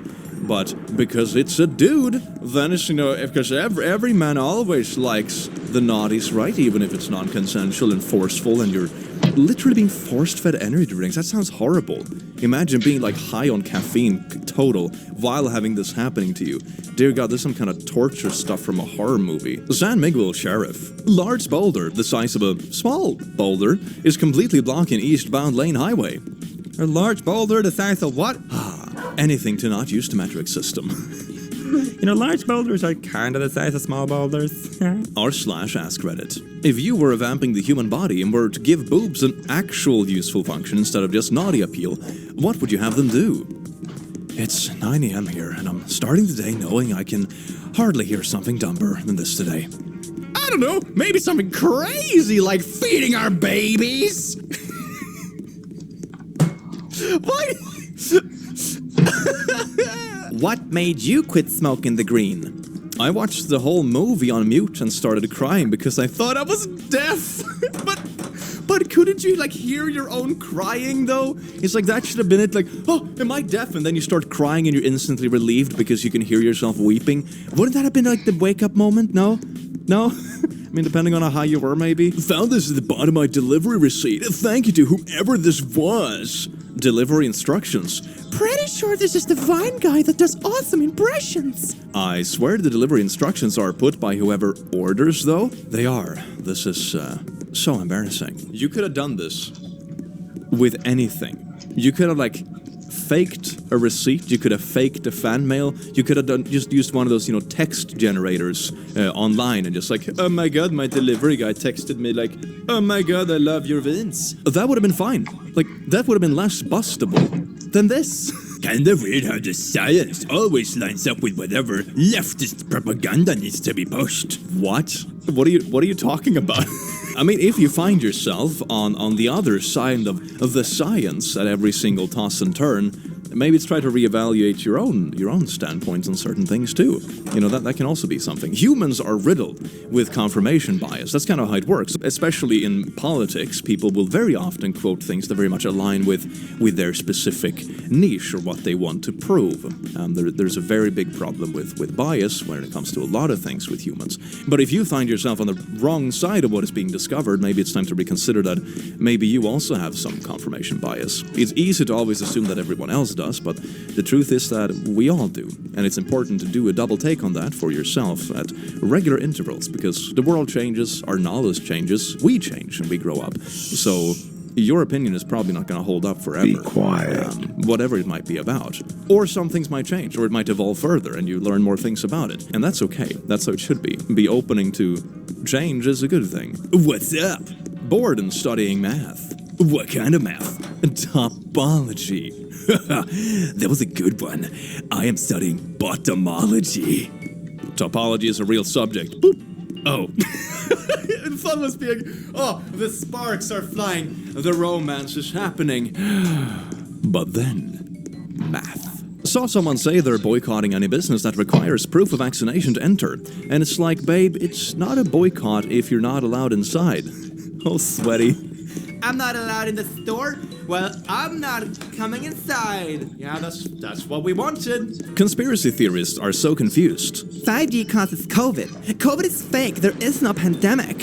Which is it, guys? Yeah, all of that actually. It can't be both. You can't have a fake virus, but also have a tower that spreads the virus. But if you have the phones and then the towers, and then we go out and burn the towers, but we can't even tell the difference between the towers, so what ended up happening is people just burned like 3 and 4G towers instead, thinking they were, you know, fighting the evil conspiracy when you don't even know which towers are part of your said conspiracy, which kind of proves the point that it's all very stupid. Yeah, let's go. I hate every form of liberalism, especially feminism and rebellious Christian women who virtue signal as though they believe in male authority, when they're nothing but trad tots with a thin veneer of a Christianese and doctrinal language on top. What the frick? I probably won't even use this app, because now where I live, there are plenty of hot, young, virgin adult women who are ready to make babies and obey me. I doubt you'll be able to compete with that, so good luck. What, so you just made a Tinder profile to not use it, to just, I don't know, be angry at random people that scroll past your profile? What is the point of this? What? Sarah Rector, an 11-year-old black girl, became the richest colored girl in the world in 1913. That quote just makes your skin kinda ickle, doesn't it? When oil was found on the land that the government had allotted to her family, Rector was already a millionaire and was so rich that the Oklahoma legislature declared her as a white person. Oklahoma, I would like to award you the highest honor I can bestow. Jesus Christ. Oh my God. What? That's so wild. You're now legally white. I thought women had their periods forever. When my first period stopped, I assumed the neighbor's dog impregnated me when I pet him. For a month, I believed myself to be carrying a half-human, half-dog baby. This story is brought to you by Ontario Catholic School Sex Ed in the 90s. Whoa! Knowledge. It's Adam and Eve, not even dog. Boyfriend with no social media. Where you at? How the frick you gonna see this? I am racking my brain for a historical parallel to the courage and fighting spirit of the Ukrainians and coming up empty. How many people have ever stood their grounds against an aggressor like this? It's legendary. I mean, yeah, I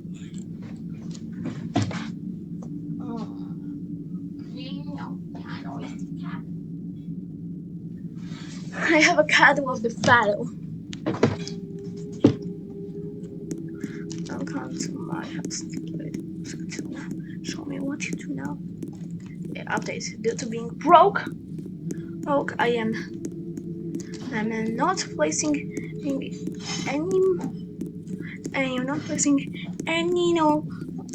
notes for the funnies besides it's one in the free case.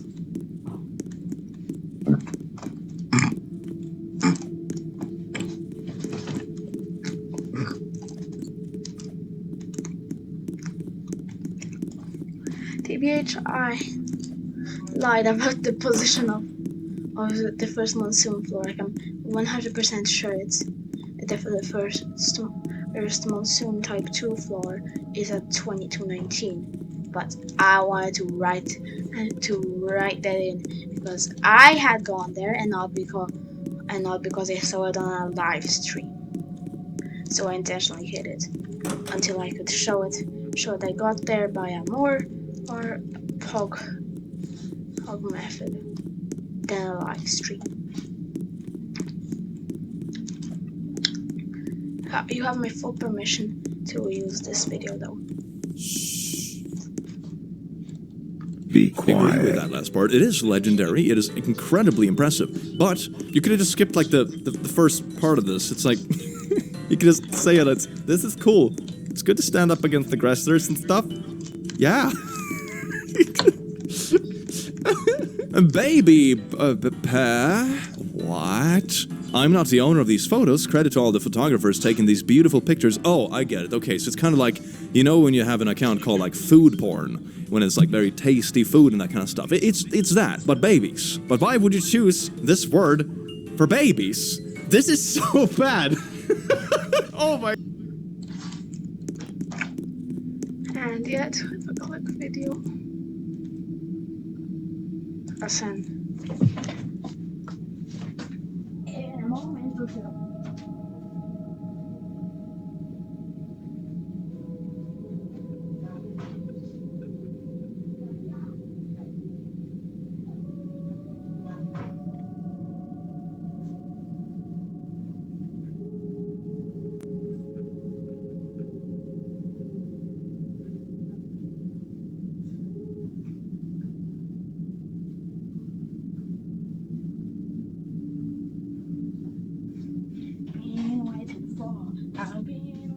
for the key to the door, the key to the door. I've been waiting for, I've been... Widzisz? 2219. To jest mój pokój, a takie dwa są powyżej mojego pokoju. To jest... Nie, ja pokazuję coś babci. To jest teren leśny bez drzew.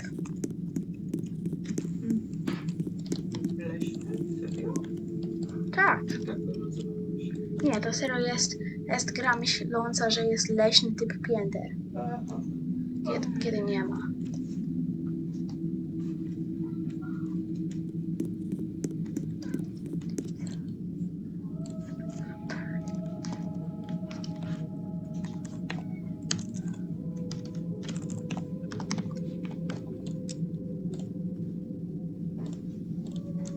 My to chyba rozumiem to jeszcze lepiej.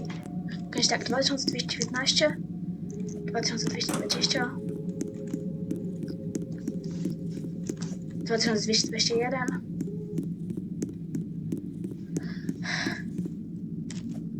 2222.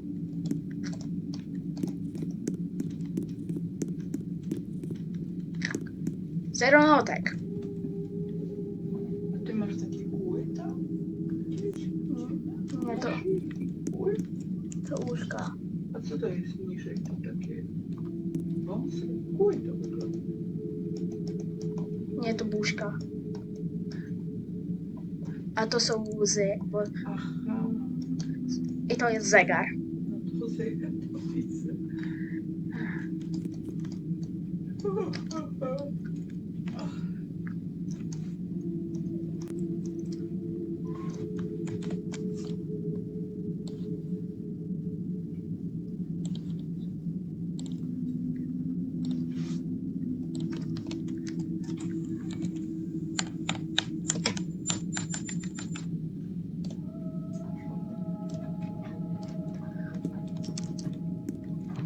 Teraz to masz sobie już pójść. Dwa. To są jeszcze odwrócone kolorki dla dodatku.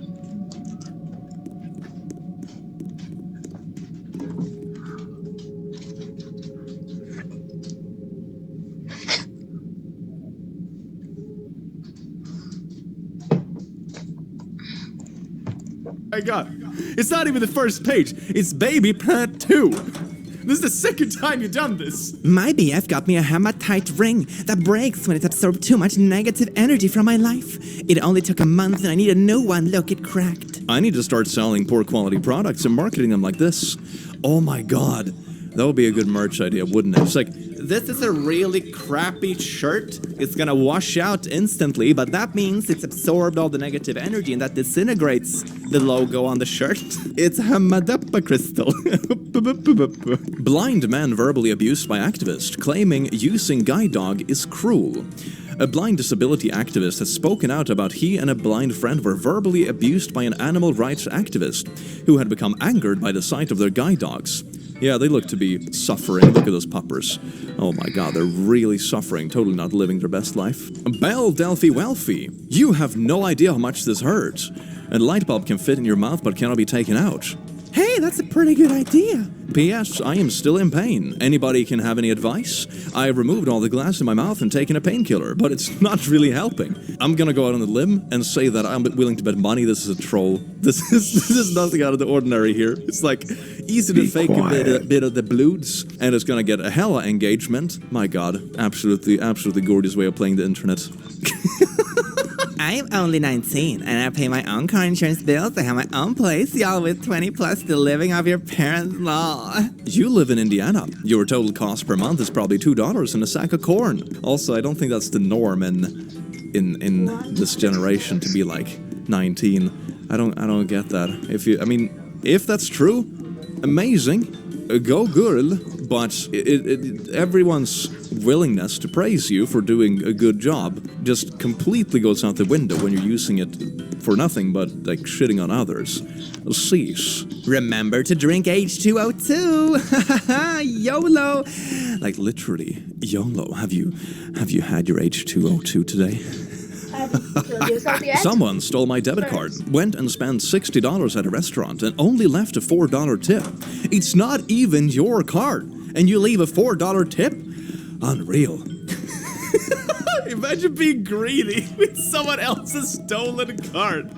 No, it's not my money, but tipping? Yuck. Disgusting. A warning, we can't say Poe because of this awesome sticker. Oh my god.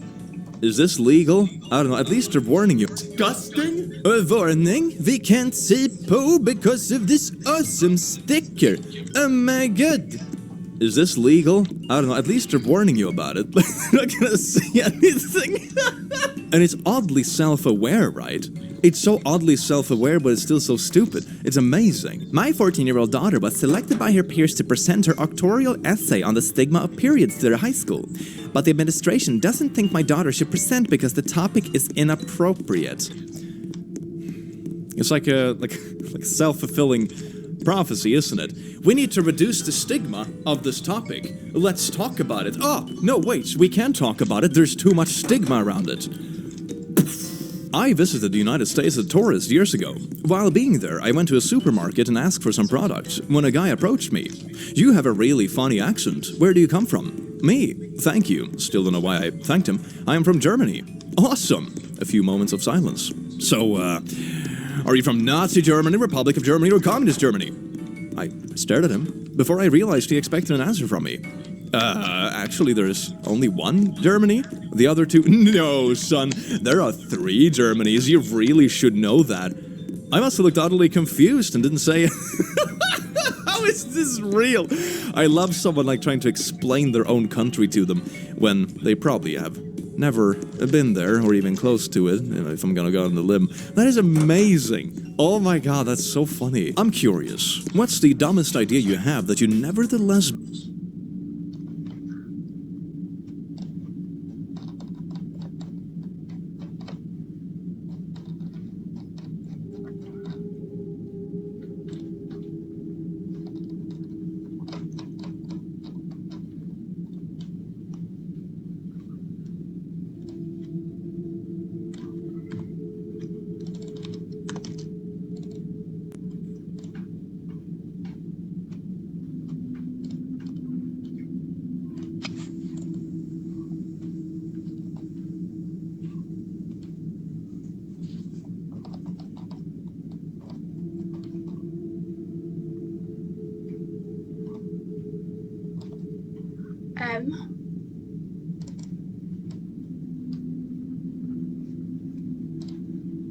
I agree. Upload. Save.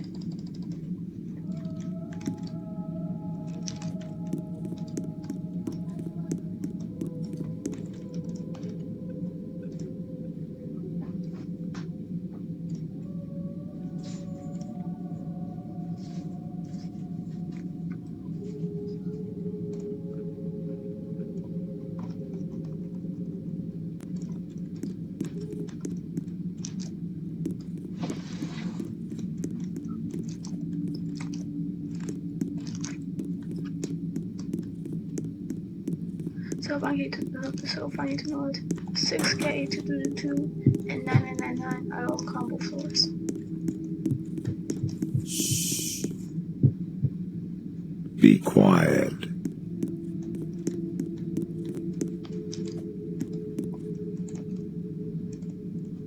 Believe will, if implemented, make the world a better place. If you don't use a turn signal, your car doesn't turn. Brilliant. Oh my god. Can you imagine that? Hey, can we turn right? Sure. Something. Oh, no. It like unlocks the wheel. Absolutely beautiful. I like when men explain basic things to me because in my mind it's not mansplaining. It's more like when a toddler is really excited to tell you about dinosaurs and you're like, that's so right, cutie. You're so smart. Only one of us is being condescending and it's me. If you have to announce it when you're being condescending, you're doing it wrong. That's a great observation, Sean. Great job. Look at you being such a big boy with a big brain. When I was 4, my dad got pulled over and I screamed, I have to poo! And the cop let my dad go. When he took me to the bathroom, my dad couldn't stop laughing after I told him I didn't have to poo. I just didn't want him to get a ticket. Sure hope my kids return the favor. That is genius. Oh my god. Talk about the family playing on the same team. This is what I'm talking about. That's absolutely amazing. Yes. DMZ. Britney Spears stopped to use the restroom at a gas station? Britney Spears stops at gas station. Use this restroom. Oh my god. This is amazing. Britney Spears is a normal human being. It's absolutely amazing. The news. The news. Man, if this is the bar for news stations, I can probably open my own newspaper at this point.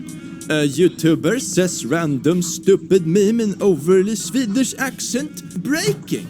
Did you know? In the 90s, Arsenal Soccer Club had a player called Davis Dix. When he was injured, the newspaper wrote, Arsenal to play without Dix. The coach was upset, so the newspaper changed the headline to read, Arsenal to play with Dix out. A record number of women attended the match. You really know how to win over an audience. You should be thanking him. My god, you just intrigued an entire new demographic. This is gorgeous. Objection calls for hearsay. Oh my god. Yeah, I saw some of this. It was so frustrating and funny at the same time. Another one. He had a conversation with Miss Heard.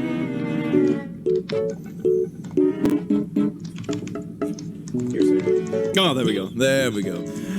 Ah, gorgeous. Gorgeous. Murphy had with Miss Heard. He said, yes, they had. Okay.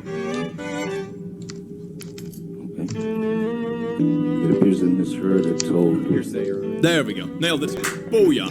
Everything is hearsay if you really want it to be. Absolutely gorgeous.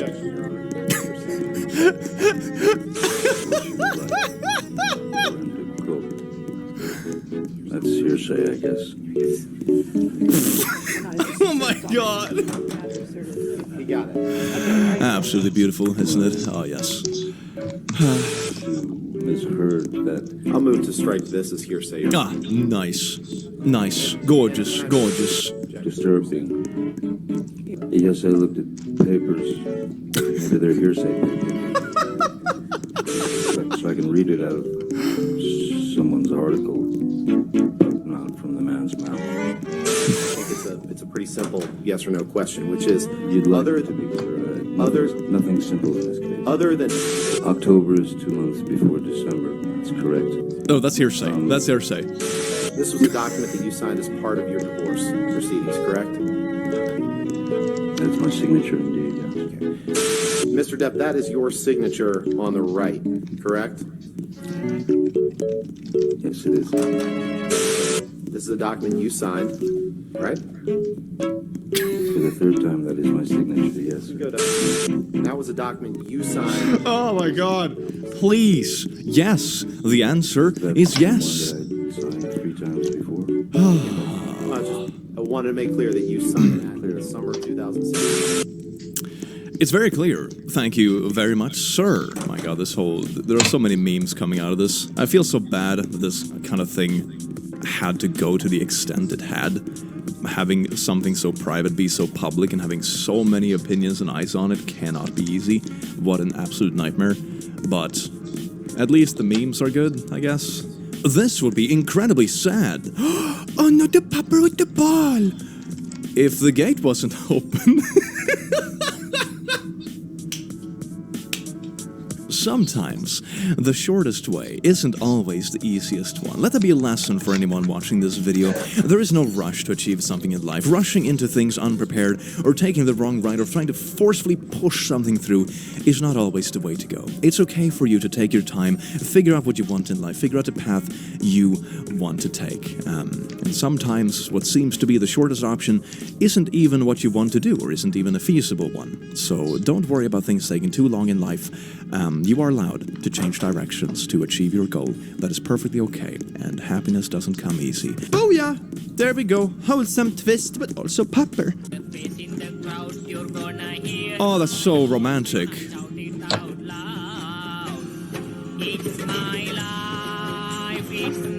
I like how they're trying to like rescue the food as well. He's like holding it like, maybe we can still eat this if we dry it off, right? It's just a bit of ocean water and sand.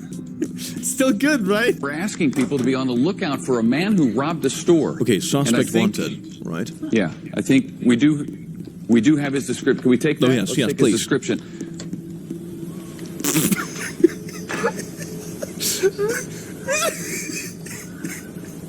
Okay. This is the guy they're wanting people in Pennsylvania to be out on the lookout for. Okay. He's got a nose and some hair that goes like that, and he was wearing a hat at the time of this particular crime. Art He's got from kind of a Jenny the chin that comes down 6-year-old. to almost a point. She's 6. Stands about 5 feet 4 inches tall. There it is. Get a good look for yourself. Oh, and now I'm getting word that police actually caught this guy. Thanks to the sketch, no doubt. So, here's a picture of the real guy next to the sketch that led to his arrest.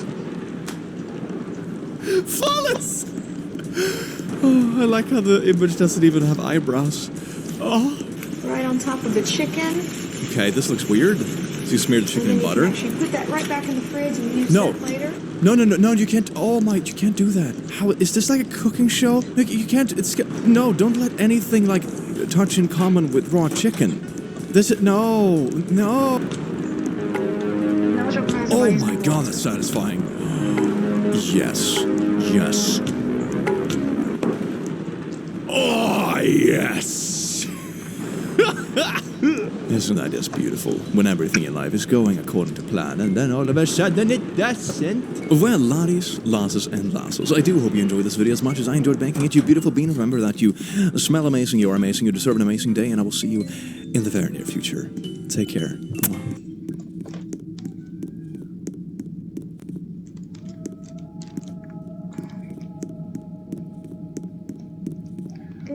The side filter is so normal to me at this one I don't even see the static.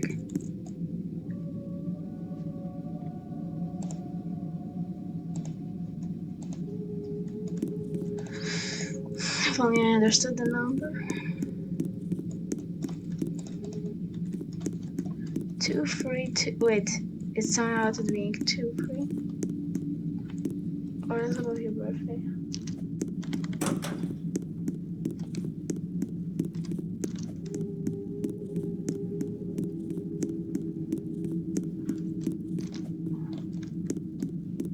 Right, but that he was where ChatGPT thought that he was a 2006 kid. I'm an ugly girl in an ugly world. I'm so plastic. It's fantastic.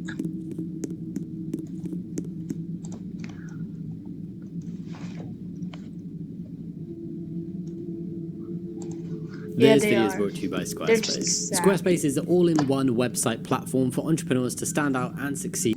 Currently it's pre-order, but it's out tomorrow for me and for you, like 10 days ago. But yes, my book, The TNLGBT, which is a part self-help guide, part memoir around the trans experience with loads of trans voices. I'm very proud of it. You can go check it out if you want to. The link is down there. Thank you to this transphobe for reminding me to shout my book out every so often. Anyway, dear Christ, more batshit nonsense, this time in paperback from How Rude, That's Nasty, That's Just So Transphobic, without a word of explanation as to why. Without a word of explanation as to why. I don't just make videos going, here's a transphobic meme, how horrible, next. Here's another transphobic meme, how nasty, next. That would be really boring. I think I actually give pretty detailed explanations as to why things constitute as transphobia, and I very often include scientific citations and little images and texts to back up what I'm saying, because literally science, medicine, everything supports trans people. So yeah, I don't just go, transphobia, how mean. I mean, sometimes I do, but most of the time I have something more to say than that. It's very easy to call out transphobia and actually give a backing to it. So without a word of explanation as to why, and all delivered in a smug, patronizing and condescending way reminiscent of a precocious only child parroting its adult. I'm not an only child. I feel like if it's taken as smug, patronizing and condescending, a way of educating around trans issues, issues, then those people just really don't want to listen. It's like, oh, I don't like what you're saying. Actually, they sound like the spoiled, bratty, only child just being like, no, mummy, I don't want to believe in trans people. When actually I'm kind of here going, hey, transphobia isn't cool, and this is why there's no reason to be transphobic. And people are like, oh, you're being so smug and patronizing, telling me I'm a bigot. If you're a bigot, I'm going to call it out. And if you don't like that, that's a you problem. Was that too patronizing? Sorry. And then there's another sentence where they basically named one of the handful of pick-me trans people. I can think of like 3 of them off the top of my head. I think there's maybe like 1 or 2 more, but there's really not that many. Of all the hundreds that are online sharing their experiences, as a collective, the trans community very much rejects these pick-me, internally transphobic trans people. And they've named one of them and been like, go watch this person for a dose of trans honesty and reality. You won't though. You won't though. That's a lot of commas, because it doesn't fit this echo chamber narrative. It's because it doesn't fit what the trans experience actually is. Those people are speaking from a place of internalized transphobia, of wanting to be liked by transphobes for some reason, and that's their own experience. And if they view their identity in a particular way that is not in line with the general trans experience, then that's their life, but they don't. I must say hi.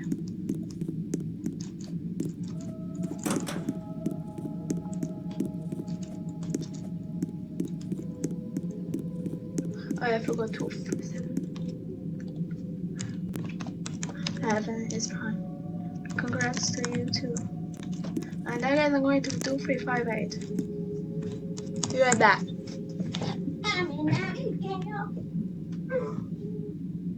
Never mind.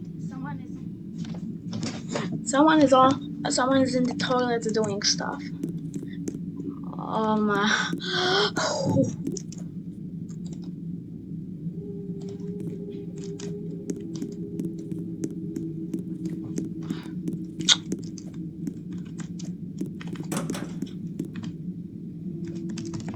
Did you ever get denial?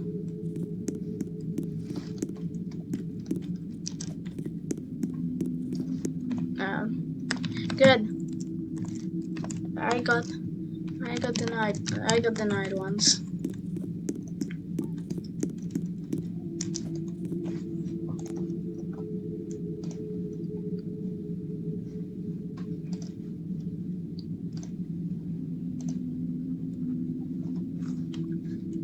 Sandwich.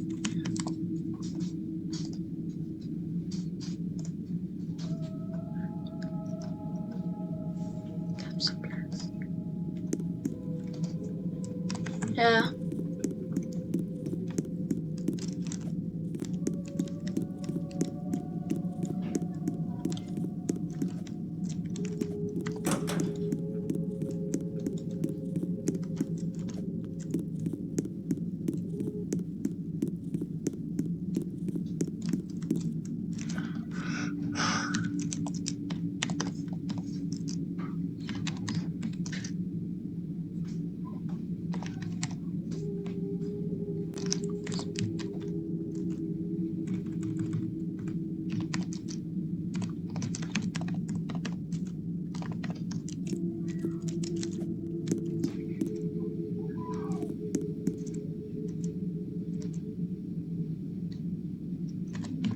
I did. On my denied one too.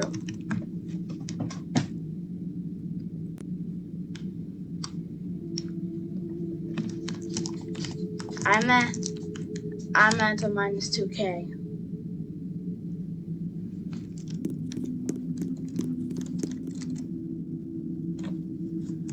Okay.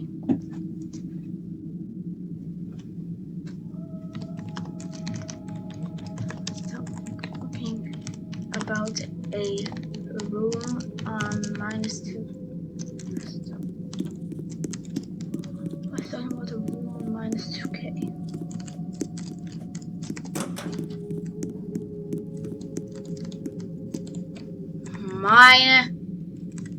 Minus 2K.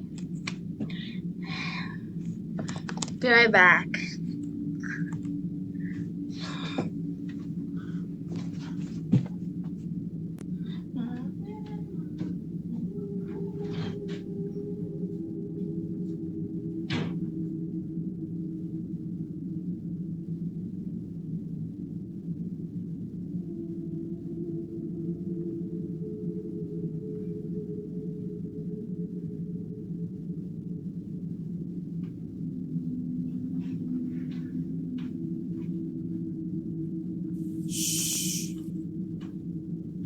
Be quiet.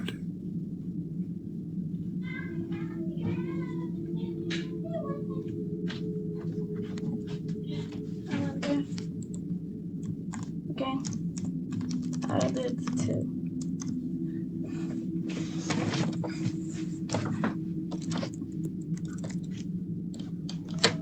You saw it, leaves.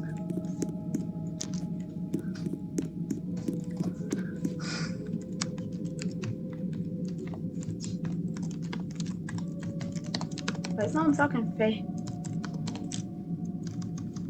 Why is someone talking fate victors? I've seen corpses liver than that chat. I don't know.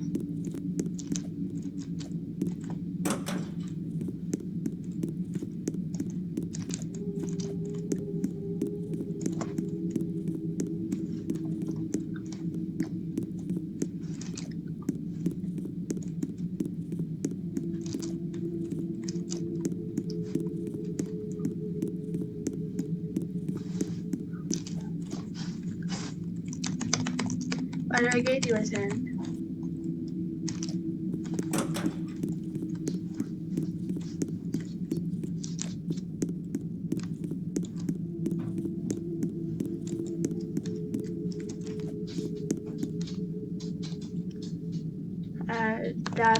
That guy's main account.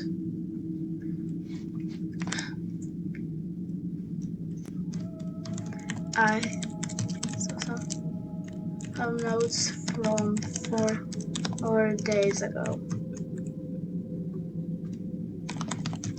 Even at 2103.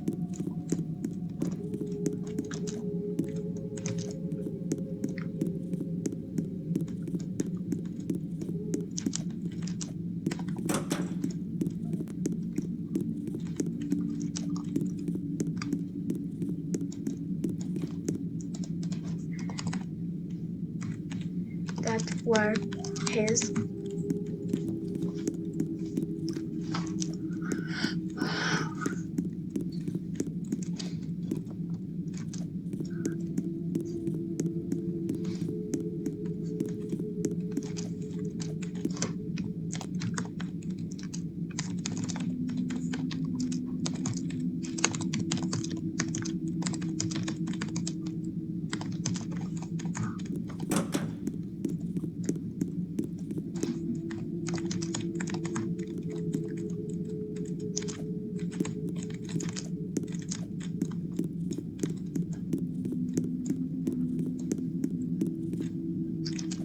I remember some I always commented around 200.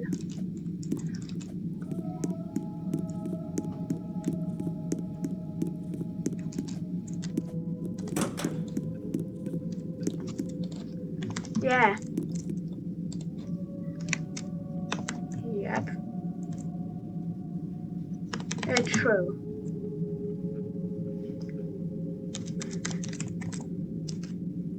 Awesome filter as always.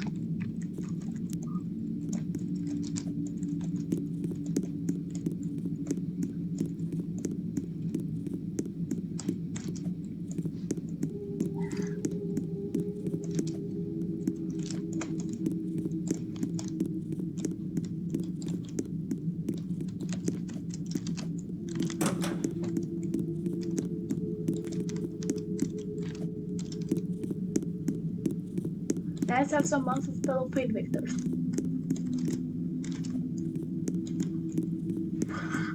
Honestly, yeah, if I didn't know Gacy as literally the best player to have ever graced A2HP, I'd be all over hating him right now.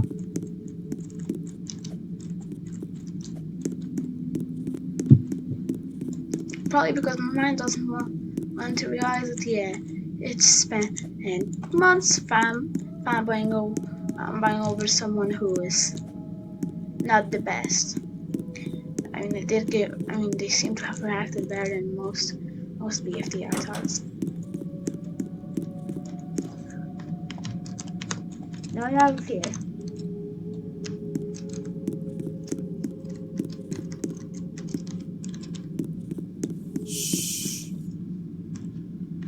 Be quiet. No.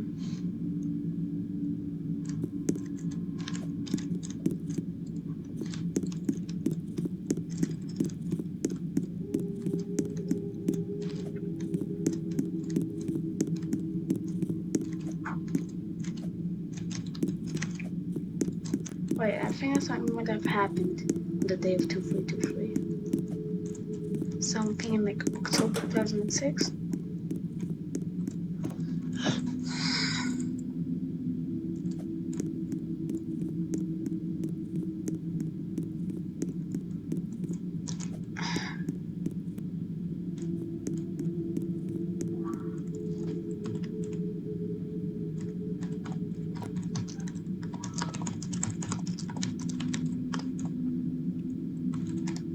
Why the distance? Not go. Not going there though.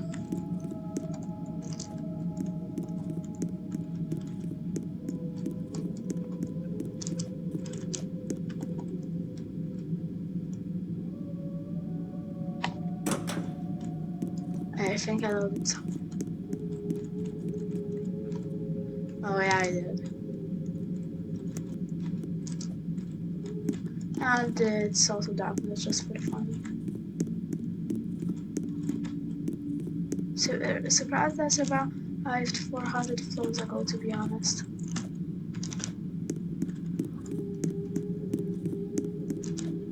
I got so many things I shouldn't body by now. Oh crap, I missed New Year's Eve. It was a 2408.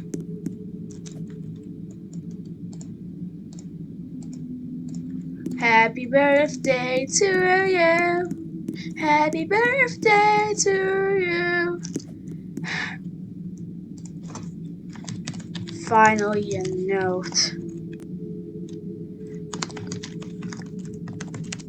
And it was at 2137. I have gone almost 300 floors without a single damn note.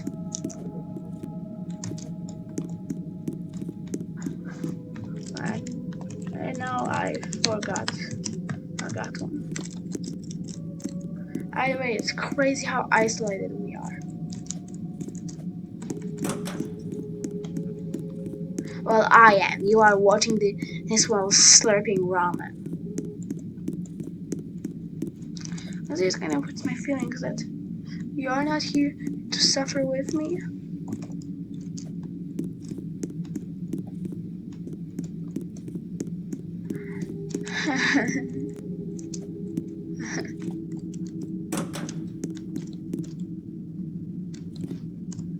Funny. Eating cockbear, watching people dancing. I dancing in a room, dancing up for air. This will be my tomb if I don't come out there. The craziest thing about this is that the next named floor before me is gonna be 2.5k, and that's probably because I'm going to name it myself.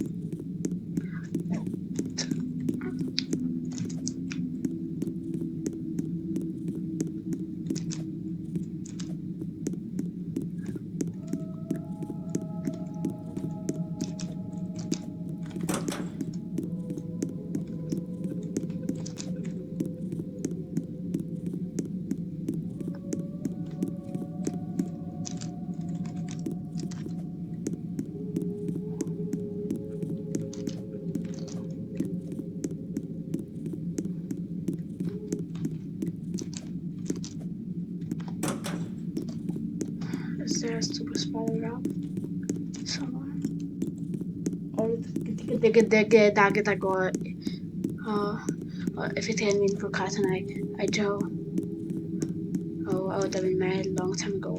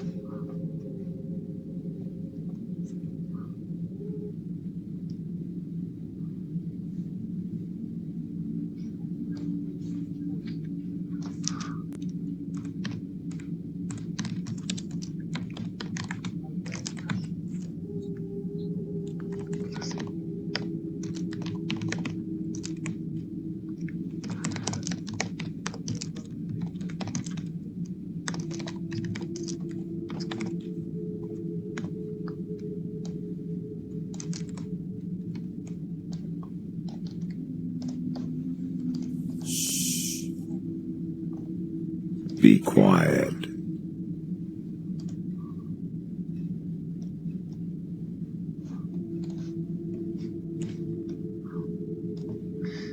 We did, boys. First abyss floor.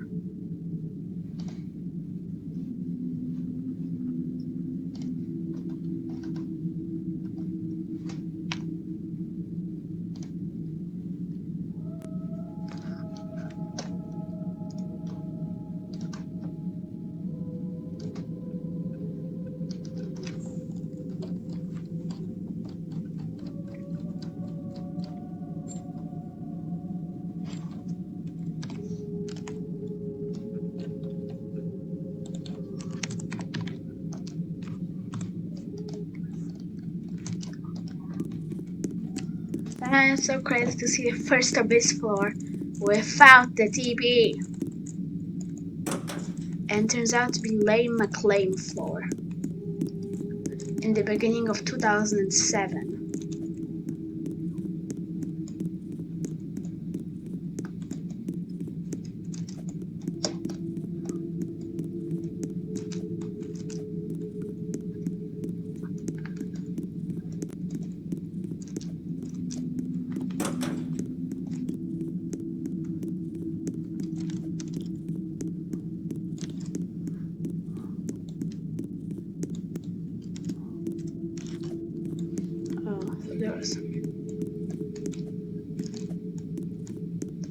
Wait, 2445? Alright, let me piss.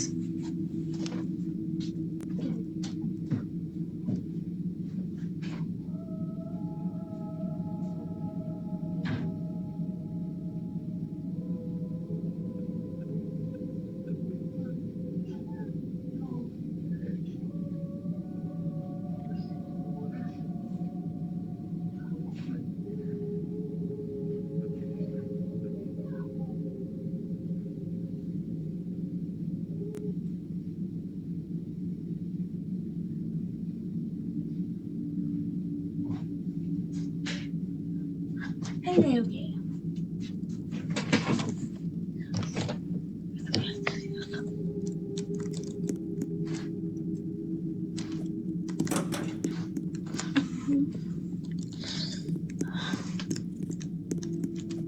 I have cupcake.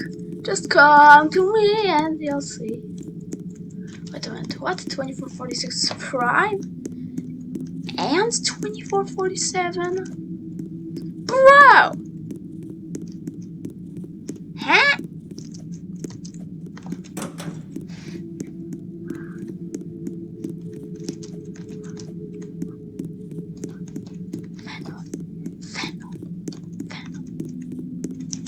Methamphetamine, crystal methamphetamine.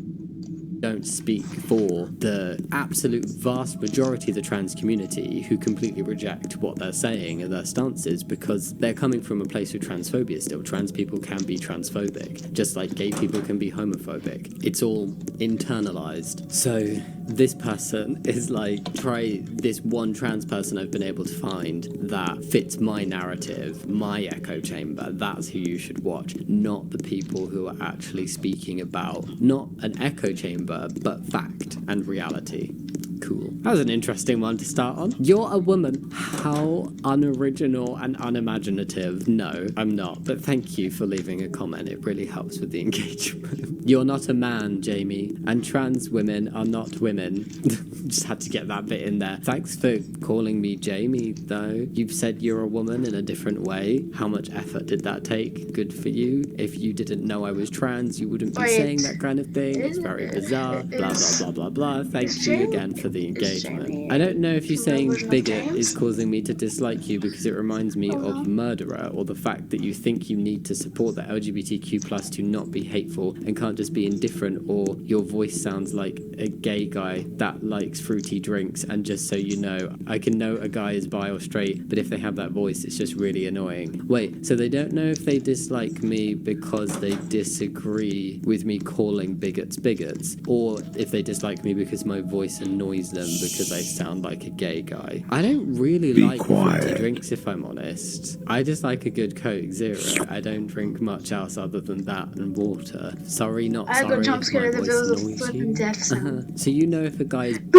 or straight, but you can't tell if they're gay. That's very interesting. So I think they're calling out a conversation I've had in a couple videos recently where people are like, I don't support trans people, but I love you. Or I don't support trans people, but I respect you. and it's coming from this place of like, you don't though. You've gone out of your way to make this video. Odd numbers. Man, I know it feels so good.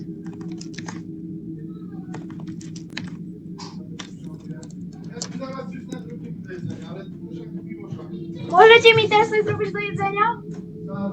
I też jest gwizdać się do mojego pokoju na.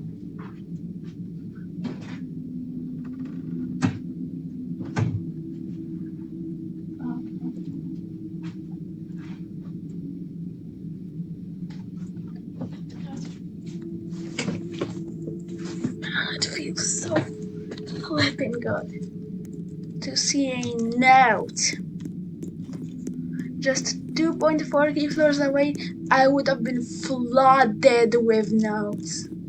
And now I'm grateful for every single one.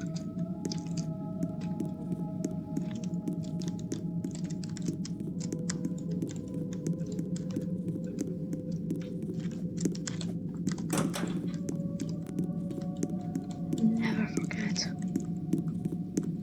Tanan, tanan, tanan, tanan, tanan, tanan, tanan, tanan, tanan, tanan, tanan, tanan,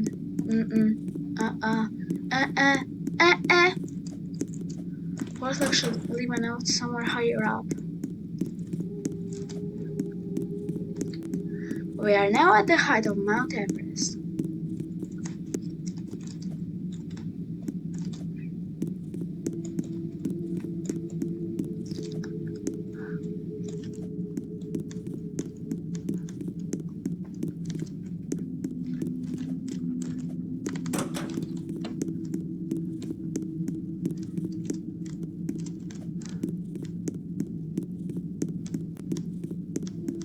Oh, I think I realized it's the one mass mistake that happened.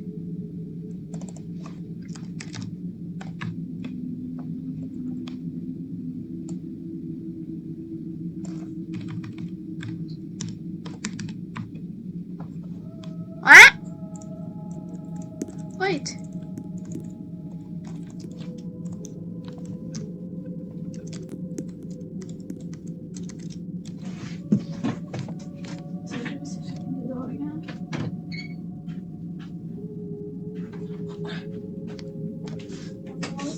In case that the cat says this stuff was potentially.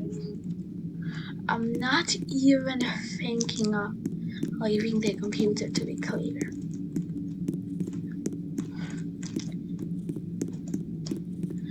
It'll be easier to get into a leg amputation. And yeah, you don't support, but there's also it's not very respectful to then be like, oh, because, you know, it's a sin to be who you are, I don't support it, but I do love you. And it's like, you don't though. You're just saying that because you want to feel better about yourself and you don't want to feel bad about rejecting people. So I'm going to call a bigot a bigot. I'm sorry if that annoys you. I'd maybe question why personal offense is taken in that scenario. And I quite like my voice. I put I put an effort. I took testosterone to get this voice, so I'm happy with it and I don't really care what anybody else thinks. It's just bizarre. Sorry, this one's thrown me because I'm like, wait, they're very vastly different things to get annoyed about. Being called a bigot and then not liking my voice. Those are potential two reasons why you don't like me. Okay. Oh, just lots of throw up emojis. Lovely. How delicious. I don't know, should I take joy in making a transphobe feel unwell simply by existing? No regrets. That's such a lie. Good luck with your lifelong medicalization. Oh, we don't say that to anybody else though, do we? Anyone else who has to take medication for prolonged periods of time or for the rest of their life, we're not like, oh, you chose this. You chose to be medicalized for the rest of your life. No, because people just don't believe that gender affirming care is necessary. But it absolutely is, and I'm significant. He used TP to save 2219. I walked up all the way.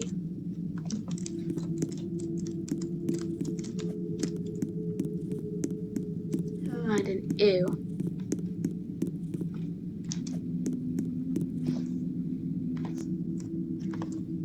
TP to that floor is in game.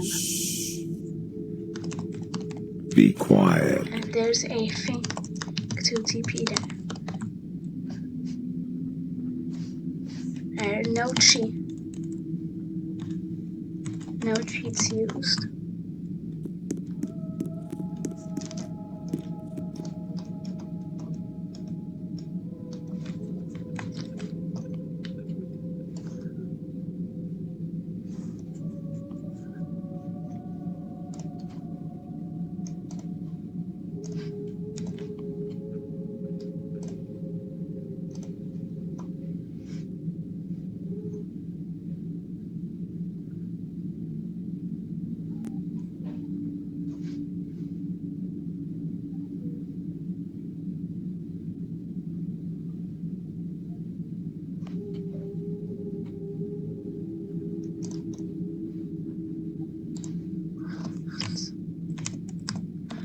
Abyss.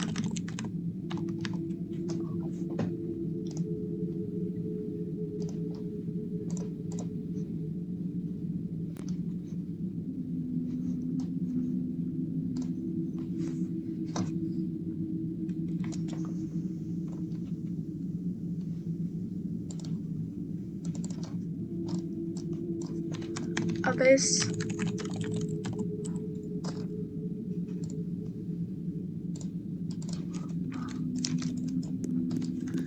I circle have 25, that's not quite empty.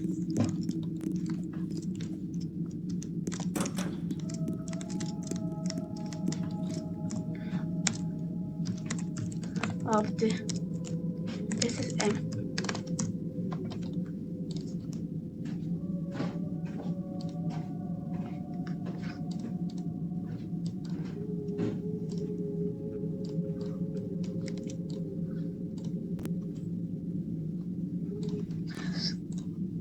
Note.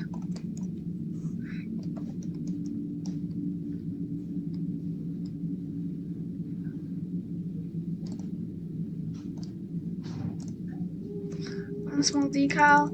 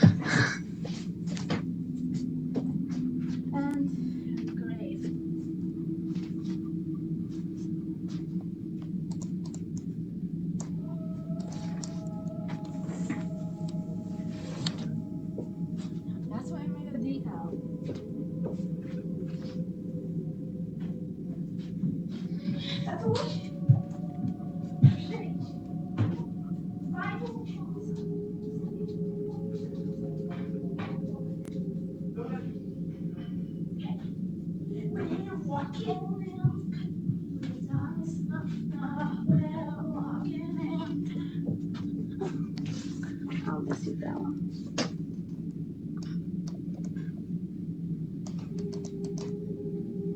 Heart, no feeling. We're walking in paradise.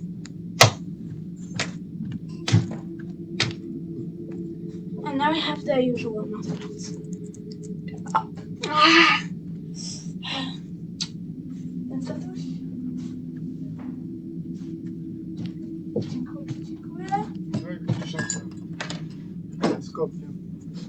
Mistrzu Gala. Okej. To jest Gala. No widzę.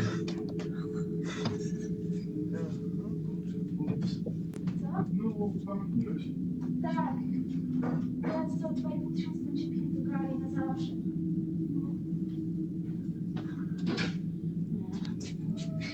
And wasting 1.3k Robux on this was worth it.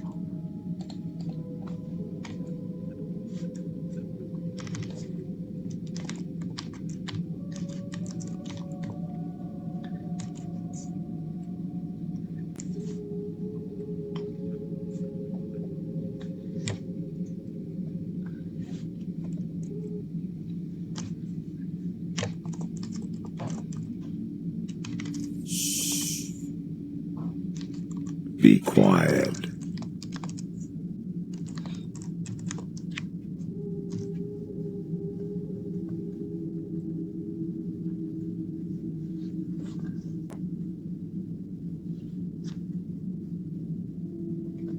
A minute of silence. Starts at 9:01:50.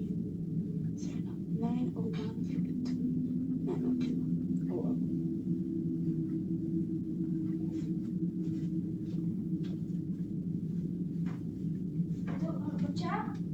Zrobię pogrzeb dla Galina w 2 miesiące.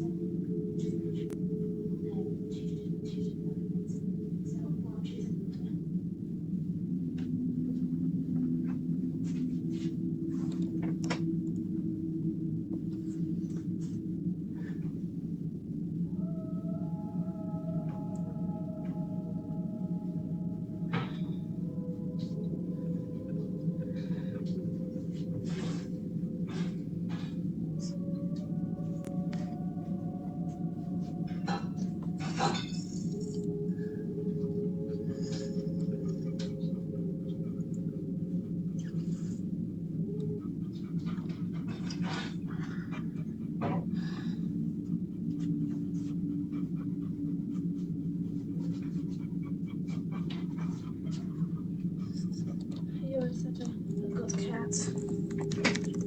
And I'll miss you forever. 1200 TVWC. HY.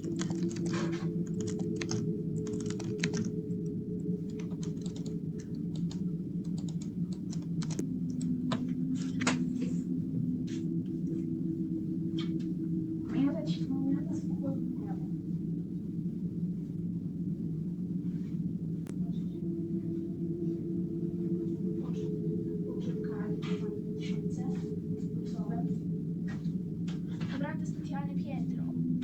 Jedno z tych po 20 było na głównej drodze podzielone przez 500. I pierwsze z nich, które nie miało żadnej nutki. To z poprzedniego piętra wejdę.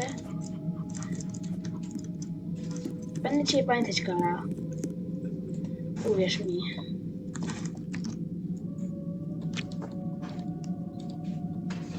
To znaczone jest... Będę tęsknił za tobą, Gala.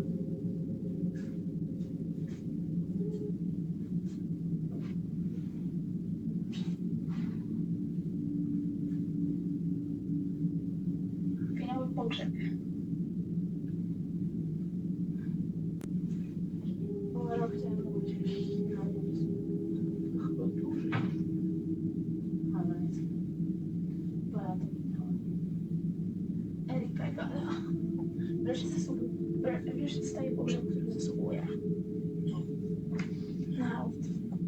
Na piętrze, gdzie nie ma, ale nikt mnie nie zauważy.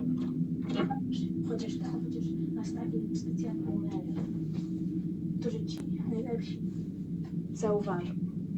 I panie zrozumieją, że jest obrazek kotka i będą tęsknić Gala, bo pewnie Gala jest imieniem kotka, który zginął.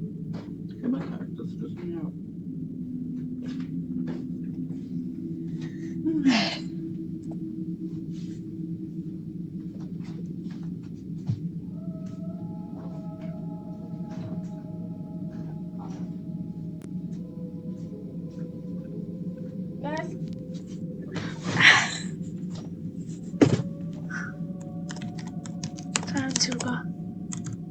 Time to go for almost like he said further. It wasn't Führer. Okay, that's a really offensive joke, but at the same time, the genocide was against Polish people.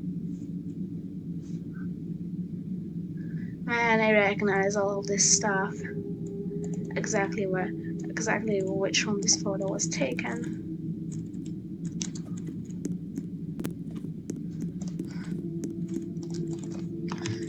You are a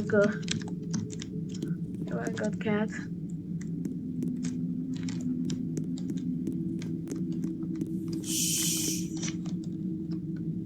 Be quiet.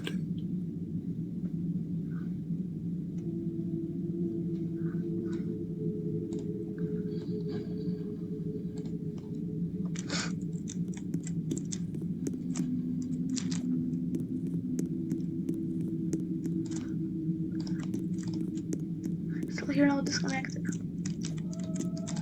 I get it, but the displays were empty. They weren't.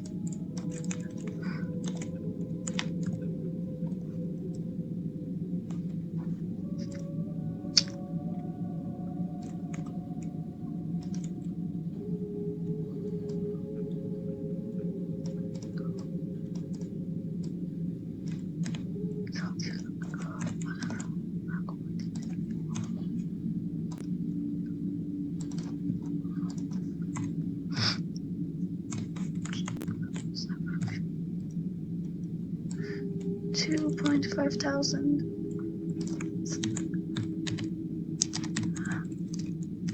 I'll miss you, girl.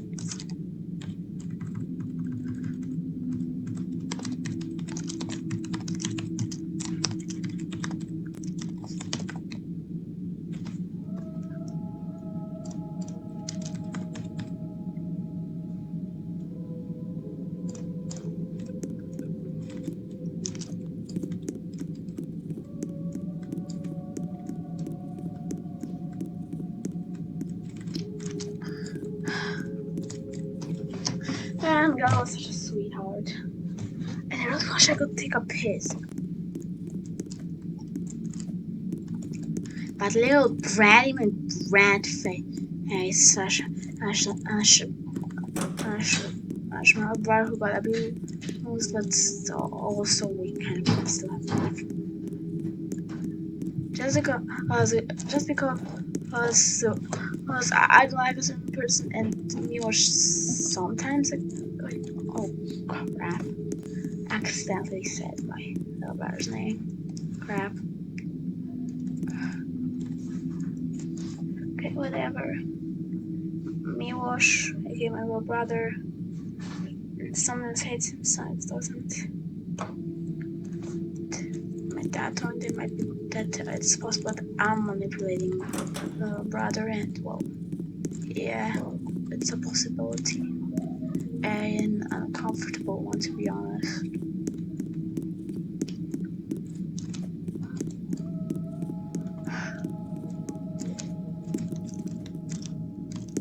I encourage anyone watching this to make a pilgrimage up to God's grave.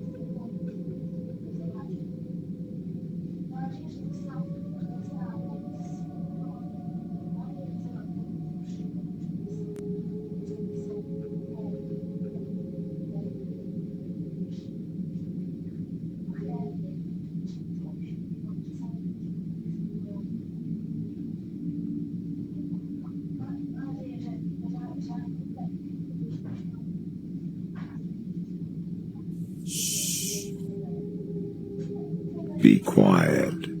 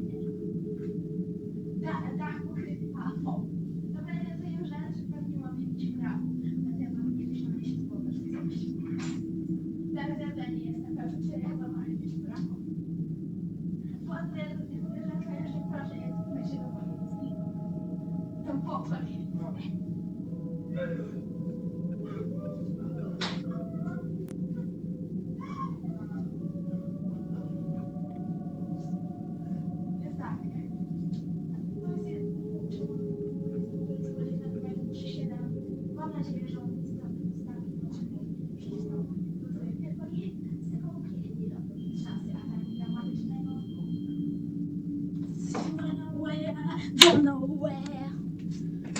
She was already on the outside, and she wanted to be where she wanted to be. And she took me to Illumination Night to pass on the legacy.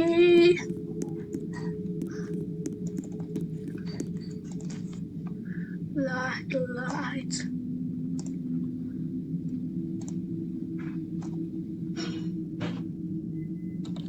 Wait,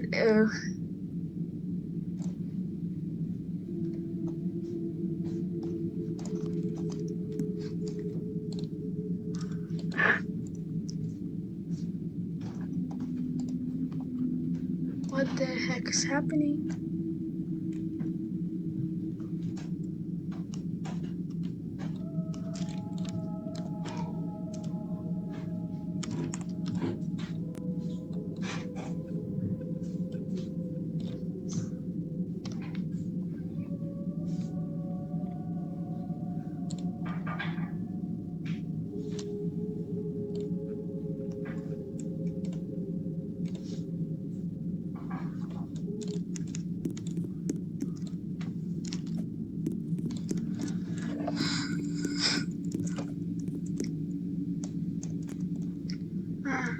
Sucks what happened to her.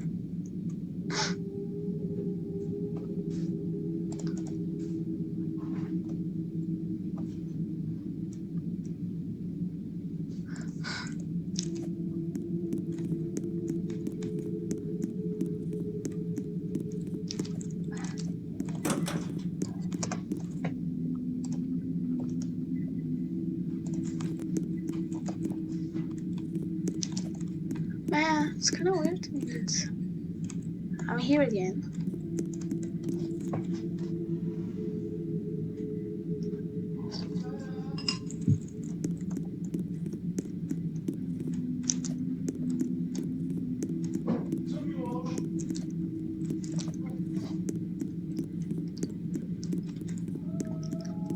all the school floors.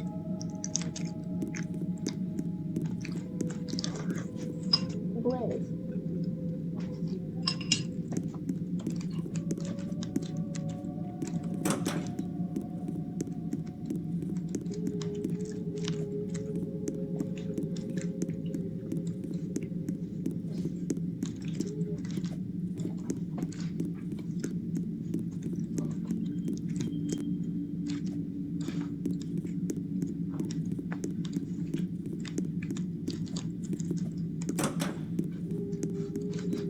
Hi, Noahs. It's me, I'm Noahs.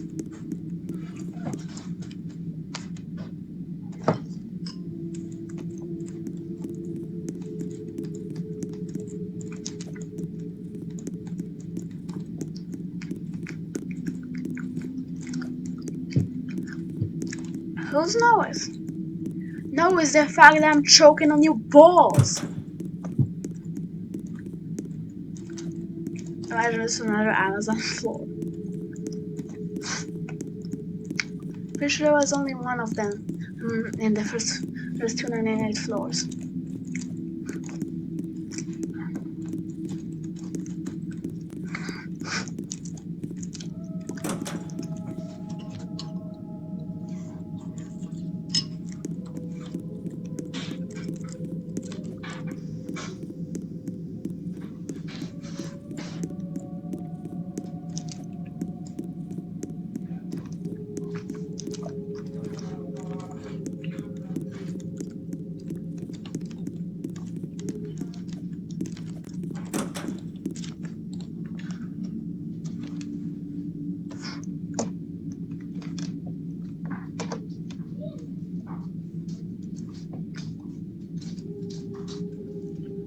Significantly happier taking a little bit of testosterone for the rest of my life. I mean, like, it's a hormone. Everybody has hormones in their body for the rest of their lives, and a lot of cis people take hormone replacement therapy as well. Actually, hormone replacement therapy was created for cis people. Quiet. Let that sink in. And the no regrets thing, I find this so often with people who are transphobic, and specifically people who comment like this, where there's an arrogance of like, I know you better than you know yourself. I literally have no regrets. The only regret I have over my transition is that I didn't start earlier. Seriously, I don't know what else to say. I'm very happy, and I think the transphobes hate that. There's no such thing as transphobia. Well, trans people exist. People can be discriminatory and prejudiced towards trans people, therefore transphobia. Although saying that, I would love a world where transphobia actually didn't exist, but in a legitimate way, where there was just no transphobia, not in the way that a transphobe would be like, There's no transphobia. I can discriminate against trans people, and that's just common sense. Ha. But like where there's legitimately just no hate and discrimination towards trans people. It'd also be great if things like homophobia and racism and misogyny also didn't exist, but legitimately because they were just not a thing anymore. But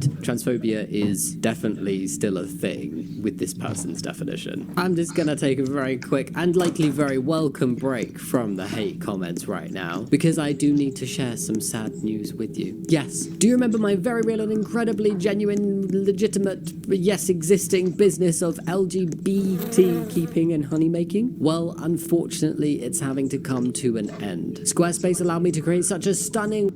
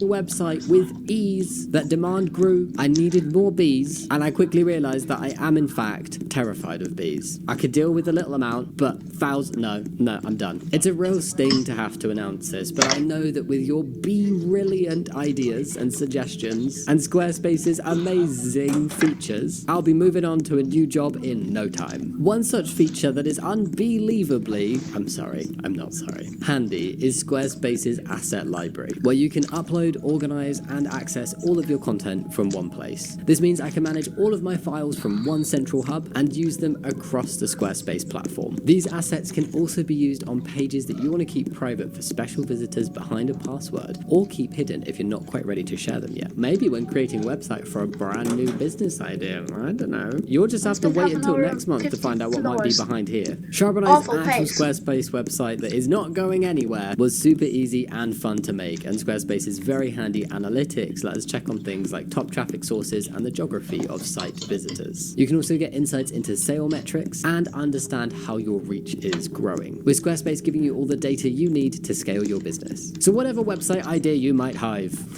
if you're looking to build a community, if you're an awesome entrepreneur, or if you want to take over my bees and you're not scared of them, you can turn any idea into a website using Squarespace. To get started yourself, go to squarespace.com for a free trial, and when you're ready to launch, go to squarespace.com/JammyDodger to get 10% off your first purchase of a website or domain. The link is in the description box now. Back to the wonderful hate comments. Oh yes. Doesn't change reality, miss. That comment was a bit of a miss. What doesn't change reality? What is reality? What is real? Oh my god. I'm eternally surprised by how upset people get over other people living their lives in a way that makes them happy and in a way that doesn't hurt anybody else. Because I don't want some comment of a transphobe going, oh, well, being transphobic makes me eternally delighted. Because no, it doesn't. It must be really painful to be that hateful and sad and just all twisted up about other people. And it does, transphobia does hurt other people, but being trans doesn't. And it just shocks me how baffled people are and how much people hate the fact that there are just other people out there living life a little bit differently and being perfectly happy and chill about it. I feel like there must be a big portion of transphobia or transphobes where it is coming from this place of just like not having the happiest lives themselves. That's just what it feels like, because people who have time to go online and hate on other people in this way, I will never think that you have like a happy and fulfilled life, because if you did, you wouldn't be wasting your time hating on strangers on the internet for no reason, just for the sake of being hateful. It's really bizarre behavior, and there are so much better, more fulfilling, fun, happy, wonderful things to do in life that don't include leaving comments like this. Cross-dressing does not change your gender, nor does cutting your bits off. Honestly, no, it doesn't. I didn't have surgery, I didn't take hormones, I don't dress the way I dress to change my gender. My gender has always been the same. It's been the same since I was born. Cross-dressing? Interesting term. I dress the way that I want to dress. I had surgeries that I had. I take hormones. I live life in the way I live because I had gender dysphoria. And doing those things, like, I added as much as I removed, so I'm kind of neutral on the whole cutting bits off, and it's made me much happier. Yeah, but it didn't change my gender. It just made me feel so much more comfortable and happier in myself and reduce gender dysphoria greatly, because that's what gender affirming care does. Of course you have no privilege. Why? Society is bending over backwards to cater to you, yet it's never enough. You poor, marginalized group. Society is bending over backwards to cater for you, but it's never enough. Please give me examples of society bending over backwards. And if you were saying, oh, but it gets spoken about so much these days. It's actually transphobes that did that. Transphobes are shouting very, very loud at the minute and making trans topics become very, very like at the forefront. And it's mostly being used in politics to cover up all the shit things they're doing and ignoring behind the scenes. It's like, don't look at this actual genuine real life problem that we're not dealing with and we're just making worse. Instead, let's hate on trans people. Woohoo, distraction. Look, it's like, look over there. You know, in the words of Jada Essence Hall. Look over there! Where? Society is actually bending over backwards to start hating on trans people, because we've been here forever. Like, trans people have been used. I forgot about the funny now.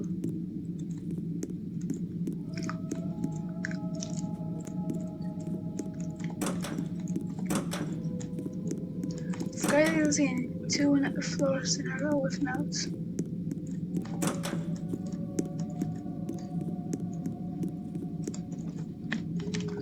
Correct! They probably think I'm just going crazy.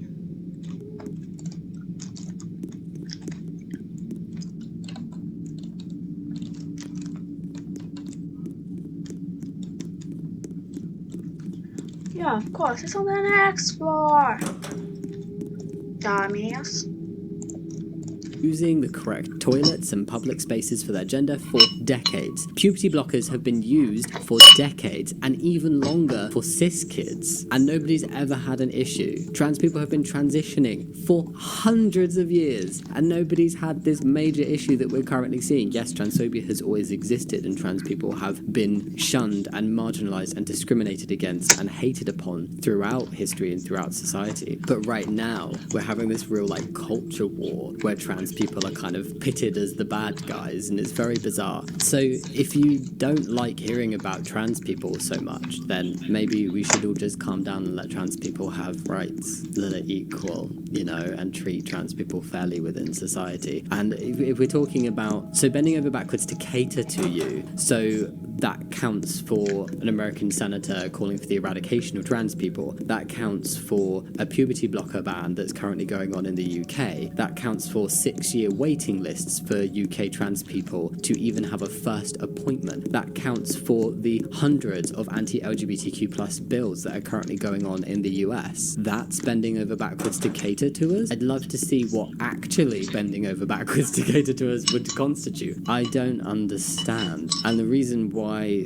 there are voices coming out, people like David Tennant coming out in support of trans people, is because there's so much, you're hearing more voices speaking up in support of trans people because there is so much hate, because society isn't just not catering, it's actively trying to exclude trans people. So yeah, when you say cis, do you mean normal people? No, I don't. This is so sad. You were so pretty. That's so weird. It's bizarre on multiple fronts, because like any photo of me that I post online pre-transition, I am 16 at the oldest, and it's just a bit bizarre some of the comments I've had about those photos. Then also, I would not care if I went from being the objectively most stunning woman to the objectively least stunning man. I would still be happier. It's not about looks. Transitioning is not a vanity thing. It's not about like, I want to look good, I want to be attractive. It's about, I want to feel comfortable in my own body and I want to live life as my true self. Be quiet. Why are you feeling sad that just because you thought I was pretty before I transitioned, that is somehow a big loss to society or to you or to whatever? To me, I don't know.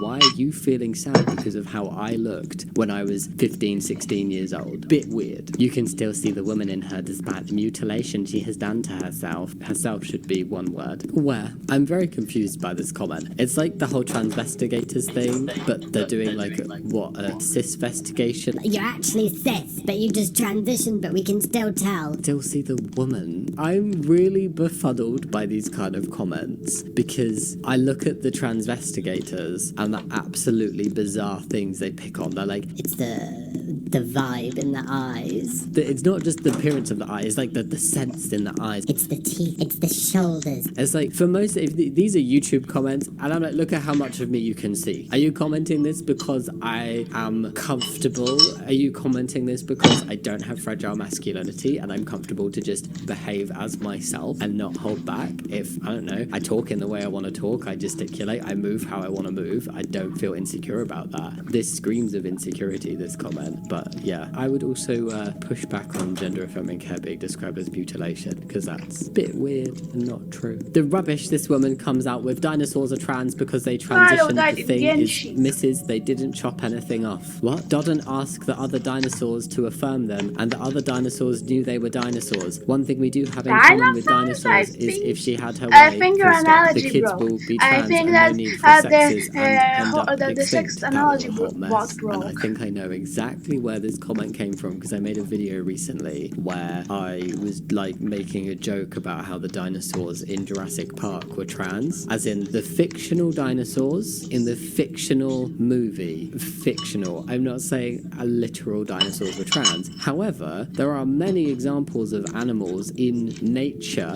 who transition. Banana slugs. Nobody's trying to say they are trans in the same way we would say a human being is trans, because funnily enough, banana slugs and humans are slightly different in many ways. But it's the point that like we see gay animals, like gay penguins, and they adopt little eggs that are abandoned and they raise penguin chicks together. We see things like that occurring naturally within nature, and we see animals spontaneously changing sex depending on their environment, and it can happen. It's just a point to say, if you're trying to say it's not natural to transition, it's not natural to be gay, literal nature has examples of these things. But what we're not saying is humans are the same as penguins, or banana slugs have the same mental capacity and thought process to have an identity in the same way humans do. We are a different species. Very different brains. But this comment was just such a garbage can of a comment. It didn't make sense. Why are the full stops there? Are they calling me Mrs. They didn't chop anything off? I don't know. I try so hard to listen to both sides of this issue, but I'm constantly left baffled by your videos. I do want to point out, though, that, like, there's no such thing as both sides to an issue where there is such vast amounts of oppression. We don't say there's both sides of the issue of, like, gay people, although we used to. There's no such thing as both sides of the issue of people of colour. And, like... well, let me just hear out this racist. Let me just hear out this homophobe. No, when you put it in a different context, let me just hear out this misogynist and maybe let's take on board what he is saying.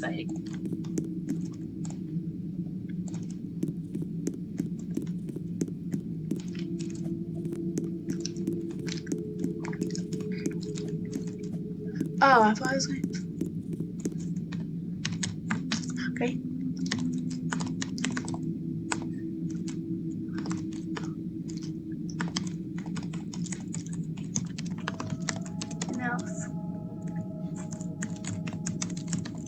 I know of the guy. By the way, hey, check out.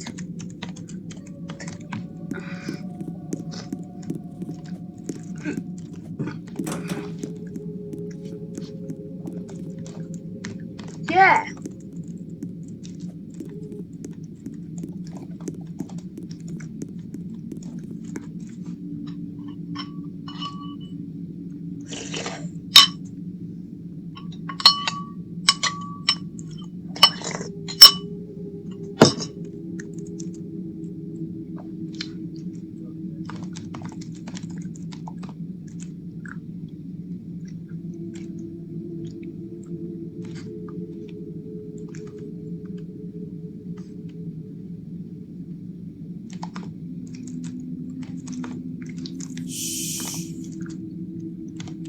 Be quiet.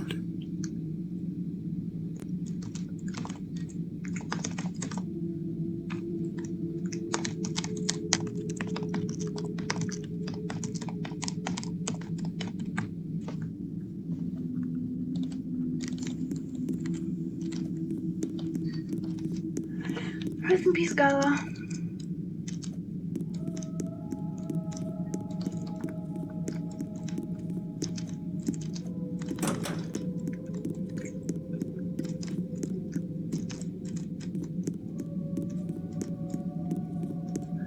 Oh, wait.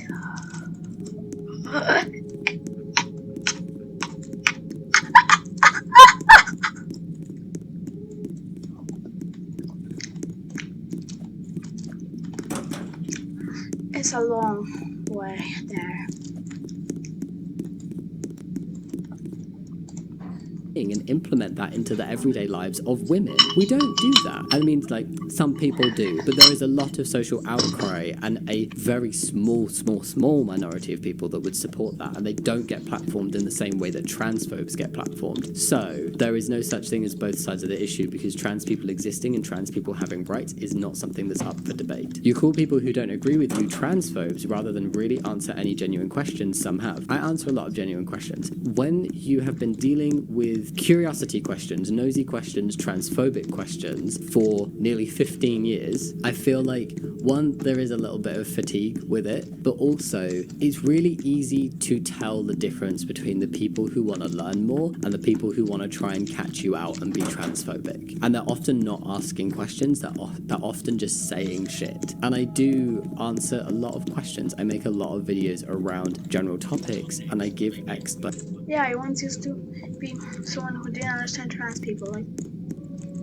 I guess I was socially pressured into not being a homophobe or a transphobe. Thankfully, I grew out of it. I know some people are still children.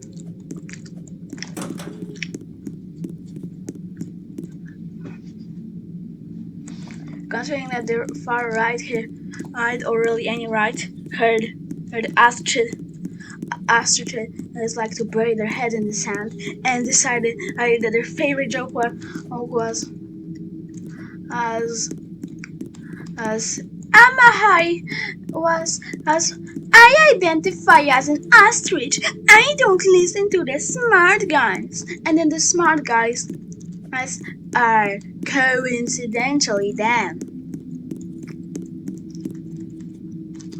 I'm surprised that transphobes have enough IQ to speak, to be honest.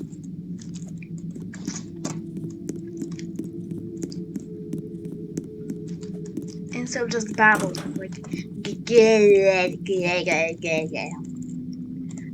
they're babies. How can they talk?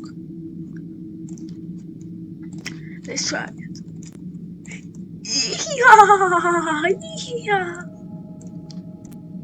Let's try.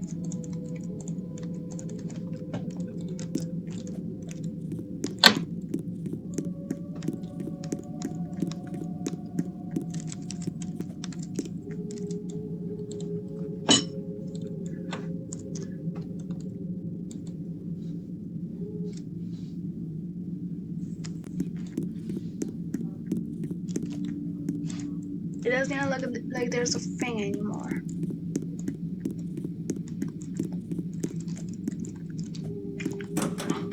I don't even see spots on the main path. My heart just sank because I know what's coming up next.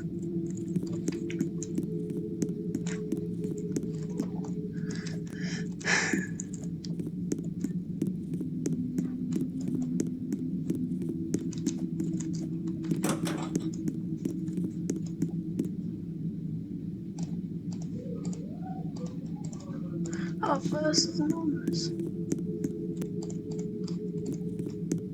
Wait, this is my birthday! Whoa!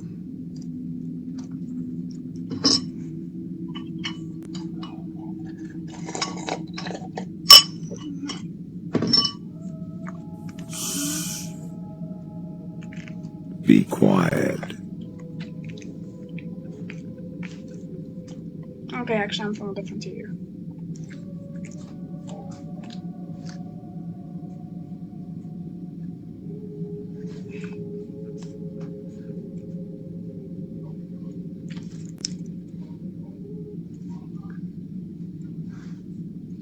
Nothing, it will, if it's between, I don't know which one is it. Yeah, it's somewhere between 2009 and 2013.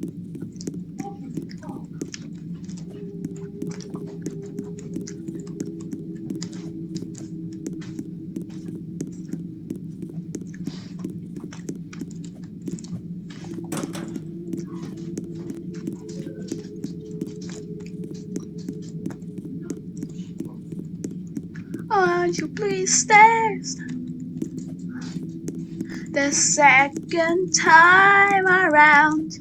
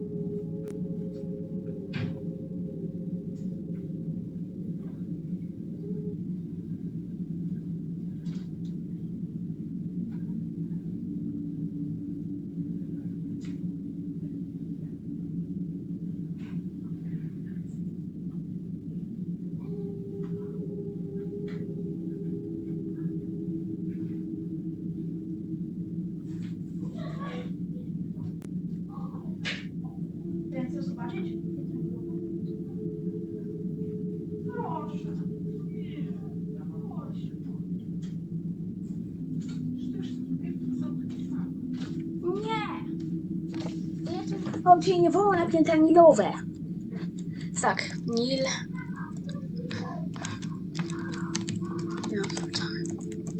Ja się boję, bo jest tak późno, jest możliwe, że serio zginę.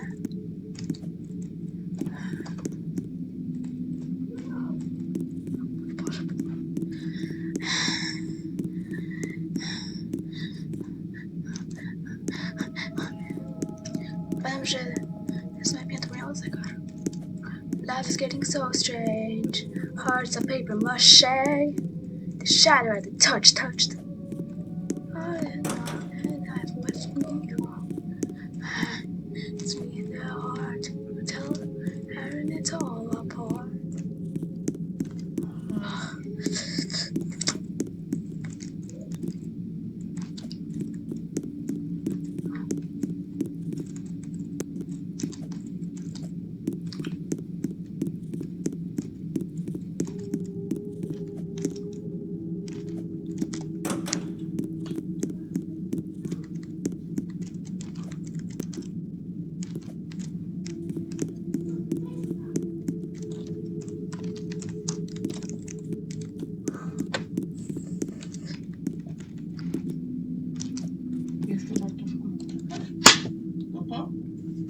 No, normalne piętro. To są nie tej, pokazałem wszystkie nilowe.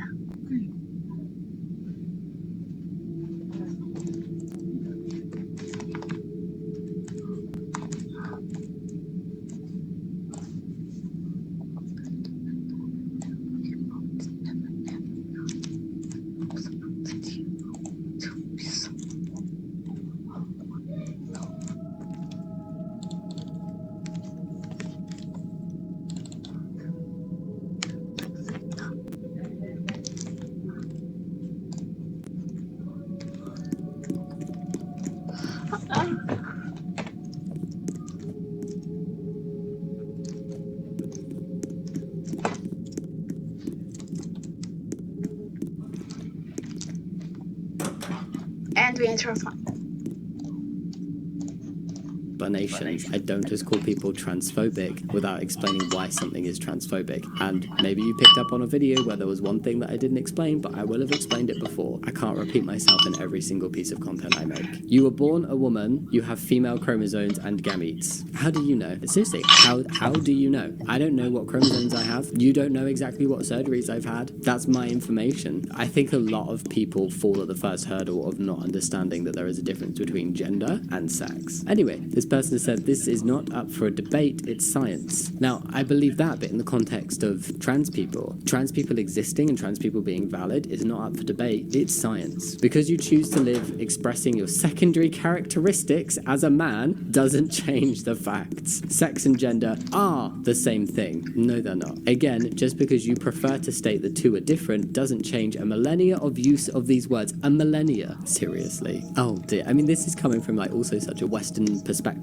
on society as well, all of this kind of transphobic rhetoric here. I don't prefer to state the two are different. The two are different. Trans people existing is evidence that they are.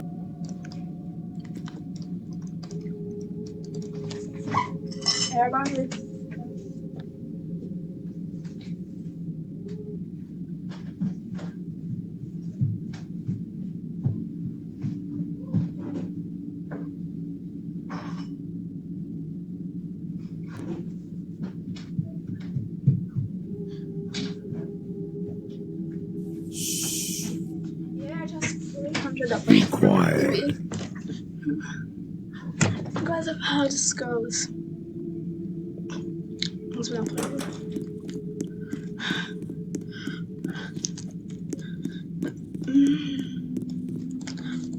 Are different as well, because can I just really point out one thing? I'd love transphobes to just listen and hear me say people would not choose to be trans. Look at the kind of shit trans people get. Why would anybody choose to face that level of discrimination? Why would I choose to have multiple surgeries? Why would I choose to not have equal rights? Why would I choose to be hated upon? Why would I choose that? I had gender dysphoria. I am trans. I am a man, but my body was born born in a way that I was not comfortable with, and so I changed it to be comfortable, and so I could live as my true self. I'm so much happier now. It's not that I choose to express my secondary characteristics. It's not that I prefer to state. It's that I am stating fact. It's also a fact that the genitals and the brain develop at different times when we are in the womb. And it's also evidenced that different hormonal exposures can lead to the two developing in different ways. There you go. You can read all about it if you want to. It's a very easy Google search. And if any poor confused child comes across this comment, trans and being left-handed are not comparable in any way. Possibly changing your body for life is nothing like needing left-handed scissors. I feel like those two sentences really epitomize absolute like blinkered rage from transphobes that they cannot even understand a metaphor, and they cannot even understand a comparison that is done on a specific metric, not a direct comparison of these two things are the same. So I use the left-handed example quite a lot to show that there is a correlation across multiple different things, being trans, left-handed being primary examples that I'm using here, of as acceptance and kind of representation in society grows, people expressing a particular trait grow as well. So we saw like left-handed people used to be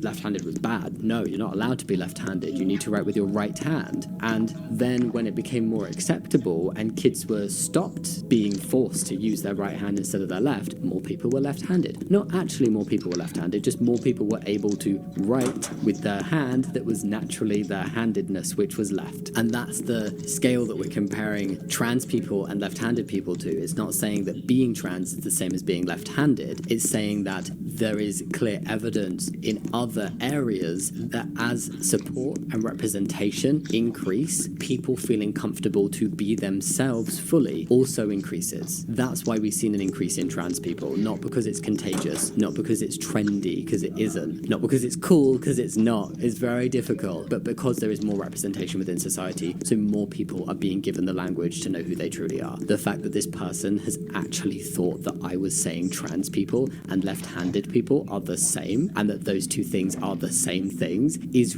really, really bizarre, and I think it explains a lot about why they have the opinions they have. If you had any strength in your points of view, you would be producing these opinions in a scientific way, but you can't, so you don't. I have a PhD. In my book, there are scientific references. In my videos, there are scientific citations when I discuss certain points. I don't always include them, but I include them a lot of the time when I'm talking about the heavier things and the facts and getting them right. Go watch the J.K. Rowling video that Charbot and I made. That has a lot of citations in it. This person is so misguided. It is ridiculous. I think I'll stick with actual biologists, such as Richard Dawkins and many, many other academics. A lot of the academics that are transphobic are actually like philosophers. And so if you're thinking of like scientists, science supports trans people. So this is like going for the, I'm going to pick my echo chamber one person that supports my views. But ignore all the vast amount of research out there that evidences how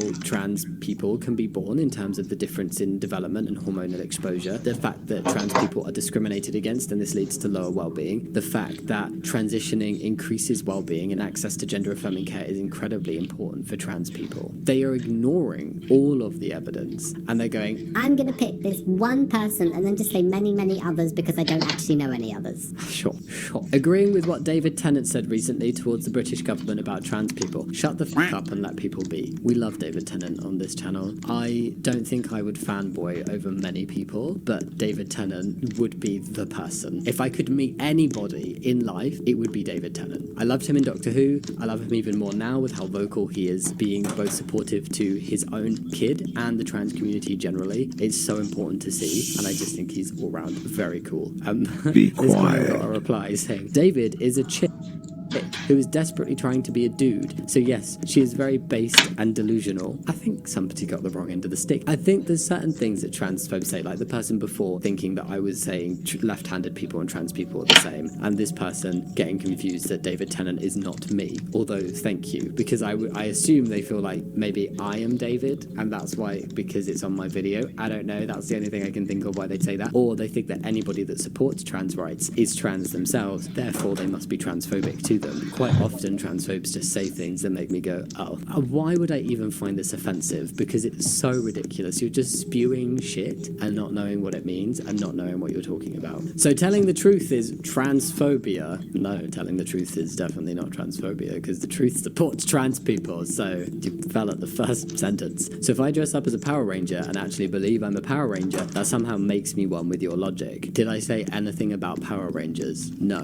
What am I talking about? Gender. What am I talking about? Trans people, cis people. Am I talking about Power Rangers? Absolutely not. Absolutely not. Is it true that just because trans people exist, you can choose to be anything else you want? No. Gender is a completely separate thing to believing that you are a fictional character. That is not comparable. And if you think it's comparable, please go read a book that goes beyond basic biology. Just because you put on a costume doesn't make you that thing. Think most people, even conservatives, wish everyone the best. No. And have no issues with what you do with your lives, but enough with the delusions and insanity. But you've gone out of your way to leave this comment, so clearly you do have an issue with what I'm doing in my life, because you are interfering. You are inserting yourself into that and having something to say. You're not saying the truth, saying lies about the trans community, saying discriminatory things about the trans community, wanting to remove the rights of the trans community. That is transphobia, and that is exactly what we are seeing happening right now. If transphobes actually listened to the truth, we wouldn't have transphobia. You're so delusional and left-wing, it's insane. Delulu and left-wing for life. Okay, sure. I don't see it as an insult to be called left-wing. That's very bizarre. I'm not really sure what I'm delusional about, though. Why did you make this video? You were just becoming as bad as the other side. As soon as people think that there are two sides, and there should be two sides to some kind of debate, you've lost me. Both sides, being pro-trans and against it, are rooted in logic. Sitting on the fence only gets you splinters. All you people referring to both sides that want to make stuff like this are just making situations worse. Let people believe what they want to believe. Be the bigger man. I would not call this person transphobic. Just letting you know, I don't just call everyone who disagrees with me on every point transphobic. This person is clearly just very unaware of exactly what is going on and the problems that are being faced, and the fact that you're only hearing a lot more about trans people and hearing a lot more pushback in a fight for trans rights because there is so much transphobia out there. You would never expect, and you should never expect, a group within society to sit back and quietly allow their rights to be stripped away and quietly allow their access to appropriate healthcare to be removed and quietly allow their access to spaces within society that they deserve to access to be stripped away. That should never be something that people think is okay. When rights are taken away, when people are facing discrimination, there should never be an expectation for them to just accept it and be shat upon for the rest of their lives. People get loud. People push back because everybody deserves equal rights and to not be discriminated against. And when you're saying like making situations worse, let people believe what they want to believe, there is a difference between having a difference of opinion and just, my beliefs are different to yours, and doing things that actively harm a marginalised community. Transphobes, particularly those in positions of power, with money, celebrity status, politics, they are actively having a large negative impact on the lives of trans people. So of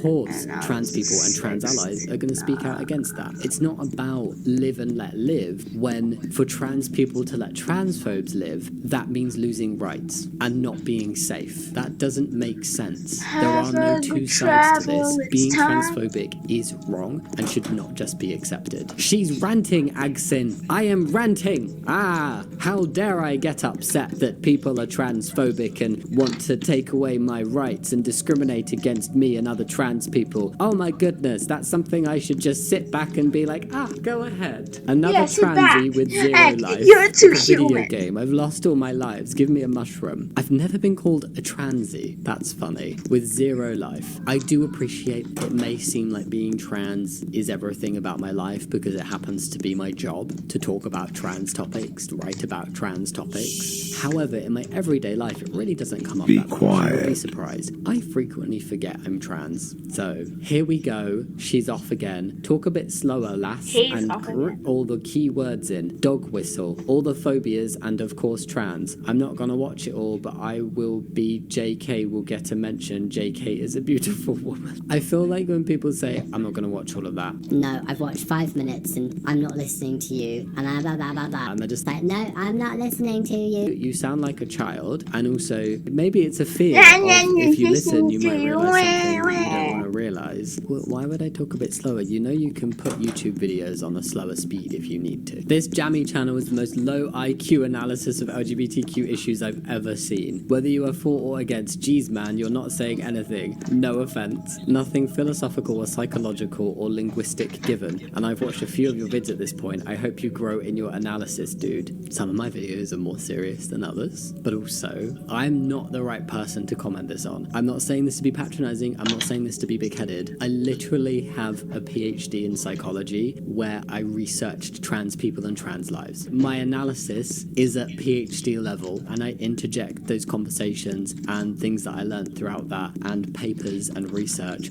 quite often throughout my videos. I think this feels very much like a deflection of like, I don't like it, I don't get it, I'm not listening, clearly nothing is being said there. nothing psychological. Are you serious? No. This one is just completely... I'm almost offended by this one because literally my videos, I do talk about things, I do explain things, I do give citations, I do talk about research, I do get very psychological with things and scientific, and I include it, and I hope you grow in your analysis. Did I mention I have a PhD? I did a lot of analysis. Oh my god. I've literally written literature reviews about trans-related research. No matter how hard you try to convince yourself, facts remain facts. You are not a guy. Never were and never will be. Deal with it. You are a woman who masquerades as a man. Full stop. You could have just put the full stop. I am a guy, not because I choose to be or because I feel like one, but because that is the nature of things. The nature of...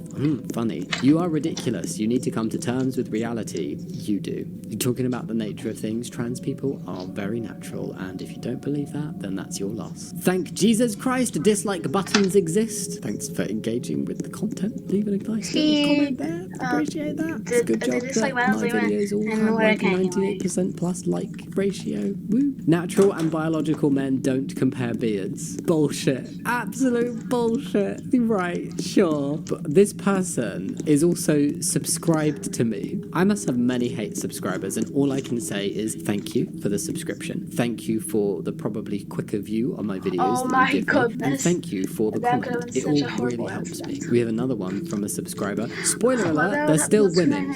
Alex can appear to be very chill and at peace. It doesn't mean they are. I'm glad Jamie is owning his transness in this video. They are trans guys, not guys. I mean, firstly, thank you for gendering me correctly. Secondly, guys. Trans guys. Guys being the operative word. Guys who are trans then. Should we say that? Guys. Thank you. Loads of question marks. How does a woman have a beard? And then loads of crying faces. Well, firstly, I am not a woman. My beard came from taking testosterone. I'm a trans man being the important word. But lots of women can have beards, cis and trans. Body and facial hair on women is not a weird or gross or bad or wrong thing. It's perfectly natural and it's fine. So not only is this weird because women can have beards, but also weird because I am not a woman. So, ew, trans, ew, trans, ew, ew. Do you know, I included one of these. There are a lot of these. This is like the just maximum level of critical thinking of a lot of transphobes. Ew, trans. That's it. That's why there's no proper arguments and discussions at all, just lies and weird conversation points and just going, no, you're wrong. Because in their heads they're all just like, ew, trans, but how do I justify it and not sound like a massive asshole? So, slight respect to this person for just being straight in there with the ew, trans. Thank you. This video showed Jamie. Why did I call my channel Jammy Dodger? This video showed Jamie's assigned gender at birth. It was so apparent in this one based on how all your comments took the side of the girls, usually at the expense of the males. Just shows that brains can't change even if you take exogenous hormones. I wonder if this is on one of my Bad Women's Anatomy videos where, like, yes, I will call out misogyny. So calling out misogyny can only be done by women. Okay, don't agree. No one cares about your comment. And thank you, that was the last one. That was the video. Thank you so much for watching. If you'd like to think about giving a thumbs up and subscribing, and you can go leave a comment. And if you do want to leave a hate comment, then thank you for the content for the next one of these videos and for the engagement on this one. I really do appreciate your support. If you do... Shh. Be quiet.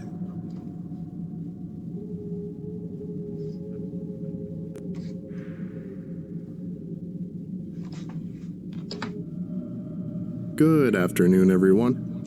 My name is Dr. Miller, and the SCP we're going to be looking at today is SCP-3010. Object Class, Keter, previously Euclid. Special Containment Procedures. The word causal absent paranoia is to retain dictionary definition as follows. The healthy brain overreacting to natural stimulus due to overindulgence, excessive stress, lack of sleep, and other such strains to the mind and body. All cultural and social references to the word must be kept in this manner. An instance of SCP-3010-1 is to be contained utilizing a series of falsifications to trap its presence inside a dummy household. One D-Class personnel with extreme reclusive tendencies and a verifiable response to SCP-3010 is to be staged there at all times to prevent containment breach. The D-Class is not to be informed of their role, classification, or location, nor are they to communicate with any outsiders. The D-Class must, in all cases, believe himself to be trapped in an abandoned, unfamiliar house with the entity, completely alone. The household has 32 windows and 46 10-hour mirrors. energy. The following rooms are to be lit: the bedroom, the West Hall, Grand Hall, Rec Room, and storage. No other rooms have light fixtures. Food is to be periodically restocked when the resident D-Class is a suitable distance from storage. There must be a Scranton reality anchor posed at each corner of the building, and 2 in the vault in the household's basement. Through the windows, a falsified nighttime countryside is to be constructed and kept in a perpetual state of darkness. The door must be bolted shut and reinforced with steel, and all windows must be fitted with 7.5 centimeter thick windows of bulletproof glass, and all walls lined with a 5 centimeter thick steel composite. These procedures are privy to immediate alteration upon discovery of more effective mass containment for SCP-3010-1 instances. Description: SCP-3010 is the anomalous byproduct of a nearly undetectable entity, hereby classified as SCP-3010-1. SCP-3010 is characterized as a sensation of being watched, similar to that of being intensely stared at or observed unwillingly by another human or sentient being. SCP-3010-1 and its effects are inconsistent in their manifestation unless certain specific requirements are met.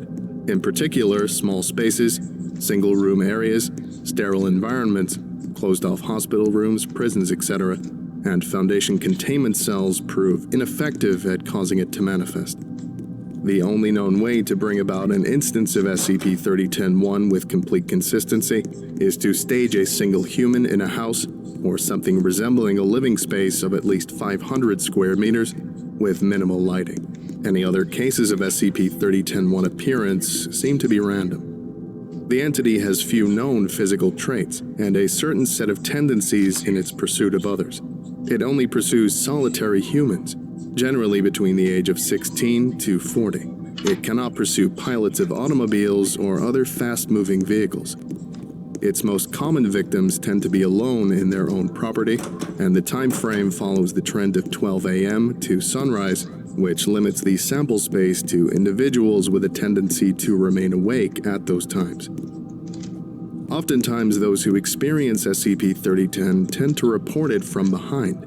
If their back is to the wall, they tend to avoid the nearest window or dark corner.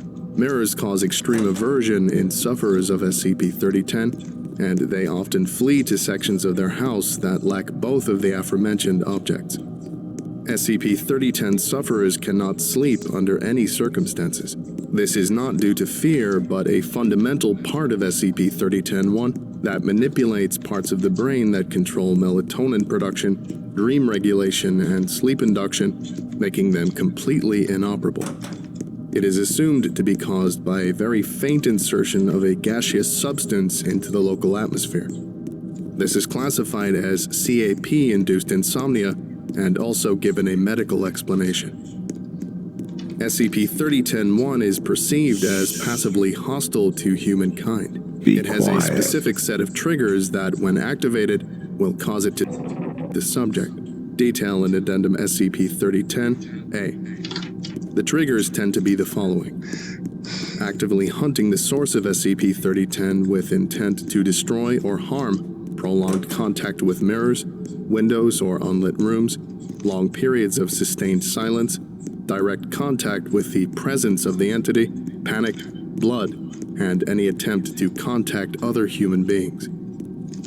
If 2 of these triggers are met greater than 3 times, with the exception of attempted contact or awareness of the entity which instantly activates it, the entity will activate, performing one of the previously mentioned acts. The rate of survival is precisely %. Avoidance of human interaction. For example, avoidant disorders can either have an extreme attraction effect or an extreme repellent effect on the entity.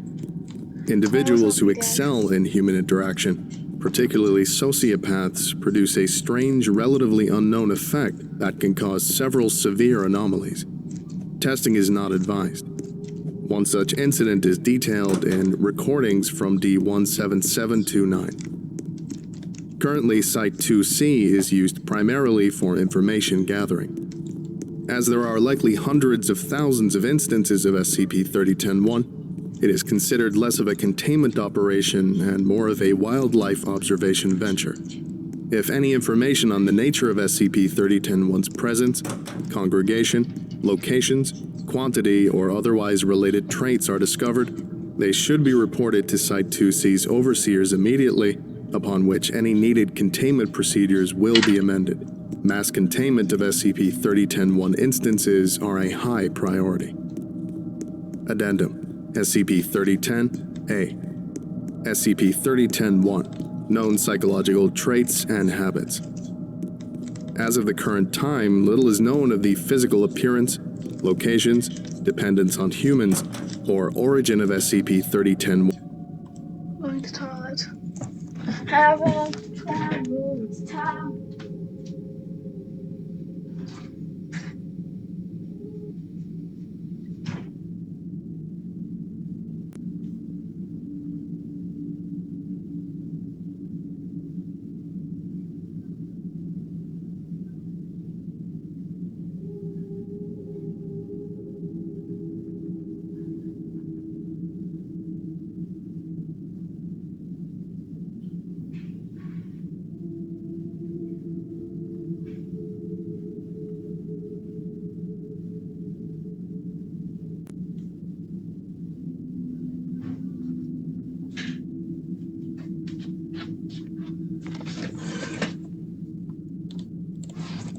Instances.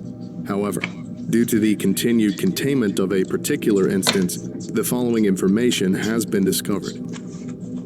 Number 1. SCP-3010-1 is not perceivable in any wavelength of light, even in instances of Class D personnel seeking the entity in a manner implying that they can visualize or pinpoint its location. The only tell of its location is given after a reactive incident. Number 2. SCP-3010-1 has a particular reaction towards those expressive of avoidant disorders. Simply put, about 50% of individuals with avoidant disorders do not react to anything in scenarios where SCP-3010-1 would manifest. Those that it can interact with, however, express complete incompatibility of producing a reactive incident, even if they enact any of the triggers for such incidents. These cases seem to feel the effects of SCP-3010 at a higher intensity than normal. Number 3. SCP-3010-1's biological appearance and structure are unknown. However, it is apparent that SCP-3010-1 is still constrained by physical variables and thus has a degree of physical presence. If a victim is contained within a small space, minimum of 3.5 cubic meters, or is within an area that has all entrances secure and no mirrors or windows present, SCP-3010-1 will not manifest. For this reason, no doors in Site-2C can lock and will always open on their own after 30 minutes. This implies that SCP-3010-1 cannot pass through physical matter other than windows and mirrors, and does in fact have a specific height, apparently above 3.5 meters.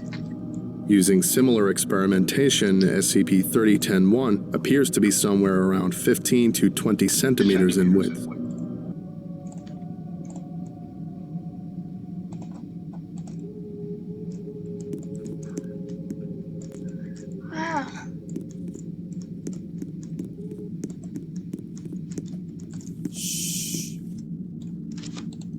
Be quiet. Number 4. Upon enough of the aforementioned triggers being activated, a reactive event begins.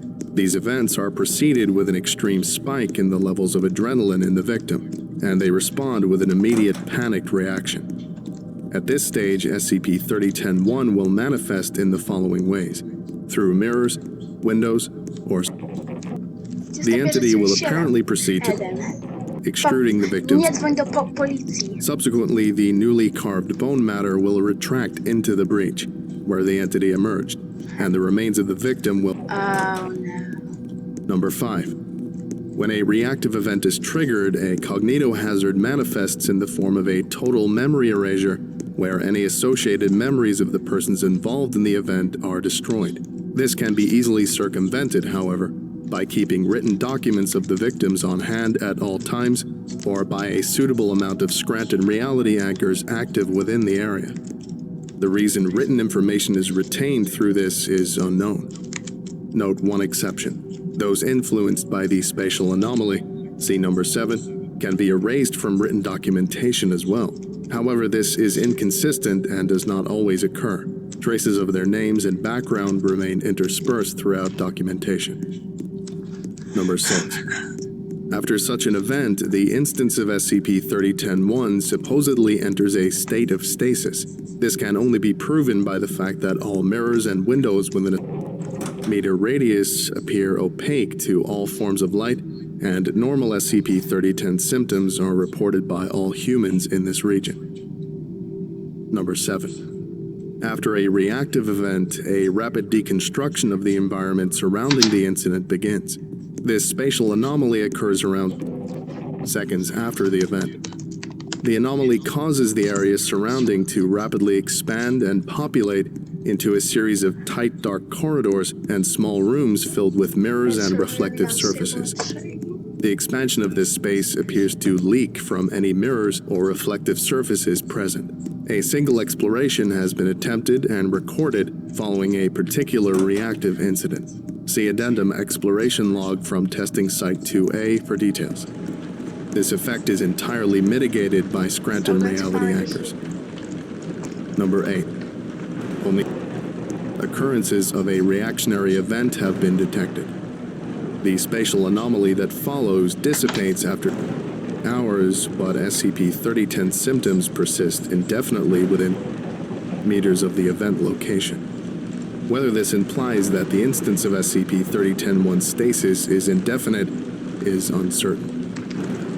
Recordings from D17729. The following text is taken from a small camera audio recording device implanted within D17729's body before containment. D17729 was a Caucasian male, 39 years, that exhibited no signs of social ineptitude. Date of recordings ranged from December 1st to December 10th, 1990. Subject awakens in bedroom B. D17729 stands up, clutching his head. What? Where am I? What the f is going on? Hello?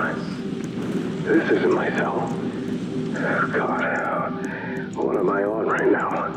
Subject stands, proceeds to exit through the doorway to the bedroom hall. Shit, that's dark. Hey, is anybody there? Subject continues through the upper floor, reaches the staircase into foyer. F. Light is set to on. Symptoms of SCP-3010 surface lightly, with occasional looks behind him. What the hell? Nobody behind you, Mike. You're fine. Door's locked? Subject begins attempt to bash door down. Failure. What kind of house is this? Is it nighttime? Shit. Preceding 3 hours are of subject navigating the containment cell, occasionally musing to himself. Symptoms of SCP-3010 rapidly surface, and subject begins to develop an extremely severe aversion to the unlit areas of containment. 1 day after containment, wedged in foyer corner. Wake up, wake up, wake up, wake up. Please, God, let me wake up.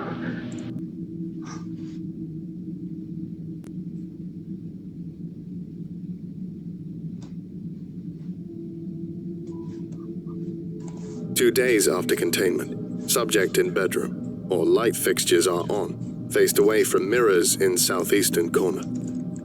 I need food. I need food. Storage room is downstairs.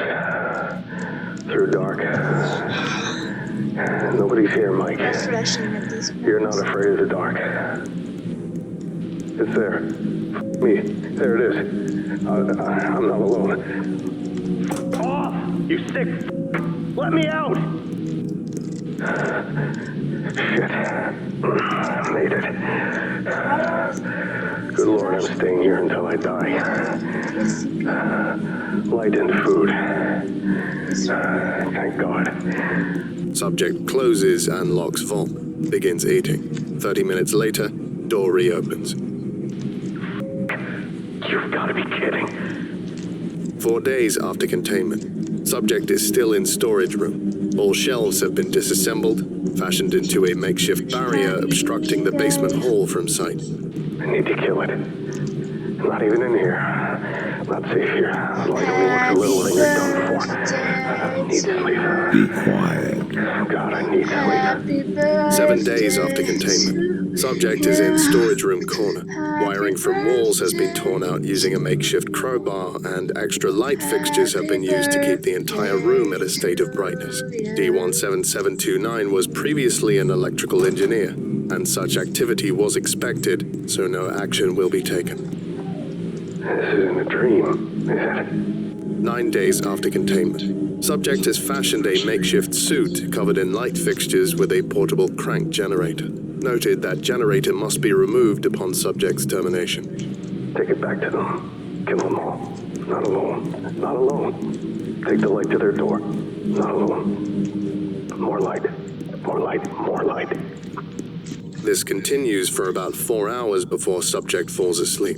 Reason for this is, as of now, unknown, as sleep in SCP-3010-1's presence is extremely rare, if not impossible in all cases. Upon awakening, storage has been restocked, and lights have been put out. Subject's light jacket is left alone to prevent disturbance from sleep. Subject reawakens. Ha! Stole my light, but I have me. Stop me now, fool. Need weapon. Combat them, destroy them. Tomorrow we fight. Tomorrow I win. Tomorrow I win. 10 days after containment, barrier has been disassembled. Subject begins to rapidly move throughout containment, searching for instances of SCP-3010-1. Appears to discover something within Grand Hall. Found you! Found you! Found you! Don't try and hide! I have light! Light! Light! And I found you! Come out! Subject rushes towards an unknown position in Grand Hall near piano. Upon subject's approach, the start of a reactive event begins, but appears to fail. 3 mirrors in the vicinity begin to output minimal light. Subject can be briefly seen making contact with one of the mirrors before screaming. Connection with the recording device is lost. Site 2A undergoes spatial anomaly and is evacuated. Exploration log from testing Site 2A. Ruined state. The following is a transcript of the events surrounding the exploration of Site 2A, where an instance of SCP-3010-1 was undergoing containment when it began a reactive event in response to D17729. Exploration Unit MTF-66, 8 blind men, sent in to attempt to locate Grand Hall and recover any indications of a reactive event or remnants of D17729. Speakers are Resident Overseer Dr. Obrant, MTF-66 Captain, Cap, and the members of MTF-66, 1 to 7. All right, Doc. We're waiting outside the site. Orders? Enter the site. Report any signs of cognitohazards or interruptions of mental faculties immediately. That goes for all you guys. We don't know what might happen in there. Aye, aye. Everyone else got the message, too. We're heading in now. Group takes 10 minutes and 32 seconds to navigate Hall. We're through. No kitchen. Just another foyer. Spatial anomalies in full swing. That was 10 minutes on our side, Captain. How about you? 30 seconds. Time dilation. Noted. Could be linked to hallways since communication isn't being stretched. Be wary of long passages. It's gonna be tough. Nothing but hallways here. He's right. We're at a copy of the foyer, but everything just goes into another hallway. Noted. Pick the shortest and proceed. Group moves on through about 8 hallways. Time taken equates to roughly 2.3 hours. Group is inside of a copy of the Grand Hall. Mirrors appear to be scattered about the room. Wait, something's wrong. What is it? Where's 8? Who? MTF 66-8, Carlos. There's only 7 members of MTF 66, Captain. I've never heard of that name before. Shit. Captain's body camera flips around to show the rest of MTS 66. 5 are present. 5. Where's 6 and 7? We only have 5 members, sir. Are you all right? No, goddammit, we have 8. We're the 8 blind men, for f***'s sake. Where'd they go? Captain, I need you to report for me. Is there any potential cognitohazardous effect currently altering your mindset? No, they were here a second ago. Where did they go? We have to find them. Captain rushes off to an adjacent hallway. Group attempts to pursue. They pass through 12 hallways. 6 hours pass with no significant activity. Sir, you have to stop. We need to return, sir. Off 3. We need to find 6 and 7. Oh, God, and there's an 8th, too. I almost forgot. Oh, God, I almost forgot about him. Captain, pull out now. There's a severe cognitohazardous effect occurring. Pull out. MTF 66-1 through 3 lose sight of Captain. Quiet. Subsequently, their body cameras begin to shut down. My God, what is that? No more transmissions are received from the group for 8 hours. At 0200 on the following day, Captain's microphone returns. Hello? Anybody? Come on, guys, please. 1, 3, over and back. Doc, so many nerves. Captain? Captain, are you there? Respond. I'm here. Now, it's dark. Cold. How do I get out? We'll try to extract you. Describe your surroundings. Are there any windows? Wait, an attic. It's dark. Made of one window. I sent the order to turn on the lights surrounding Site 2C. Did they come on for you? Yeah. Shit, yeah. I gotta break this window. I gotta get out. Thank God! It's bulletproof. You need to bash it with the butt of your rifle or something blunt. We'll wait in front. Aye, aye. The sounds repeat for several minutes. Captain fails to shatter the window. Note, security cameras 2A, 3A, 5B, and 4C, positioned towards all attic windows, picked up no movement or activity in this time. Nothing is visible through the windows from the exterior. Captain, are you through? Shit, there's mirrors in here too. Gotta run after her. Captain, stop! Get back to the window! Cap's body cam comes online briefly. Shows a short shot of the Grand Hall with several thousand mirrors. It quickly cuts off. No more responses received following. Site 2A closed until reactive event subsides. After the effect subsides, Site 2A is examined. Captain's remains are not located. MTF 66-1 through 3 remains are not located. MTF 66, 3 blind men, marked as killed in action. Note, SCP-3010's anomalous effect has appeared to influence this document in the form of affecting the title and membership of MTF-66. All records of MTF-66 have been destroyed. No further explorations of reactive sites are permitted. Changes have been made to this document since you opened it. Would you like to see them? Proper credentials recognized, showing recent edits. User, air date corrupt. Erasure needed. Access document. User, air date corrupt.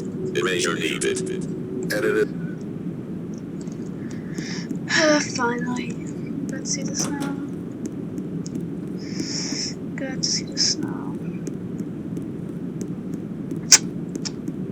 Up! Time to say hello to the spider. At this point, I can't tell anything.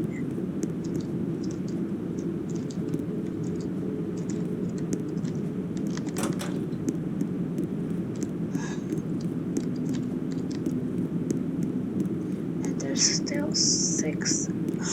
100 floors left to go. Oh my fucking god, this is such a mistake.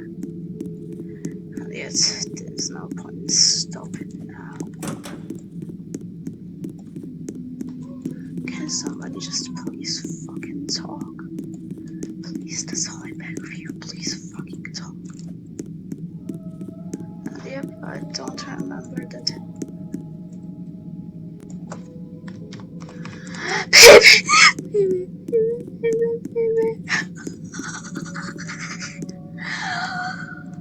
Yes!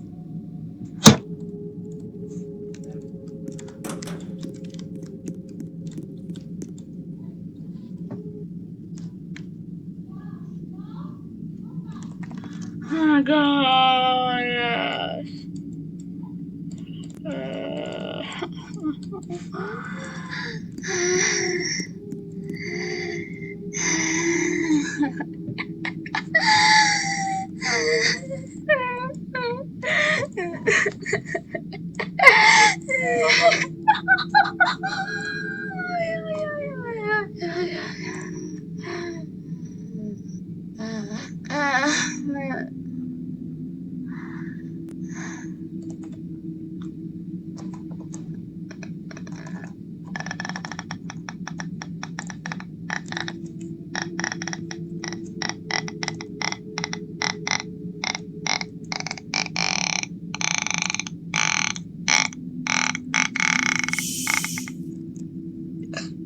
Be quiet.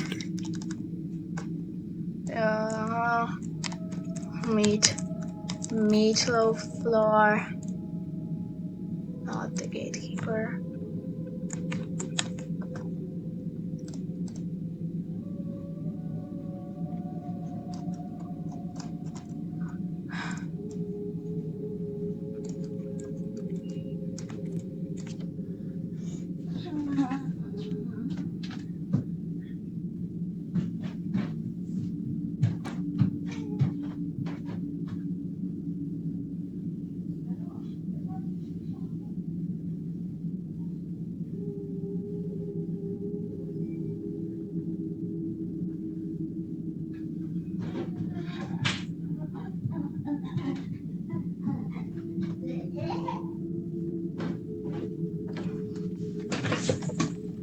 Won't you please stay? Dobra, no to popatrz. Skoczyłem jedną wyżej specjalnie. No.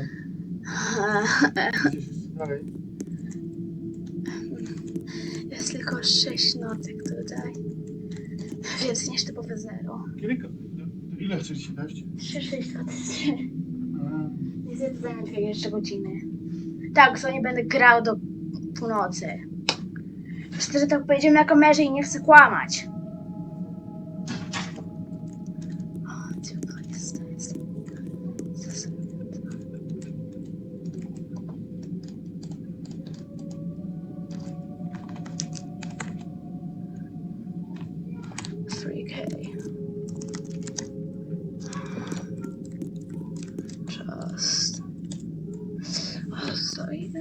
It's 4 p.m. and it's 11 p.m. But it was fun. Last thing is, you have gone to freaking out. Many people can say that. I wish I could have a prize for you, but I don't. I hope to see you again soon. Good luck. Forget when you have gone, but you still remain. That's what I won't ask where you're going home. He says that I could be forget it's a possibility though. But there are still 20, and there are still notes from 2021. Although most numbers are just from 2024 now.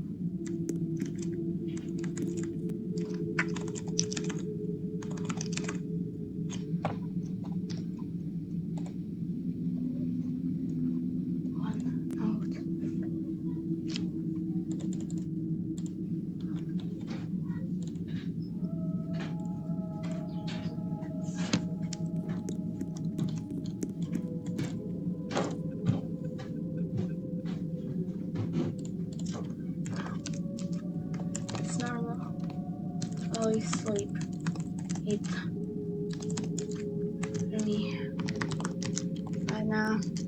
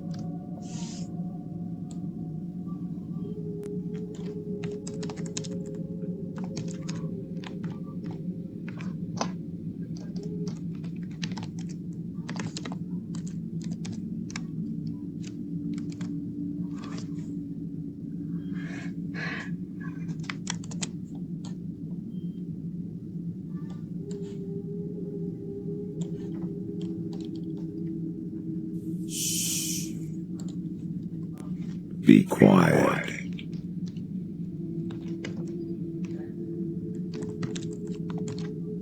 Finally free.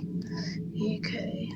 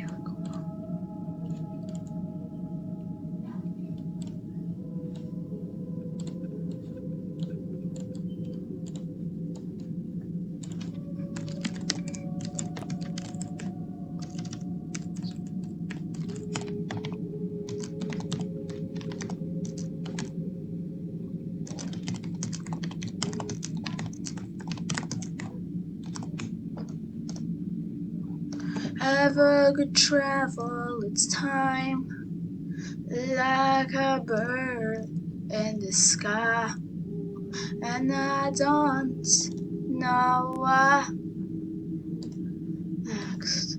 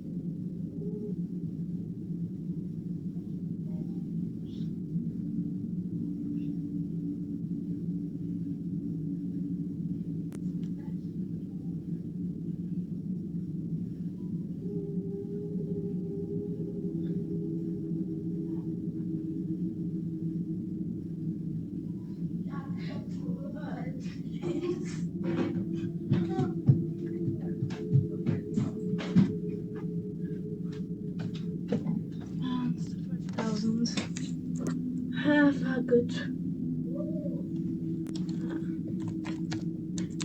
That's 4,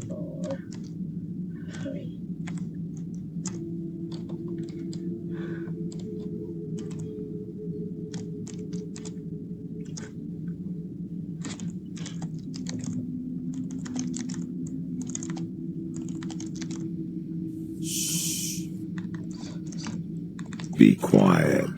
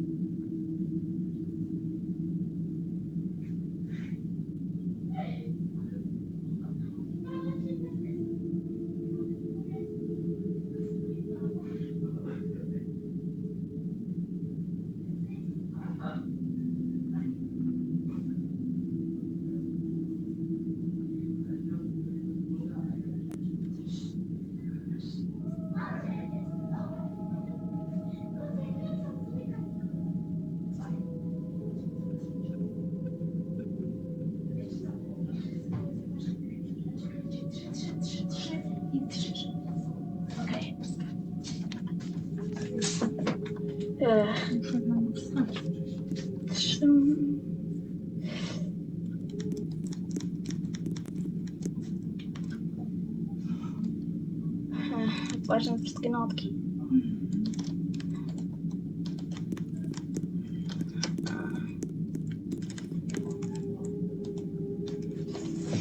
Tak długo spędziłam nad tym. Tak, chociaż i też jest pięter wyżej. No, a dziwne, że to nie zajęło spodziewane 11 godzin, które się w jednym momencie spodziewałam. To się bardziej... Szybciej ci poszło? Tak, bo zawsze kończył północy. Wszystko szybciej się spodziewałem. Nie poszło. Nawet z zwolnieniami okropne. Od tego też w zasadzie po prostu psychologiczna tortura. Niestety to co dopiero pewnie się policzyło jako psychologiczna tortura. Więc muszę się robić tą samą nudną rzecz zamiast spania. To jest chyba faktyczna tortura. Dosłownie. Jeden figuj i wchodzę. Halo.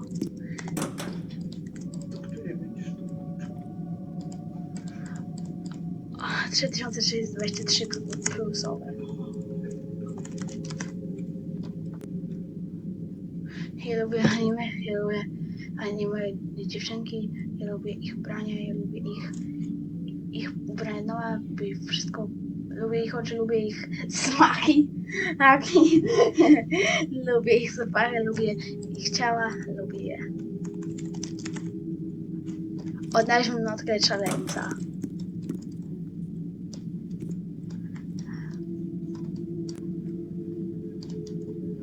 Have a good travels. Idę się po...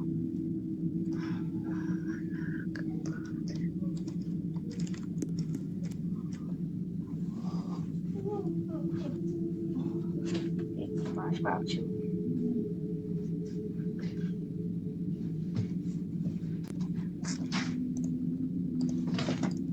Line. The entity has no known physical traits. Eyes. User. Air date corrupt. Erasure needed. Edited line. As there are likely hundreds of thousands, infinite instances of SCP-3010-1. User. Air date corrupt. Erasure needed. Added line. SCP-3010 is not real. Water is I am not real. It's so dark. out. User. Air date corrupt. Erasure needed. Added line. They've got eyes in the back of their head. They've got eyes in the back of their mouth. User. Air date corrupt. Erasure needed. Added new file. Addendum SCP-3010-X. Truth. You can see me now, right? I found a screen here. Foundation drill. Real stuff. Not like the dark. It even mentions me here. Be quiet. 17729, that's me. So they knew me. So it wasn't the start of a nightmare. So this is real. Maybe. Unless the Foundation isn't, but I remember the number. It's been a long while, Foundation. Halls and halls and a handful of rooms don't make for good company. And it's dark here. Really dark. They probably hate it here because it's so dark. Waste of all their eyes. I want to tell you something, Foundation. It's called 3010, right? 3010 is bad. Bad, bad, bad. And there's lots of them, I think. I know it, but it's hard to explain. Do you know how each person you meet has a specific feeling? It's like that. They all want you outside, but in here, they care less. Maybe they can't see here, but they feel unique. I remember the stare that first one had, like it was touching me with its eyes. Such a profound feeling. No. These ones feel different, like people. So I know there's lots. They walk about the long halls, through the big mirrors, maybe out into real stuff that I can't go through. And if they touch me, I wonder if I'll really die. I wonder. It's been so long, Foundation. I think I might touch them. But what if I do? They don't like us, Foundation, but they watch us. They watch us for so long. They must want to touch us, but they can't. We can touch them, though. Why did they hate us, Foundation? Why do they hate me? Why is it so dark? Why am I alone? Oh, mine's coming. Out of the mirror. One for every room. Right behind me. Right behind you. Us. Goodbye. Note, these edits were discarded due to the following discrepancies. Date discrepancy, location discrepancy, editor PC does not follow the following constraints. Date does not match file server date. Date must be between 1/1/1900 and 1/1/10,000. IP location must be within 500,000 kilometers of host. Editor PC was locked. 85 edit attempts made. Requesting human intervention. Unlock? Yes or no? 11 Acknowledged. Editor PC permanently locked.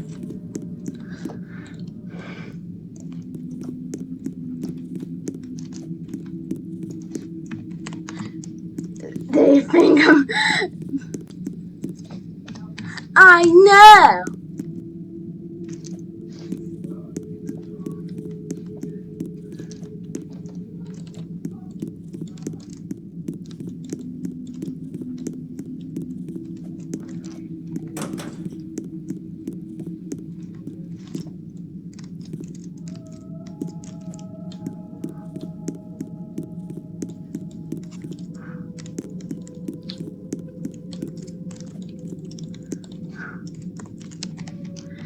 So, I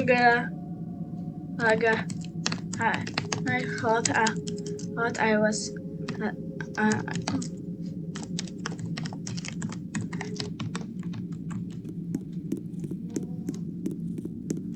I am so good at guys.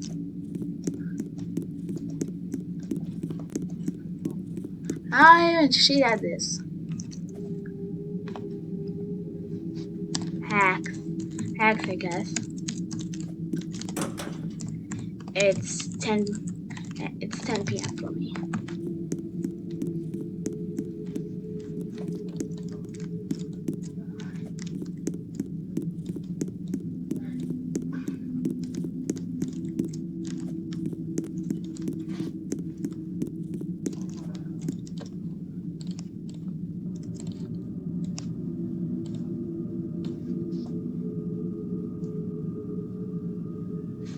Yeah.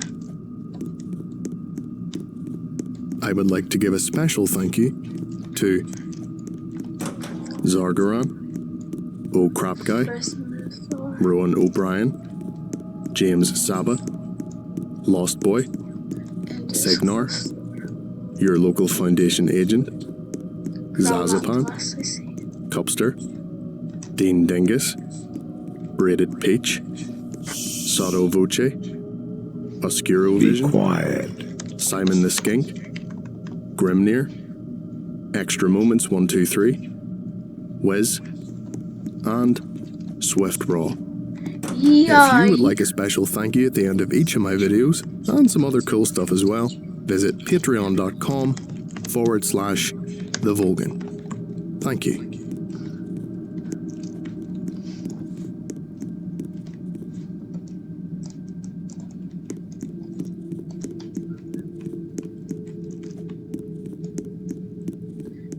I'm Cookie at this point. I'm Cookie.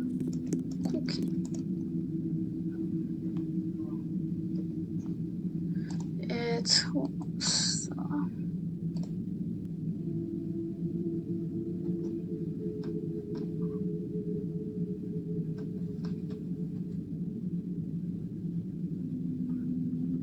I'm searching for something.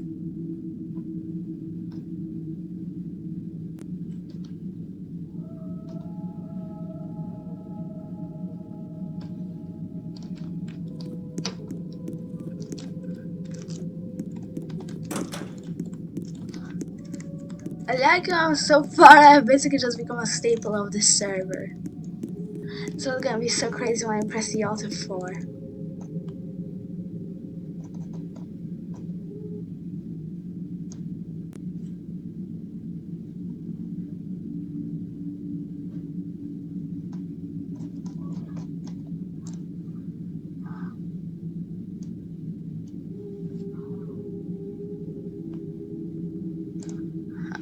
For some reality vendors.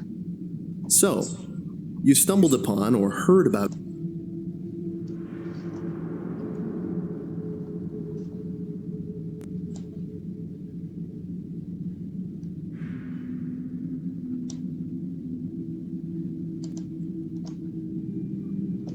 Good afternoon. That's why I thought 6448. Good afternoon, everyone. Okay. My name is Dr. Miller, and the SCP we're going to be looking at today is SCP-2845. Threat level, Black. Object class, Keter. Special containment procedures. Use of outsourced containment resources and consultants has been authorized for the containment of SCP-2845. Climb stairs. Consultants are to be considered level 2 personnel and are at no time permitted to leave Site-100.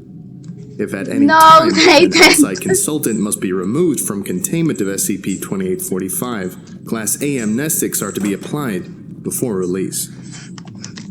A minimum of 30 trained individuals and an unhindered supply of untrained subjects is required for proper containment of SCP-2845.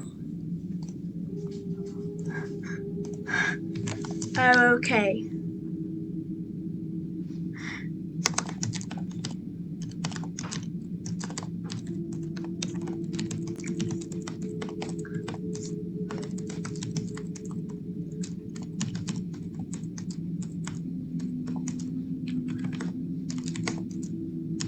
The meaning of this game is so abstract, I have no idea what it is. 48 trained personnel are currently assigned to active containment of SCP-2845, split into 8 teams of 6, with a further 24 individuals available as replacements. An allowance of 5 D-Class per week has been authorized for the containment of SCP-2845. Site 100 has been constructed to the following specifications. Site 100 consists of 9 concentric circular bands, designated Ring A through Ring I, with a gap located between Ring C and Ring D, designated as Gap 1. 6 circular chambers are located at 0, 60, 120, 180, 240, and 300 degrees within each ring and gap. The chambers located at 0 degrees are aligned with geographic north. 2 additional circular chambers are located outside of Ring I, located at 120 and 240 degrees. The floor of each circular chamber contains an unobstructed lead hexagram. The central chamber containing SCP-2845 and 216 instances of SCP-2845-1 is to contain an atmosphere of 96.3% hydrogen, 3.25% helium, and 0.45% ammonia, maintained at -110 degrees Celsius and a pressure of 2.3 bar. The following procedures are all to be carried out in a repeating cycle of 63 hours, 54 minutes. Each procedure is to last 39 minutes, with 10 hours between each procedure. Each procedure must be carried out by 6 individuals. The location of each procedure is denoted in parentheses. At the beginning of each new cycle, containment procedures will be carried out in the next ring closest to the containment chamber. Ceremonial recitations for all procedures and descriptions of all variant costumes may be found in Document 2845-C-EXP. Procedure 410, Constantin, 60 degrees. Containment specialists are presented with masks, joy, sadness, anger, apathy, fear, and foolishness, and act out Ceremony Constantin A. Ceremony Constantin A is a farcical comedy of errors and exchange of insults between the 6 individuals, culminating in foolishness outwitting the group in a game of riddles and declaring himself king. The conclusion of Ceremony Constantin A is followed by a game of dice. The winner of the game is irrelevant to the procedure. Procedure 420, Perinaldo, 120 degrees. Performance of a musical piece for flute, oboe, clarinet, French horn, timpani, and bass drum. The piece is accompanied by specific somatic and vocal components carried out by the players throughout the performance, designated Ceremony Perinaldo A. The performance must be live. Recordings of the piece have no effect. Procedure 430, Epimetheus, 180 degrees. Gifts are exchanged among containment specialists. Content of gifts is irrelevant to the procedure, but each gift must not exceed $4.28 in worth. Each gift is accompanied by recitation of Ceremony Epimetheus A in its entirety, and the scattering of grain around the containment chamber. Procedure 440, Cassiel, 240 degrees. Ceremony Cassiel A is recited as containment specialists bind their feet with wool and consume 0.5 liters of olive oil. Then they will break apart a rock weighing at least 200 kilograms with hammers. Ceremony Cassiel B is recited throughout. Procedure 450, Cairo, 300 degrees. A D-class subject is prepared by painting a symbol, ring surrounding a dot with an arrow pointing upwards at the 90-degree point, on the stomach with a platinum-based solution, and presented with a blue cloak, crown, and scepter. D-class subject is then restrained in a chair, and Ceremony Cairo A is recited. After recitation of the ceremony Cairo A, the D-class subject is to be castrated by use of a hand sickle by a containment specialist.